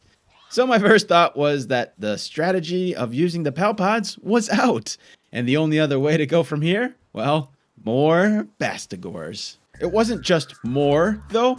I knew what I had to do. I had to make better ones. The DPS needed to improve, so better IVs, better passives, and better attacks. Before I started on all of that, though, I had to replenish my PAL fluids, so I added Yormantides to the breeding farm because I don't have enough room on the ranch for my Kelpsies. Then it was time to upgrade. I started with the same thing I had to do last time. Holy Burst. When I struggled against Blasmate Rio, it seemed to be the only answer. The only reason I didn't do it this time is because I didn't know that Holy Burst is now a skill fruit. There's no way I wanted to breed that move into all of them again. That was way too tedious. Now I don't have to. I can simply plant a neutral skill fruit into the skill fruit plantation, and it has a small chance of getting Holy Burst. So I took all the fruits I could and started planting for that Holy Burst skill fruit.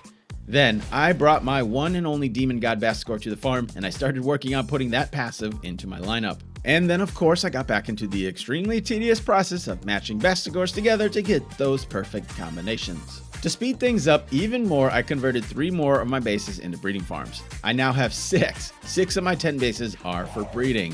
1 base with Anubis and 5 with Bastigors.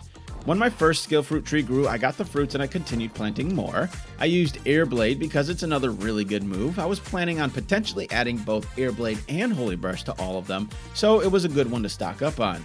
Then, as soon as I got more PAL fluids, I started adding more and more trees to my farm, because the trees are really slow, so this process might take a few days. I started working on some more Plasmid Rio medics as well. With these, I didn't bother improving the ones I had. Instead, I went for quantity over quality. It was about 4 days after I first planted my first tree that I got Holy Burst. Honestly, happened way quicker than I thought. Now that I had the fruit, I could replant it and my gains would be exponential. And I also got back to the research lab. I had kind of forgotten about it, but it was just another way to boost my DPS, and everything at this point felt necessary. Today was the first day I got to experience the new crossplay update, which added a few really nice things to the game. But the best and most needed was additional storage. Having 10 times as much space is amazing. I spent some time checking the new stuff out and organizing my pals all over again in the new dimensional pal box. My Holy Burst tree was grown and I collected it and I replanted it to get more and more of those and more air blades as well. Then back to Basgor breeding. I was starting to get a few with those 4 desired passives that I was looking for. So I had to do the standard swap at my breeding farms. Then I took a nap. Those skill fruit trees take so damn long to grow. This was the first time I actually felt I needed to go AFK. Sure, there have been some times when I just leave it going because I need to grab some food or take the dog out or whatever, but I've never intentionally gone AFK because something is going too slow. There's always something else that I could be doing.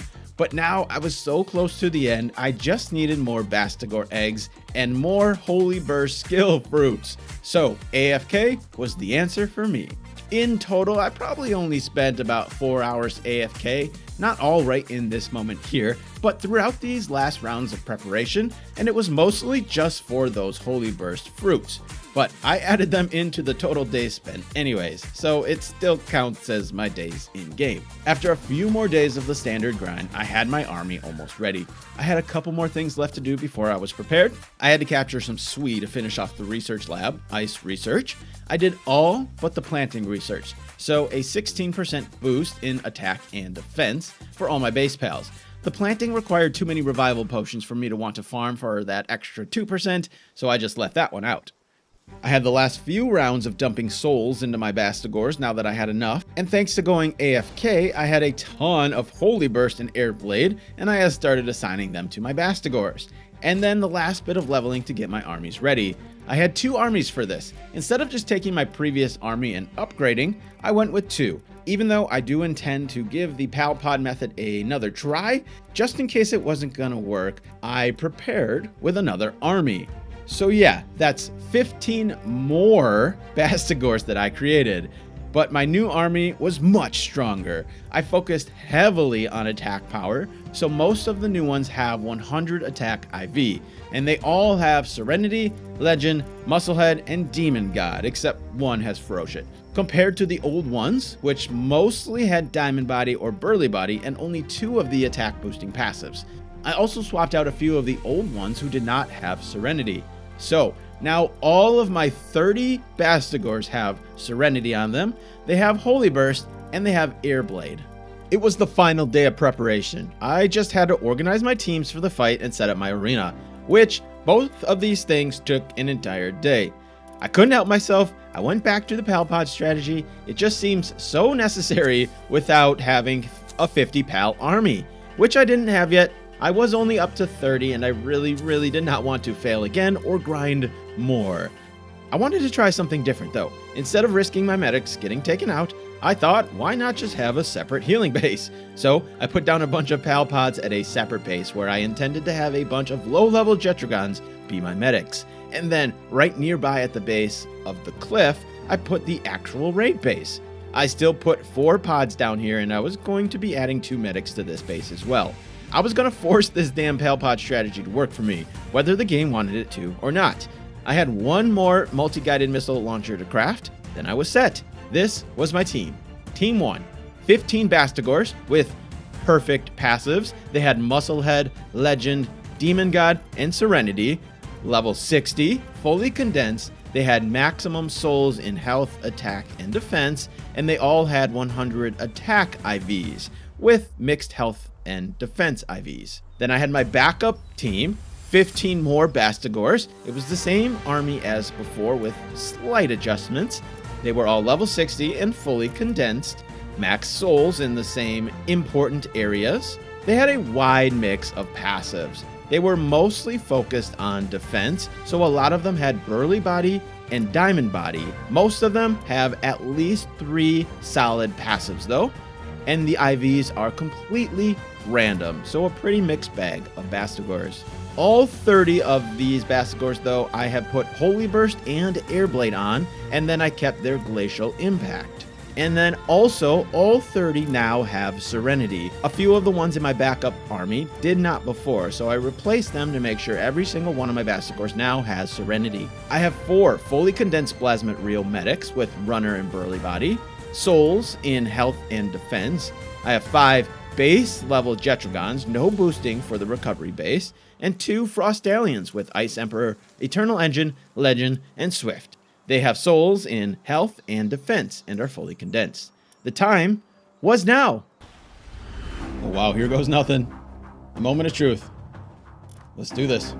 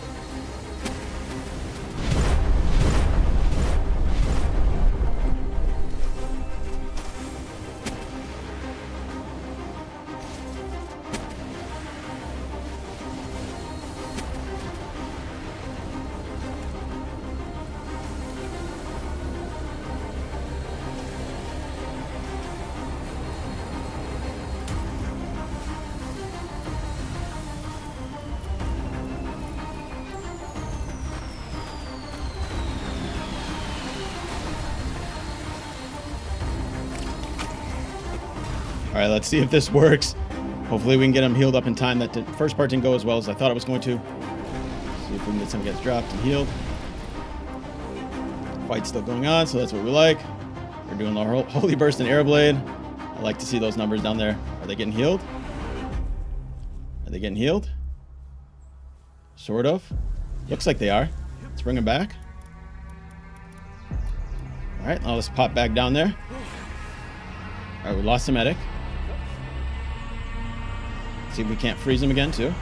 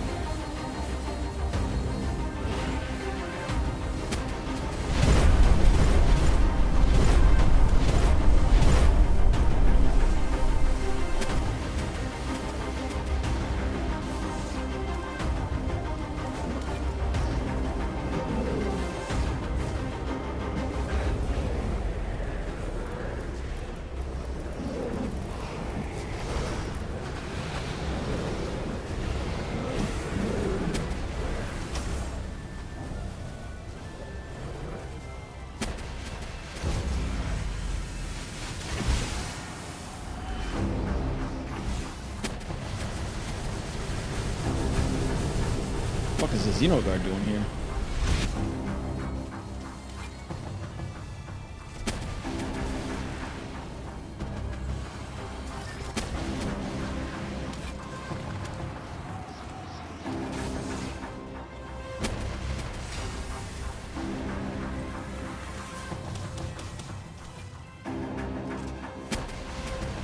stunned. I should have went to the box.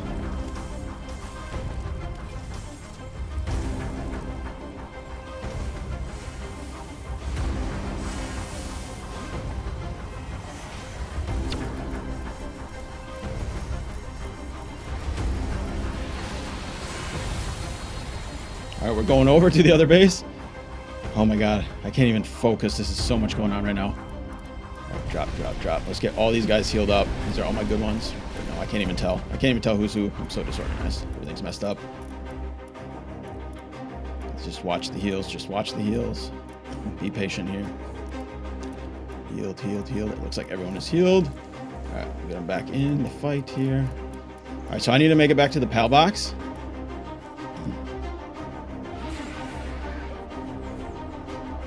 Perfect time, perfect time, perfect time. Look at this. Perfect time. All right, we're going to bring back everybody.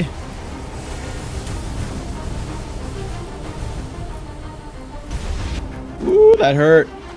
That hurt. I got to get out of here. I couldn't even get everyone down in the box. I got to wait till my shield gets back, and then I can get everyone back. We're just going to wait patiently for my shield. I guess I can shoot some shots while I'm waiting.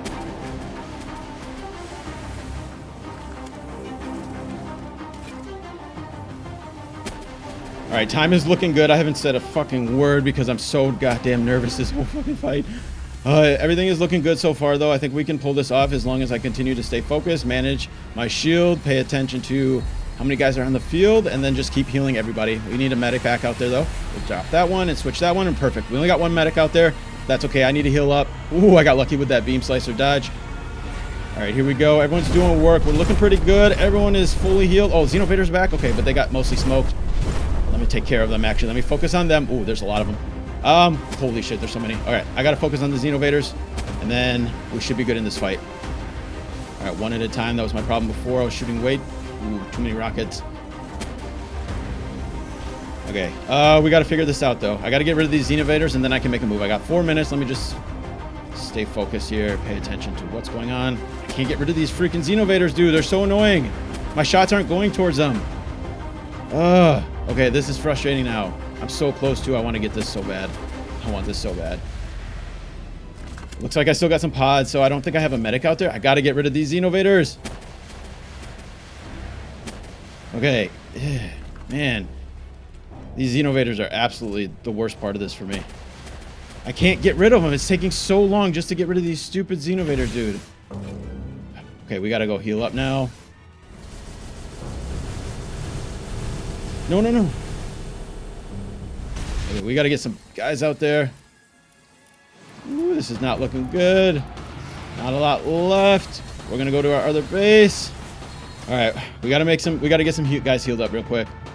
We should be okay as long as we can get some heals. We got 3 minutes. Let's just try to get this done. All right, you guys, heal, heal, heal. QB5. Let's try to get the better ones in. That was not a better one. That was not a better one. We want the better ones in. All right, are we healing? Are we healing? Oh, it's nighttime. They're not healing. You have got to be shitting me right now. You have got to be shitting me. They're not healing because it's nighttime. Oh my god. Are you kidding me right now? Oh my god. I guess we're going down to that other base to try to heal up. Oh, that is ridiculous. Let's see how much time we have left. I did not calculate or think about that at all. Let me see if I can just finish him off. He's only got 180. Oh, that's actually kind of a lot. Still got 2 minutes. Nighttime or daytime's probably not going to come fast enough. Let me just see if I can get a couple more guys out there and see if they can get healed out. There's one Pastigore, lone soul fighting him by himself. He's going to get smoked real soon. Hopefully he can draw his attention away. We don't want to get hit by that. Let's be careful, and then we can drop down. Close. Woo, that was so close. Okay, now we can try to get a couple more out there at least. We got to get something going here. Oh, I got literally nothing. Yep, we get one of these, and then hopefully they can heal up. That's my only hope right now. That's my only hope. I can't believe I didn't do this during the daytime. Oh my god, that was stupid.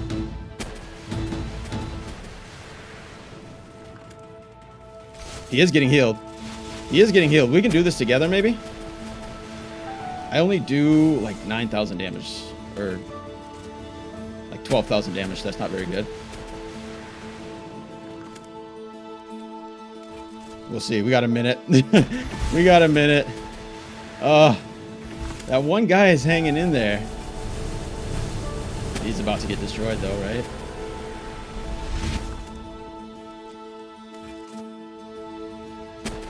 Oh, it's gonna be so close too. Any more food?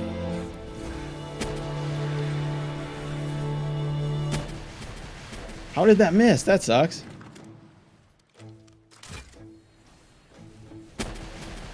The problem is now that he's down, he's gonna attack me. Let's see if we can finish this on my own. It's super close. I might be able to get this done. I just can't let him hit me. I gotta keep my rockets firing constantly too. All right, we gotta, this is gonna be real close. This is gonna be real fucking close. Nope, nope, now it's not happening. Now it's not happening.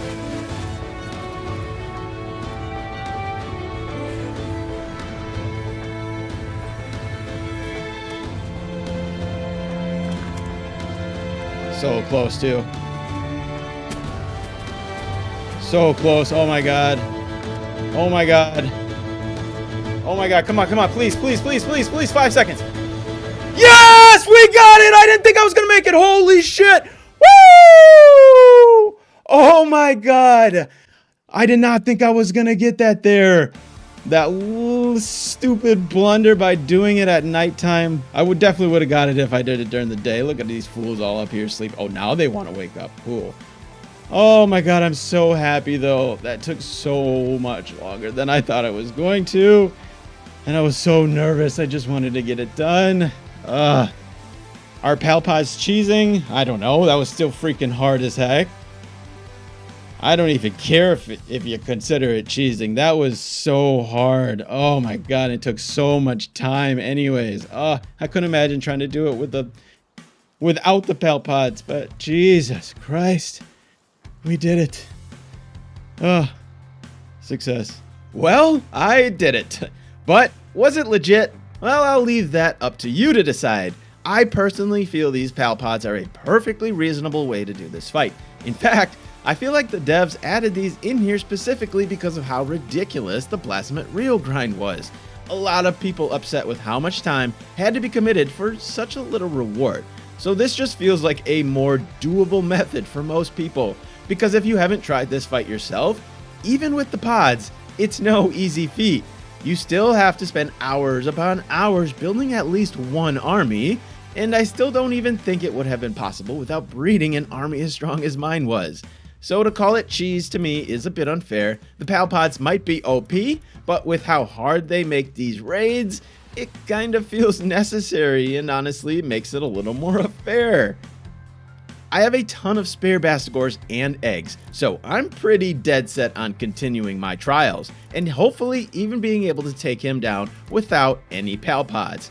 Actually, there's a whole lot more Palworld coming soon. I have another 100 days where I attempt some raids with some non-traditional pals, and then a hardcore random 100 days in the works as well. So if you weren't satisfied with this ending, the journey is just beginning.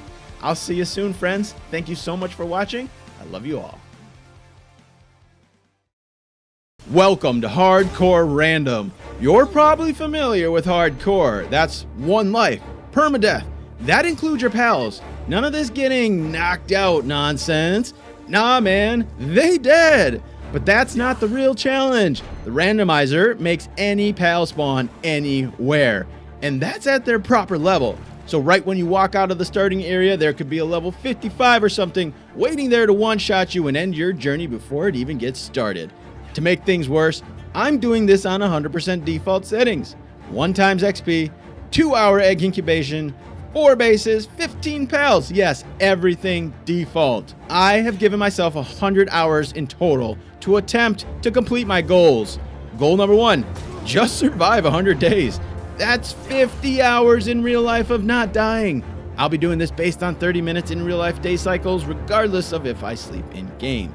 Goal number 2, reach max level. At 1 times XP, this might be my biggest obstacle because the XP grind is painful. Goal number 3, defeat all tower bosses. Okay, I need to actually do something. So I'll attempt to conquer every tower boss. These are literal death matches. You can't just run from this like a raid. Once you enter the tower, it's you or the boss. One winner and one loser. This turned out to be one of the most fun and enjoyable gaming experiences for me ever. I highly recommend you give this a shot yourselves. That is, if you like to cry a little bit. But for now, I hope you enjoy this and maybe even take away some strategies. Mainly what not to do. I hope you can learn from my mistakes. Let's get into this. I have hundreds of hours in Palworld, but I've only started from the beginning a few times. So going into this, I wasn't sure of the best strategy. And I've never done this randomizer before either, so I really didn't know what to expect. But I couldn't take more than a few steps out of the starting area before I already started being super intimidated. Suppose we want to start picking up some stone and some resources. Oh, look at that level. Oh my god, a level 30 syndicate hunter. Okay, well, we can't go that way, so that's fine because I wasn't intending on that anyways. Thankfully, the other direction there were some Fuak and Joltog, two early game pals that would be catchable. I needed some spheres first, so I bravely headed out to punch some Palladium stones, hoping not to aggro anything dangerous. But it was very apparent to me right away. I needed to learn which pals are actually friendly. Oh, he is aggressive. Okay, well, I hope I'm faster than him. Woo, that would have killed me. Already very scary down there. Okay, we'll build by these guys. No. I need those resources. Let's keep running. He's still chasing me. Oh, he missed me, but that was totally luck. Okay, I thought he might de-aggro by now. How far is he gonna chase me?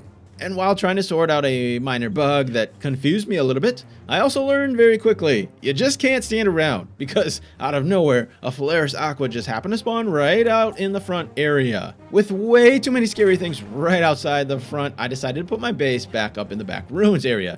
I figured it'd be a safe place where pals couldn't get to me, and hopefully this would help bottleneck raids when those eventually come. But the real reason I just couldn't leave this area, there were too many hostile things and too many pal spawns. So this was kind of my only option at first, before I learned how to navigate this dangerous world. It's also nice there's a couple of chests down here. I learned that I can take fall damage from this height without losing too much health. I intended on using this as an escape route if things get a little too crazy up here. The main benefit though was that it allowed me easy access to stone and wood to start.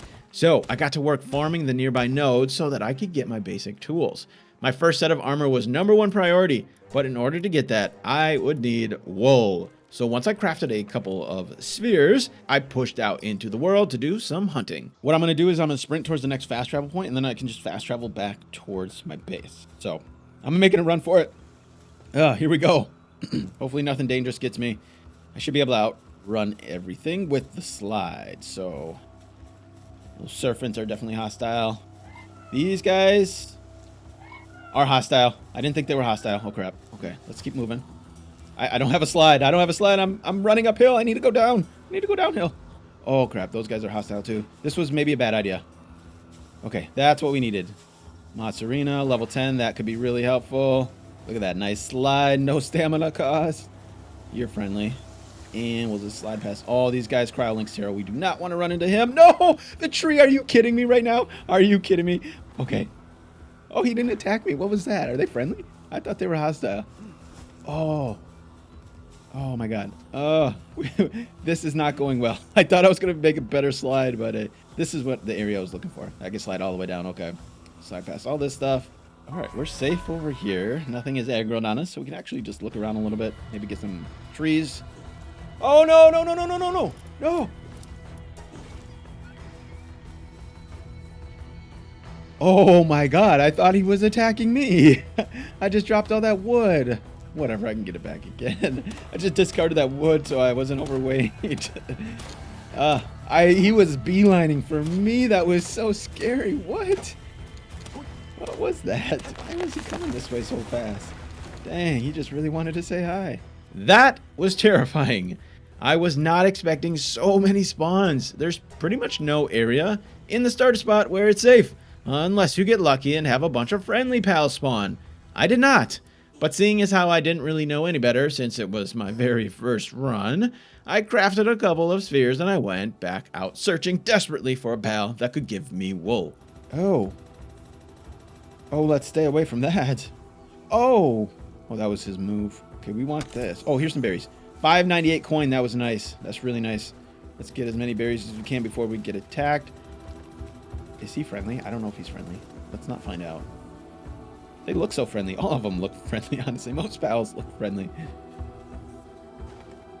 Some of them are just evil demons.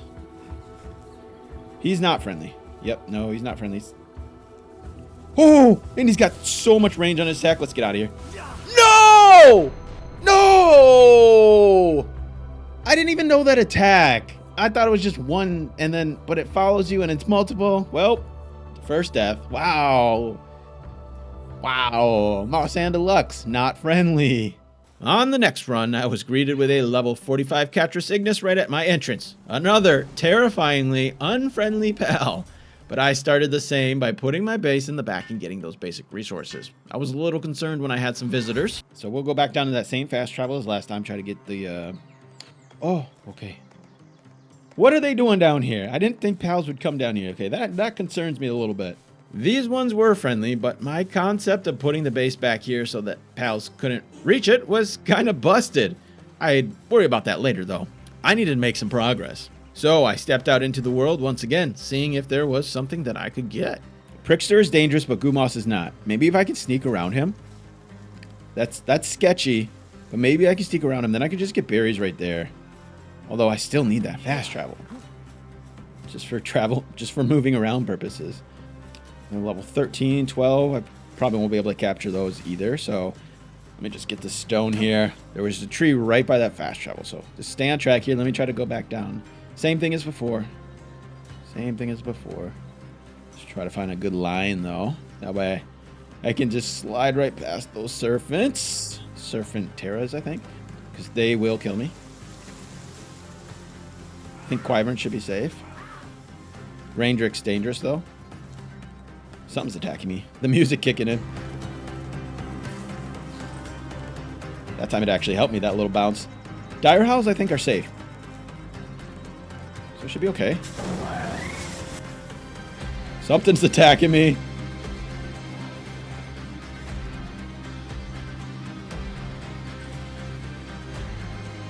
Oh, the Blaze Howl. The Blaze Howls are not safe. I thought they were safe. Okay, they're coming. Oh! What hit me? What hit me? Oh my god. On the next run, I didn't even bother setting up my base because I couldn't get anything going for me. It was a waste. I just found a safe spot out front to craft my first basic things so that I could actually, for once, capture a pal. Thankfully, I found some Rye Bunny, and even more importantly, the Bronze Cherry nearby is friendly, so I could actually capture something without something else nearby trying to rip my face off. If I can get any pal, I'll be happy because they'll give me the XP too. That's another thing. Don't run towards Neophia, she will kill me. Oh, no. Okay, I forgot they attack you. Forgot they had even the non-aggressive ones attack you when you try to fight them. Yeah, I was just thinking she was going to keep running, but hey, we got our first pal. Rye Bunny, all right. I ran back to my makeshift base, but I was reminded why it was dumb to put stuff out there. I hear something. I hear something. Ah! No, where did they come from? No, I'm dead. I'm so dead. I'm so dead. Oh, okay, that missed me. That was close. I don't want to throw out Rye Bunny because I'll lose her. Okay, we got up. We climbed up. They can't climb. We're good. They're dogs. They can't climb. Once I got them off my back, it was time for more hunting. I was in search of literally anything low enough level to capture, but a mining pal would probably be most useful. Luckily, I spotted that off the edge of the cliff from the starting area where those Dire Howls were just at. Okay, we're not going to chase him. That guy will destroy me. Maybe I can get him from up here. Let's see if we can get him up from up here. Don't run, don't run, don't run. Okay, come to me, come to me. Come on, fight me. Yep, that's right. Come on, big boy. Come on. Come on. All right, that's probably safe. I don't want to kill him. Oh, yeah, 73. Come on, we got this. 83. Nice toss. Let's go. Pal. Yeah, pal. Almost premature there. Pal number 2. Let's go. I was ready to head back with my brand new pals, ready to make some more progress. But to my surprise, the dire howls were still there, blocking my path. So I had to go forward. This was the first time I thought about just making an all-out run for the small settlement. Dire howls are still here, what? I guess why wouldn't they be? We are just gonna have to try to get out to that market. I might just make a push for it. I might just make a run for it, honestly. And try to run all the way. It is far. It is very, very far, but I don't know how else I'm gonna get Claw. That's an issue. This is a big issue. This is a big obstacle to start with. I didn't decide on that quite yet. I really just wanted to get back to my base to put my new Cativas to work. So I sprinted for that fast travel and I barely escaped with my life. The level 55 Verdash was definitely trying to murder me. And then while trying to get myself my first kindling pal, those damn dire howls made their return. Okay, let's not die here. So careful. They do a little bit of damage. They're doing a little bit of damage. I need both of them. Oh, I got no more spheres. And the dire howls on me. Oh, crap. I got no more spheres. I didn't even get that one. I'm so dead. I'm so dead. I'm so dead. No. Oh, I don't want to die here. Come on. Come on. And they're following me all the way into my base. No. These freaking dire howls, man. They just do not want to leave me alone. Oh, I really needed that ruby. I was struggling. I couldn't even take 2 steps out into the world without getting attacked. How the hell was I going to find wool? How the hell was I going to capture anything? This was a mess. When nighttime came, I had a bit of a realization. Everything's... Oh, everything is sleeping. Oh, okay. Can I sneak by them? Not if the rubies are going to keep attacking me. Oh, now's my chance. Never mind. I'm cold. It was a lot easier at nighttime, but I clearly still had some nuances to learn about going out at night. Anyway, since I was already out that way, I continued on. I was attempting to make it to the desolate church. It's always been a go-to spot for ore for me in the past, and I wanted to see if I could get out to that fast travel early. These Vanworms are going to attack me. I know they are. Keep running. Please don't attack. Nope, they're attacking. I hear the music. Oh no, and I have no stamina. Oh, I'm screwed. Oh, he's stuck. Oh, that gave me a little... He's still coming, though. He's still coming. And then there's a Cineram right. I slide right into him. Oh, this was a bad idea. And of course, there's Blaze Howls blocking my path. What is going on? Oh, no. Oh, there's too many Nocturnals, man. This is not happening. There's too many Nocturnals. I'm never getting out there. I'm never getting there. I'm dead. This is the move that killed me last time. This is the one that killed me. Just don't roll. Burn my stamina. King P.A.K.A. is friendly, apparently. I did not know that. Woo. Come on, just let me get to the town. I'm still really far from it. What? Oh, okay, we're okay. We're okay. Oh my god, that was scary. Everything was awake. Okay, we're okay. Just want to duck down here and catch my breath. I don't even need to build a campfire. It's about to be daylight. Yep, we're good. So you can, I didn't even realize, but you can survive through the night. That's really helpful. I thought I was going to have to get armor by nightfall. Crap, they're going to wake up soon too. Maybe I should wait till next nightfall and come back out here. Syndicate thugs just died. I can get some resources from them. Vixie. Oh, should I try to get her? She's sleeping. 8%'s not... 25. We can get 25. Come on, give me it. Nope. Yeah, this is why I wanted to get her on the first one, because she's going to be awake now, and... yeah, that's why. Yep. That's all right. We can get this one. We can get this. 40 is good. 48 is good. Oh, Kelpsy, I need her too.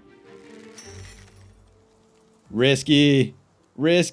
No, I'm not doing it. It's a level 11. Do I want to push on? Everything's awake now. I'm not sure if I want to push on. But my navigation skills are apparently lacking. Oh my god, I went the wrong way. I went the complete wrong way. It's down here, isn't it?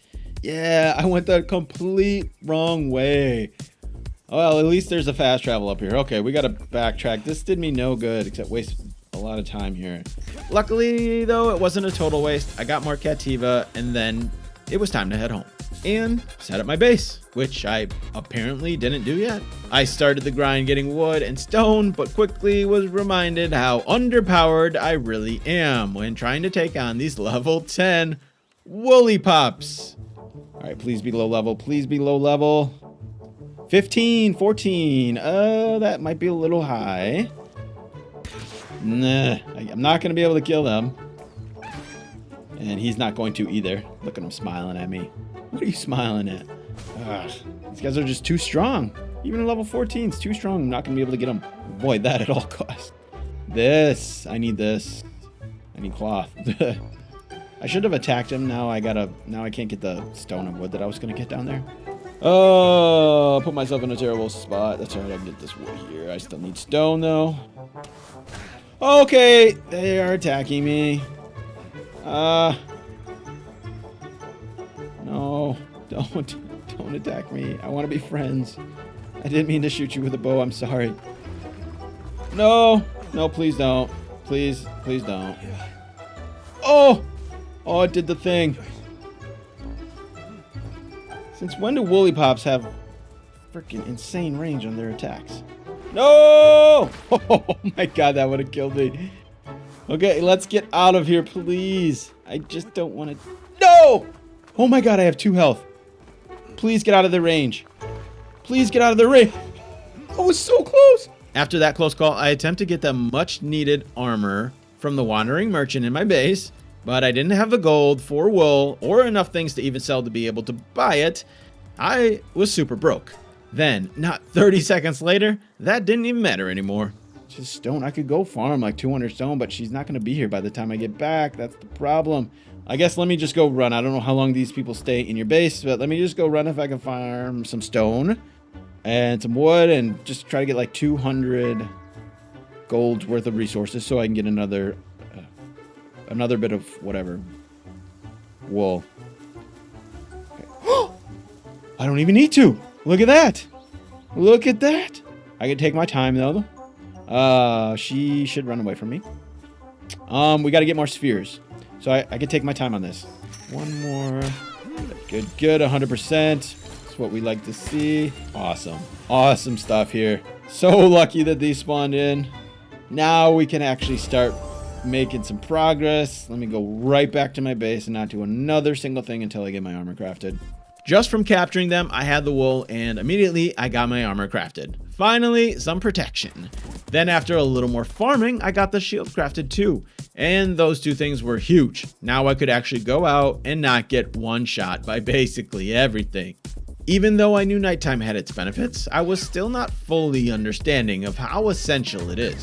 So once I built my bed, I ended up sleeping through the night. It's not something that I would be doing a whole lot going forward. The next day I had some rush roar in my backyard that were calling my name. I got my ranch set up and I leveled up my base. Then another realization at how underpowered I really am. Oh no. Oh, it's a level 15. We got this, yo. Come on, team. We're gonna fight. Never mind, there's another one. There's two. And they're coming in my cage. Oh no, I'm dead. That shield just saved me, but... Land ball, no. Get back in your... Oh, I can't lose you. Okay. Oh my god. They're gonna kill me. Oh my god. Those just level 15 serpents almost ended it for me. This was beginning to be a big problem. Even with my armor, I had trouble against level 15 pals. The way that level scaling works makes this incredibly difficult. I seriously started to doubt how leveling up was ever going to be possible without just sitting and waiting for friendly pals to spawn. I kept grinding those resources though as safely as I could to continue my progress throughout the day. Then when nighttime came, I slept again because I was still too afraid of the dark. But I needed my pals to work for me anyways. The land balls and the Vixie on the farm gave me some valuable early resources and spheres. I had more reasons to doubt my base location when more unwelcome visitors showed up. I don't know if Dazzy are friendly or not, but she is beelining towards me. Where's she going? Where are you going? Don't go in my base. No, no, no, no, no, no, no. I really hope you're not going to fight. Oh, why is he coming in now? Come on, man. We got to put some walls up. This is ridiculous. This is ridiculous. They're just wandering into my... I put my base back here so I didn't have this happen. What are they doing? Dazzy, please leave. Level 34. She would wipe everyone if we fought. No, dude. Come on. Come. Why? Why? Why? Oh, you better not be hostile. Oh, dude. I'm ready to jump if he is. Why are you in my base? I mean, he's not aggroing so far. He just took a crap. Dude, you need to get out. You're killing me. Go up the stairs. Please leave. Doesn't look like he's hostile, but I don't even want to get any closer. I think some of them have just shorter aggro ranges. Oh my god, I can't even leave my base. This is ridiculous. I can't even... I just need Paldium, yo. I just need Paldium, okay? I just need some Paldium. Mining was a huge problem. It was way too grindy with that beginning pickaxe. I needed a better solution. I had my Rush Roar, so I built the Pal Gear workbench so that I could craft that Rush Roar saddle. I also tried to come up with a solution for these intruders. The saddle and, well, everything needs Paldium, and it was still really hard to get because each stone only gives you 5. But like I said, grinding those stones up takes so long, and the pickaxe breaks after just like 2 of them. It's so annoying. So I daringly went back out to try to get more Paldium stones, and I ran into some trouble trying to get back. No, oh my god, okay, yeah. This is exactly what I was afraid of. Oh my god, there's a Yormantide Ignis. Holy god. They're gonna track me all the way back to my base. No, Warsec. Oh my god. He's sleeping. Oh, I thought he was a nighttime pal. Okay, we're good. He's sleeping. We should be all right. Oh my god. Level 53. Get out of here. I don't think you have to be stealthy as long as I don't hit him. You should stay asleep. It took all night to get home, but I got back and I crafted that saddle.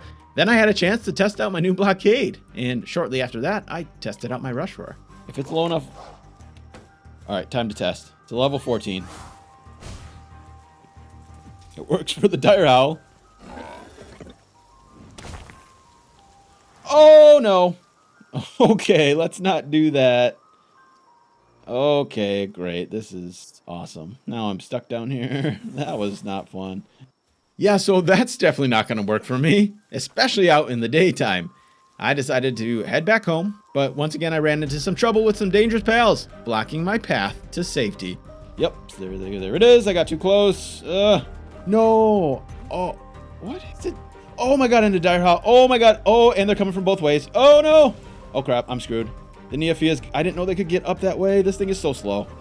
I'm dead. I'm so dead. There's 2 ways up. I didn't know that they were going to go around. What is that? Don't attack. We got to get out of here. Rush, rush, rush, rush, rush, rush. Go. Oh. Oh.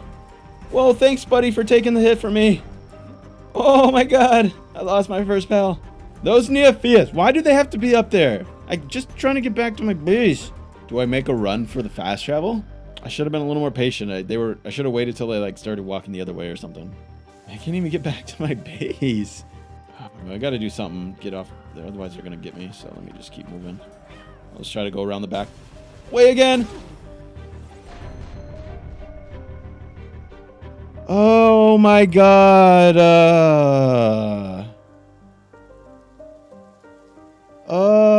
I thought I was safe down here. This is why you don't just stand around. I thought I had them off me. I really needed to try something different here. I hated depending on the RNG to get a wool pal for the first armor. I decided to make a naked run to the small settlement. Oh, Blazamut? What? Get out of here, please. Oh my god, a 49. How did he not one-shot me? Oh my god. A 49 Blazamut? Come on, what is that? That's insane. I don't know how he didn't one-shot me.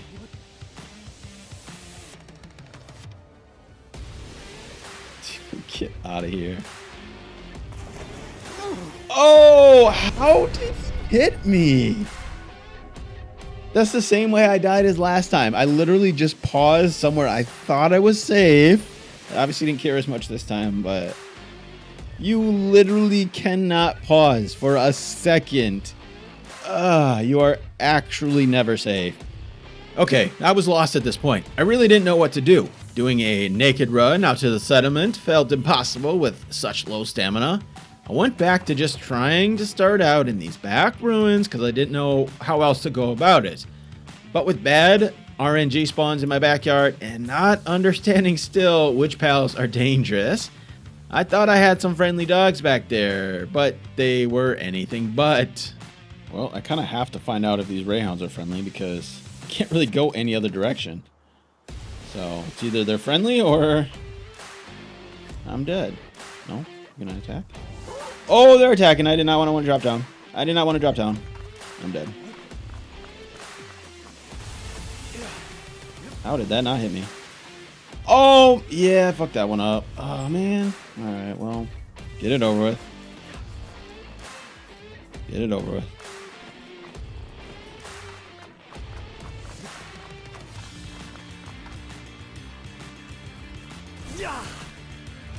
There it is.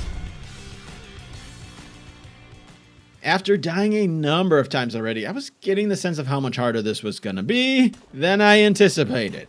The early grind was getting so repetitive, starting over and over, but it's obviously something that I can't just skip over. Getting the early stone and wood is a bit annoying, but really it's that Paldium that's just so hard to get your hands on. All the Paldium nodes spawn near dangerous pals, and farming from the regular rocks just takes so long. But after discovering there were these nodes in the back area ruins, I knew this had to be my starting area for now. There were 3 stone nodes on the ground and 2 up in the back tower area. And I realized that no pals spawned down here on this platform. Since the pals kept creeping into my base up top, I put my base down low here in this nice, safe area. The wood and stone nodes are also in my base, so my base pals can actually auto farm them too. This felt like a really good starting point, so I started getting set up with the basics. I stayed down in that area until I had my old bow crafted with some arrows and some spheres, then went out on a hunt to see if there was anything that I could capture. The starting area was no good. A Wumpo Botan was creeping into my base, so it reaffirmed my decision to put the box down low. But after he was out of sight, I popped down to the first spawn area, where I was hoping to grab some berries. And finally, I got some good luck. Very easy to capture Foxparks, so I got both of them. Great starting pals. I saw some Killimaris too that were within level range, but having to face off against 3 of them with no shield was much too risky. I went back to base with my first captures. I built a fireplace, and just as night was approaching, I got some berries cooked up for me and my foxes. Foxparks gave me another benefit besides being able to cook my first meal without clothes. He also kept me warm, and you can definitely die from temperature. A little bit of foreshadowing there. So this is quite nice. At night, I went back out to see if more Foxparks were there. I was very slowly realizing the true potential and benefits of nighttime. Anyway, instead of Foxparks, there were some Rye Bunny. Another perfect thing for me to capture this early. Desperate once again for Paldium, I went out during the day to get some nodes as safely as I could. Never smart, but when you're desperate, you do things you don't want to do. I got that chest in the starting area for some nice gold, and then back at base I continued chopping trees and mining stones as the nodes respawned. I was able to craft a shield, which is nice that you don't need wool for it. This makes me feel a lot more secure without armor, but I still really needed the wool. Once I crafted a bunch more spheres, it was time to get back out there. I'm still pretty limited with this Yormintide Ignis here, but off to the side a little was a Fuak. Perfect, because I needed that watering pal and those pal fluids ASAP. The rest of my paths were blocked, and then a Gothman Ignis aggroed to me, so I ran home like a coward. Eventually they wandered off, and I got down and I found more Foxparks, so I captured them, and a Tansy joined the crew as well. With that Gothman Ignis there, it was definitely risky, but like I said, I am already in a desperate situation, so I just needed to go after it. Luckily, I was able to capture it and make it back safely. I spent all night getting stone and wood because Paldium continues to be a problem. And then back out to find even more Foxparks in the same area where they were before. I was still just trying to get any pal that I could for XP.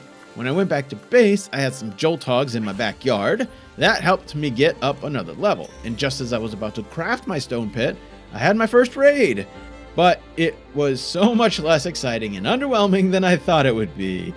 Thankfully though, the raids aren't random. They still spawn at a similar level as before. So this first raid was incredibly easy. And instead of being scared of these raids, which was honestly my biggest fear going in, it's why I put my base back here. Yeah, it turns out they're not a challenge at all. I destroyed them quickly and I grabbed some free loot. Back out up top, I was after more fox sparks. Until I had all 12 of them, I was going to keep capturing them as long as they spawned here. I did have to be careful though of some danger this time. I was still able to come away with one though. And then I saw them, alpacas. I needed that wool so badly, but it was too dangerous during the day. I was starting to embrace the nighttime strategy, so I waited until it was night. I crafted some arrows and spears and I got ready to go on a night hunt. The first of many. I had my fox sparks to keep me warm, but when I went out there, they were gone. Of course, they had despawned. I wasn't exactly sure how the spawns worked. Those fox sparks spawned over and over, but other things were despawning every time I came in the area. I did start to pick up on a trend though. It's not completely random all the time. It starts random, but once a pal spawns in a location, it can spawn back there again. It's as if it was cycling through a limited number of pals at each spawn point. Anyway, I wasn't exactly sure how that worked, but I started to try to pay attention to it to maybe use that to my advantage in the future. This time I stayed out at night, embracing the much safer travel with all these sleepy pals. Since that alpaca was gone, I decided to push out toward the small settlement. I caught a cativa on the way and I grabbed some free wool sitting on the ground. Then I tried to stay on the beach and work my way across to get there. When it was safe to climb, I got up on a ledge and I was able to avoid pretty much all pal spawns. There was a purple chest over there too, which gave 400 gold, which was perfect because that's how much I needed to buy wool. But I still had to get there first. So I got up on this rock point overlooking the small settlement. There was some dangerous stuff down low, but I knew if I just made a quick slide to the fast travel, I can just travel back to base before anything kills me. So I went for it. Then, after I secured it, I went right back to buy my wool so that I could make cloth. And finally, I got some armor and then some more jolt hogs in my backyard. And with my bed, I was able to upgrade my base. The next big things I needed were a logging site and a stone pit, both because farming those things was so annoying and time consuming, but I also needed them to upgrade my base. I got myself an upgrade to the kindling with an RSox out in my front yard, then just grinding resources safely. I mostly stayed at base, getting those stone nodes when they respawn, and only going out if there were safe pals spawning nearby. I got leveled up enough to get my next set of armor, and with all those fox sparks I had been catching, flame organs were plentiful. I was getting impatient and I really wanted some more pals, so I went hunting before nighttime. Alright, so I can't really progress any further then. Every way seems to be blocked off a little bit. This guy's just got wrecked by the pricksters. Oh, that Goffin Ignis is right near my entrance. I can't really push out very far because everything path seems to be blocked. Oh, mozzarella. Mozzarina. Okay, mozzarella. Ooh, mozzarella sounds good. We can get these guys. Okay. Definitely we can get these guys. Oh! Oh, sweet. I'm pretty sure they drop cloth. Or whatever. I need them. Okay. So, I don't really want to look it up. I'm just going to capture them. Forget the mozzarina for now. Just got to avoid that Yormotide. So, just let me be patient. Careful. Alright, we're going to get out our fox sparks. The Yormotide's coming my way, which is really sketchy. I might wait to see if he turns around. He's way too close. I'll get in the heat of battle, and then he'll aggro to me before I can get away. And he is a level 54. Okay, we got to be careful here. I really need that sweet. And I can't have him go down too far because he's going to run into someone else. Alright, let's just... The cows are hitting him. What? Oh my god. Okay, let's get him. I need you so bad. I need you so bad. We're just going to use our arrows so they don't accidentally kill him. He can one-shot my shield? What? I guess he's like 3 levels higher than me. Okay, well, we definitely don't want to die to him. That would be embarrassing. That would be absolute... Oh my god, Prickster, no! Oh, I'm fucked. I'm fucked! I'm fucked! No! That's exactly what I knew was going to happen. The Mozzarinas hit him, and I panicked, and I tried to make it... I tried to hurry up, and then the Pricksters came out of nowhere, and then exactly what I said, the Yormantide from behind. This is exactly what I fucking said was going to happen. I had to watch my back, and I had to be patient. But I wasn't patient, and that's exactly why you die. I needed to wait for it to get in the right position. I made it so far. After 6 failed attempts, 6 hours of my life wasted, I had to come up with something different, a different plan, different strategy. Seeing as how valuable wool is early on, and since I died thinking that I could get some from a Swee, I honestly still don't know if you can, I decided to just make a run for the small settlement again. What's nice about this first part is it's mostly downhill, so usually it's enough to slide or run past everything. Then, if you hop down on the beach, there's 2 spawns to worry about, one on the beach, one near the ruins, and if you just follow this cliffside on the beach, you can mostly get there without any more spawns. There's a couple chests along this route too, which is nice for gold, so that you can just buy the wool once you get there, which I wasn't able to do this time, but once you get up near the settlement, you can just climb this rock ledge that is safe, with no spawns, and when it's safe to cross, you can just slide down to the settlement. This was my second time coming out here successfully, and I knew going forward, it was a much better strategy because it's really not that hard to get out here at level 1. I had gotten 2 gold chests though, so I was able to buy at least 1 wool. I fast traveled back to the starting point, and then I went back down to my safe ruins and I started building my base and the early grind of chopping trees and mining stone. I quickly crafted a bow, some arrows, and a torch to keep me warm so that I could go on a night hunt. At this point, I was fully embracing the nighttime strategy. I was only going to go out to hunt or explore at night. And this was a great night because I found a couple land balls in the starting area. I was able to get my hands on 2 of them, and I was feeling really good. But daytime was coming quick, and a Pen King was already awake, blocking my path to the fast travel and my base. I decided to just run for it because honestly I was not sure if they were friendly or not. I found out they were not. I thought I could outmaneuver him, but with no shield, all it takes is 1 hit.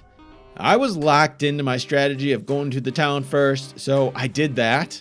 On this run, I got another lucky spawn of land balls in that same area, and I was able to come away with 1 by the end of the day.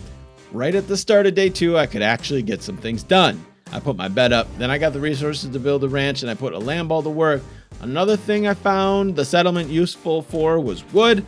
I didn't have enough trees in my base to supply me with what I needed, so this was a safe way to get as much wood as I needed. Then again, before my armor, I got a shield crafted since you don't need wool, but the wool didn't take that much longer anyway. So I got my armor and then some spheres, and I was ready to go capture some pals safely. Up at the settlement, there were some Rye Bunny just out of the distance of the very terrifying Crusher. A little too dangerous to get anything else over there, so back at the beginning to check the other spawns. At the start, I spotted more Foxsparks, another perfect early pal, but a lot of dangerous things nearby made it hard to get. I had to run home before the Lee's Pung Ignis fried me. Since I couldn't do much till night, I worked on upgrading my base. Then, the night hunt. The Foxsparks were gone, but I continued seeing what else I could capture in the area. Even low-level things, 12 to 15 though, are still super hard to capture because I just can't do much damage and still have basic spheres. So even though there were some things I wanted to get, I still was just too underpowered to do so. Thankfully though, I found some level 3 Pangullets, perfect because I really needed watering pals, and right next to them, Tansy, one of the best first pals to get. Next was Cativa, 3 low-level early game pals right next to each other. Looked like my luck was starting to pick up a little bit, but I spent too much time out there, and day comes so incredibly quick. So I had to be careful and make my way to the fast travel. The path upward seemed too dangerous, so I went down to the second fast travel point. Staying close to the water, I was able to get back safely, and now I had a bunch of pals that I could put to work. We needed food, so berry plantations were on the list. I continued on during the day, leveling up my base and farming the resources nearby very, very safely. Once I finally had enough for the stone pit, I got that put up. But then I realized that I really needed a kindling pal, so I couldn't wait for nighttime. I had to see if I could do some daytime hunting. But as soon as I went out my front entrance, a Phalaris Aqua and a beacon. So nope, that's not gonna work. I went back to the settlement to explore a little bit more. I noticed this area along the edge here doesn't have any pal spawns, but it does have ore. I knew this would be a safe place to come get ore when I needed it. Then I thought about this cave here. Why not? It's a level 13. Nope, that's why not. Because caves still spawn random pals. So that's a big no-no. I farmed as many resources as I could until nighttime. On this night run, almost immediately, I was targeted by Tyrantris because I wasn't checking my corners. You have to do a full 360, look around every corner. You never know when something hostile is hiding and waiting behind a rock or something to attack you. I ran for my life. And just as I was about to cut this hunt short and head home, I saw some tombats. I really needed them for their level 2 mining, and they weren't all that high of a level, so I actually went after them, but still so underpowered. And 2 versus 1 is just no fair. I had to bail. Thankfully though, with that fast travel, I could escape quickly. And I started to realize that I don't really want to get in any more fights unless there's a fast travel right next to me. At least for now, I was safe. Back at base, I continued trying to upgrade to get more PAL slots. The wood farm was next, then a glider. Another super essential item to have. It becomes way more effective when I can get the grappling hook, but still helps now stop fall damage and has some escapability. I had some Arsox spawn in the backyard. This was a big deal. These are the lowest level 2 kindlers, I think, so having these would help a lot early game. I was able to safely attack it from above, and I got myself an Arsox. Then, more grinding. The early grind is seriously annoying. I know I've already said it, and I will keep saying it. I was looking for ways to level up faster because of this. I can't just go out and capture a bunch of things when everything that spawns is way too high of a level. And normally that's the best way to get XP, but for now, I discovered something. I realized that cooking berries gave you 5 XP, just as much as crafting anything, but berries are very easy to get. So, as my Arsox was cooking, I was doing a little maths. Early game, cooking a bunch of berries was a really good way to get quick, easy, automated, and most importantly, safe XP. So it slowly started to become my way of gaining XP early. I got my crusher set up to finally solve my palladium deficit, and then night came, so it was time for a night hunt. But I found nothing I could capture within my level, so it was pretty uneventful. With the new XP strategy in mind, I got myself more wood and started crafting more berry plantations. And since I was still lacking in the pal department, I helped my guys with the farming. I can pretty much only leave my base at nighttime now. It was way too risky during the day, so I kind of have to find things to do at my base anyways. And right now, I just need XP because I need levels, because I need better weapons and armor and everything else. Farming and cooking berries was boring, but it was a safe way for me to continue my progress until nighttime. I was able to upgrade my armor as well. When nighttime came, I went out for another night hunt. To think all the time spent in this game, I continued learning new things. And things that would help me specifically in this mode capturing pals while I'm still a weakling. His buddies aren't helping? I thought they help. That's nice to know I can just get one-on-one if they're sleeping. They will aggro from miles away if they're awake and I start attacking one of his buddies. So that is actually really nice. Alright, we can get these pretty easily then. I attempted the rush roars again for mining, but like before, I was just bad with it. I went ham on the berry farming strategy and I tried to get as much early XP and leveling done as I could. PAL fluids were my next bottleneck. I needed them for the hot spring and a base upgrade. And once night came around again, I went on another night hunt. This was legit starting to become like a roguelike. During the day it was gathering resources and prepping, and at night it was go on a permadeath run, trying to get as much loot or pals before daylight. There's actually a really cool game concept in there somewhere. Anyway, I learned something new on this one. Penking's awake. Why is he awake? Why is he awake? Why is Pinking awake? Okay, we're running. Nope. It's time to go. I gotta make it back. There's the lucky one. I don't care. Is he sleeping? It's a serpent. There's no way we'd ever get that. Everything's waking up. Oh my god, why are they waking up? It's not even daylight. Do they wake up when you get close to them? I didn't think you could wake them up. We gotta go. Nope, can't even capture those fox parks. We gotta go. Too risky. It's gonna be daylight any second. Oh god. Oh god, oh god, oh god. It's daylight. Oh god. Oh god, oh god. Oh my god, oh my god, oh my god. Scary. Scary, scary, scary. Oh. Oh, no, no, no, no, no, no. Scary stuff here. Come on. Oh my god. That was way too close. Yep. So apparently some pals are early risers. And that's a thing. That cuts down on my already limited nighttime. So that sucked, but it's really good information to know if I'm trying to stay alive. I went back to my daily grinding during the day, but I had a very scary moment. I'm getting oh no! Oh my god. That was scary. I for sure thought I was dead right there. Woo! Okay. That was a long fall. I have my glider too. Oh my god. Imagine if I died there with my glider on me. Oh my god. That's why you pay attention, people. Okay. And well, since I was already down there, I got some more pals too. And I continued to show improvements in my decision making and patience. This is something that I've always had an issue with, but I think I'm getting better. I can sell those rye bunnies I got, but I really, really want these guys. I really, really want them. I'm just really scared. After fighting those rye bunnies that almost killed me at level 4, these level 13s, 2 of them. If there was just one, I would be okay, but no, you know what? I'm not doing it, man. I'm just gonna hold off. No combat until I get that pelt armor, honestly. It's significantly better, and just the fact that those rye bunnies just absolutely wrecked me. On the next night out, I went after more pals, but I wanted to try the other spawn point. See if I could get a different set of pals spawning. I was still not seeing those water pals for fluids. What was he doing? Why did he be... Yes, he's doing it again. What is he... What are they... What is their problem? Dude, it's like as soon as they start... He's coming towards me. What is this? That is so not cool. Do they have a soft aggro or something? That is so not cool. Look, yeah, and now he walks away. I swear he is hunting me down. Please, please make it back.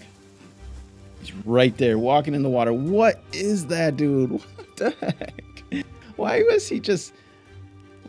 He was just hunting me. I had a few more things to get for that armor, but by midday that day, I was able to get that upgrade. My next priority was getting ancient civilization parts, which I didn't know was the best way to go about. I was confident that those new bounties drop ancient parts, and since the level 12 Hawk always spawns in the same area, even on random mode, I had access to my first way to get them. At least that's what I was planning on.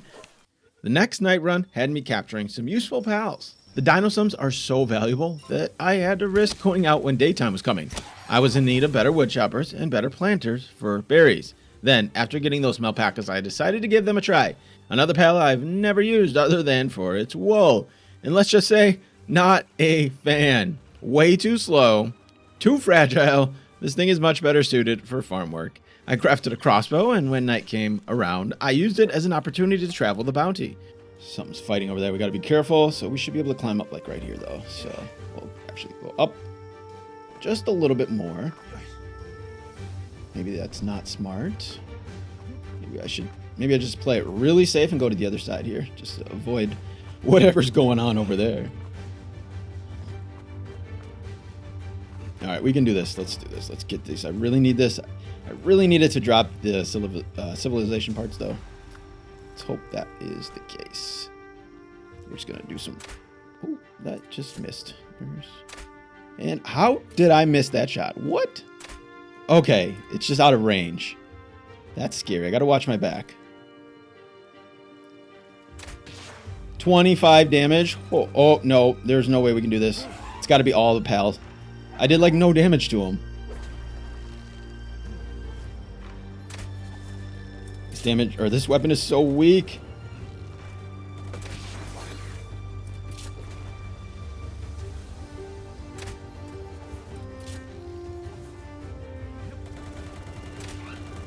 All right, Dino Sump's doing work. We like that. I'll just back off. Let him do his thing.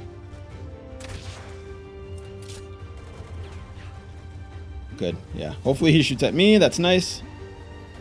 All right, we got this. Should be pretty easy then. One more shot. Perfect. Awesome. Awesome, awesome, awesome.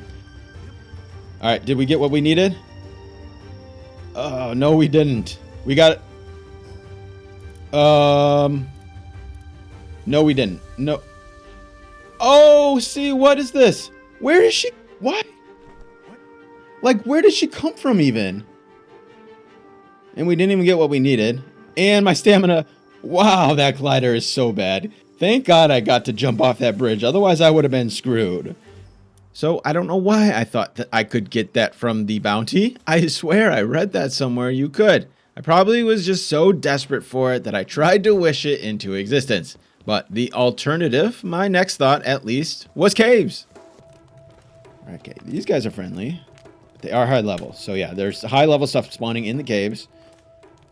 I don't know if it's going to be worth my time checking. Any deeper? Yeah, might as well. Since they're friendly, let's push in a little bit. They are friendly, right? I really hope they're friendly.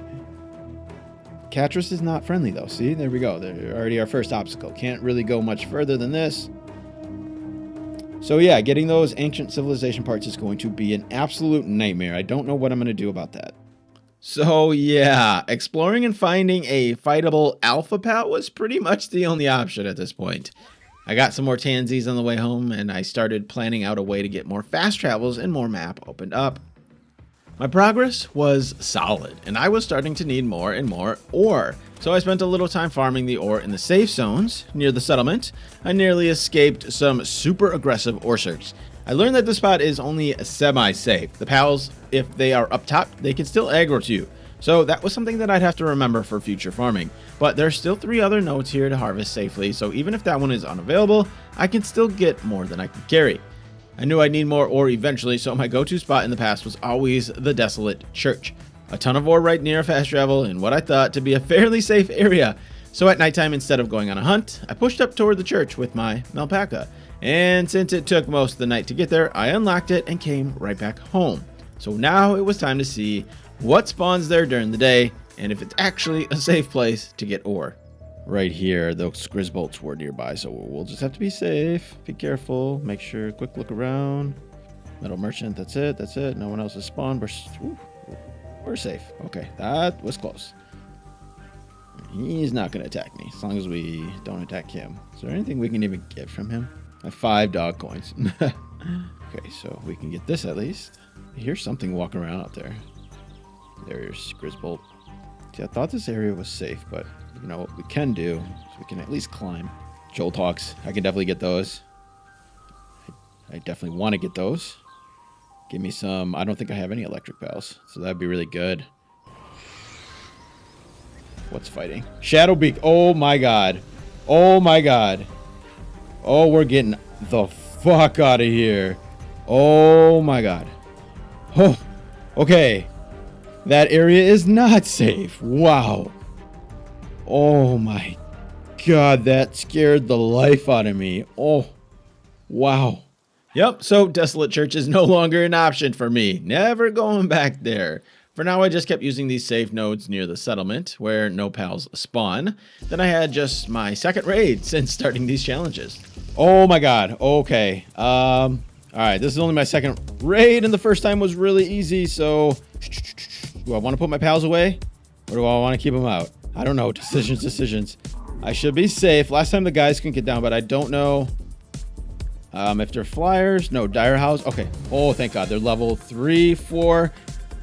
Oh, I just had a freaking heart attack there. We should be able to handle this no problem. Oh my God. And they do fall down. That really sucks. I kind of want to capture them though. Don't kill them all, please. Well, they're just dropping like flies. Literally. It's calming to know that these aren't going to be the death of me, especially since they can get down here. That was annoying. Let's not kill him. Let's capture him. Whew. I almost had a heart attack. Oh my god, that raid scared the shit out of me. And look, that got us our level. Perfect. All right. Things were starting to get a little slow at base with crafting, so I bought a loot moon for his level 2 handiwork. Then, because I was so desperate for the civilization parts, I thought about attempting a cave again. Woolly pops. I could get those. Yeah, this would be good. Let's just make sure there's nothing else. Okay, so, oh, we got a level. Very nice. All right, so there's just Kit-Kits over here. We can push up a little further. We really need those ancient civilization parts. All right, but it's all going to depend on what's in this second room. And then third, and then the fourth room. Oh, it was hiding. That was super lame. Oh, no. Okay, it's stuck. Oh, wow. How lame is that? It's actually stuck. I thought I was about to do that move and come through and hit me. Okay, so that sucks. I guess we're not going any deeper into the cave. Another failed cave attempt. I guess I can go back to the one near my base and try that one. I'll check this cave out first. And then I'll go back, get my fire pals, and then I'll try to take all 3 of them on. Because Loot Moon, I don't think is going to be able to handle all 3 of them. More woolly pops. What the heck? Well, yeah, I'll get them on the way out just for the XP. If I don't get lucky and able to make it all the way through. Incineram, yeah, that's not going to happen. And so is that, because there's another Flare's Aqua. So, yep. No luck on this one. Oh, it's right there, isn't it, too? Oh, could I get around him? Maybe I could sneak around him. This is really sketchy. I should not be doing this. The other thing, too, I don't know if the bosses spawn at random numbers. It's a 13 cave, so obviously all the pals inside are random, but I don't know if the actual boss is going to be random. So if I get over there and it's a high-level pal, I am totally screwed. This is really risky.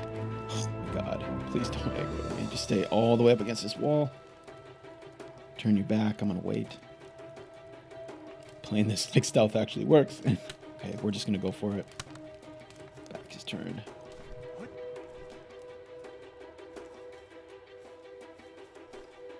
I need my stamina back, though. Please don't. Please don't. Okay, I should be okay. I thought this led right to the boss, but it looks like I'm going to have to go into another room. I forgot the layout of these caves. It's been so long. No, it is another room. Oh, no. Oh, no. Oh, and there's one right above. Yeah, we can't make past that one. Son of a bitch. Why are there so many Flare's Aqua in the caves? All right, now we got to go back. Okay, well, damn. Oh, man. I thought this was going to lead right to the boss. I didn't think I'd have to go through another room. I probably wouldn't have made that risk if... And now he's moved to... Wow, we are in a bad spot. This is not good. I screwed myself. I knew this was a bad idea. I might just have to take Malpaca and book it out. It's time to go. We gotta go. We gotta go. We gotta go. Risking it. Oh my god, this sucks. Malpaca is so freaking slow. Oh my god. Okay. We should be safe. Okay, we're alright. Malpaca is way too slow for that. Oh, there's different pals out here though. Oh no! Oh, I'm screwed. I'm screwed. Yep. It's over. No, Malpaca, don't attack. Dude, that's going to get me killed. Try to get away, but she freaking attacked instead. No, I can't ride her because she... that's so annoying. I'm going to have to turn off attacks. That's so frustrating. I'm so lucky I didn't die right there. Oh, that was so dumb. All right, that was sketchy as can be. So caves are still a problem. I need to get a better layout on them. Every time you come out, something else spawns too. So this is a problem. Like I could have just ran into something really dangerous out here. It wasn't those dinosaurs. Real cool game. Real cool. A Flare's Aqua in both the caves that I tried. And that's about the last time that I ever even attempt a cave in hardcore random mode. That meant I truly only had one option, to find those alpha pals. So I set out on my adventure, trying to stay as close to the water as possible and avoiding as many pal spawns as possible. But there is something that I just did not know. Oh, that's really not good. Oh no, oh no. Oh no. Oh, I can't get up, can I? Oh crap. Oh, I'm drowning. This is not good. This is not good. Oh no. Oh, is this gonna be it? Oh, wow. Wow. Oh my my god, how did I let that happen? I was intentionally trying to land safely to regain stamina, but I clearly wasn't trying hard enough. Another very important lesson learned. After already spending about 13 hours and I don't even know how many deaths at this point, I knew I had to figure something out. I was getting really sick and tired of starting over, mostly because of the grind. Farming stone and wood and paldium early on is brutal and it takes forever on 1x. And getting enough XP to get to a level where you can have a little defense, where you aren't getting one shot by everything, takes a lot of time. I started focusing a lot more, being extremely careful, 100% focus. I was locked in. I had my mic off for a lot of it because it was so repetitive. Doing the same things over and over wasn't exciting at all. But this next run started off the same. Get to the settlement, set up my base at the starting ruins, craft the basic tools, farm resources, buy some clothes. This time I was able to pick up that purple chest, so I had some gold. And before it even got dark, I had my armor and shield crafted. Something that in the previous runs took multiple days to do. I was definitely getting quicker at getting through the basics. At nighttime, my first capture was a Tansy, a perfect first pal, who happened to be right at the beginning spawn, so a lucky RNG to start. Thanks to those chests, I was also able to get wool for my bed. Then, more grinding. And on just my second day, I had something spawn in my backyard that may be even more important than a wool pal. Killamari. I've never actually used one of these before. In fact, it took me about 400 plus hours of playing Palworld before I ever even started using the Gale Claw like regularly. But I knew this thing would be essential for movement and traversal, so it definitely became a priority to get its partner skill unlocked. Then, Lift Monk spawned in my backyard. The RNG was really on my side for this run. A lot of low-level capturable pals right near my base, because right next to that was a Croagiro, level 3. Now I had multiple pals for most of my needs. I was still looking for kindling pals, but this had to be one of my luckiest starts yet. When night came, I went back on a night hunt. The RNG luck continued. With some Melpaca right out in the starting area, everything was going perfect, except I couldn't actually get them because some level 50 Sootsiers decided to crash the party. So back to base. Then I fast traveled to the settlement to check more pal spawns, and I found an Arsox. Perfect. Just what I needed so I can start cooking up those berries for quick and safe and easy XP. So I started getting my berry farm set up. But Paldium was still an issue. I had no choice but to make a daring daytime run to get some more. With patience though, I was able to get just a bit safely and back to base. I got my wood and stone pit set up, berries cooking, and continued leveling my base for more pal spots. And once again, since I was limited on what I can do during the day, I just helped work the farms. On the next night hunt, I got more Tansies, and then a Lamball. And now I don't have to buy wool, so that's great. And some rubies next. I was getting so crazy lucky with these spawns. Getting all these perfect early easy game pals in this beginning area was insane. I was well on my way, but I still needed a good mining pal, because Paldium is still a problem, since getting stone is still a problem. Then during the day, like I do, it was more grinding and leveling up my base. I still needed some venom glands though to get the Killamari's glove crafted, but I prepped some arrows and spheres and I got ready for another night hunt. The perfect RNG continued, this time near the spawn. Rush Roar. The miners I needed were ready and waiting, so I got a couple of those and then some cows.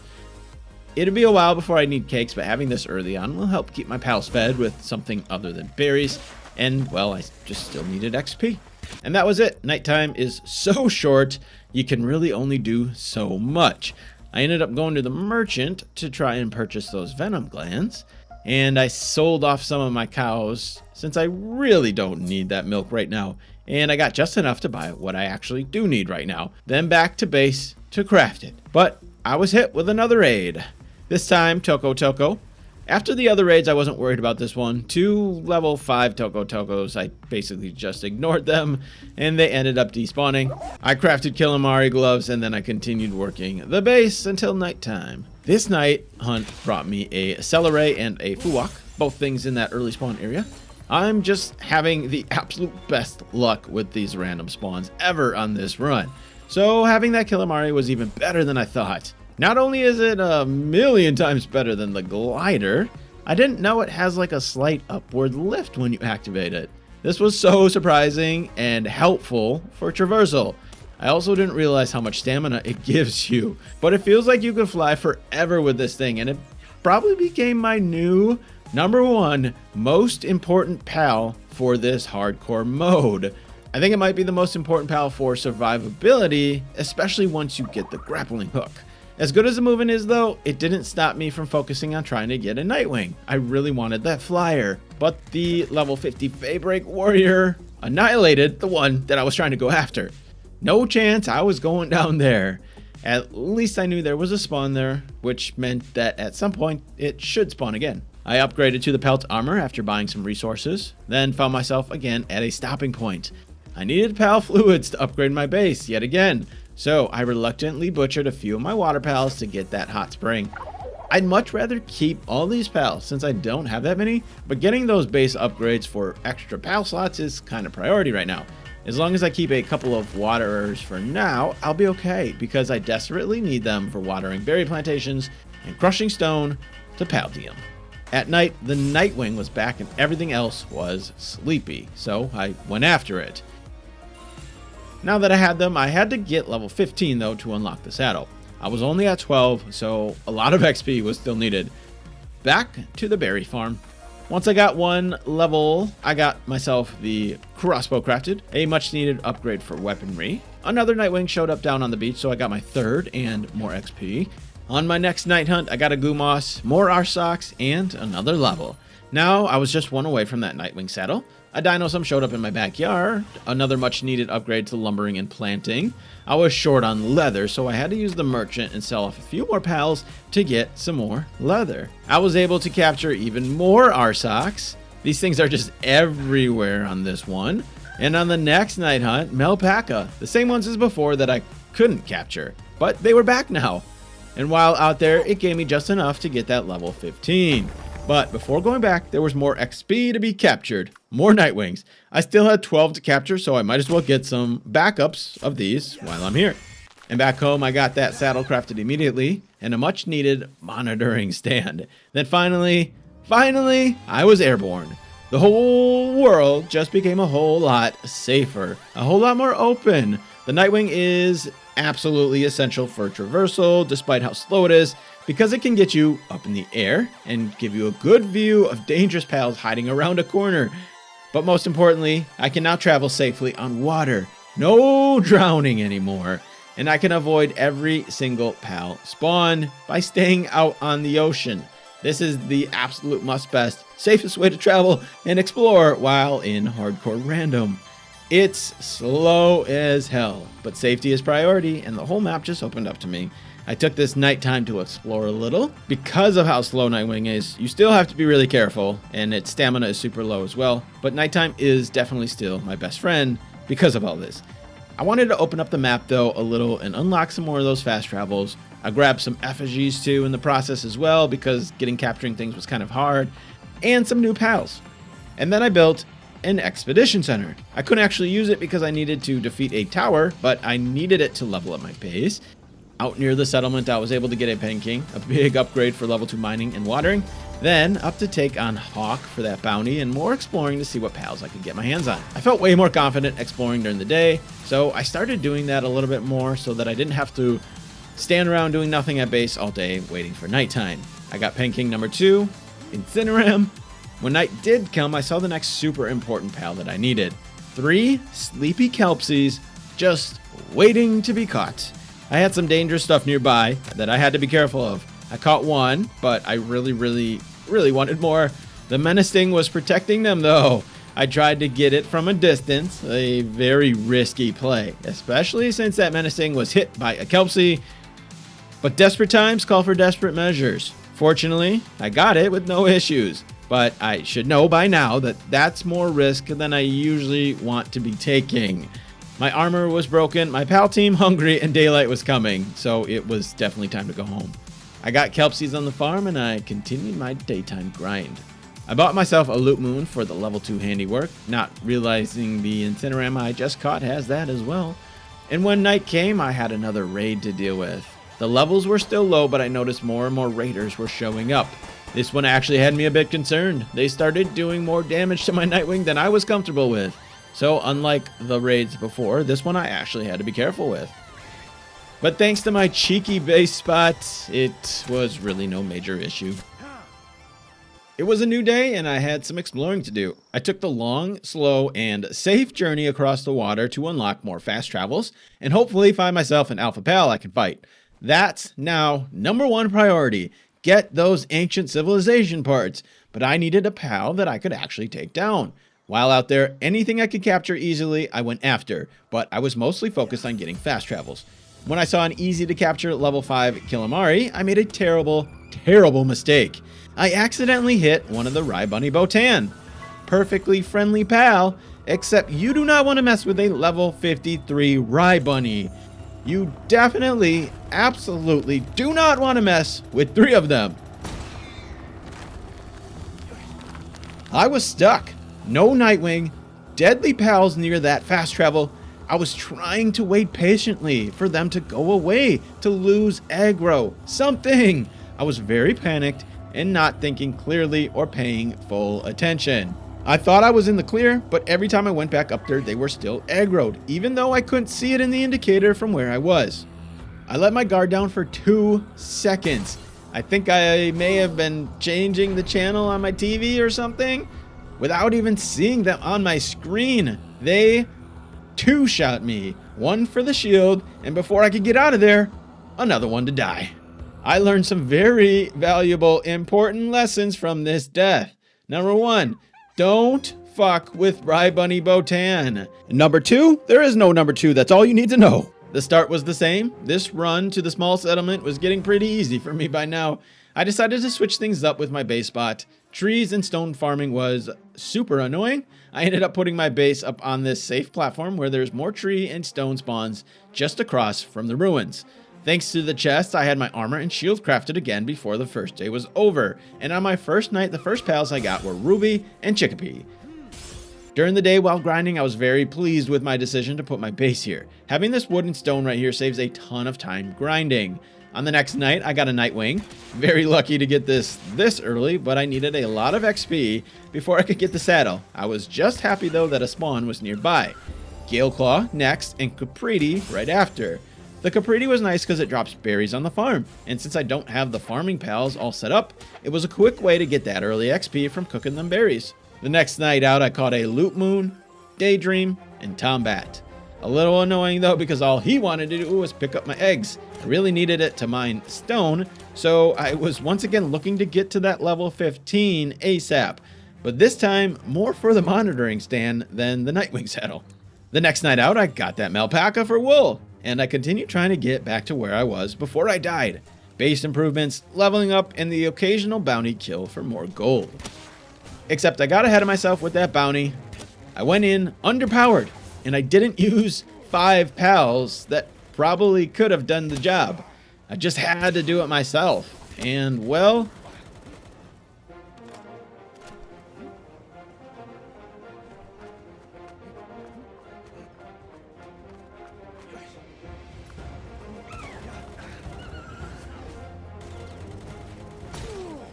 from this death, I learned another very important lesson. Pay attention to your stamina.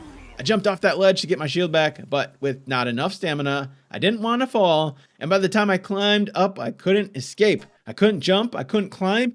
He destroyed me because I had no stamina. I should not have climbed back up there, and I should have just jumped down to safety. On my next attempt, I got farther than I ever have. Just kidding.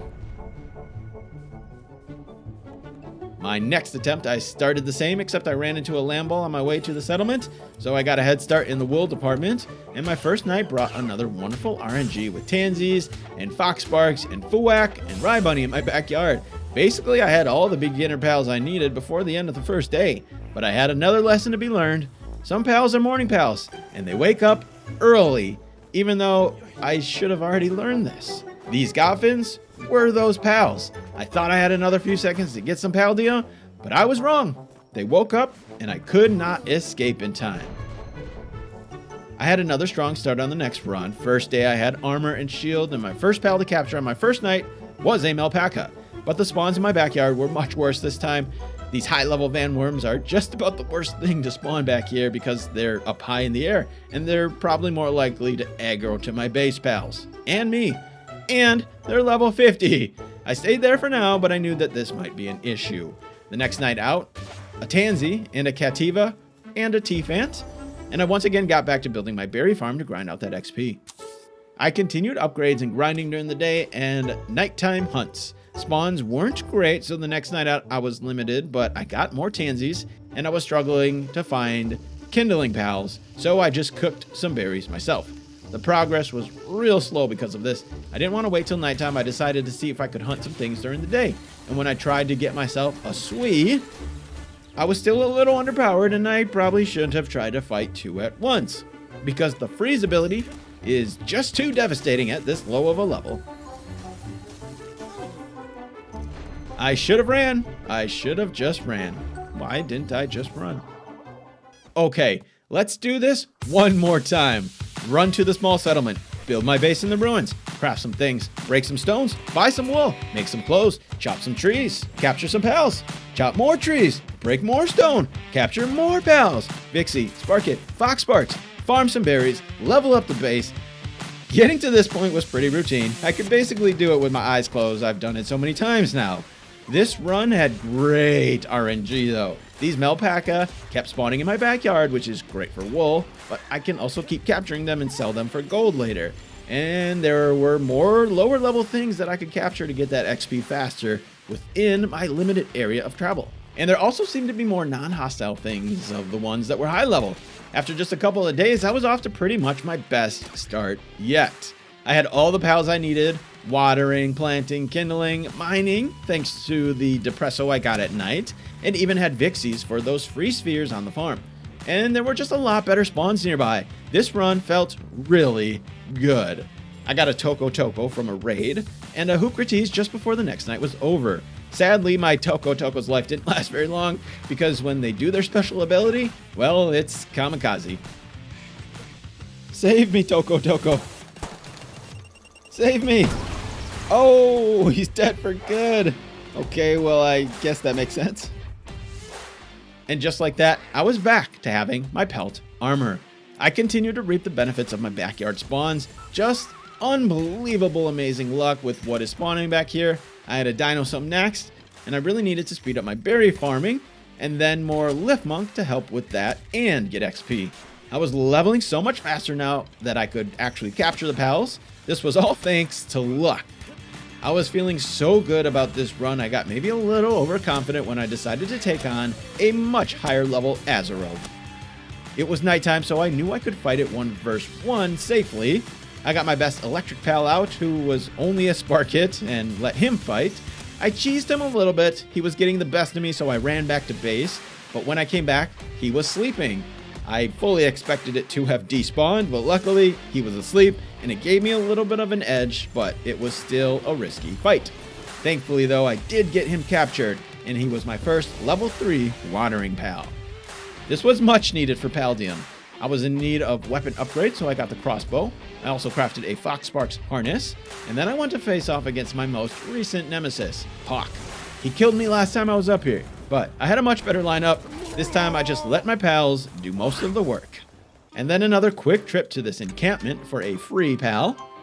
I ended up buying a Pangullet. Pal fluids were an issue. I needed them for the hot spring to level up the base. I figured I could just butcher him if I needed to. Then at nighttime, I ran into some Celeray, which was also nice, but I was only able to capture one, and I didn't get that many fluids from it.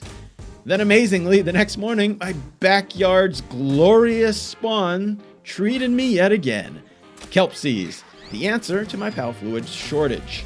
I was in shock at how good this spawn was. This was by far my luckiest run yet.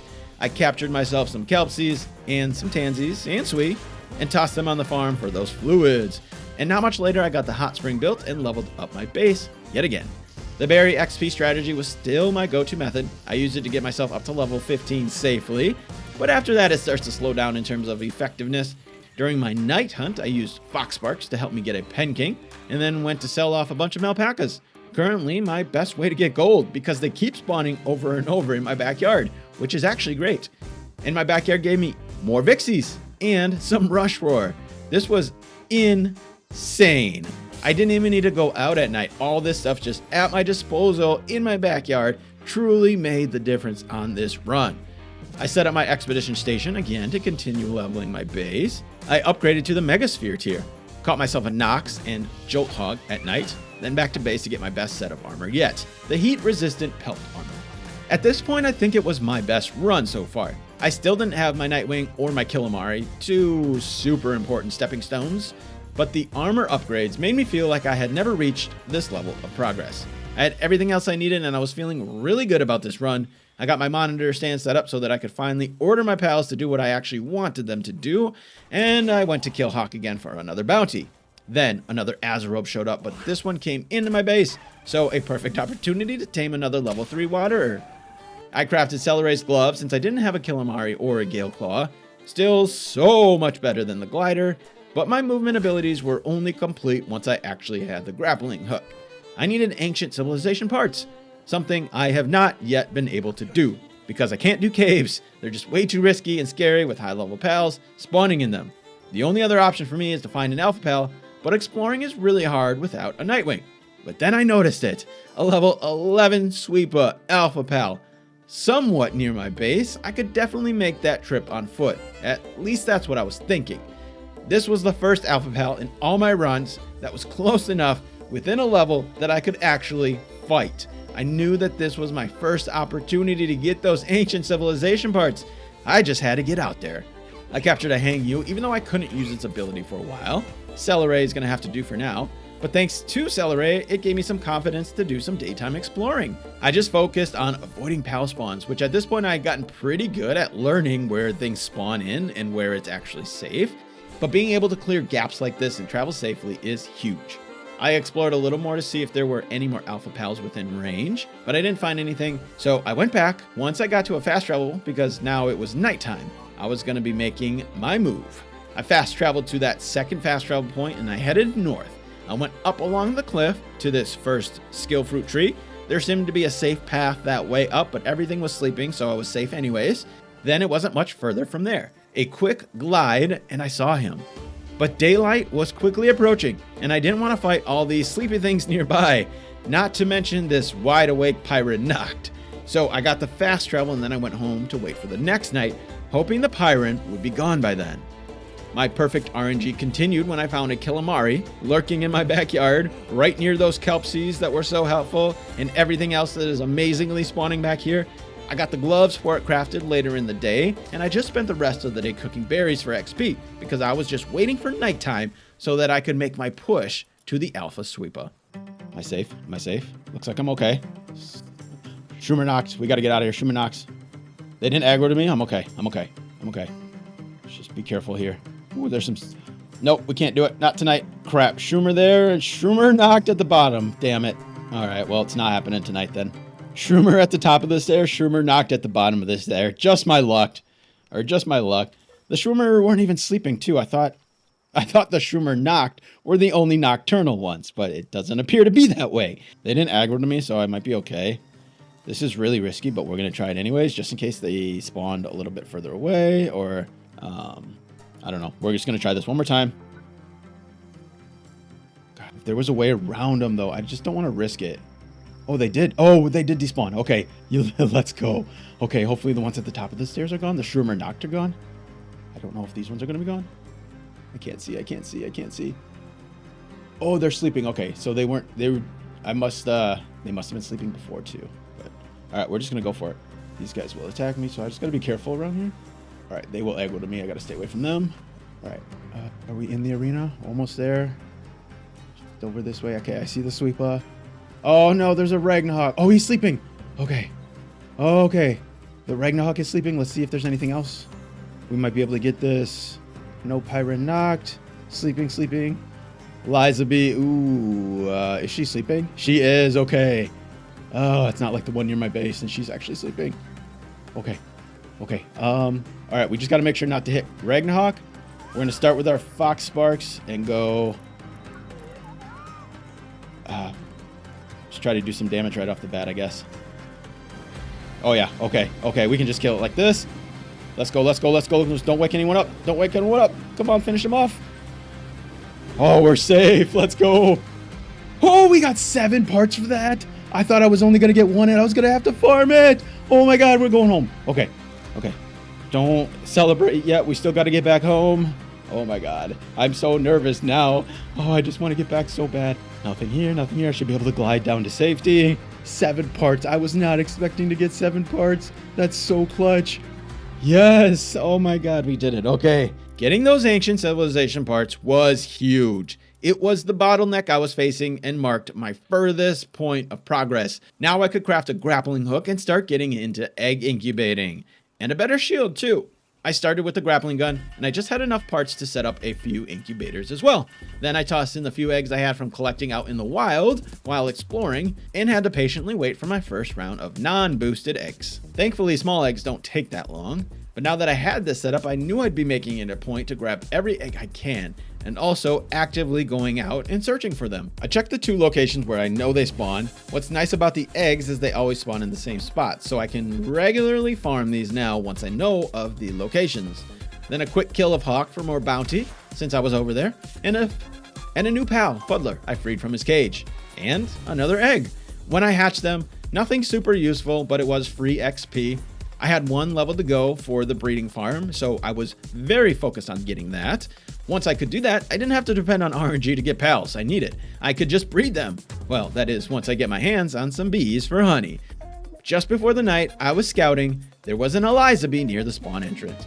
She was quite a bit higher level than me, so I couldn't really fight her, but I wanted to get my hands on her eventually because she drops honey. Even if she can't go on the farm, I knew it would be a good opportunity to get my first few cakes soon.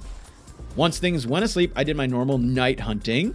Now that I was searching for eggs too, I did some more exploring as well. And I realized something. I don't even need a Nightwing. In fact, I don't really need a flyer at all. With Killamari and the grappling hook, I can travel faster and farther than pretty much any mount, except maybe a Jetragon.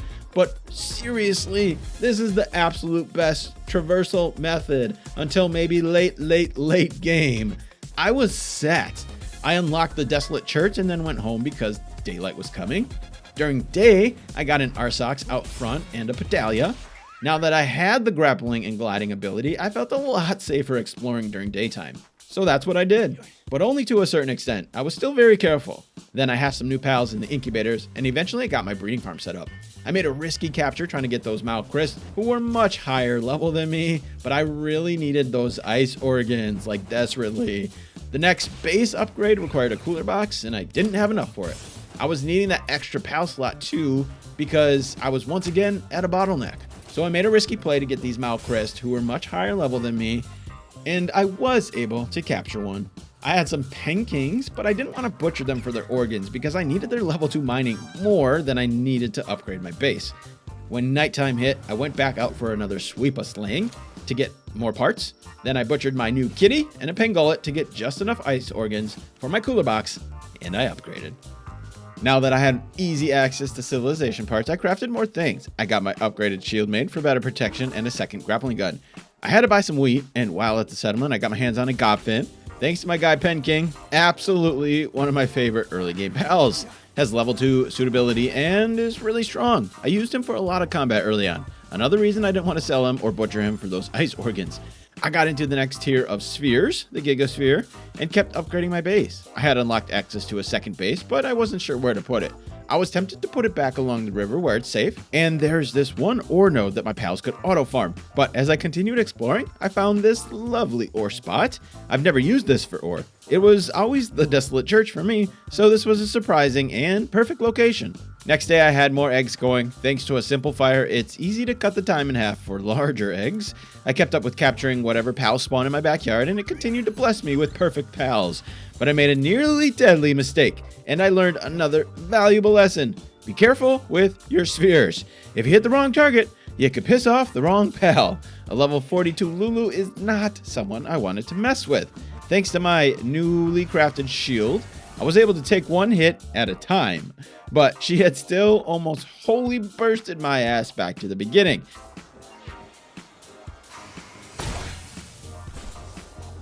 And in a panic, while trying to get the hell out of there. I almost fell into the water. The grappling hook single-handedly saved my life twice, right there, getting away from Lulu and then not falling into the water. I destroyed and rebuilt my second base just so I could teleport back home safely and catch my breath. Once again, this game nearly caused me a heart attack. After that scare, it was time to chill and get some things done at base, safely. At night, it was more pals, more civilization parts, and then the next day, after I had calmed down and regained some courage, I decided to take on the level 28 Eliza Bee in my front yard. I had Foxbarks with Ferocious, and I used his saddle to do the damage. And since I had Gigaspheres and have been keeping up with some Liftmonk effigy leveling, I had a decent capture rate and enough spheres to get her. She can't be put on the farm, but she gave me 5 honey. That's enough for 2 cakes. I bought the rest of the ingredients and I put my Arsox and my best Kindler to work, but it was going to take a while. And I actually didn't even make a bee guard first, which is definitely what I should have done so that I could get more honey. I guess I felt I had something more important. As much as I loved the grappling hook and glider, I still can't go over water safely without worrying about running out of stamina and drowning. So it was time to cook up a Nightwing. I put Eliza Bee and Azerob together to get my first flyer. By the time the two had mated, the first cake was ready and I got my egg. While waiting, since it was night, I went out on another hunt. And by morning, I had it. Now, the saddle. I hatched some more eggs, got a Flambell, which I could use for flame organs on the farm. These eggs were becoming super useful, and it definitely made me want to go hyper-focused on breeding every pal that I needed. Having the Nightwing made accessing my backyard a lot quicker, which just opened things up more for me to capture those easy pals. There was another item I wanted to secure, high-quality pal oil. I decided to put my Nightwing on the farm with Depresso to get a Dumud, who I could put on my farm. Again, should have gotten a bee guard here now that I was out of honey, but I wasn't thinking. Since I had my Nightwing, it was time to do more exploring safely. I wanted to make my way out to Mount Obsidian for the eventual sulfur that I would be needing. I also wanted to check the merchant because I couldn't remember if they sold ice organs. And the third thing I wanted was better eggs. Now that I could incubate, there's a good chance I could find myself some really nice fire pals out there. So I made the very long but safe trip over the water. I didn't get my ice organs from this merchant, but I did do some good exploring. I got some good eggs and it was a successful journey. When I got back, it was time to start setting up my ore base. I didn't know how effective these wood walls were actually going to be, but I had to secure it. I couldn't just have random pals walking into my base, so I spent the time putting them up. After needing more honey, I knew I had the Eliza Bee spawn out front, so when I had the opportunity, I went for a resupply. Then when I had all my ingredients again, I finally got what should have been my very first bred pal. I put Pengullet and Arsox on the farm to get a bee guard. One of the eggs I got from Mount Obsidian turned out to be a Pyrin. That was nice. Never really used them, but I'll tell you now, it became a very valuable and favored pal of mine. The normal grind and routine continued for a while, until my bee was ready. I upgraded things like my weapons along the way, which made killing that sweeper even easier. Another benefit of those pals are their parts that you can sell. I put whatever noble pals that I had on me and then I sold off some goods. I was still hungry for gold and I didn't have a great way to get it yet, so this was a nice haul. Then another large egg from Mount Obsidian hatched. It was a Blaze Howl Noct. I now had a level 3 kindling pal. This was so nice for cakes and perfect timing too because I was just getting into that phase. I made even more upgrades to my armor and I got into the metal armor tier. I was pretty locked into the grind, trying to get XP and level up my base. I even went back to the berry method for XP. I had space in my base and I was waiting on some eggs to hatch, so I figured why not? Every bit of XP helps. Even though at this level it's very small gains, but passive XP is good XP. I made Mozzarina for those cakes since I didn't have much gold to buy it, but Chickpea weirdly can only be bred with itself, so I was still in search of those. I ended up adding a Petalia to my squad. She's been great for her farming skills, but I've never really had a chance to use her as a partner pal, and her partner skill ability gives you health.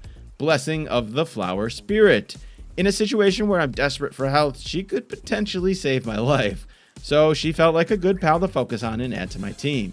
I finally got my Fluffy Pal beds, which was sort of a grind to get to that level, and then leveled up my base again. I had even more new pals spawn in my backyard. After breeding these 2 beasts, I finally saw some in the wild. It was nice to add more without breeding. I took another trip to Mount Obsidian to egg hunt, and in my backyard again, Petalia, who I was just starting to focus on and wanted more to condense one. So perfect timing. And a Mossanda, which will soon become one of my favorite pals.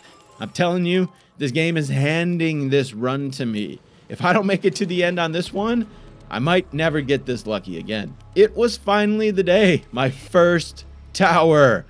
The goal the whole time was to be as overpowered as I possibly could going into these. Because only one person comes out. It's me or them. There's no running here. It's either win or die. And I was definitely way past the recommended level to do this fight. I had to do it at some time. So now was that time. We're just gonna let him do his thing and just try to do as little damage as possible from my character and just let my pals do their thing, because I really don't care if they die. Wouldn't be that big of a deal. I mean, I guess he's taking all the damage. That's all I want. I guess I have a pistol. I might as well use it. So if I do too much damage, I think he attacks whoever's doing more damage. So if I do too much damage, he'll start attacking me. But we're already halfway, so this is... I don't know. I'm shooting... Okay, this is so stupid. I'm literally reloading after 2 shots like I'm shooting the plasma cannon. I'm just so used to using that. It's so funny. Mud's doing all the work himself. I don't even need to pull him. I don't need to even manage him. He's just literally just tanking the hits and doing damage back. First boss win. Let's go. First tower win. All right. Oh, those ancient technology points are huge. I didn't even think about that. That's the best thing about doing this. I was feeling really good about progress and being at my furthest point yet. I continued on with the grind and working towards that next tower. I got another armor upgrade, the heat-resistant metal armor, and helped my Pen King out with some mining. I was still in need of more and better mining pals, but for now, this is what I had to do. I got more Petalias at night in my front yard, and then an opportunity to use one.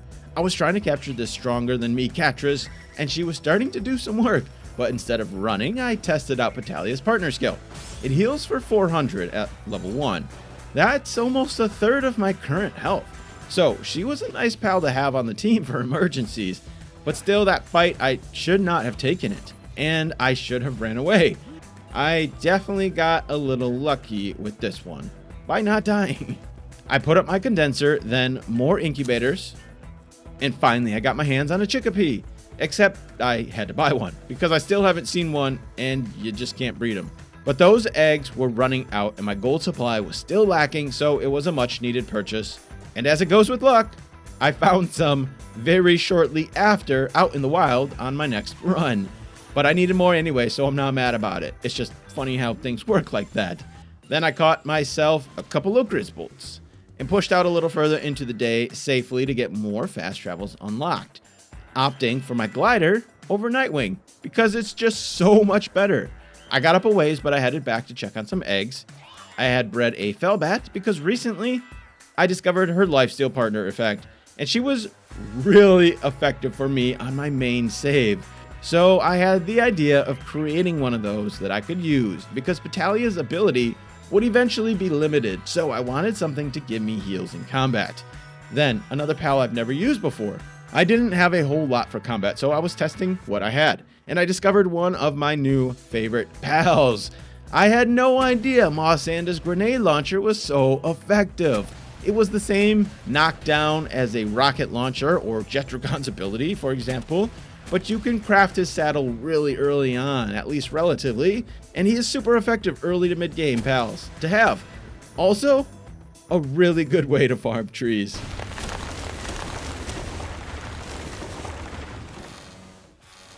After gaining more and more levels, I finally had the confidence to take on my next alpha pal. It was this level 23 Brongeri. I still do such little damage, but my pals can take care of the fights. I got an easy victory and some more parts. My base was starting to get cramped, really cramped, and I needed more space. So I took some time to try to expand, but I always have the same problem with building. I'm very indecisive. I didn't want to spend multiple days on this, so I wasted some time, then I changed my mind, and then I took it all down, only because it was just not working for me. it wasn't flush to the ledge, and it was causing me so much anxiety. So I decided that I would eventually just move to a new location when space gets really bad, like even worse than it already is. Still, I wasted a lot of the day. At night, I did more exploring and uncovered more of the map. I made my way up to the desert and got that fast travel. I was going to try to push up the dune shelter, but I didn't want to during the day, so I went back for now. I got another base upgrade, and I was now one away from the max number of pals and my third base.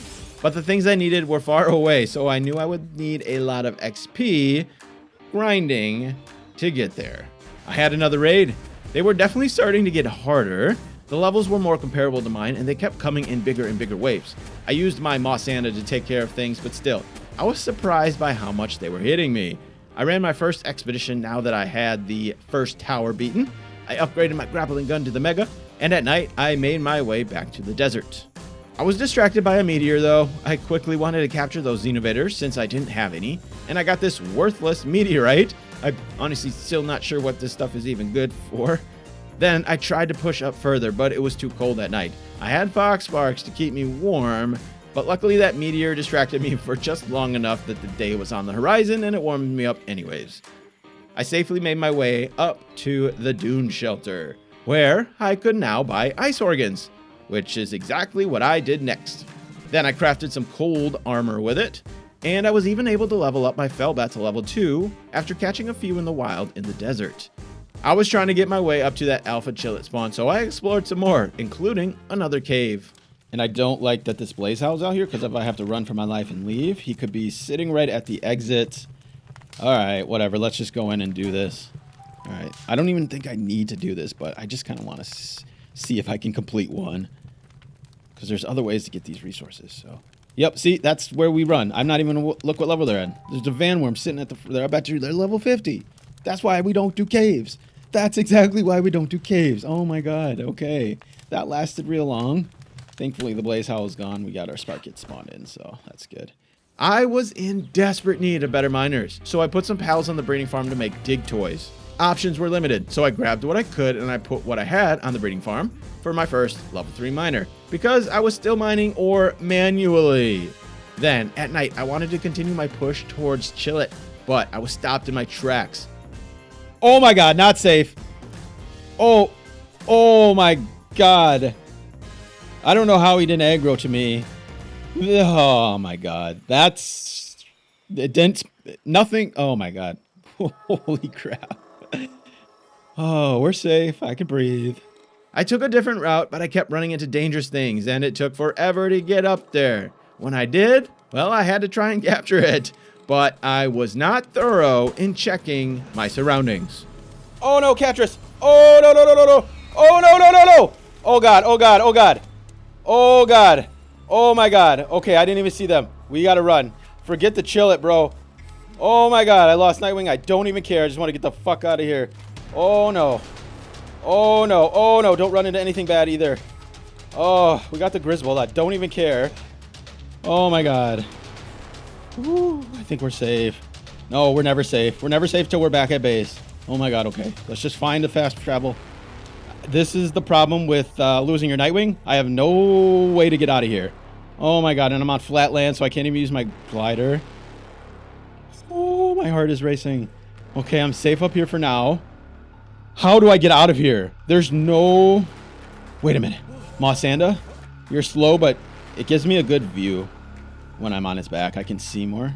Use this little floating ability. Okay, let's just try to get somewhere safe. I don't know what to do. I gotta find a fast travel. I don't know which way to go. Do I want to just go back? That's why I had to check the area before I even started attacking. I thought the Griswold was the only thing. Okay, we're safe right here. Well, at least the... Oh, it's a Yormintide. Never mind. There's just stuff everywhere. I need to get out of here. I don't know which way to go. Oh, okay. All right, fast travel. We found our exit point. We found our extraction point. All right, we got to beeline it to that. I can't see anything. Oh, you know what I can do? And in fact, this reminds me right now. It's probably dumb to do it right now. Just because, you know, I'm not safe, but we got to just, because I'm going to forget. This guy, he needs a name. Because This is what he does. This is what he does, man. This is what he does. Oh, the leg! Holy shit! The leg is so bad. Holy crap. I think that name is so appropriate. Oh my god. Look at this. Oh, this is insane. Okay, be careful because I just attacked some things. Oh no, I attacked. Oh god. And it's so stuttery with all that wood. Okay, that was so stupid. I got so excited. If I die because I was just messing around, we're getting out of there. Those Kickits, they would kill me for sure. I thought I had another Nightwing, but when I checked, well, that was my only one. So I was once again grounded. I put the pals on the farm to get another. Once I got my first egg, I was in need of more cakes. But ingredients weren't the problem. It was time. I needed better chefs. So I sorted through my pals to see what I could come up with. Options were pretty limited though. I did, however, upgrade in the handiwork realm, and I started breeding some level 3 handiworkers, Wixen. At night, I went up to another alpha pal, and I took on Catris. But we're alright. I want to see what Mossanda can do.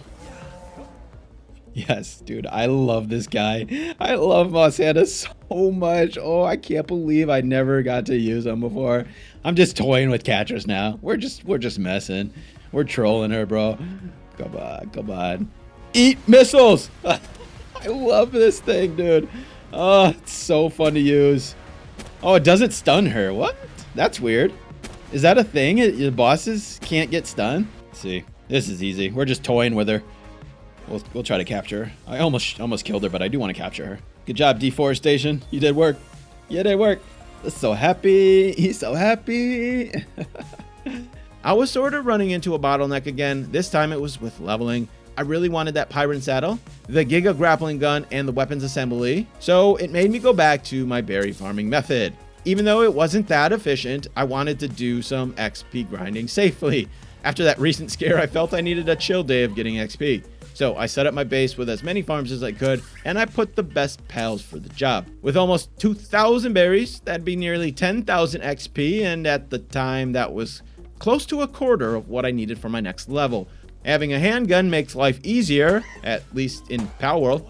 I got more stuff at night that I needed. Battalia, Fox Sparks, Hang Yous, and some deer.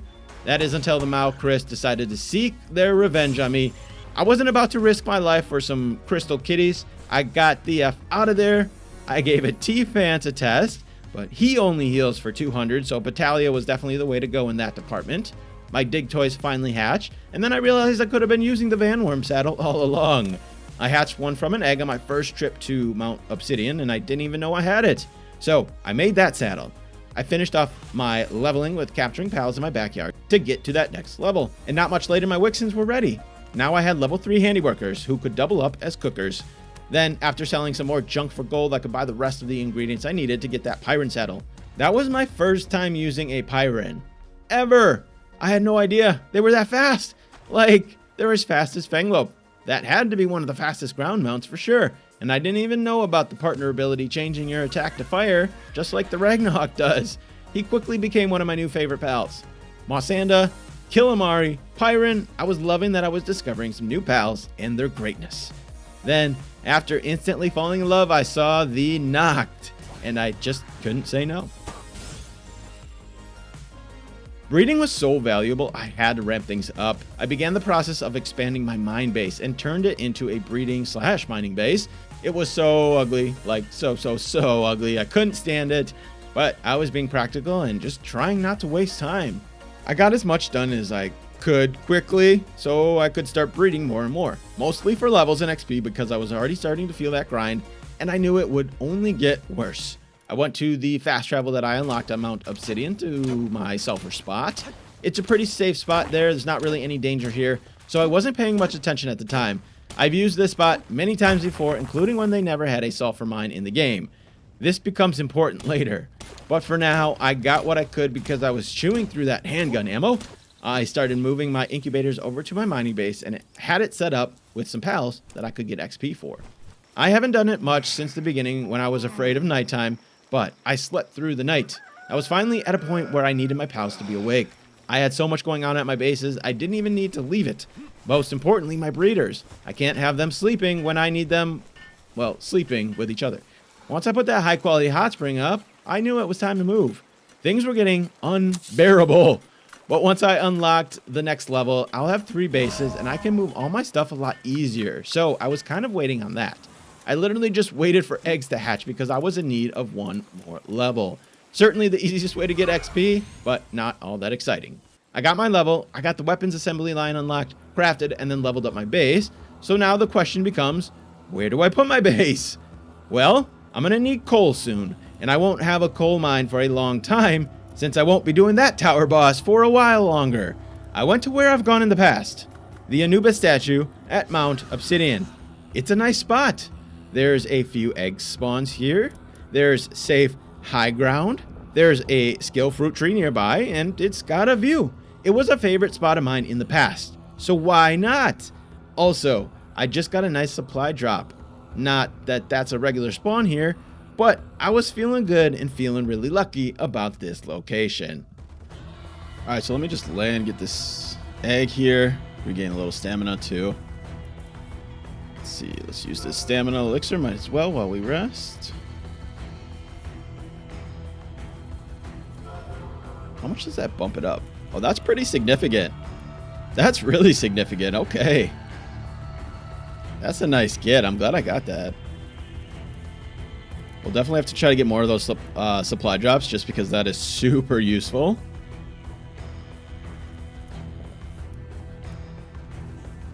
Oh, what? I'm hot.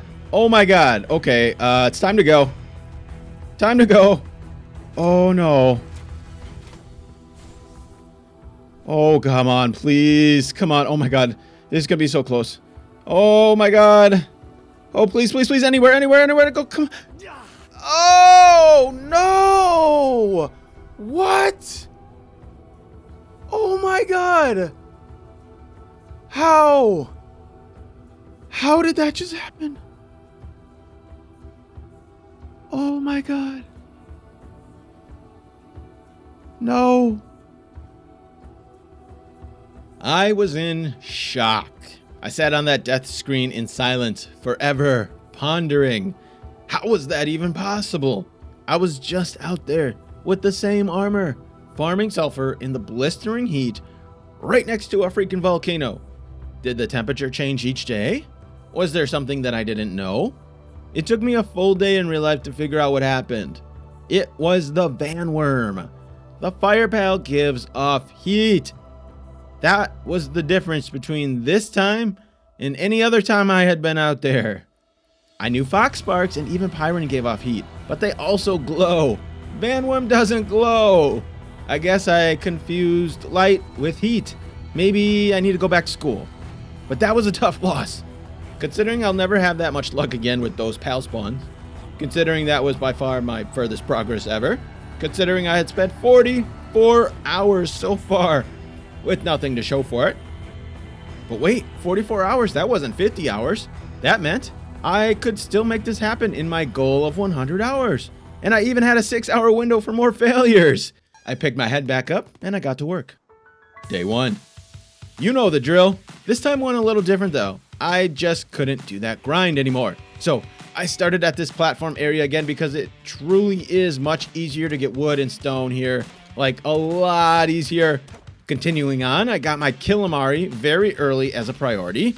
Vixie for free spheres. And then I got to work farming that berry XP. Did you know this about Killamari? It's also a watering pal, and I kinda wish it wasn't.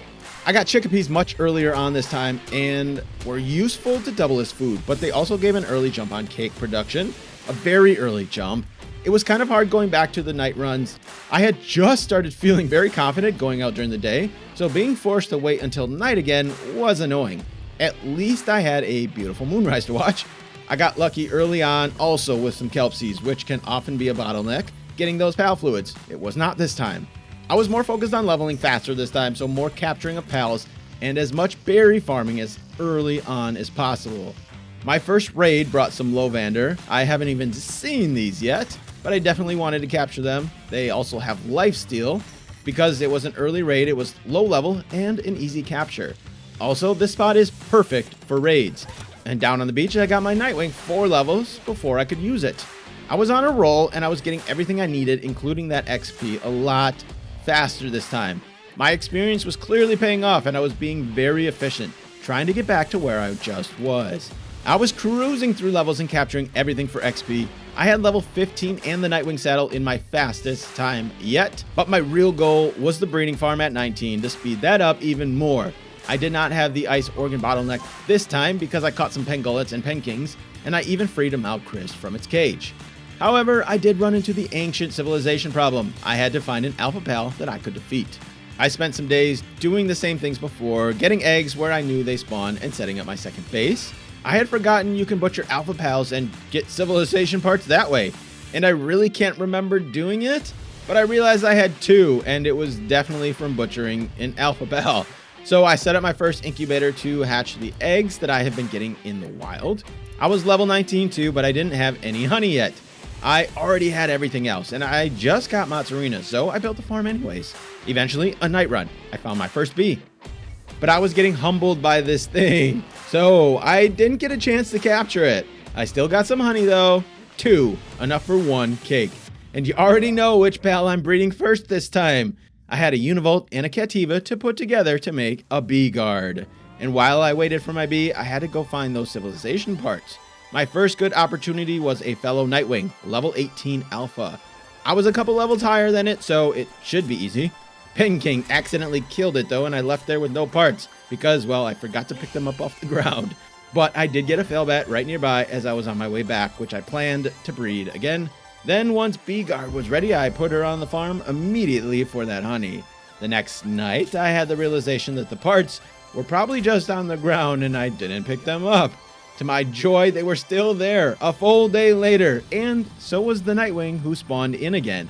So I picked myself up 11 parts and I crafted myself a grappling gun. I was back, baby. Oh, it's good to be back. God, this movement just feels so good. Now that I had my movement capabilities restored, it was time to open up the map. I went back to Mount Obsidian to get the small settlement unlocked, and more importantly, the tower, so I had easy access to sulfur. I picked up a supply drop again while there, and I got some nice loot from it. Then, once daylight came, I sat and I waited by fast travel to see if I got hot. At this point, I still wasn't 100% sure why I died from the heat, so I was playing it very safe. I realized I was fine. I mean, I even brought a King with me to help keep me cool just in case, because I was not going to let that happen again. I got a thermal undershirt too from that drop, so another way to make sure that I never die from temperature. I definitely learned my lesson. I was getting into baking more cakes, so I went back to seek out more fire eggs because I needed a level 3 kindling pal, or better. It's way too slow to bake cakes without one. I hatched another vanworm, and it was here where I actually realized that it was making me hot. Are you serious? Are you serious? Oh my god. Then I finally got a Reptyro and I put him on chef duty, and I was able to speed up the cake production quite a bit and get tons of eggs hatched for that glorious XP. I had also been doing a lot more egg hunting this time and saving eggs from the beginning, so I had a lot more from the wild to hatch as well. I continued to speedrun capturing pals for XP and exploring as much as I could. I uncovered the level 11 Sweepa, even though I was a higher level and I could still take on stronger alphas. This still turned out to be the best one, even at the higher levels, and well, I'll get to why later. But I was going hard on the XP. I had as many incubators going, filled with eggs constantly, and while I waited for the eggs, I went out capturing every pal I could. And with my movement capabilities back, I didn't have to wait until nighttime. This made the XP grind go relatively fast. I built up my second base again for breeding and mining purposes. I built in wood because I low-key hope it all burns to the ground. I'm still seriously embarrassed by how ugly this thing is, but I don't have time to make it look pretty. I was moving. Then I had a thought. I was capturing a whole bunch of pals. I could probably start breeding for my endgame pals. I looked up how to make an Anubis, and sure enough, I had what I needed. Reptyro and Dinosum. Anubis are actually easy to make. There's a lot of combos, so I probably could have done this earlier. But once I caught on, I knew I needed the best base pals. It's a 2-hour egg though, so even with 100% incubation, I still had an hour to wait for that bad boy. I continued to capture everything in my sights until it was time to get back to the first tower again. I was more than prepared for this, so I made quick work of them with Penking. Still at this point, one of my strongest pals. I knew I'd be needing upgrades in the combat department soon though.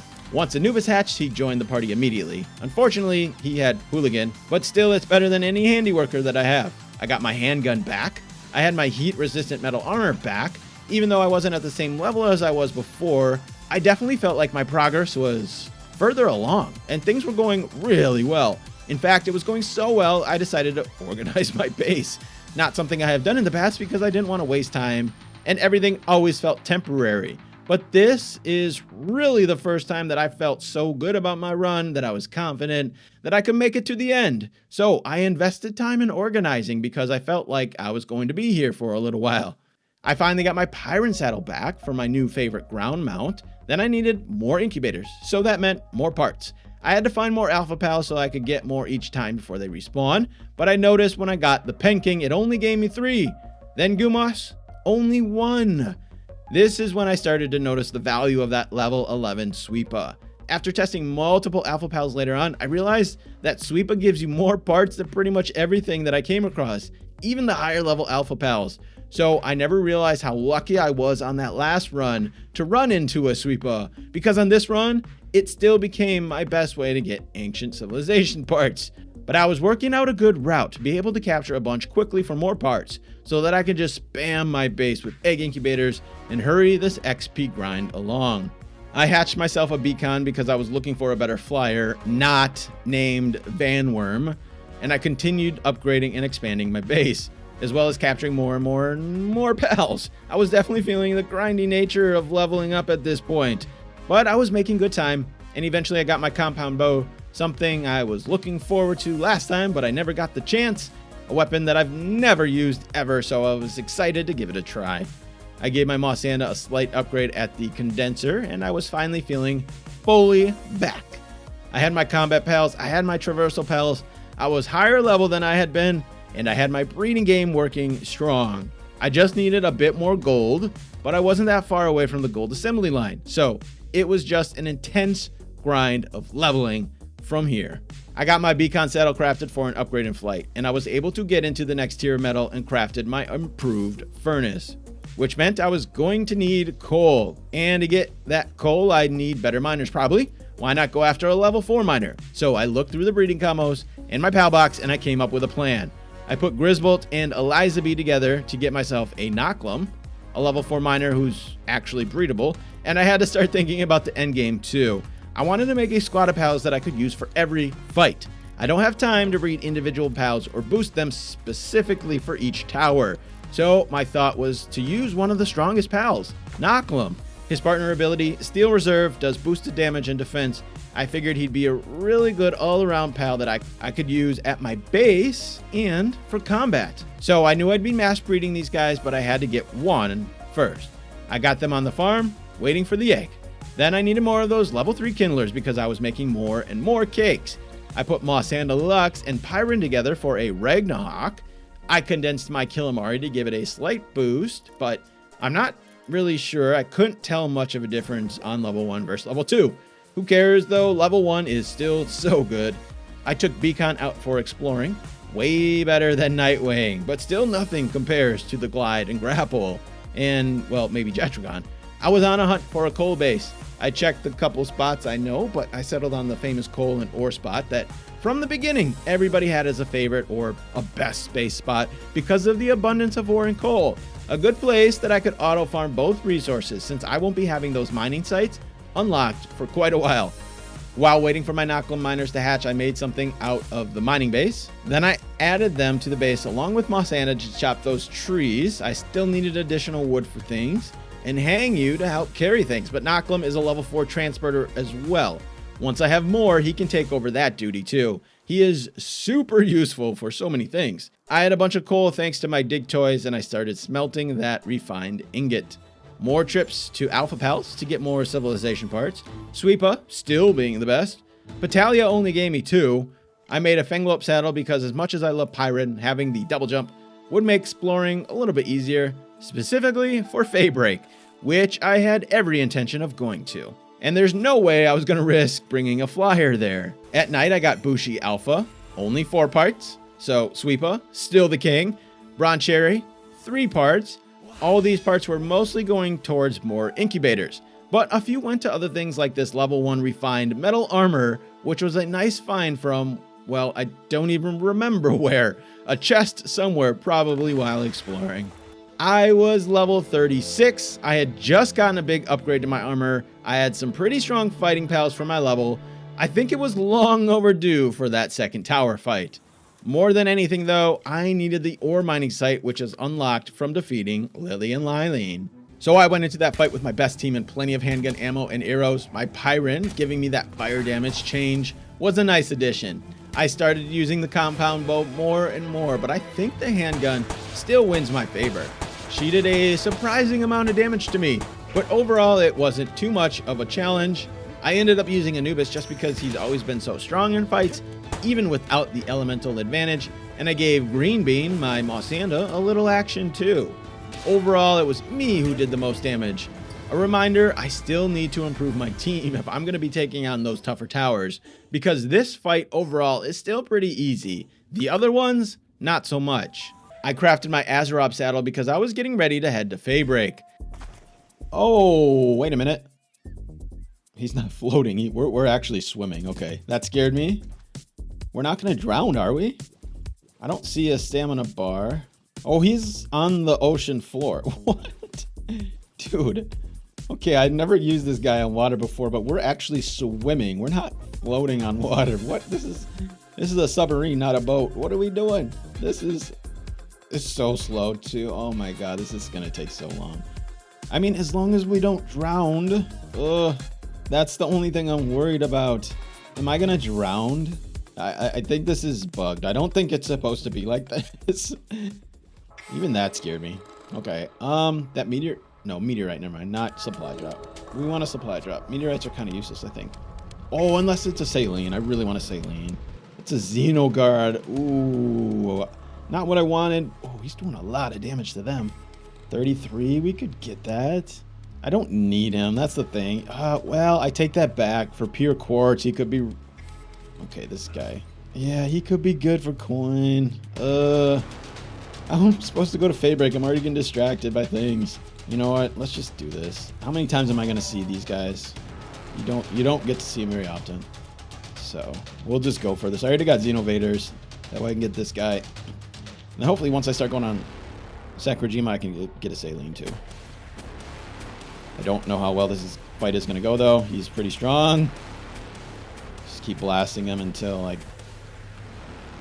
can't anymore. That was close. Glad that didn't hit me. Airblade, dodge that. Okay, Green Bean, you do your thing. He's gonna shred you. Might want to get Anubis into this fight. Just watch out for that Incineram. Make sure there's nothing else nearby too. That's the other thing. Just like Green Bean doing his thing.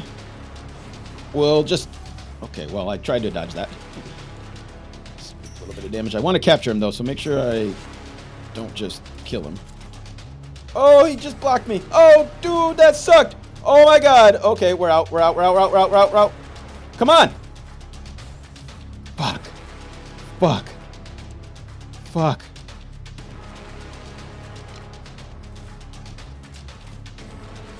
Fuck. Green Bean, come on. Oh my god. Oh my god. Dude, that... He did so much damage to me. Holy shit. I don't even feel safe here. I'm going back to base. My heart is racing. I'm going back to base. This is the only place that I'm safe ever. The music's still going too, so that doesn't help. I'm shaking. Holy fuck, that was close. Wow. Woo, I can breathe now. Okay, I can breathe. Oh my god. Oh my god. Oh, let me go lay in bed real quick. I should probably lay in bed in real life too, to be honest. Oh my god, I need to just... Whew. Okay, let's just take a breath here. Let me get my health back. We'll go back out and we're just going to say, forget Xenolord. I don't need him that bad. I'm not even in the quartz game yet. Oh my goodness. Yep, so that was a close one. It was almost all over for me. I don't know how I managed to survive that, but that easily could have been a game over. Anyway, I wasn't going to let that stop me from Faybreak, which I was so excited to explore. They're walking the other way. They're walking the other way. I think I can get up in there without aggroing them. Not worried about you. I just want to get the fast travel. I think I'm going to just beeline it for that. Oh, God, something aggroed. Oh, it's just penguin. We're okay. We can get it. Do I want this egg? Yes. I shouldn't do that when I'm aggroed to something, but you know what? We're going to grab it anyways. I should probably just use my grapple, man. I really should just use my grapple. It's just so much easier. It's just so fast with the grapple. We're using the grapple, man. Grapple beats out everything, I guess.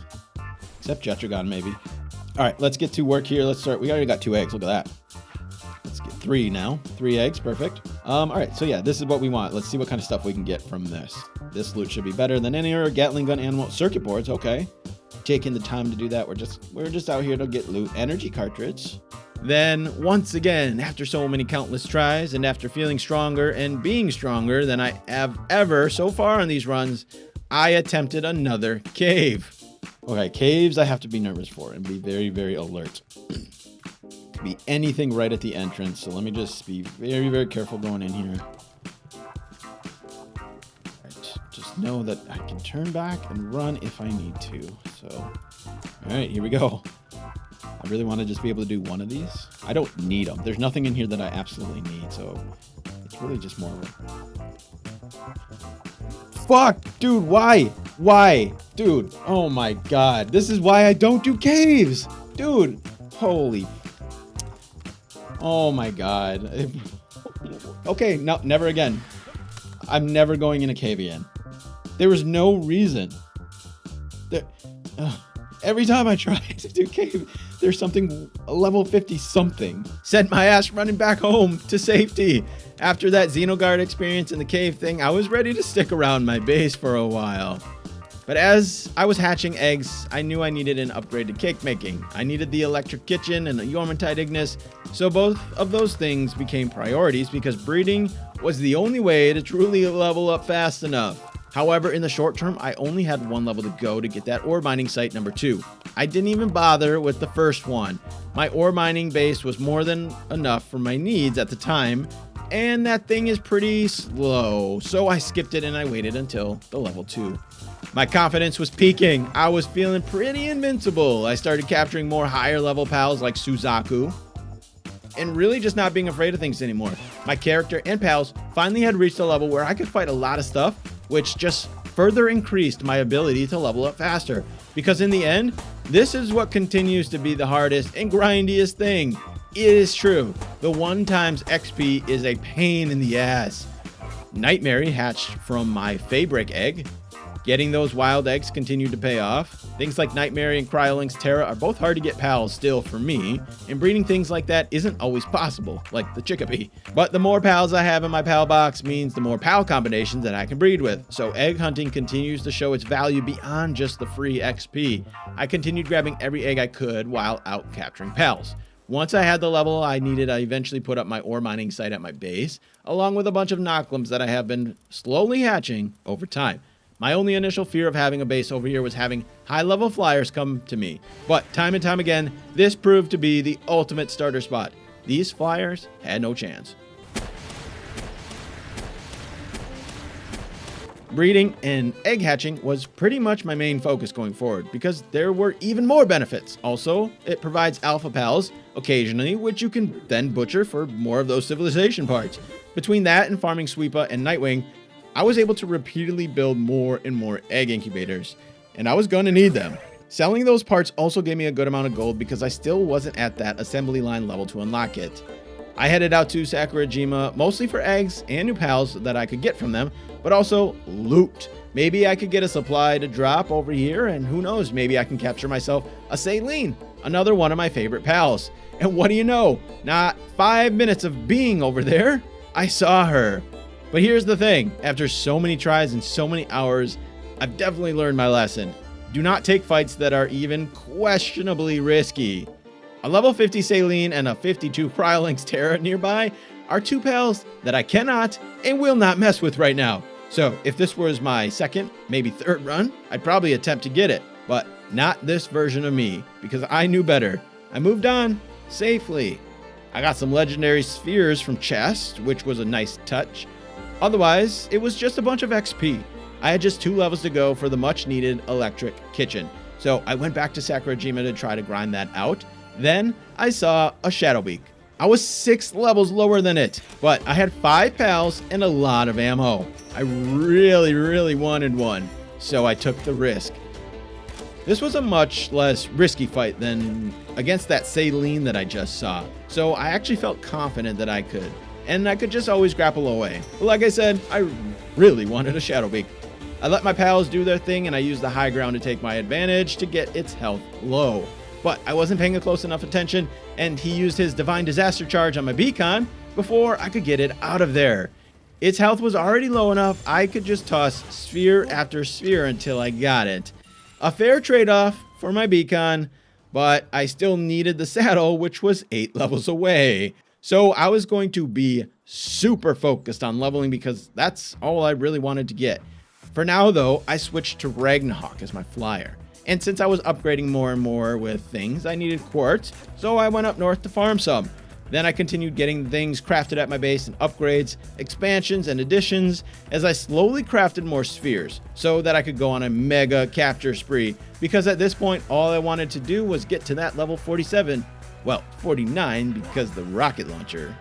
I had only captured the 12 pal max for very few pals, which meant it was still easy to get XP. I didn't have to hunt down specific pals.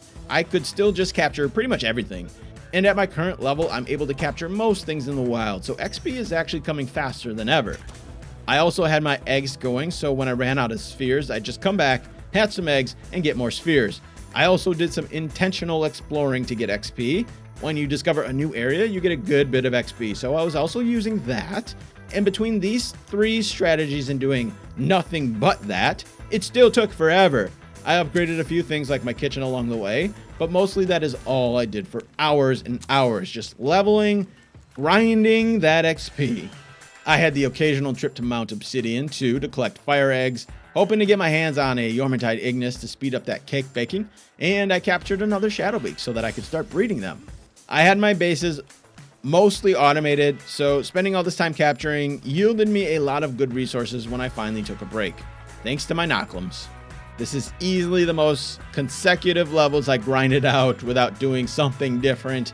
Usually I get bored and I have to take a break and do other things, but it just goes to show how badly I wanted that Shadowbeak saddle. In the process, I also pushed up to Dune Shelter for access to more merchants and ice organs, if I need them. And since I had no luck with wild eggs, I started breeding for a Yormantide Ignis myself. I had to get Blaze Howl first, so I put my Azerob and Eikthyr gear together to get a Blaze Howl, who I could then combine with Yormantide, who I also do not have, but I have the pals to breed one of those too. Then I had another thought. I knew one of the Fabric pals gave you more items from butchering, so I put Rushroar and Reptyro together to breed a Splatterina, hoping to use her to boost how many civilization parts I get from the alpha butcherings. After going on such an intense capturing spree, I had so many pals in my pal box that I could pretty much breed any pal that I needed. So that's what I started doing. Instead of trying to go out and capture something, I could now just basically breed anything that I needed. After that little break, I still had one more level to go, so I got back to it, but as soon as I unlocked it, immediately, I was like, I need to keep going because now all I want is that rocket launcher. So I crafted more spheres and I just continued grinding my face off. I didn't have a whole lot else to do anyways because I had so many large eggs that I had to wait to incubate. Besides the rocket launcher, there was another really important thing that I wanted, the skill fruit tree. My strategy was to use Knocklims for the fight, and so I knew I wanted the best move in the game to put on them, Holy Burst.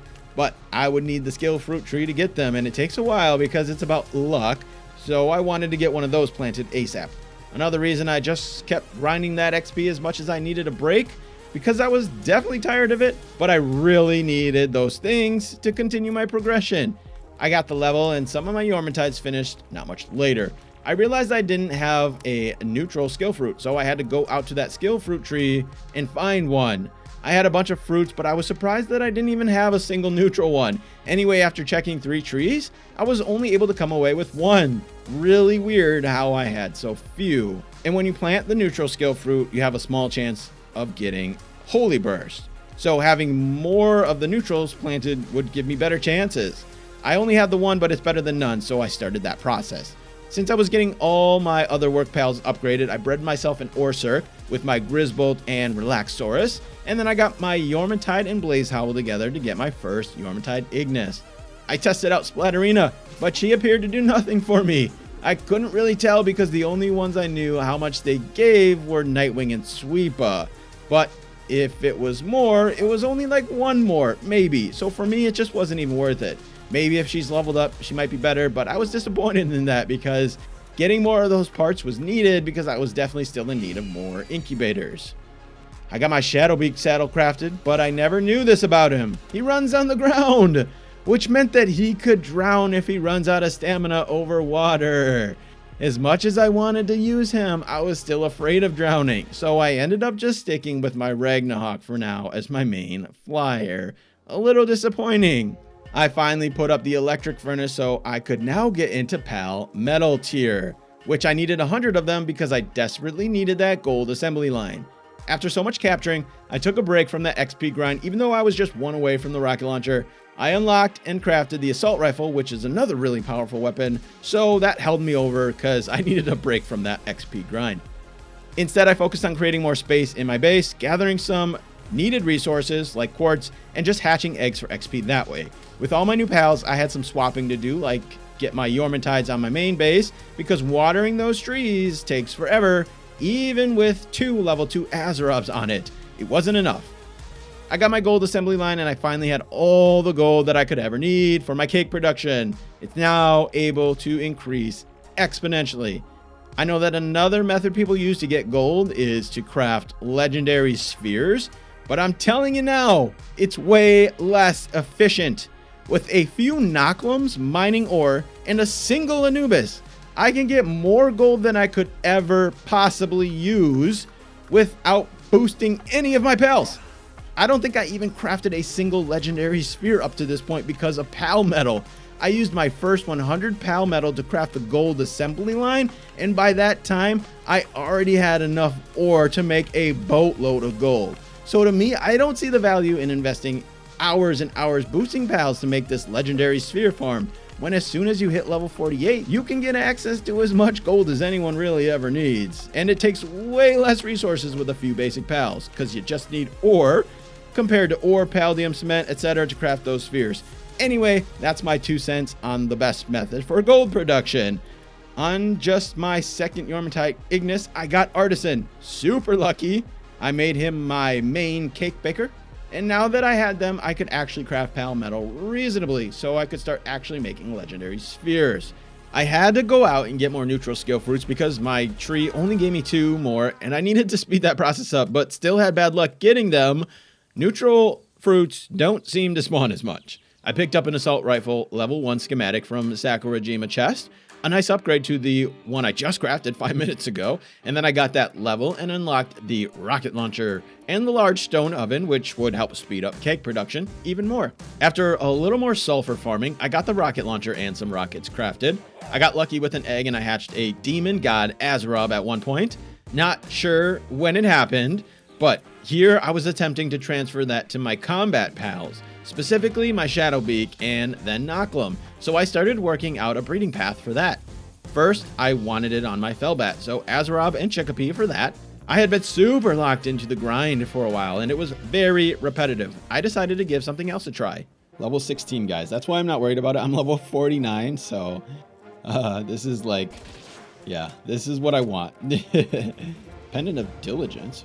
Training manuals might be nice, actually, though, so that could help. I love this. This is so nice. Feels good to be overpowered for once. Oh my gosh. This is by far the strongest I've felt doing this hardcore run. Like, it's not even close.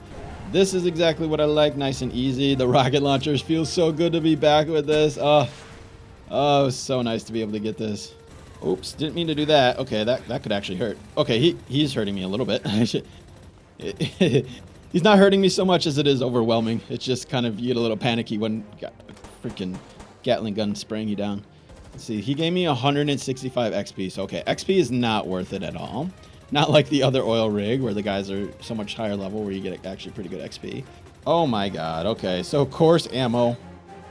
5 training manuals, not even XL ones. Ice Missile, which I don't even know is a good move. And then musket schematic 1, which I think I already have, but I don't want anyways. From here, things got even more repetitive. I ended up expanding my mining base and main base while waiting for more eggs, and I continued building more and more incubators whenever I had the resources for it.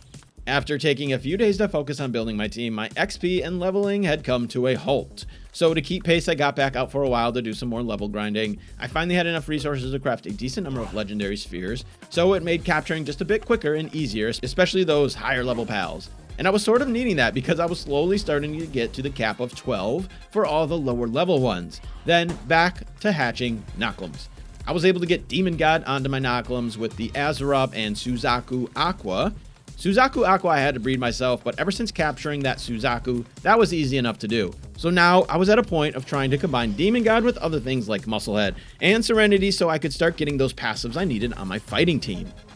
The leveling was slowing down a lot at this point, so I really had to start focusing entirely on breeding for XP. Then I made a list. I went through to see which pals I needed to get to 12, then looked up which pals I needed to breed them. This was going to be my strategy going forward to get the last 10 levels. Because I'm breeding non-stop anyways, I might as well do this too, so I don't have to waste time going out and farming and capturing stuff. In order to do that effectively though, I still had another base to unlock and set up. I still only had the 3 bases. But the bottleneck this time was that I needed to build an oil extractor to level up my base. My 3 bases didn't have any nodes, so that meant I was going to have to tear down an entire base. The problem is, some of that stuff goes away if you destroy the base. Since my mining base seemed to have the fewest things, I had to tear it down and rebuild a base near an extraction site. I built it, leveled up, then destroyed it and went right back to my mine and rebuilt all the stuff that had been destroyed. Annoying. I got myself a Shadowbeak with Vanguard, Runner, and Fit as a Fiddle. That felt like as good as I was gonna get for now, so I made him my main man and I put him on my team so that he could start getting passive levels. Then, right after rebuilding everything, I tore it down again. I realized I needed plasteel to get the next base upgrade. So it didn't work for me to just build the oil extractor and take it down. I actually had to leave it up and get some oil. Since I'm not really using coal much anymore, I moved my mining base to Sakurajima where I could get oil and unknowingly sulfur. I was very hyped when I saw a couple of sulfur nodes in the same area as oil. Sulfur wasn't too hard to get, but this would be automatic and the rockets were getting a little costly. So this is a nice area, a dangerous but nice to find. Since there were some high-level hostiles around, I ended up putting up a stone wall for safety. I got that base reset up. I ended up just using 3 regular generators because I didn't really have the resources for the big one. And at this point, I wasn't that desperate for anything at my mining base other than the oil. I started condensing my Shadowbeak, getting closer, still only needed about 45 more. Then another round of rearranging my Noklums and Fellbats at my farm to get the best passives that I could. I started working on my Gale Claw. I had one with Vanguard, Stronghold, and Motivational Leader. This was good enough for me. I wanted this because I figured it would be better at surviving in a boss fight.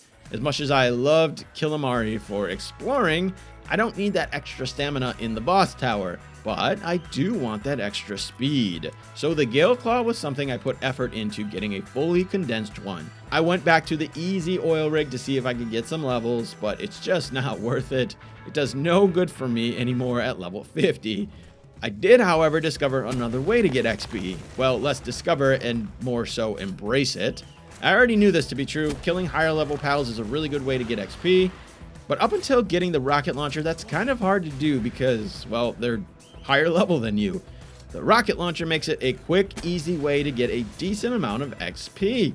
I started embracing that strategy more and more because capturing pals was getting expensive for the cost of spheres and time consuming because all the high level pals now seem annoyingly hard to capture. I was still feeling the struggle of getting XP even after all that breeding because the late level grind is even worse.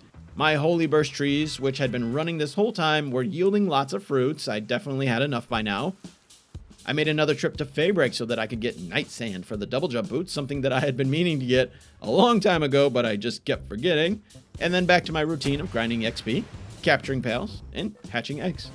I was at level 51 and trying to get myself a few more levels so that I could go take on the regular oil rig. I was trying to get more alpha pals too, but I realized the XP gains aren't anything worth my time unless it's a level higher than me. but I was seriously desperate for faster XP. I was very much tired of capturing things, and my breeding farms were all stocked, full of Knocklums and Gillclaws and Fellbats and Shadowbeaks. All my pals I was going to be condensing, so it was hard to make space to do a bunch of breeding for XP. Once I started to get the pals I needed for condensing, I started to slowly swap out my farms for pals I could just hatch, like Joltal Christ. I focused on ones I needed 12 of, and also a little emphasis on smaller pals, because the difference between waiting for a 6-minute egg and a 60-minute egg is major, obviously. Once I got to level 52, I got my crusher set up and cold feed box, and I was able to level up my base to the final level that I needed. Now I could have 4 bases, and that was the max for default settings. Just in case I was in need of more oil, I put my new base on Sakurajima where there's an oil node, but for now it was going to be fully occupied by breeders for XP. Then I spent a whole lot of time sorting through my pals, trying to put together the combos I needed to get the pals that I still needed, and I started my first round of mega breeding strictly for XP. I also was reminded I can just buy ammo. You chew through the assault rifle ammo so quickly, and sulfur was a bit of a problem because the rockets are pretty expensive, but after discovering that I could buy them, it legitimately saved me so much time having to farm sulfur now. With all my gold, I can very easily buy as much as I needed, something that I never used to do in the past. My Knocklums were almost done and almost had what I needed to condense, so I started moving those incubators over to my new base because I was still struggling to get as many as I needed, even after butchering a bunch of alpha pals. I swapped the Knocklums for Gilclaw, and I also added Anubis so that I could start getting souls to the farm. I was trying everything I could for XP. It was so brutal. I even started flying around the map and getting more places opened up. You get a really nice boost of XP late game. It probably would have been better to keep most of the map closed off until this XP grind, but I still tried to unlock what I hadn't yet. And I was also just trying to destroy everything higher level than me and capture anything lower level than me, all while I had every egg incubator filled up, only going back to hatch the ones that were ready. It was what felt like an endless grind to level up at this point. I got my disassembler crafted. This made butchering those pals a lot easier. Really wish this thing could have been unlocked sooner, but I'll definitely make use of it while butchering Anubis for souls. Since the leveling was so brutal, and since I still needed to level up my party pals, I was planning a trip to the oil rig. It was always my go-to method in the past for leveling my pals, and I specifically wanted to go at level 54 because I'm pretty sure most of the enemies are 55, so killing them should have a huge XP boost, and I should quickly be able to hopefully level up my pals. Well, that was the plan. I put Azerob on the team because I don't have anything fast enough to fly over there and outmaneuver those turrets, so I'd be taking the water route. I got to the base of the oil rig and climbed aboard and blasted my first enemy. And just as I was hoping, I got a whole bunch of XP. Killing 3 of those guys was basically the same or more XP than capturing pals, so this was really nice for those quick XP gains. I slowly worked my way up from the bottom, making sure not to be surrounded at any time. With my rockets, it's very easy to take out so many of those guys at once. And I have done this rig so many times in my main save. I feel like I could do this thing blindfolded. Maybe not, but seriously, I have done it a lot. I know where the guys come from. I know where they spawn. I'm very familiar with it. So even though some of those guys like the Crushers take multiple rockets, I knew I'd have this under control because I myself had plenty of ammo too, plenty of rockets. After slowly and carefully moving forward, I was kind of just seeing if I could make it to the chest, since I was here. And I had no problems at first. All was going as it was supposed to and as I planned. And as it has gone the hundreds of other times that I have done this. When I got to the shipping crate area, everything changed. Here's the thing. Like I said, I've done this rig hundreds of times. I was so overly confident.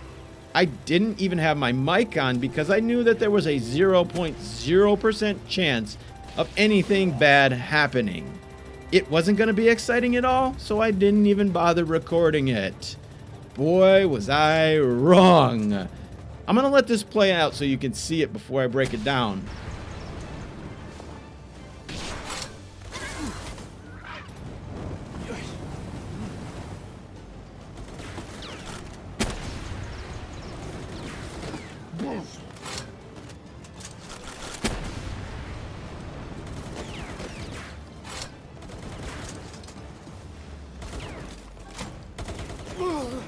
Did you see it?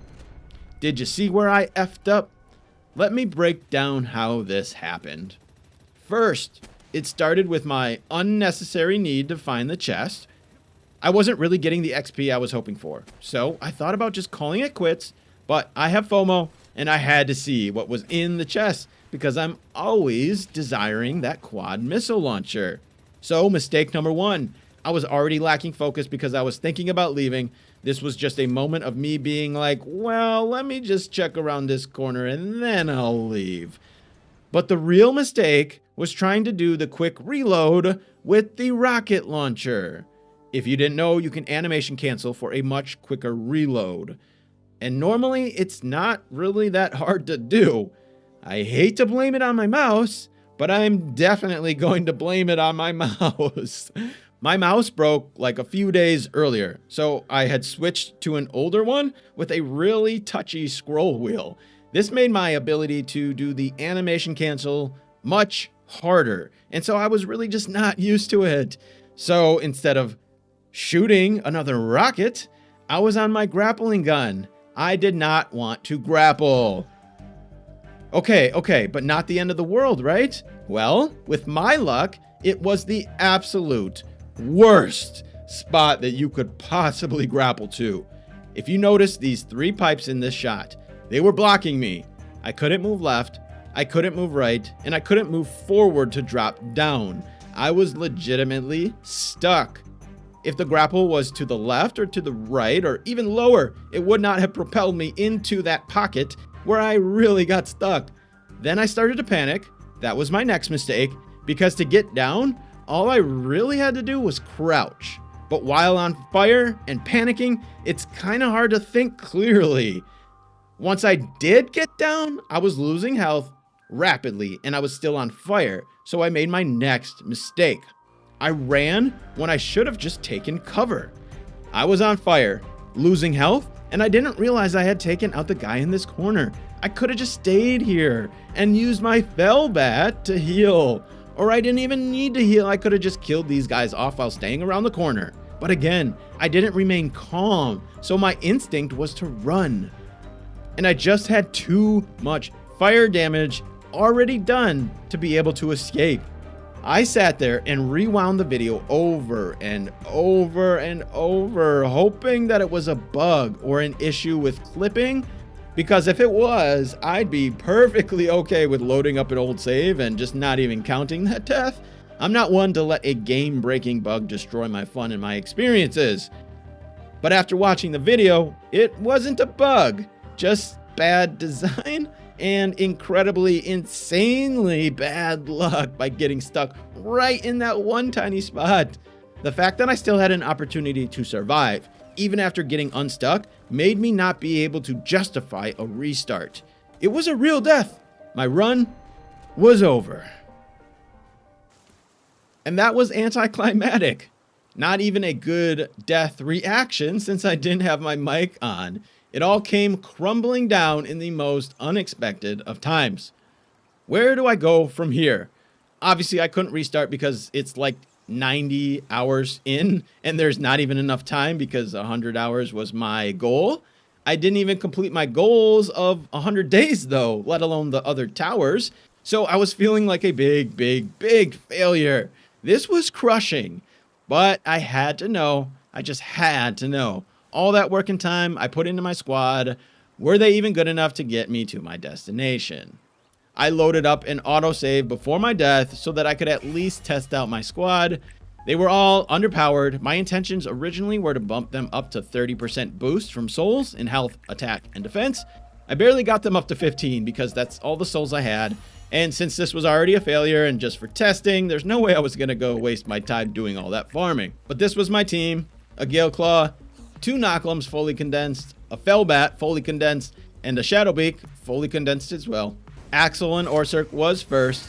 As I was hoping, this fight was very easy because I was already much higher level than recommended. My 1 Knocklum and his Holy Burst pretty much is all I needed, but having 2 just made it go a lot quicker. Marcus and Flaris was next, and the same thing. My strong-ass Knocklum and its Holy Burst made the fight very easy.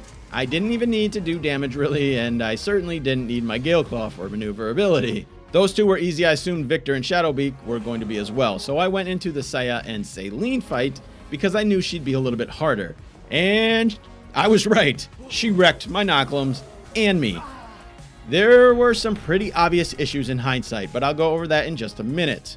I went to the Victor fight next after I reloaded another save, and that one was very easy like the others with my squad.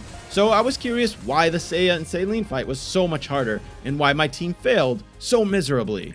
I gave my pals even more of a boost in souls just to try to get them to as close to how it would have been if this thing was still legit, because I really wanted to know if I would have even been able to make it past this fight. And after multiple attempts, I'm 100% certain this would have been my end if I didn't already die on the oil rig. There is almost no way I would have made it past Saya on my first attempt because there was a big problem with my strategy. Holy Burst doesn't work on Saya and Selene. The reason this move is so good is because it hits the target multiple times, like up to 6 times. That's a lot.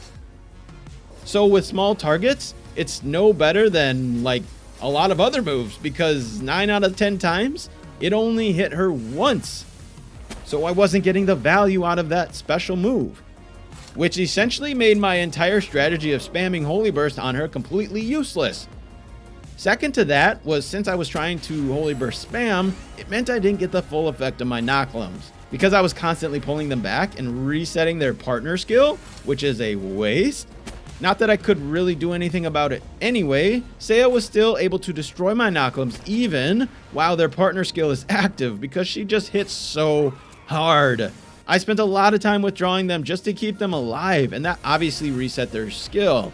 And with Felbat, I just wasn't able to do enough damage with a single rocket launcher to really justify her on my team. I needed a better weapon for it because Saya was out damaging me. Eventually I did get a win, but there's no way this would have happened my first time here. So it was definitive. I got my answer. Even if I didn't mess things up so badly on the oil rig, I still would not have made it to the end. And since I knew I wouldn't have gotten past this, I didn't even bother with the Bjorn and Bastigor tower. None of this matters anyways. I already died on the oil rig. It was all over. Doing all this extra stuff after my death was really hard because I was not in the mood.